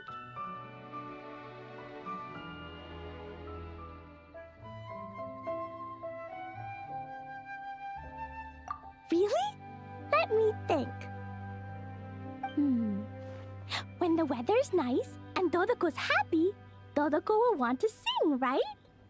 And when Dodoko sings, Klee wants to sing too. So, let's call it Dodoko's Duet.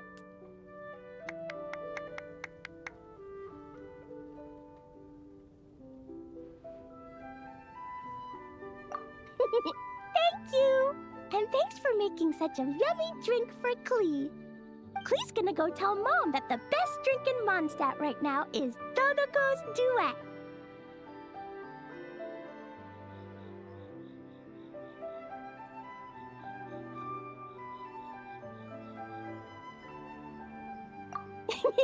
Klee's gonna write down Mom's incantation and give you a copy, Miss Honorary Knight. Then you should learn magic too, so you can make all the candies you want. See you next time!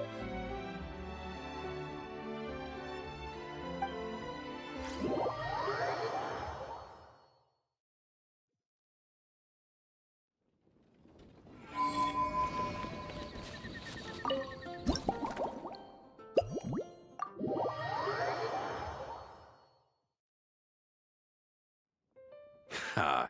So Hertha's even roped our honorary knight into helping with this little venture. When we were discussing the drink stand earlier, I took one look at the menu and could barely contain my excitement. Now, it's finally time to sample the finished products.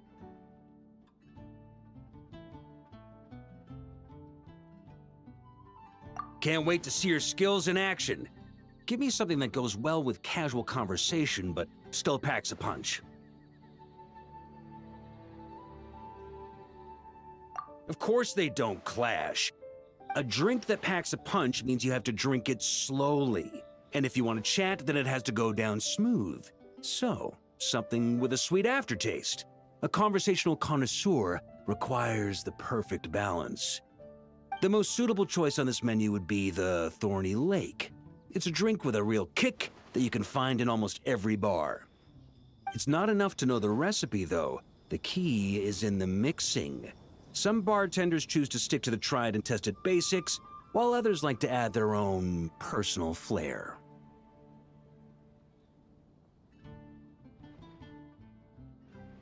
That's the spirit. Now, show me what you've got.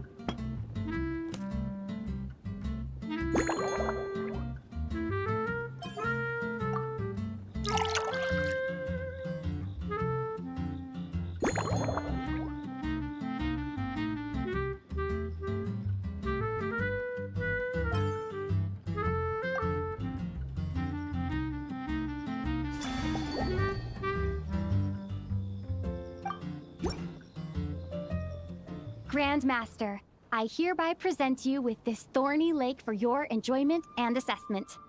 Well, the color and aroma are certainly on point. But as for the balance of flavors, I'll just have to taste it and find out.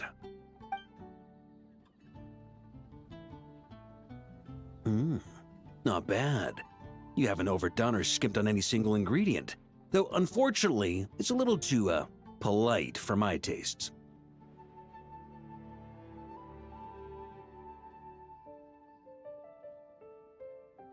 Perhaps I should have said modest. You followed the formula to a T, but if anything, you've played it a little too safe. Were you worried that deviating just a little might disappoint me?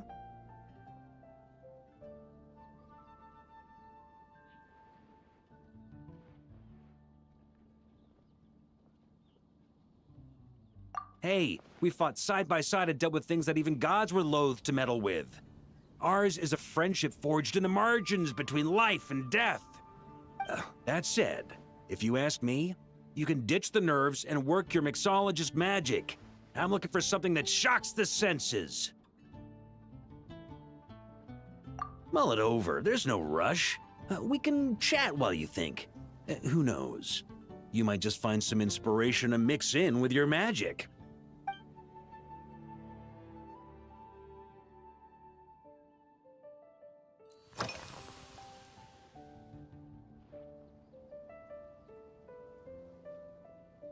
Pretty awesome, huh? It's like a hammerhead that you can fill with wine when you're not using it to pound in nails. It was a gift. Hoffman came up with the idea, Charles supplied the design, Wagner helped cast it. And about 10 or so knights chipped in to pay for the materials. They've been waiting to have a good drink with me. And this is my crucial weapon to aid me in a fair duel with them all. I'm the Grand Master, after all. I've been drinking a lot longer than them. I've practiced more assiduously, and I have a bit more, meat to absorb the blows. So it's only fair to my subordinates that I drink a teensy bit more per round. Wouldn't you agree? Of course, some of them have been training as long as I have, and those ones won't be getting any special treatment. Take Hazelnut 3 and Hazelnut 5, for example. Both were skilled warriors who helped me deal with Eric back in the day. Nowadays, I have them helping Jean with miscellaneous duties. At today's after-work cooldown, they insisted on trying to keep pace. In the end, they lost our game of darts and ended up passed out on the floor. I've already told Jean that I won't be approving their leave request for tomorrow, no matter what.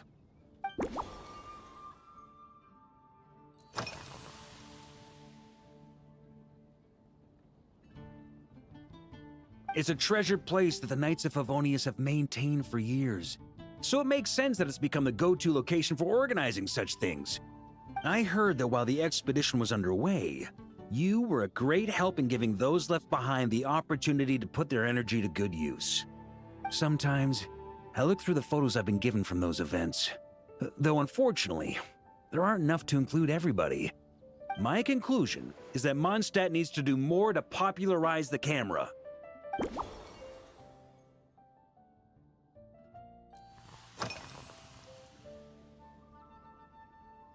Well, let me think.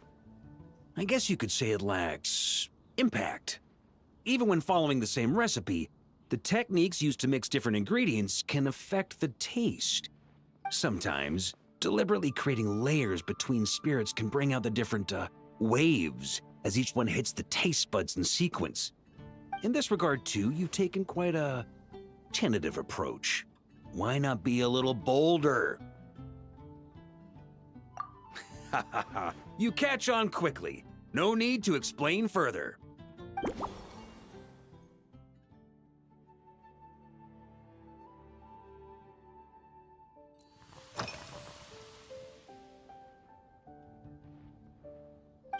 Ha! I like your style. Speaking of this garden, it brings back memories of something that happened many years ago. When I was young, I like to find ruined guards to test my fighting skills, both armed and unarmed. Once, I failed to take down a stray missile, and it ended up destroying a watchtower on the city walls. As punishment, I had to run 50 laps around the city, repair the watchtower, and help rebuild the shattered walls in this garden.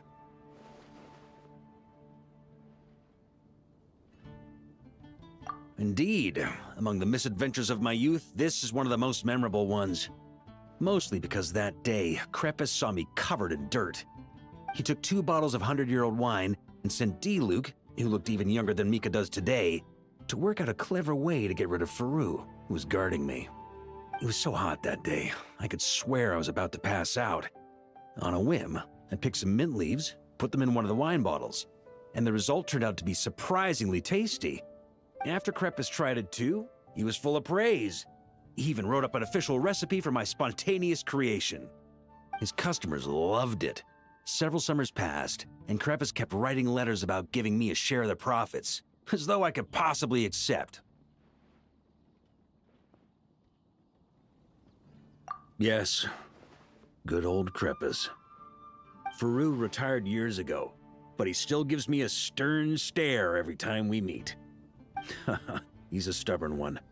D-Luke, who replaced him, and then Kaya, who took over later, both performed impeccably. Changing times will always belong to the youth.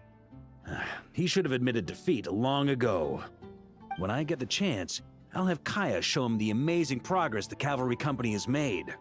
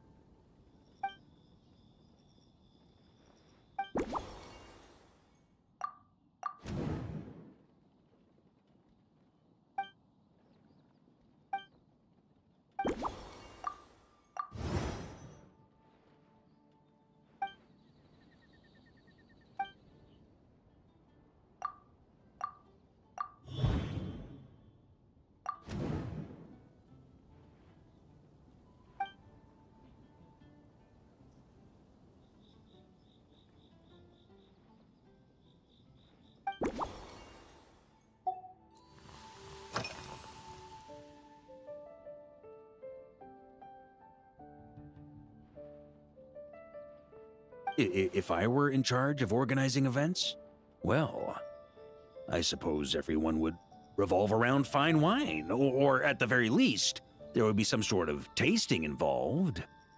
For example, we could go all in on this drink stand and open it to the whole city, with every company of the Knights selecting 1 or more mixologists to compete against each other. It's only a thought. Can't let things get too out of hand. If I were to actually throw a grand banquet, Jean would come after me with her sword drawn. Even Frederica would launch a punitive expedition. While in Nodcry, we had a rule that knights must never get drunk while at their posts. Otherwise, it could lead to dereliction of duty with serious consequences. Exactly. As expedition members return to their companies, my hope is that this rule will gradually spread to everyone in Mondstadt too. Just like firewater and Smedina, these Nodcry delicacies have made their way into Mondstadt's households and become part of people's daily lives. Young people need to learn restraint.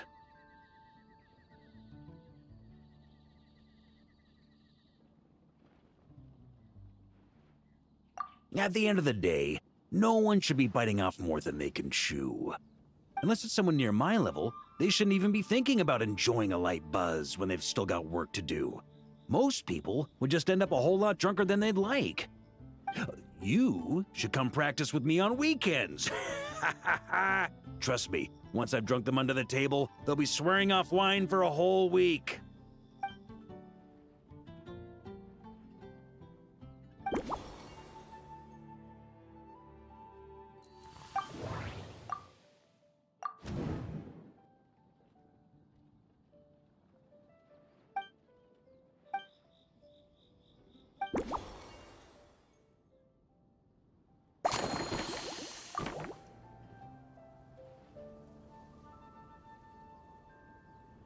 Huh? Oh, feel free. Whatever you're about to do, I've got a feeling I've hit the jackpot.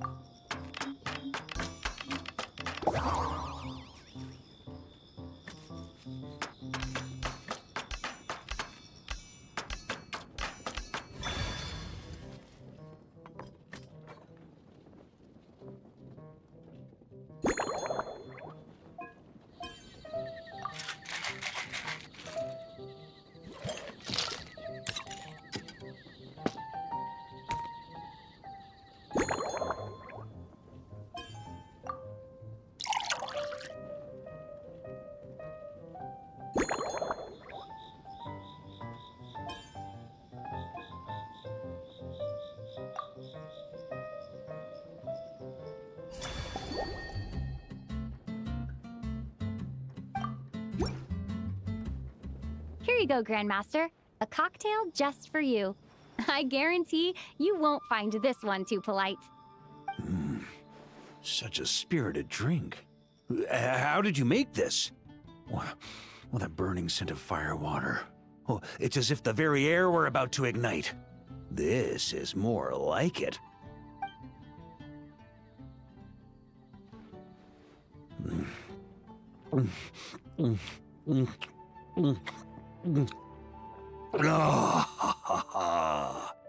Perfection. It's clear that once you let go of your inhibitions, your talents really shine through. That first hint of mint is like a cooling feint that masks the firewater underneath. By the time the sweetness dissipates, the firewater has already slipped in behind your guard, ready to deliver a powerful strike of intense flavor. Oh, it's exactly the impact I was hoping for.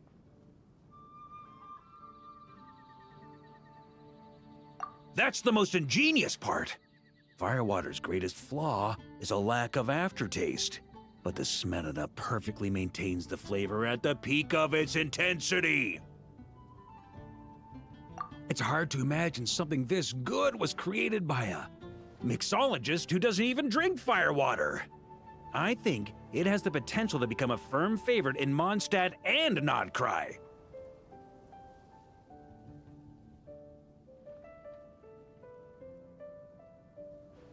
Iron Wolf.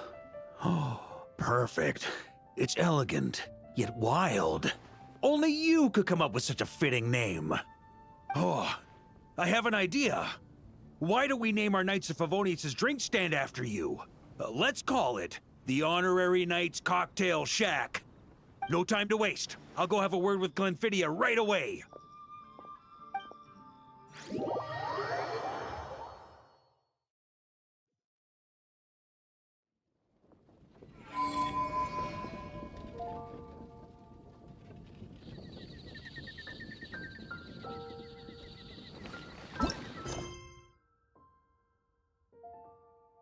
เวทของดูรินเปิดแล้ว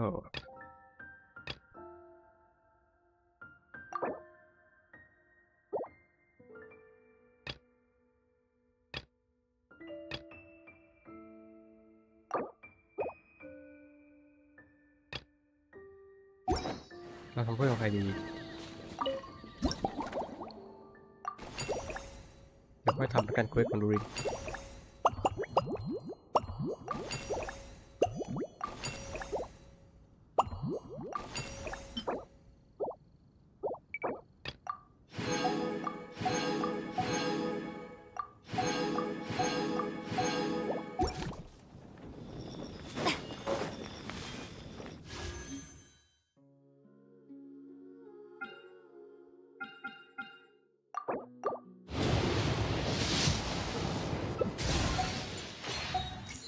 อยากได้แต่ความมันเท่แต่ว่าถ้ามันออกมาด้วยรอบนี้ตู้หน้าก็จะไม่ได้แต่ดูทรงแล้วเหมือนจะไม่ออกเลย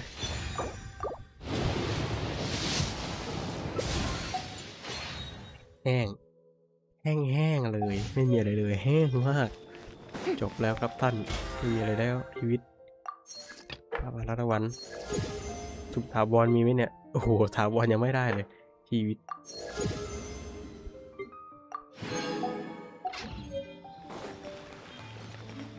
ว่าเควสประจำวันได้เสร็จแล้วเพราะเควสเราทำไปเยอะ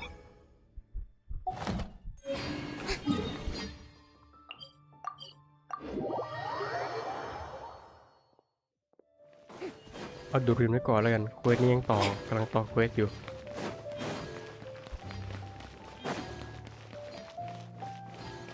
Ad Astra. Thank you for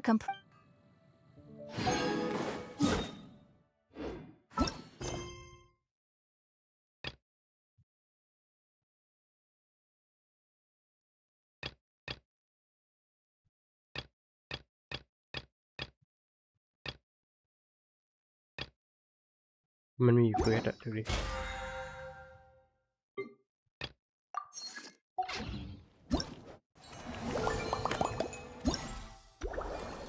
มี3เควสด้วยได้อยู่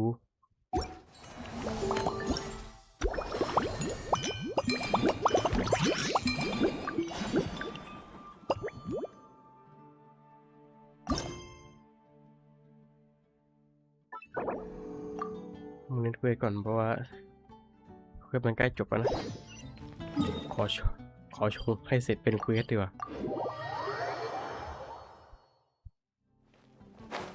มันวาร์ปไปได้เลยไม่ใช่เหรอ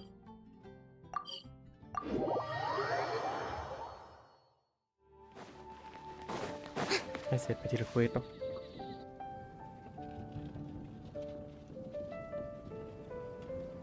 Hey there, traveler! All wrapped up for the day? Paimon hears you did a great job holding down the fort while she was out delivering drinks with Glenfidia.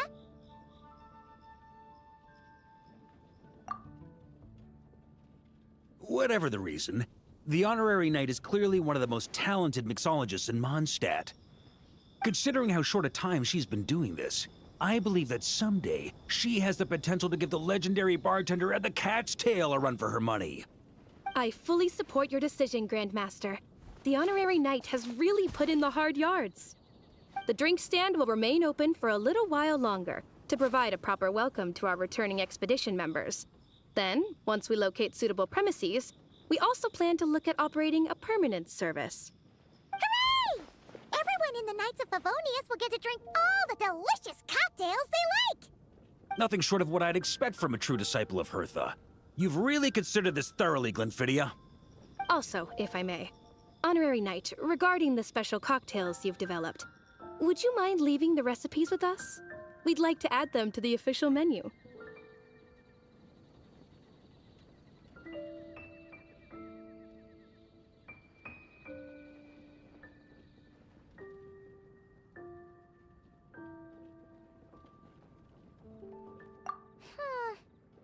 Paimon feels like there's something you still want to say. Let Paimon have a guess. Based on your personality, you probably want to introduce the origin of each different cocktail. That way, customers will know who inspired you to create these amazing drinks.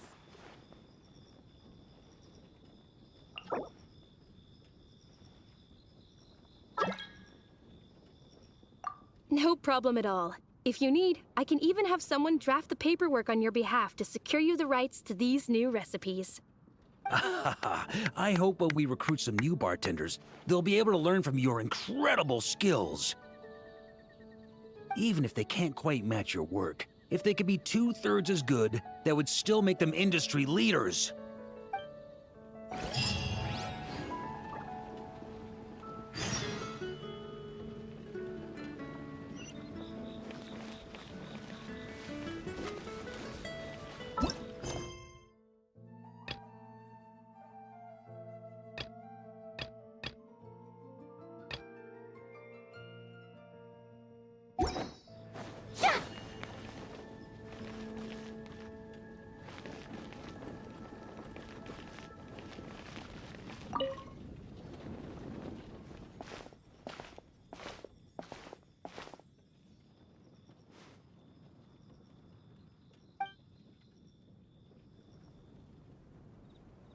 Yeah! ไม่มีเสียงหายไป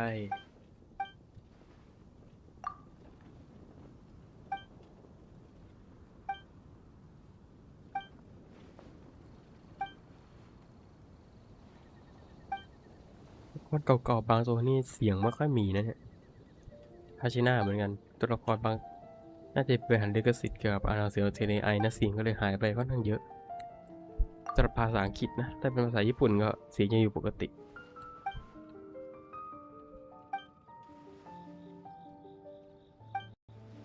นี่ก็สคิปได้เลยสคิปอ่านวิธีอ่านอย่างเดียวพอเพราะเสียงไม่มีแล้ว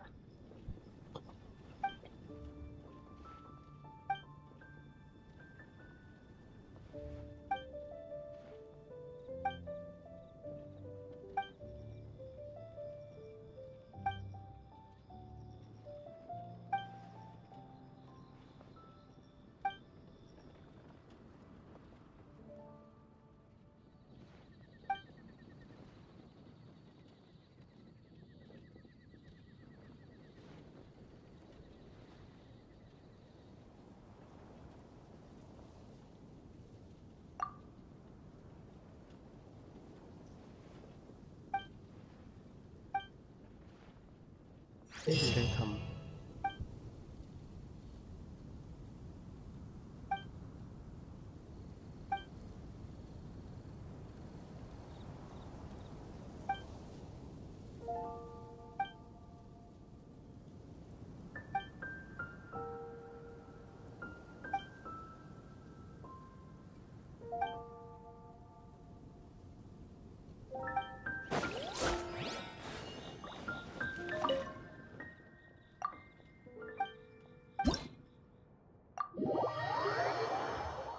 ดูโหลดเสร็จไปเพื่อจะไปทำเควสของดูรินต่อนะ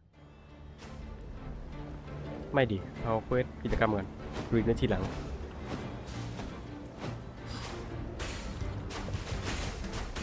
โมยิงไม่ทัน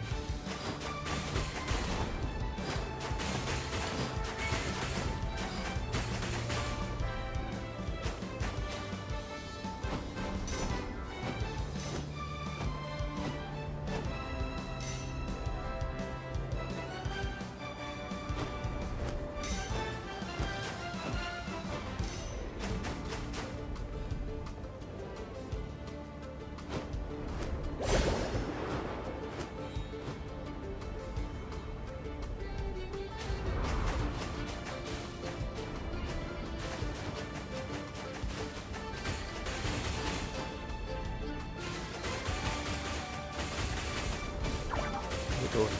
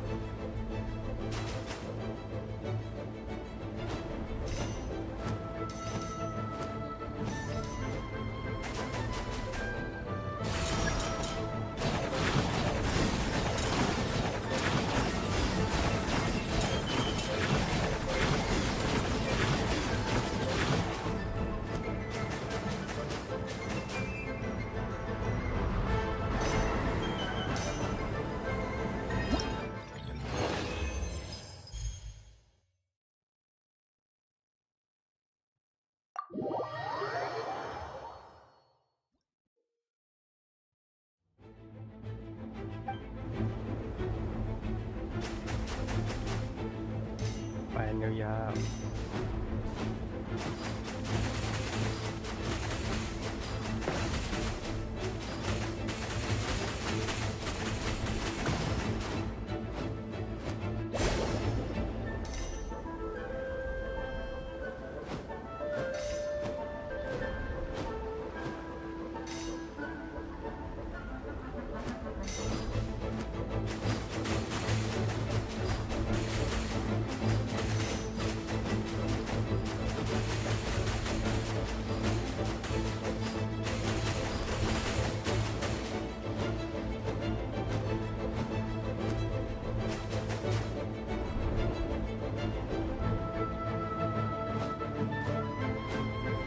ขับมาที่นี่อีกซะแล้ว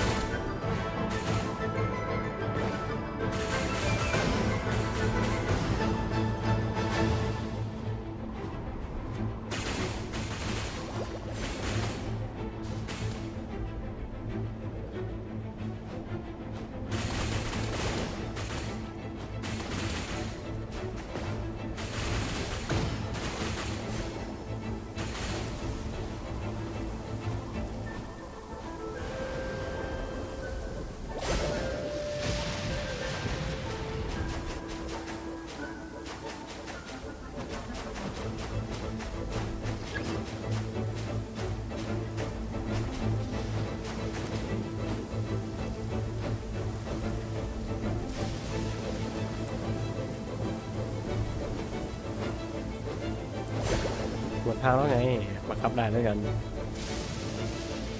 สู้กับด็อกเตอร์เมอร์ชินสบายมาก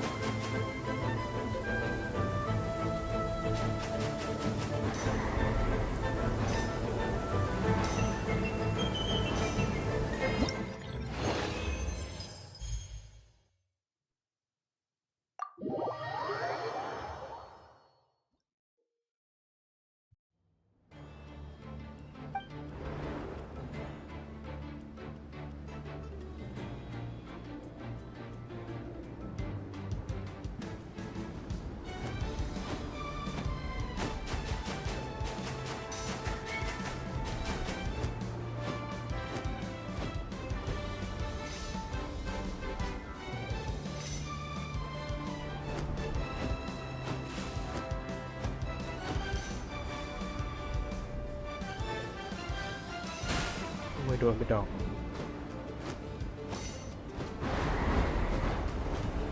โดนไปดอกหนึ่ง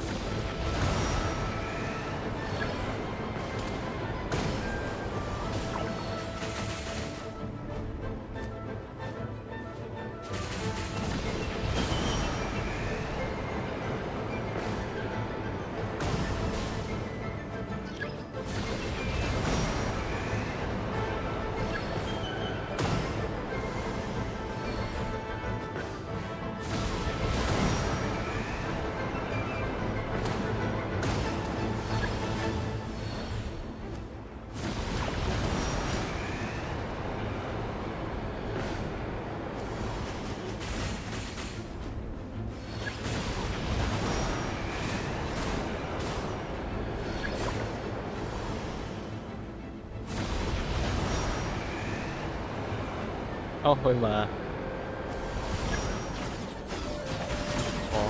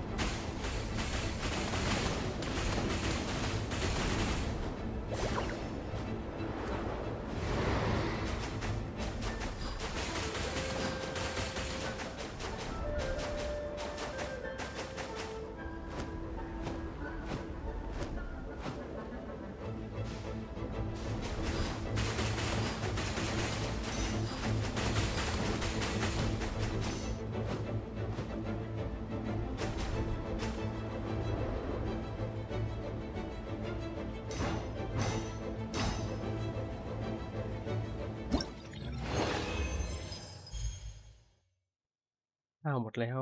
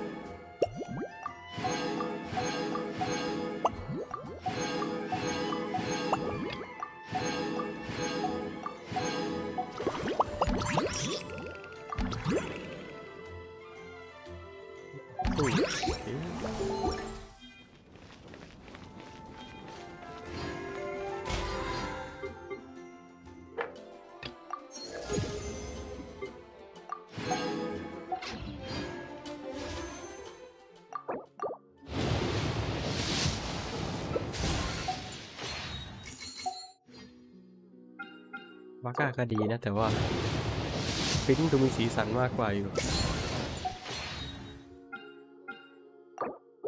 ตายให้ได้ผมอีกแล้ว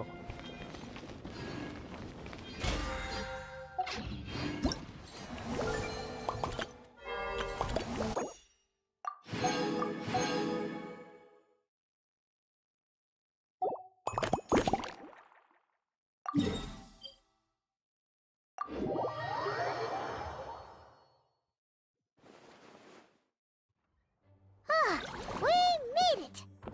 Wow! The whole gang's here! Even Master D-Luke!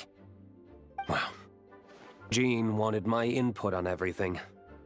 Even though I left the Knights, Grandmaster Varka has done a lot for me. He didn't stop me from leaving back then, or throw any administrative roadblocks my way. So I owe him one. Well, I was sad to see you go, but your mind was made up. And anyhow, you're an adult. As long as you're prepared to follow through on your choices, who am I to stop you? And let me tell you, my rebellious streak was way worse back in the day. You look pretty tired. Late night yesterday? Yeah, didn't get much sleep at all. And now my head's killing me. My terrible memories of being Grand Master came rushing back at once. The Grand Master's wording is somewhat misleading, so allow me to elaborate. We made quick work of our tasks yesterday, much to the Grand Master's great pleasure, so he hit up his friend Charles for a few drinks. You know how it is. When you're catching up with an old friend, a few drinks turn into a few too many, am I right? Ah, so you're just hungover! Ugh, and Paimon was starting to feel bad for you. I see. Understood. I just received word from the Knights stationed at the venue that the setup is complete. You can start today's story at any time. Ask away.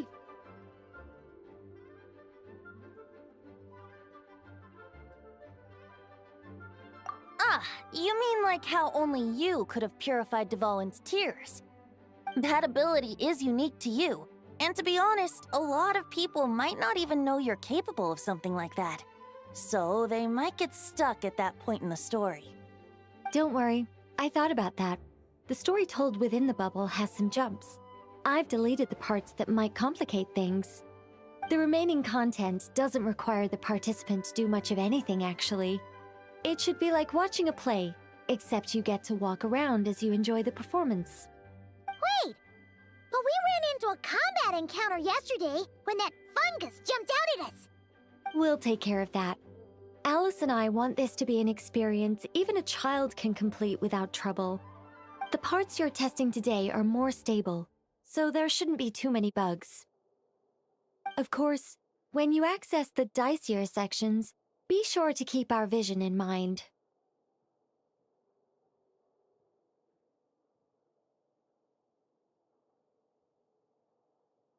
Speaking of Alice, where is she? Klee demanded some playtime with her mom. And of course, as far as Alice is concerned, nothing is more important than a request from her daughter. Yep, that checks out. Ha ha ha. Well, let's get this show on the road. I'm ready to witness our honorary knight's story firsthand.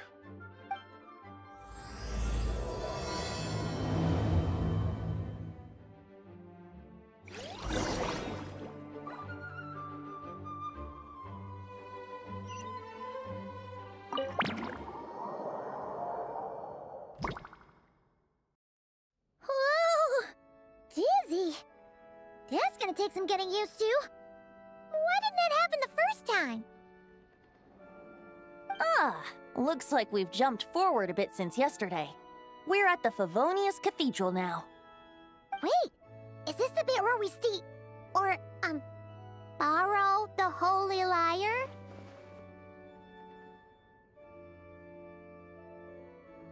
Yeah, I'm not sure about this.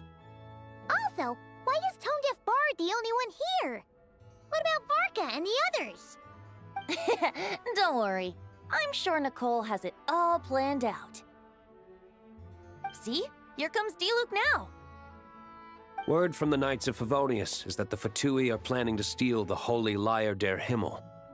Unfortunately, that intel came a little late. A conflict between the two parties is ensuing inside. If the Fatui succeed, we'll miss our chance to borrow the lyre.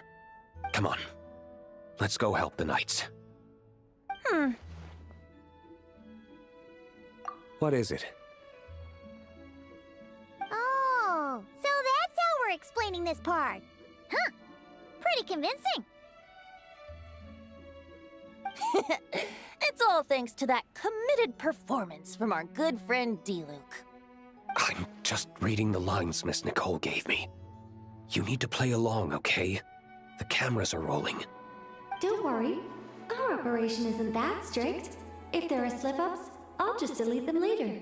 Feel free to take a relaxed approach. Wait, that was Nicole's voice? Where's it coming from? Probably that small bubble. That's right. This is a kind of communication magic. The same one the Knights of Favonius used to get in touch with me earlier.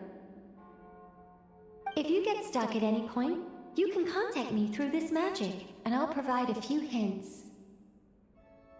How very convenient. I suppose, given how the story is progressing, we don't have to worry about borrowing the Holy Lyre then. That's right. Obviously, we're not including the stealing part in this version of the story. After all, the Fatui were the ones who ended up with it.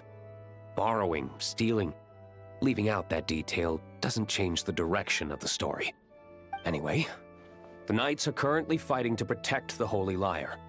Varka and Jean are already in the underground area. We should head over as well. This is like getting to read the script before watching the movie. I wonder what would happen if, this time, we managed to catch the Fatui thief in the act.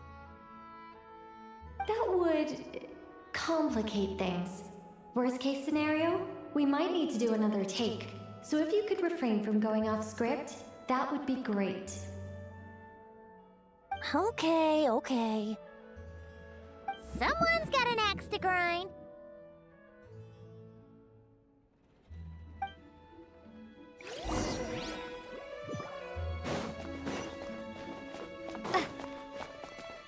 I doubt you need a hint for this area. Go on now. The underground chamber awaits.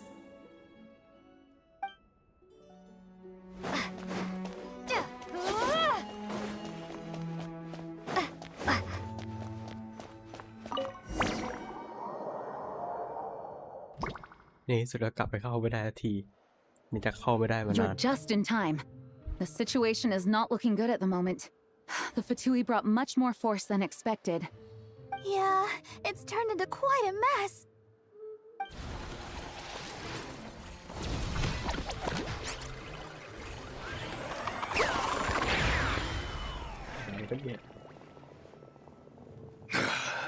You're not bad, boy.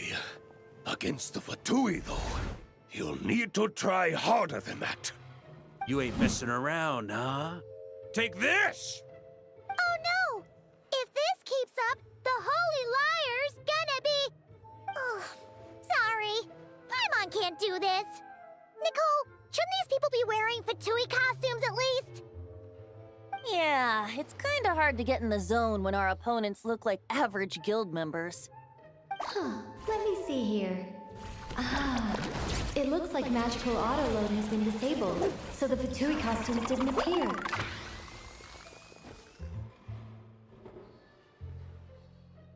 I'll get that fixed. Just ignore the problem for now and continue with the scene. Remember, this is a tense moment. Got it. In that case, I'll evacuate the members of the church right away. All right, thank you. As you see, Traveler, the situation is dire. We need to retrieve the Holy Lyre and get it back to headquarters. Looks like the Fatui are tied up fighting the Knights. I doubt they have the manpower to spare to deal with us. Which means, if we rush in, we should be able to retrieve the lyre. You all sure are getting into character. Okay then, let's go!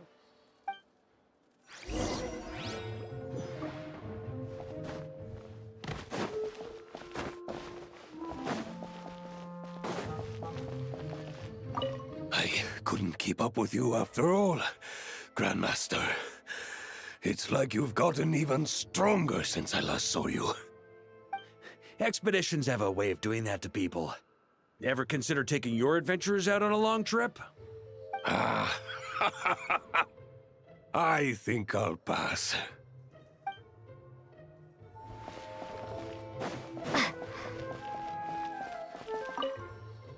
If the conflict really had escalated to this point back then...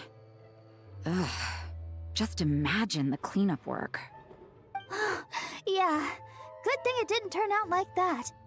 No use thinking about something that didn't happen, right? When your free time is as precious as mine, it's hard not to think about it.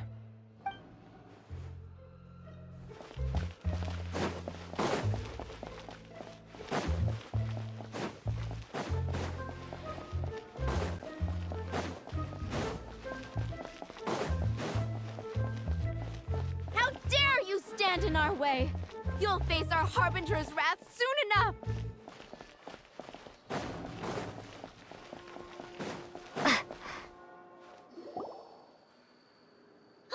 The Holy Lyre! There it is! Well, well, well. It seems our outer diversions were most effective. The knights know not that the true danger lurks right beneath their nose.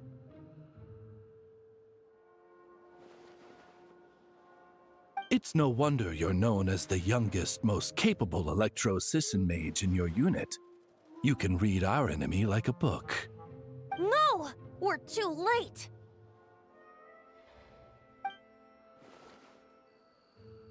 Put the lyre down! You heard her! Put it down and put him up! Or this is gonna get ugly! Wait, why are you the only one with a costume, Fischl? Why? Because I fashioned this headpiece myself, of course. How does it look? I am the spitting image of an Electro-Sisson mage, am I not? And I suppose I look enough like an Electro-Sisson as I am. Hold on. Trying to distract me with conniving conversation, are you? Ha! You underestimate me. To think I would appear before you without full confidence in my victory. Go forth, Oz. Sissons, take care of these pests. The Holy Lyre der Himmel belongs to the Fatui.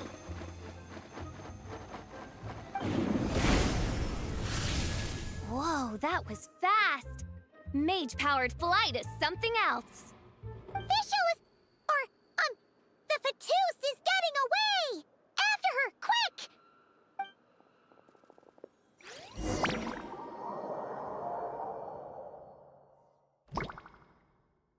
Here, take it away, and don't let them catch you.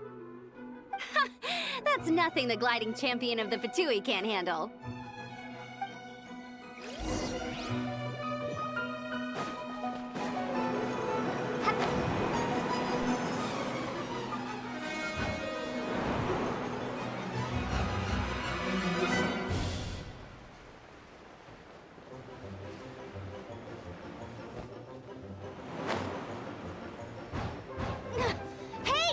That goes against gliding regulations!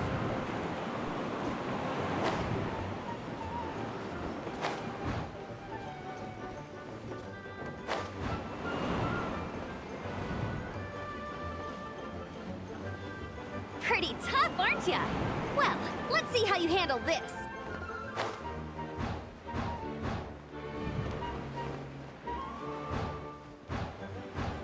Oh.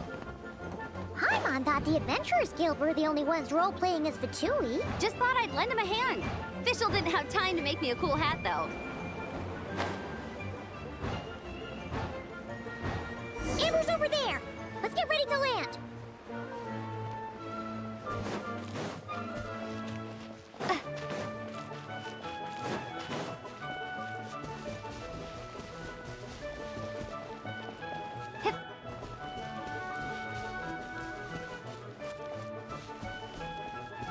Here they come! Positions, everyone!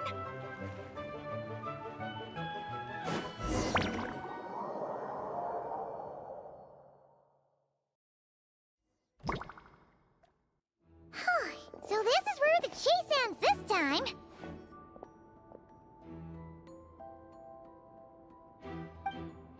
Wait a minute. This isn't what their hideout looked like. It's at least a few times bigger. Yes, I remember it being much more run down. This place has far more structural appeal. The Lawrence clan lived here for a time, but this doesn't look like their handiwork. And I know for sure it's not the work of the Knights. Must be a bit of creative license on the part of our dear mages, then. Alice said the original was too run down and didn't fit her aesthetic taste. So we repurposed some assets from the Golden Apple Archipelago. As you can imagine, Alice has always been a go big or go home kind of person. Yeah, this is go big, all right. Still, our mission remains the same. We're here to get back the Holy Lyre. Yeah, and this time we have a whole bunch of people to help us. Not just you, Luke. Should be a total piece of cake.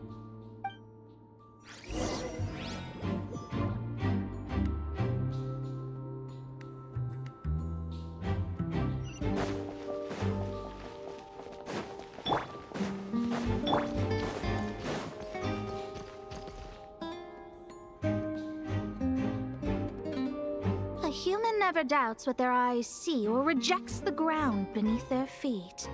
Both now warn you that this is the end of the road. Give up and turn back while you can. That voice. Is that Mona? Mona? Oh, you mean Barbarloth's student. You know about her? But Mona came to Mondstadt after your expedition left. Well, I had regular contact with the Hexen Circle, so her name came up now and then. The whole thing about her messing up and being too afraid to go back? Yeah, I know that too. What? But how? No one in the Hexen Circle should know about that! For real?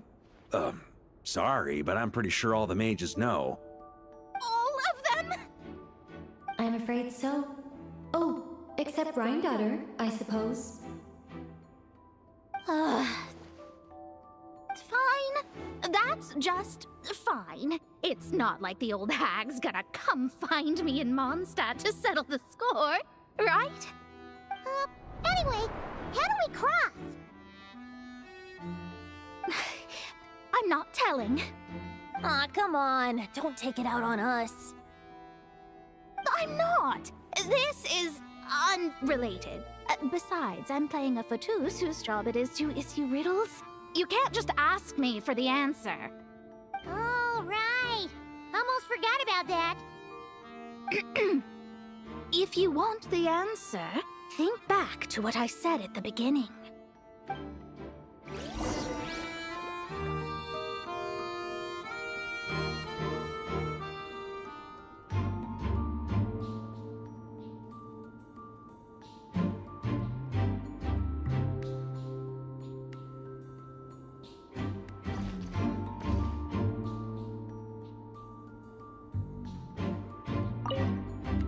Mona Lorna's riddle was as follows. A human never doubts what their eyes see or rejects the ground beneath their feet. However, things that are taken to be indisputable are often false, so one must shift one's gaze elsewhere. Perhaps upward.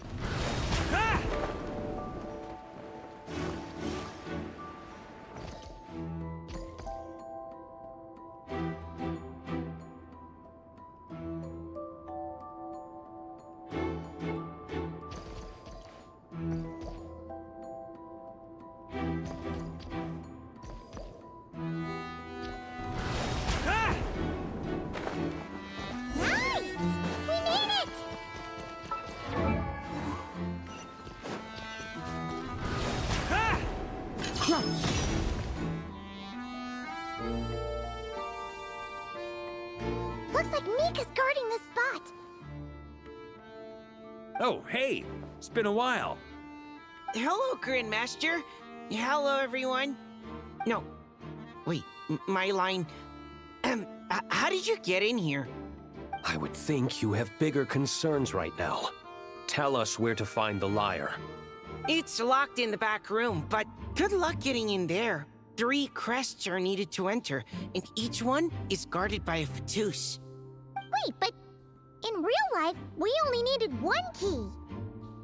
Yes, but there are 3 locations to visit. If there was only 1 key to be found, there's a good chance the encounters set up at the other 2 locations would go to waste. All our actors worked so hard to memorize their lines. It would be a shame if their part got skipped over. Fair point. They're playing through the story just like us, after all. To be honest, when I first read my lines, I was kinda confused at how I just give up the intel without a fight. But when I actually had to stand up against all of you, it made sense. I mean, Mr. Diluc practically had me in a cold sweat. Really? I only had 1 line. Aha! Yet in a game of cards, it's the ones that remain unturned that strike the greatest fear in your opponent. The same principle applies here. That's right! And I've been told you have quite a few tricks up your sleeve, Mr. Diluc. Anyway, you can head in now. Everyone should be ready. One moment. We can't quite end it like this. I believe you have 1 more line, Mika.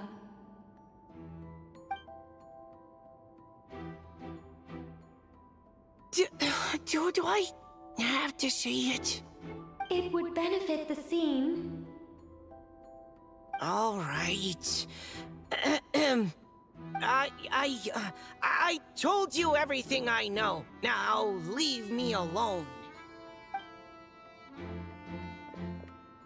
And off he goes.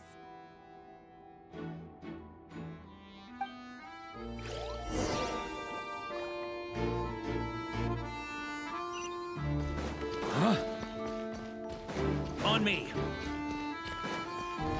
Try to keep up! Huh? Looks like we were followed. Guess Mondstadt's elite aren't to be underestimated, huh? Stand aside. This one's personal. But this time, I'm fully locked and loaded! Come on, kid! Let's finish what we started!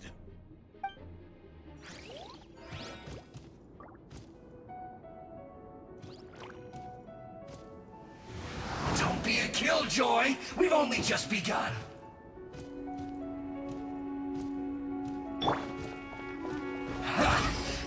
got? You can't run! Well, to be a killjoy, we've only just begun. Okay. You win. Somehow this round wasn't quite as fun. Probably because you had to act like a fatus. At this point, I could take down those with my eyes closed. True. Guess I didn't stand a chance, huh? Oh, so you were the one in the Patoos costume. Does that mean the auto-load bug is fixed now, Nicole? It would seem so. Man, their armor is heavy and not breathable at all. You're telling me the Fatui in Sumeru and Natlan also wear this stuff? I can't even imagine. Rumor has it, Fatui recruits undergo rigorous training. I feel like there's some truth to that after all. Well, even though we lost, Dad had fun for sure. Here's the crest I was guarding. You've earned it. Oh, and Bennett told me about what happened in Natlan. How you helped him navigate his past. It's hard to believe we finally have answers after all these years. So, on behalf of all the adventurers in Mondstadt, truly, I can't thank you enough. Well, that's what friends are for, right? Speaking of, how have things been since you got back, Bennett? Same old, same old. Bad luck included. But that part's nothing new, so I don't mind. I do miss the Asha, though. I hope I get the chance to show them Mondstadt someday.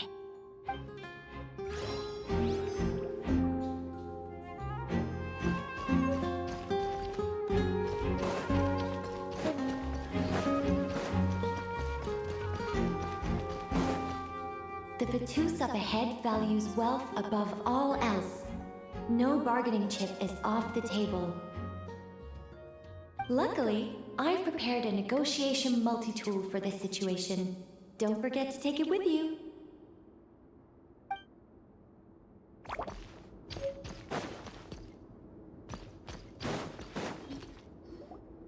Wait, Mona? Again? What? The more roles you play, the more you get paid. That's what Alice said. I was hoping to do even more than this, but it is what it is. Anyway, the crest is with me. All I need to know is how much you're willing to cough up to get it. Let's talk business, shall we?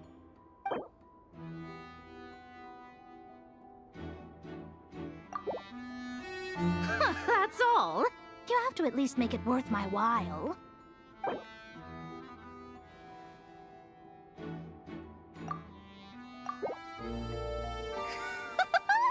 I would have thought there was this much Mora to be made in a dump like Mondstadt. Hey! Did you just break character? What? Of course not. All right, here's the crest. Huh. And with that, I'm off the clock. Oh, and by the way, word has it you accomplished something major in Nodcry. You reeled in the true moon from beyond the false firmament. Well, I spend most of my time staring into a scryglass after all. If something changes in the sky, you think I wouldn't notice? Hydromancy uses the false stars to reflect true fate within the water. Now, I can't help but wonder what I would see if I cast a reflection of the true moon instead. Of course, I need a whole new set of equipment to look into that, which means shelling out a whole lot of Mora. So I've been taking on a lot of odd jobs. No wonder Alice gave you quite a few parts in this. Generous compensation, minimal manual labor. It's been a good gig. Plus, the Hexen Circle never promises an amount they can't deliver. Even though her daughter is, in some part, responsible for my predicament. That was a long time ago, and I know Klee didn't mean it. Huh. I guess the moon's a big deal in hydromancy. Just spitballing here, but it kind of sounds like your progress would be much faster if you, I don't know, just contacted Barbeloth directly. Oh, come on. Enough about that old hag. You're doing this on purpose, aren't you?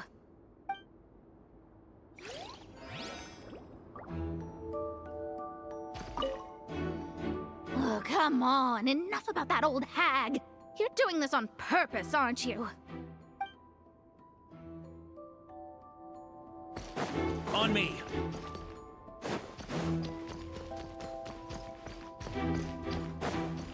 Here. On me.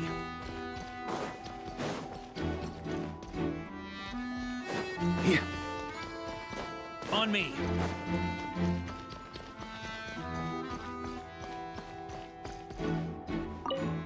The Fatus up ahead. The Fatus up ahead is a pragmatist. You might have a chance to avoid conflict if you obtain the other crests first.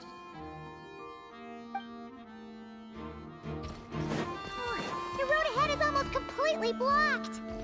Looks like this person isn't taking visitors. Yes, we'll just have to be careful. We need that crest.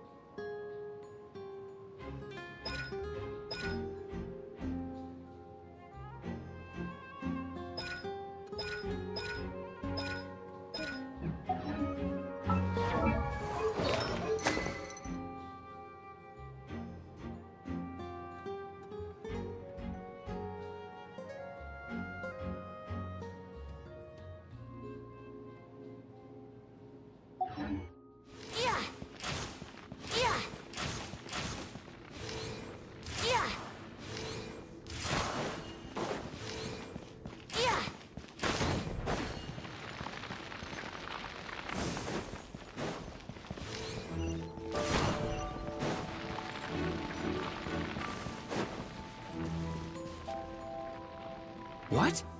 They handed over their crests? Looks like the decision has been made for me then. Further resistance would be foolish.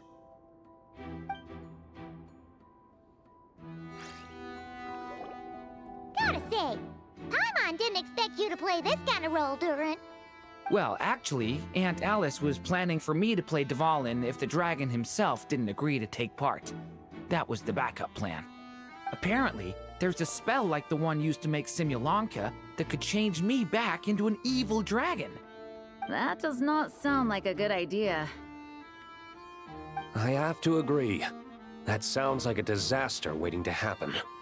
I don't think I'd be very good at playing the evil dragon anyway. I'm not intimidating enough. Luckily, Dvalin agreed to take part after all, so my role was switched to timid Fatui Guard B, and I got to wear a costume instead. Wow, that's a pretty huge change. Why B, though? Oh, because Mika is Guard A. As expected, Alice has got it all planned out. All right, we got all the crests. Let's head back and look for Mika. I'm just glad I didn't have to play the evil dragon in the end.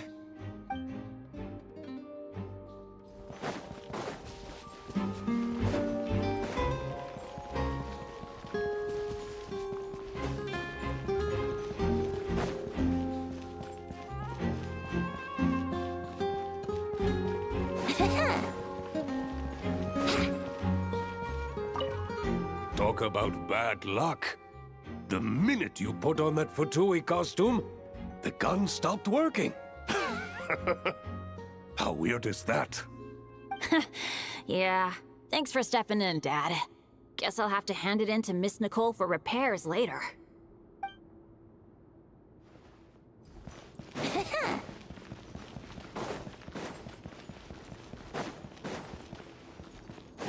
Wouldn't gliding be... Mika! We have the crests! All right. This elevator's a bit complicated to operate, so Miss Nicole asked me to help activate it. Just one moment.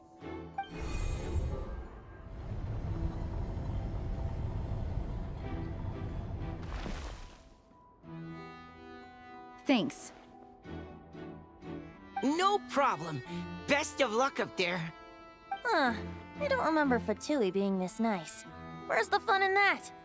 Of course you want to make things difficult. Come on, let's get out of here.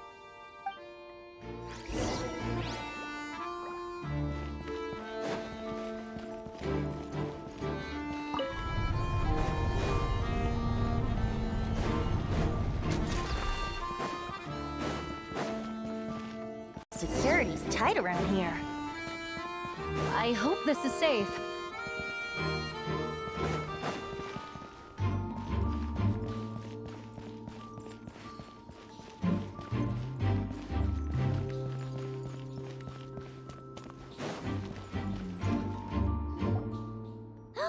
The Holy Liar! Here it is! Wait, but Paimon remembers something about a...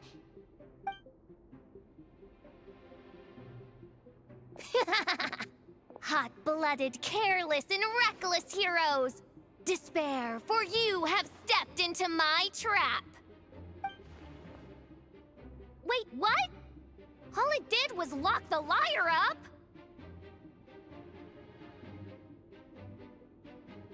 Well, I wasn't the one who designed it. All Alice said was that activating it would turn the tables. I see. That checks out. They laugh as if they already know what is to transpire. I do not have a good feeling about this. Allow me to clarify before we proceed. How was it that the liar was retrieved back then? From what I've heard, the Fatui agent guarding this place was given a thorough beating, and then the lock opened. So then, I'm the one who walked into the trap? Do not despair, mein Fräulein. Miss Alice provided us with backup, did she not? We are not entirely outmatched. 'Tis true. Though thine Prinzessin stands on the cusp of defeat, courage has not yet failed her. Let this be our last stand! Come forth, my loyal servants! Smite all who stand against us!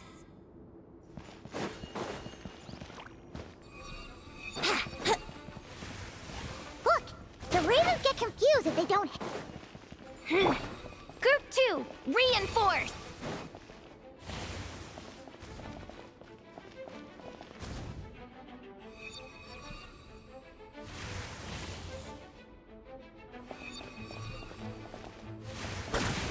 Yeah!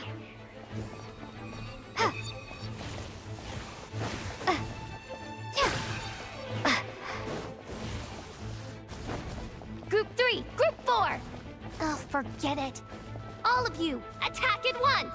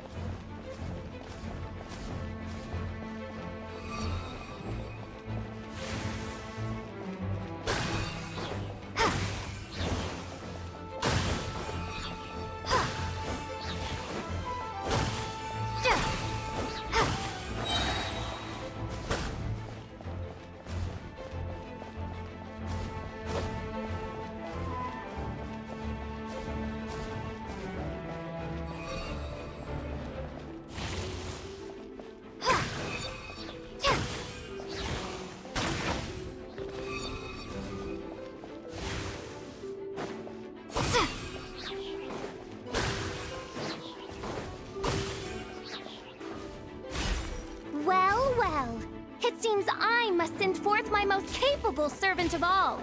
He shall dispose of you in one fell swoop. As you wish, mein Fräulein.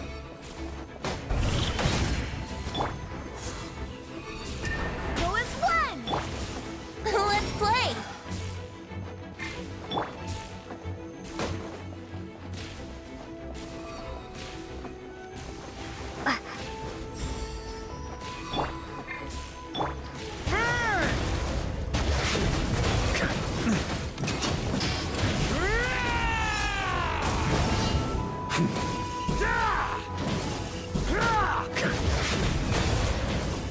situation is dire, mein Fräulein. It seems this is the end of the road.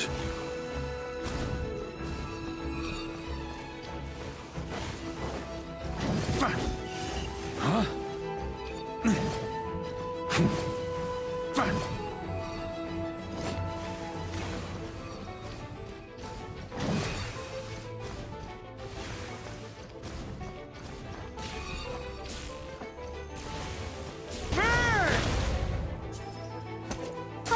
Alright. I give up. Just don't hit. Alright. I know when I'm beat. You win. You were brilliant, Miss Fischl. The recording was fantastic. I'm certain future participants will have a great time. Yeah! This role was perfect for you! Huh. Your praise is a compliment to your own good sense. Yet know that this is but the least of your princess's abundant talents. Huh. It doesn't look like the lock is opened, though. True. This isn't what we were told would happen. I doubt the mages want us to just break it open. It's not their style. Perhaps we haven't met a certain condition then?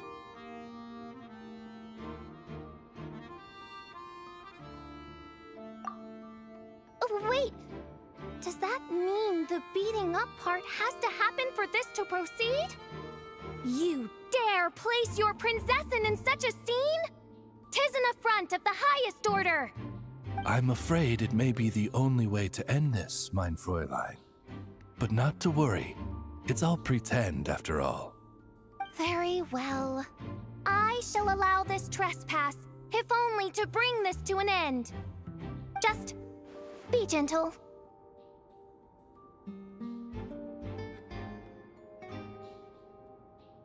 Huh? Oh, right. Paimon's the weakest one here. Here goes nothing!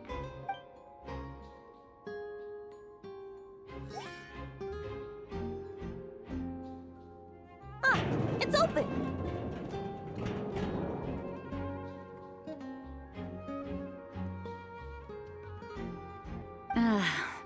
Miss Alice does love to tease, doesn't she? Congratulations on obtaining the Holy Lyre der Himmel. That's a wrap for now.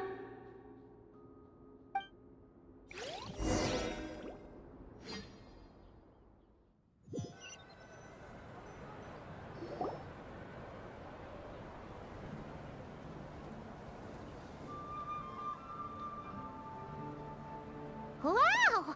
This is quite the gathering! And do you smell that?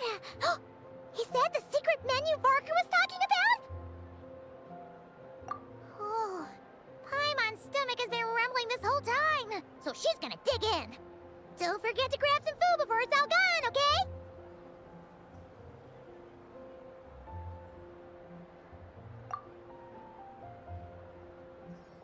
Oh, hello. Did you need something?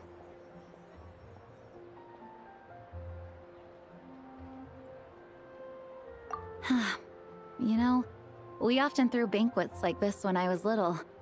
But then, as more and more of our ranks left on expeditions and I was left in charge, the number of celebrations decreased. I'm not the most natural entertainer after all. Now, seeing a gathering like this after all this time, I can't help but feel a bit regretful for not keeping up the tradition. Well said, traveler. Barbara? You told me you wanted the expedition members to feel at home. But in my eyes, the feeling of home isn't something you can force. Home is... what happens when we're all together like this? Ah, you're right. And you know what? I've been coming to the same conclusion. The location isn't the most important factor. No matter how far we get from Mondstadt, home is wherever we're together. I appreciate the kind words, you two. I will do just that. Make sure to do the same, traveler. It's not often you get to make it back here. There's a lot of people waiting to catch up. Now that we're outside the bubble and no longer in character, there should be plenty of time.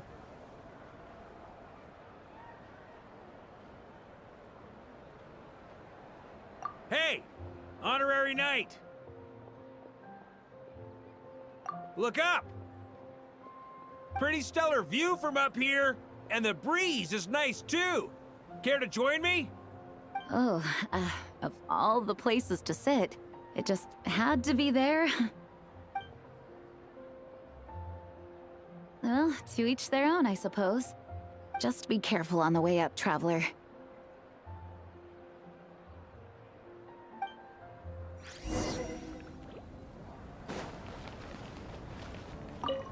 As the battle hung in the balance, I spoke an incantation from the Imanakresh, broke through their ranks with ease, and thus the holy lyre was mine.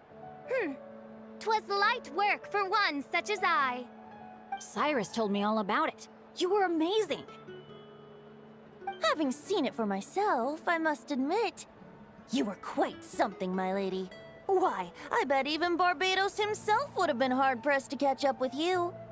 That was Hexencircle magic, not some incantation, but... whatever. Guess I'll let her have her moment.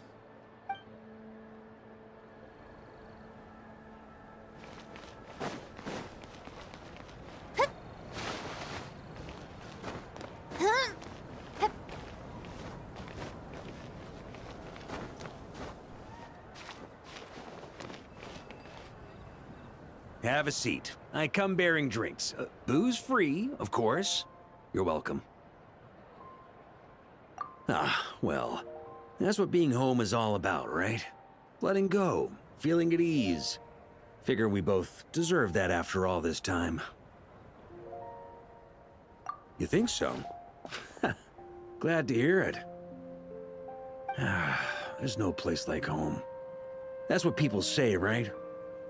The expedition took me far and wide, and still, little alcohol in my system, it would all come back. The cathedral, the statue, the windmills in the city, the pigeons and dandelions in front of the gate. The further away you get, the more you miss it. I might be biased, but it means a lot that you care about this place.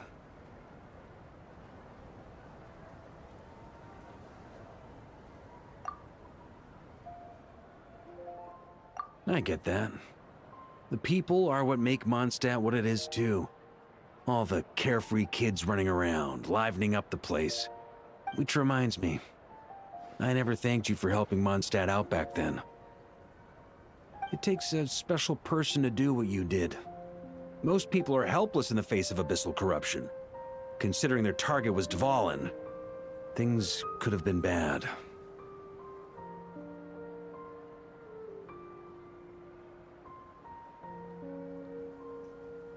I suppose Barbados could have handled it, even though he hadn't been awake for long. But still, I doubt the ending would have turned out quite so perfect. Dvalin is family to him, you know? Having to choose between the dragon's life and Mondstadt's safety, that would have been cruel. Not to mention, the Wild Hunt would have reached our borders sooner or later. We'd have been stretched thin without your help.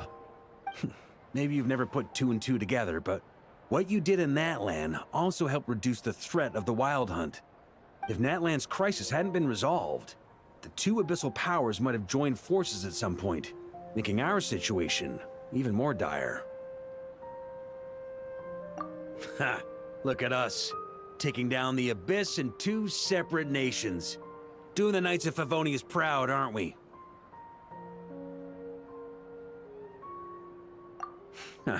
I guess not. In any case, for a knight, honor is something you get to define for yourself, no matter what the outside world thinks. And that's the question, isn't it? Why do we do what we do? But I think it's safe to say you already know the answer. Ah, so this is where you've been hiding. You know, I don't think this was designed for sitting. Ha! When did you become such a stickler? Come have a drink with us. There's plenty. Don't mind if I do. Grape juice? Again? You know, Charles would never let me hear the end of it if I started drinking without him. Disappointing, but understandable. Oh, I almost forgot. Since this banquet is also for the actors, I invited Durin. All right. Might hike up the bill a bit, but who cares? Haven't seen him in too long. Yeah, well, he turned me down. He never did like being the center of attention. The city is a little too small for him to spread his wings. Even if no one is afraid of him, he could still take out a windmill or two. Guess it's better not to risk it. Huh. Maybe it's time to draft a proposal to build him a landing pad. The Traveler's right. If this is what makes him comfortable, might as well let him be. In the meantime, I propose a toast to our honorary knight. To our honorary knight. I often think about our parting at Windrise, you know. And now, almost in the blink of an eye, the final stop on your journey is just around the corner. Snezhnaya. The Tsaritsa's plans have continued to advance. Now, only the Pyronosis remains free from her grasp. But if even the captain couldn't take Mavuika's Gnosis by force, I guess we don't need to be concerned about its safety for now. So that's good news, at least. You wouldn't be taking a dig at someone else's ability to hold on to their Gnosis, now would you, Grandmaster? Haha, of course not. I'm not one to rub salt in old wounds. Her harbingers do often tend to take a rather extreme approach. Just look at Child or Senora. But we would be mistaken to ignore the fact that Senora did not win the Geonosis using force. Right. You told me about the contract Morax signed with her before his death. You're saying she didn't need to resort to violence in Mondstadt either? That's right. If she was able to provide a reason convincing enough to persuade Morax, she could have persuaded me no problem. I suppose she just didn't think there was a reason to negotiate. I had just woken up, so I must not have seemed like much of a threat. Honestly, the Gnosis was of no use to me. I didn't care who it belonged to or what means were used to take it. I just knew if I fought her in that moment, the cathedral, perhaps even the entire city, might have become collateral damage. True. I wouldn't put it past Senora to take civilians as hostages either. In the end, though, it was those same methods that led to her end. After all, her third target, the Raiden Shogun, wasn't a big negotiator back then. Perhaps Senora's success in Mondstadt and Liyue convinced her that she was a match for the Archon of any nation.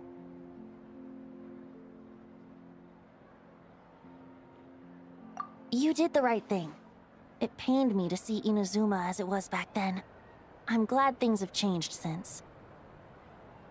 Of course, now the elite force of Harbingers has quite a few missing from its ranks, so I suspect the Tsaritsa no longer has the means to meddle in other nations like she used to. Who knows? Perhaps a chance to formally meet her in Snezhnaya might come sooner than we think. Some of our knights remain stationed in Not Cry. If you need help, just say the word, and we'll be there. The look in your eyes. It's changed a lot since you first set off from Mondstadt. But my advice remains unchanged. Never forget that the journey itself has meaning, traveler. The birds of Tevat, the songs in the cities, the Tsaritsa, her Fatui and the monsters, they are all part of that journey. Perhaps earth-shaking truths and indescribable trials await you at the end. Just remember, there is more to life than that. Alright, that's more than enough acting like a real Archon for one night. And still, not a sip of drink for dear old Venti at a time like this? You're no fun, Varka.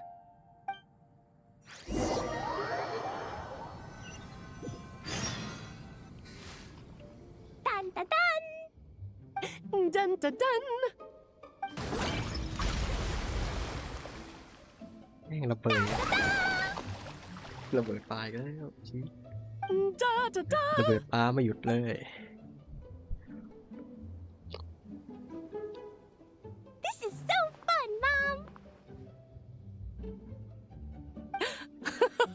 I think so too. Come on, let's blow them all up. When can I play with the magic toy you made me? Very soon, darling. In fact, it should be ready tomorrow. I just know you're going to love it. Yay! Can we play together? Why, of course. We'll have ourselves a splendid time.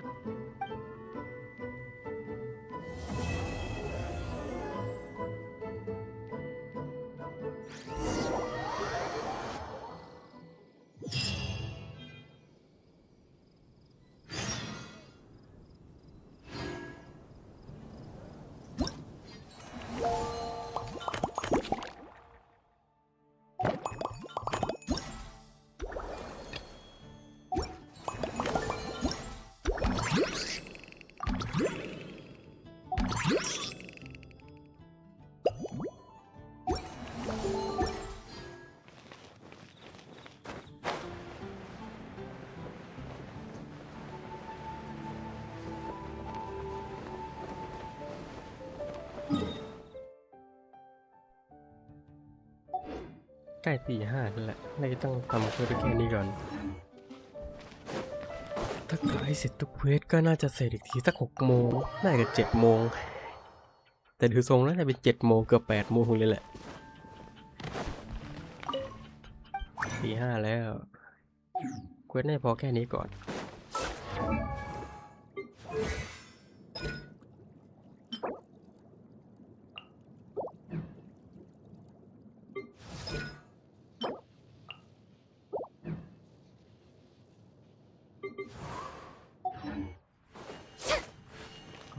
ก็ปิดไลฟ์ละเพราะว่ามันก็ทำต่อคงจะไม่ไหวแล้วไม่ใช่ไม่ไหวไหวแหละแต่มันนานปล่อยไปทำอย่างอื่นอีก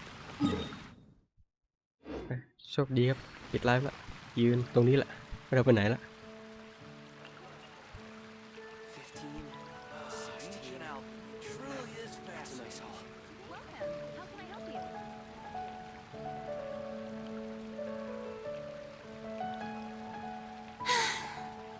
Too popular can be such a hassle. Who knew the people would adore me so much?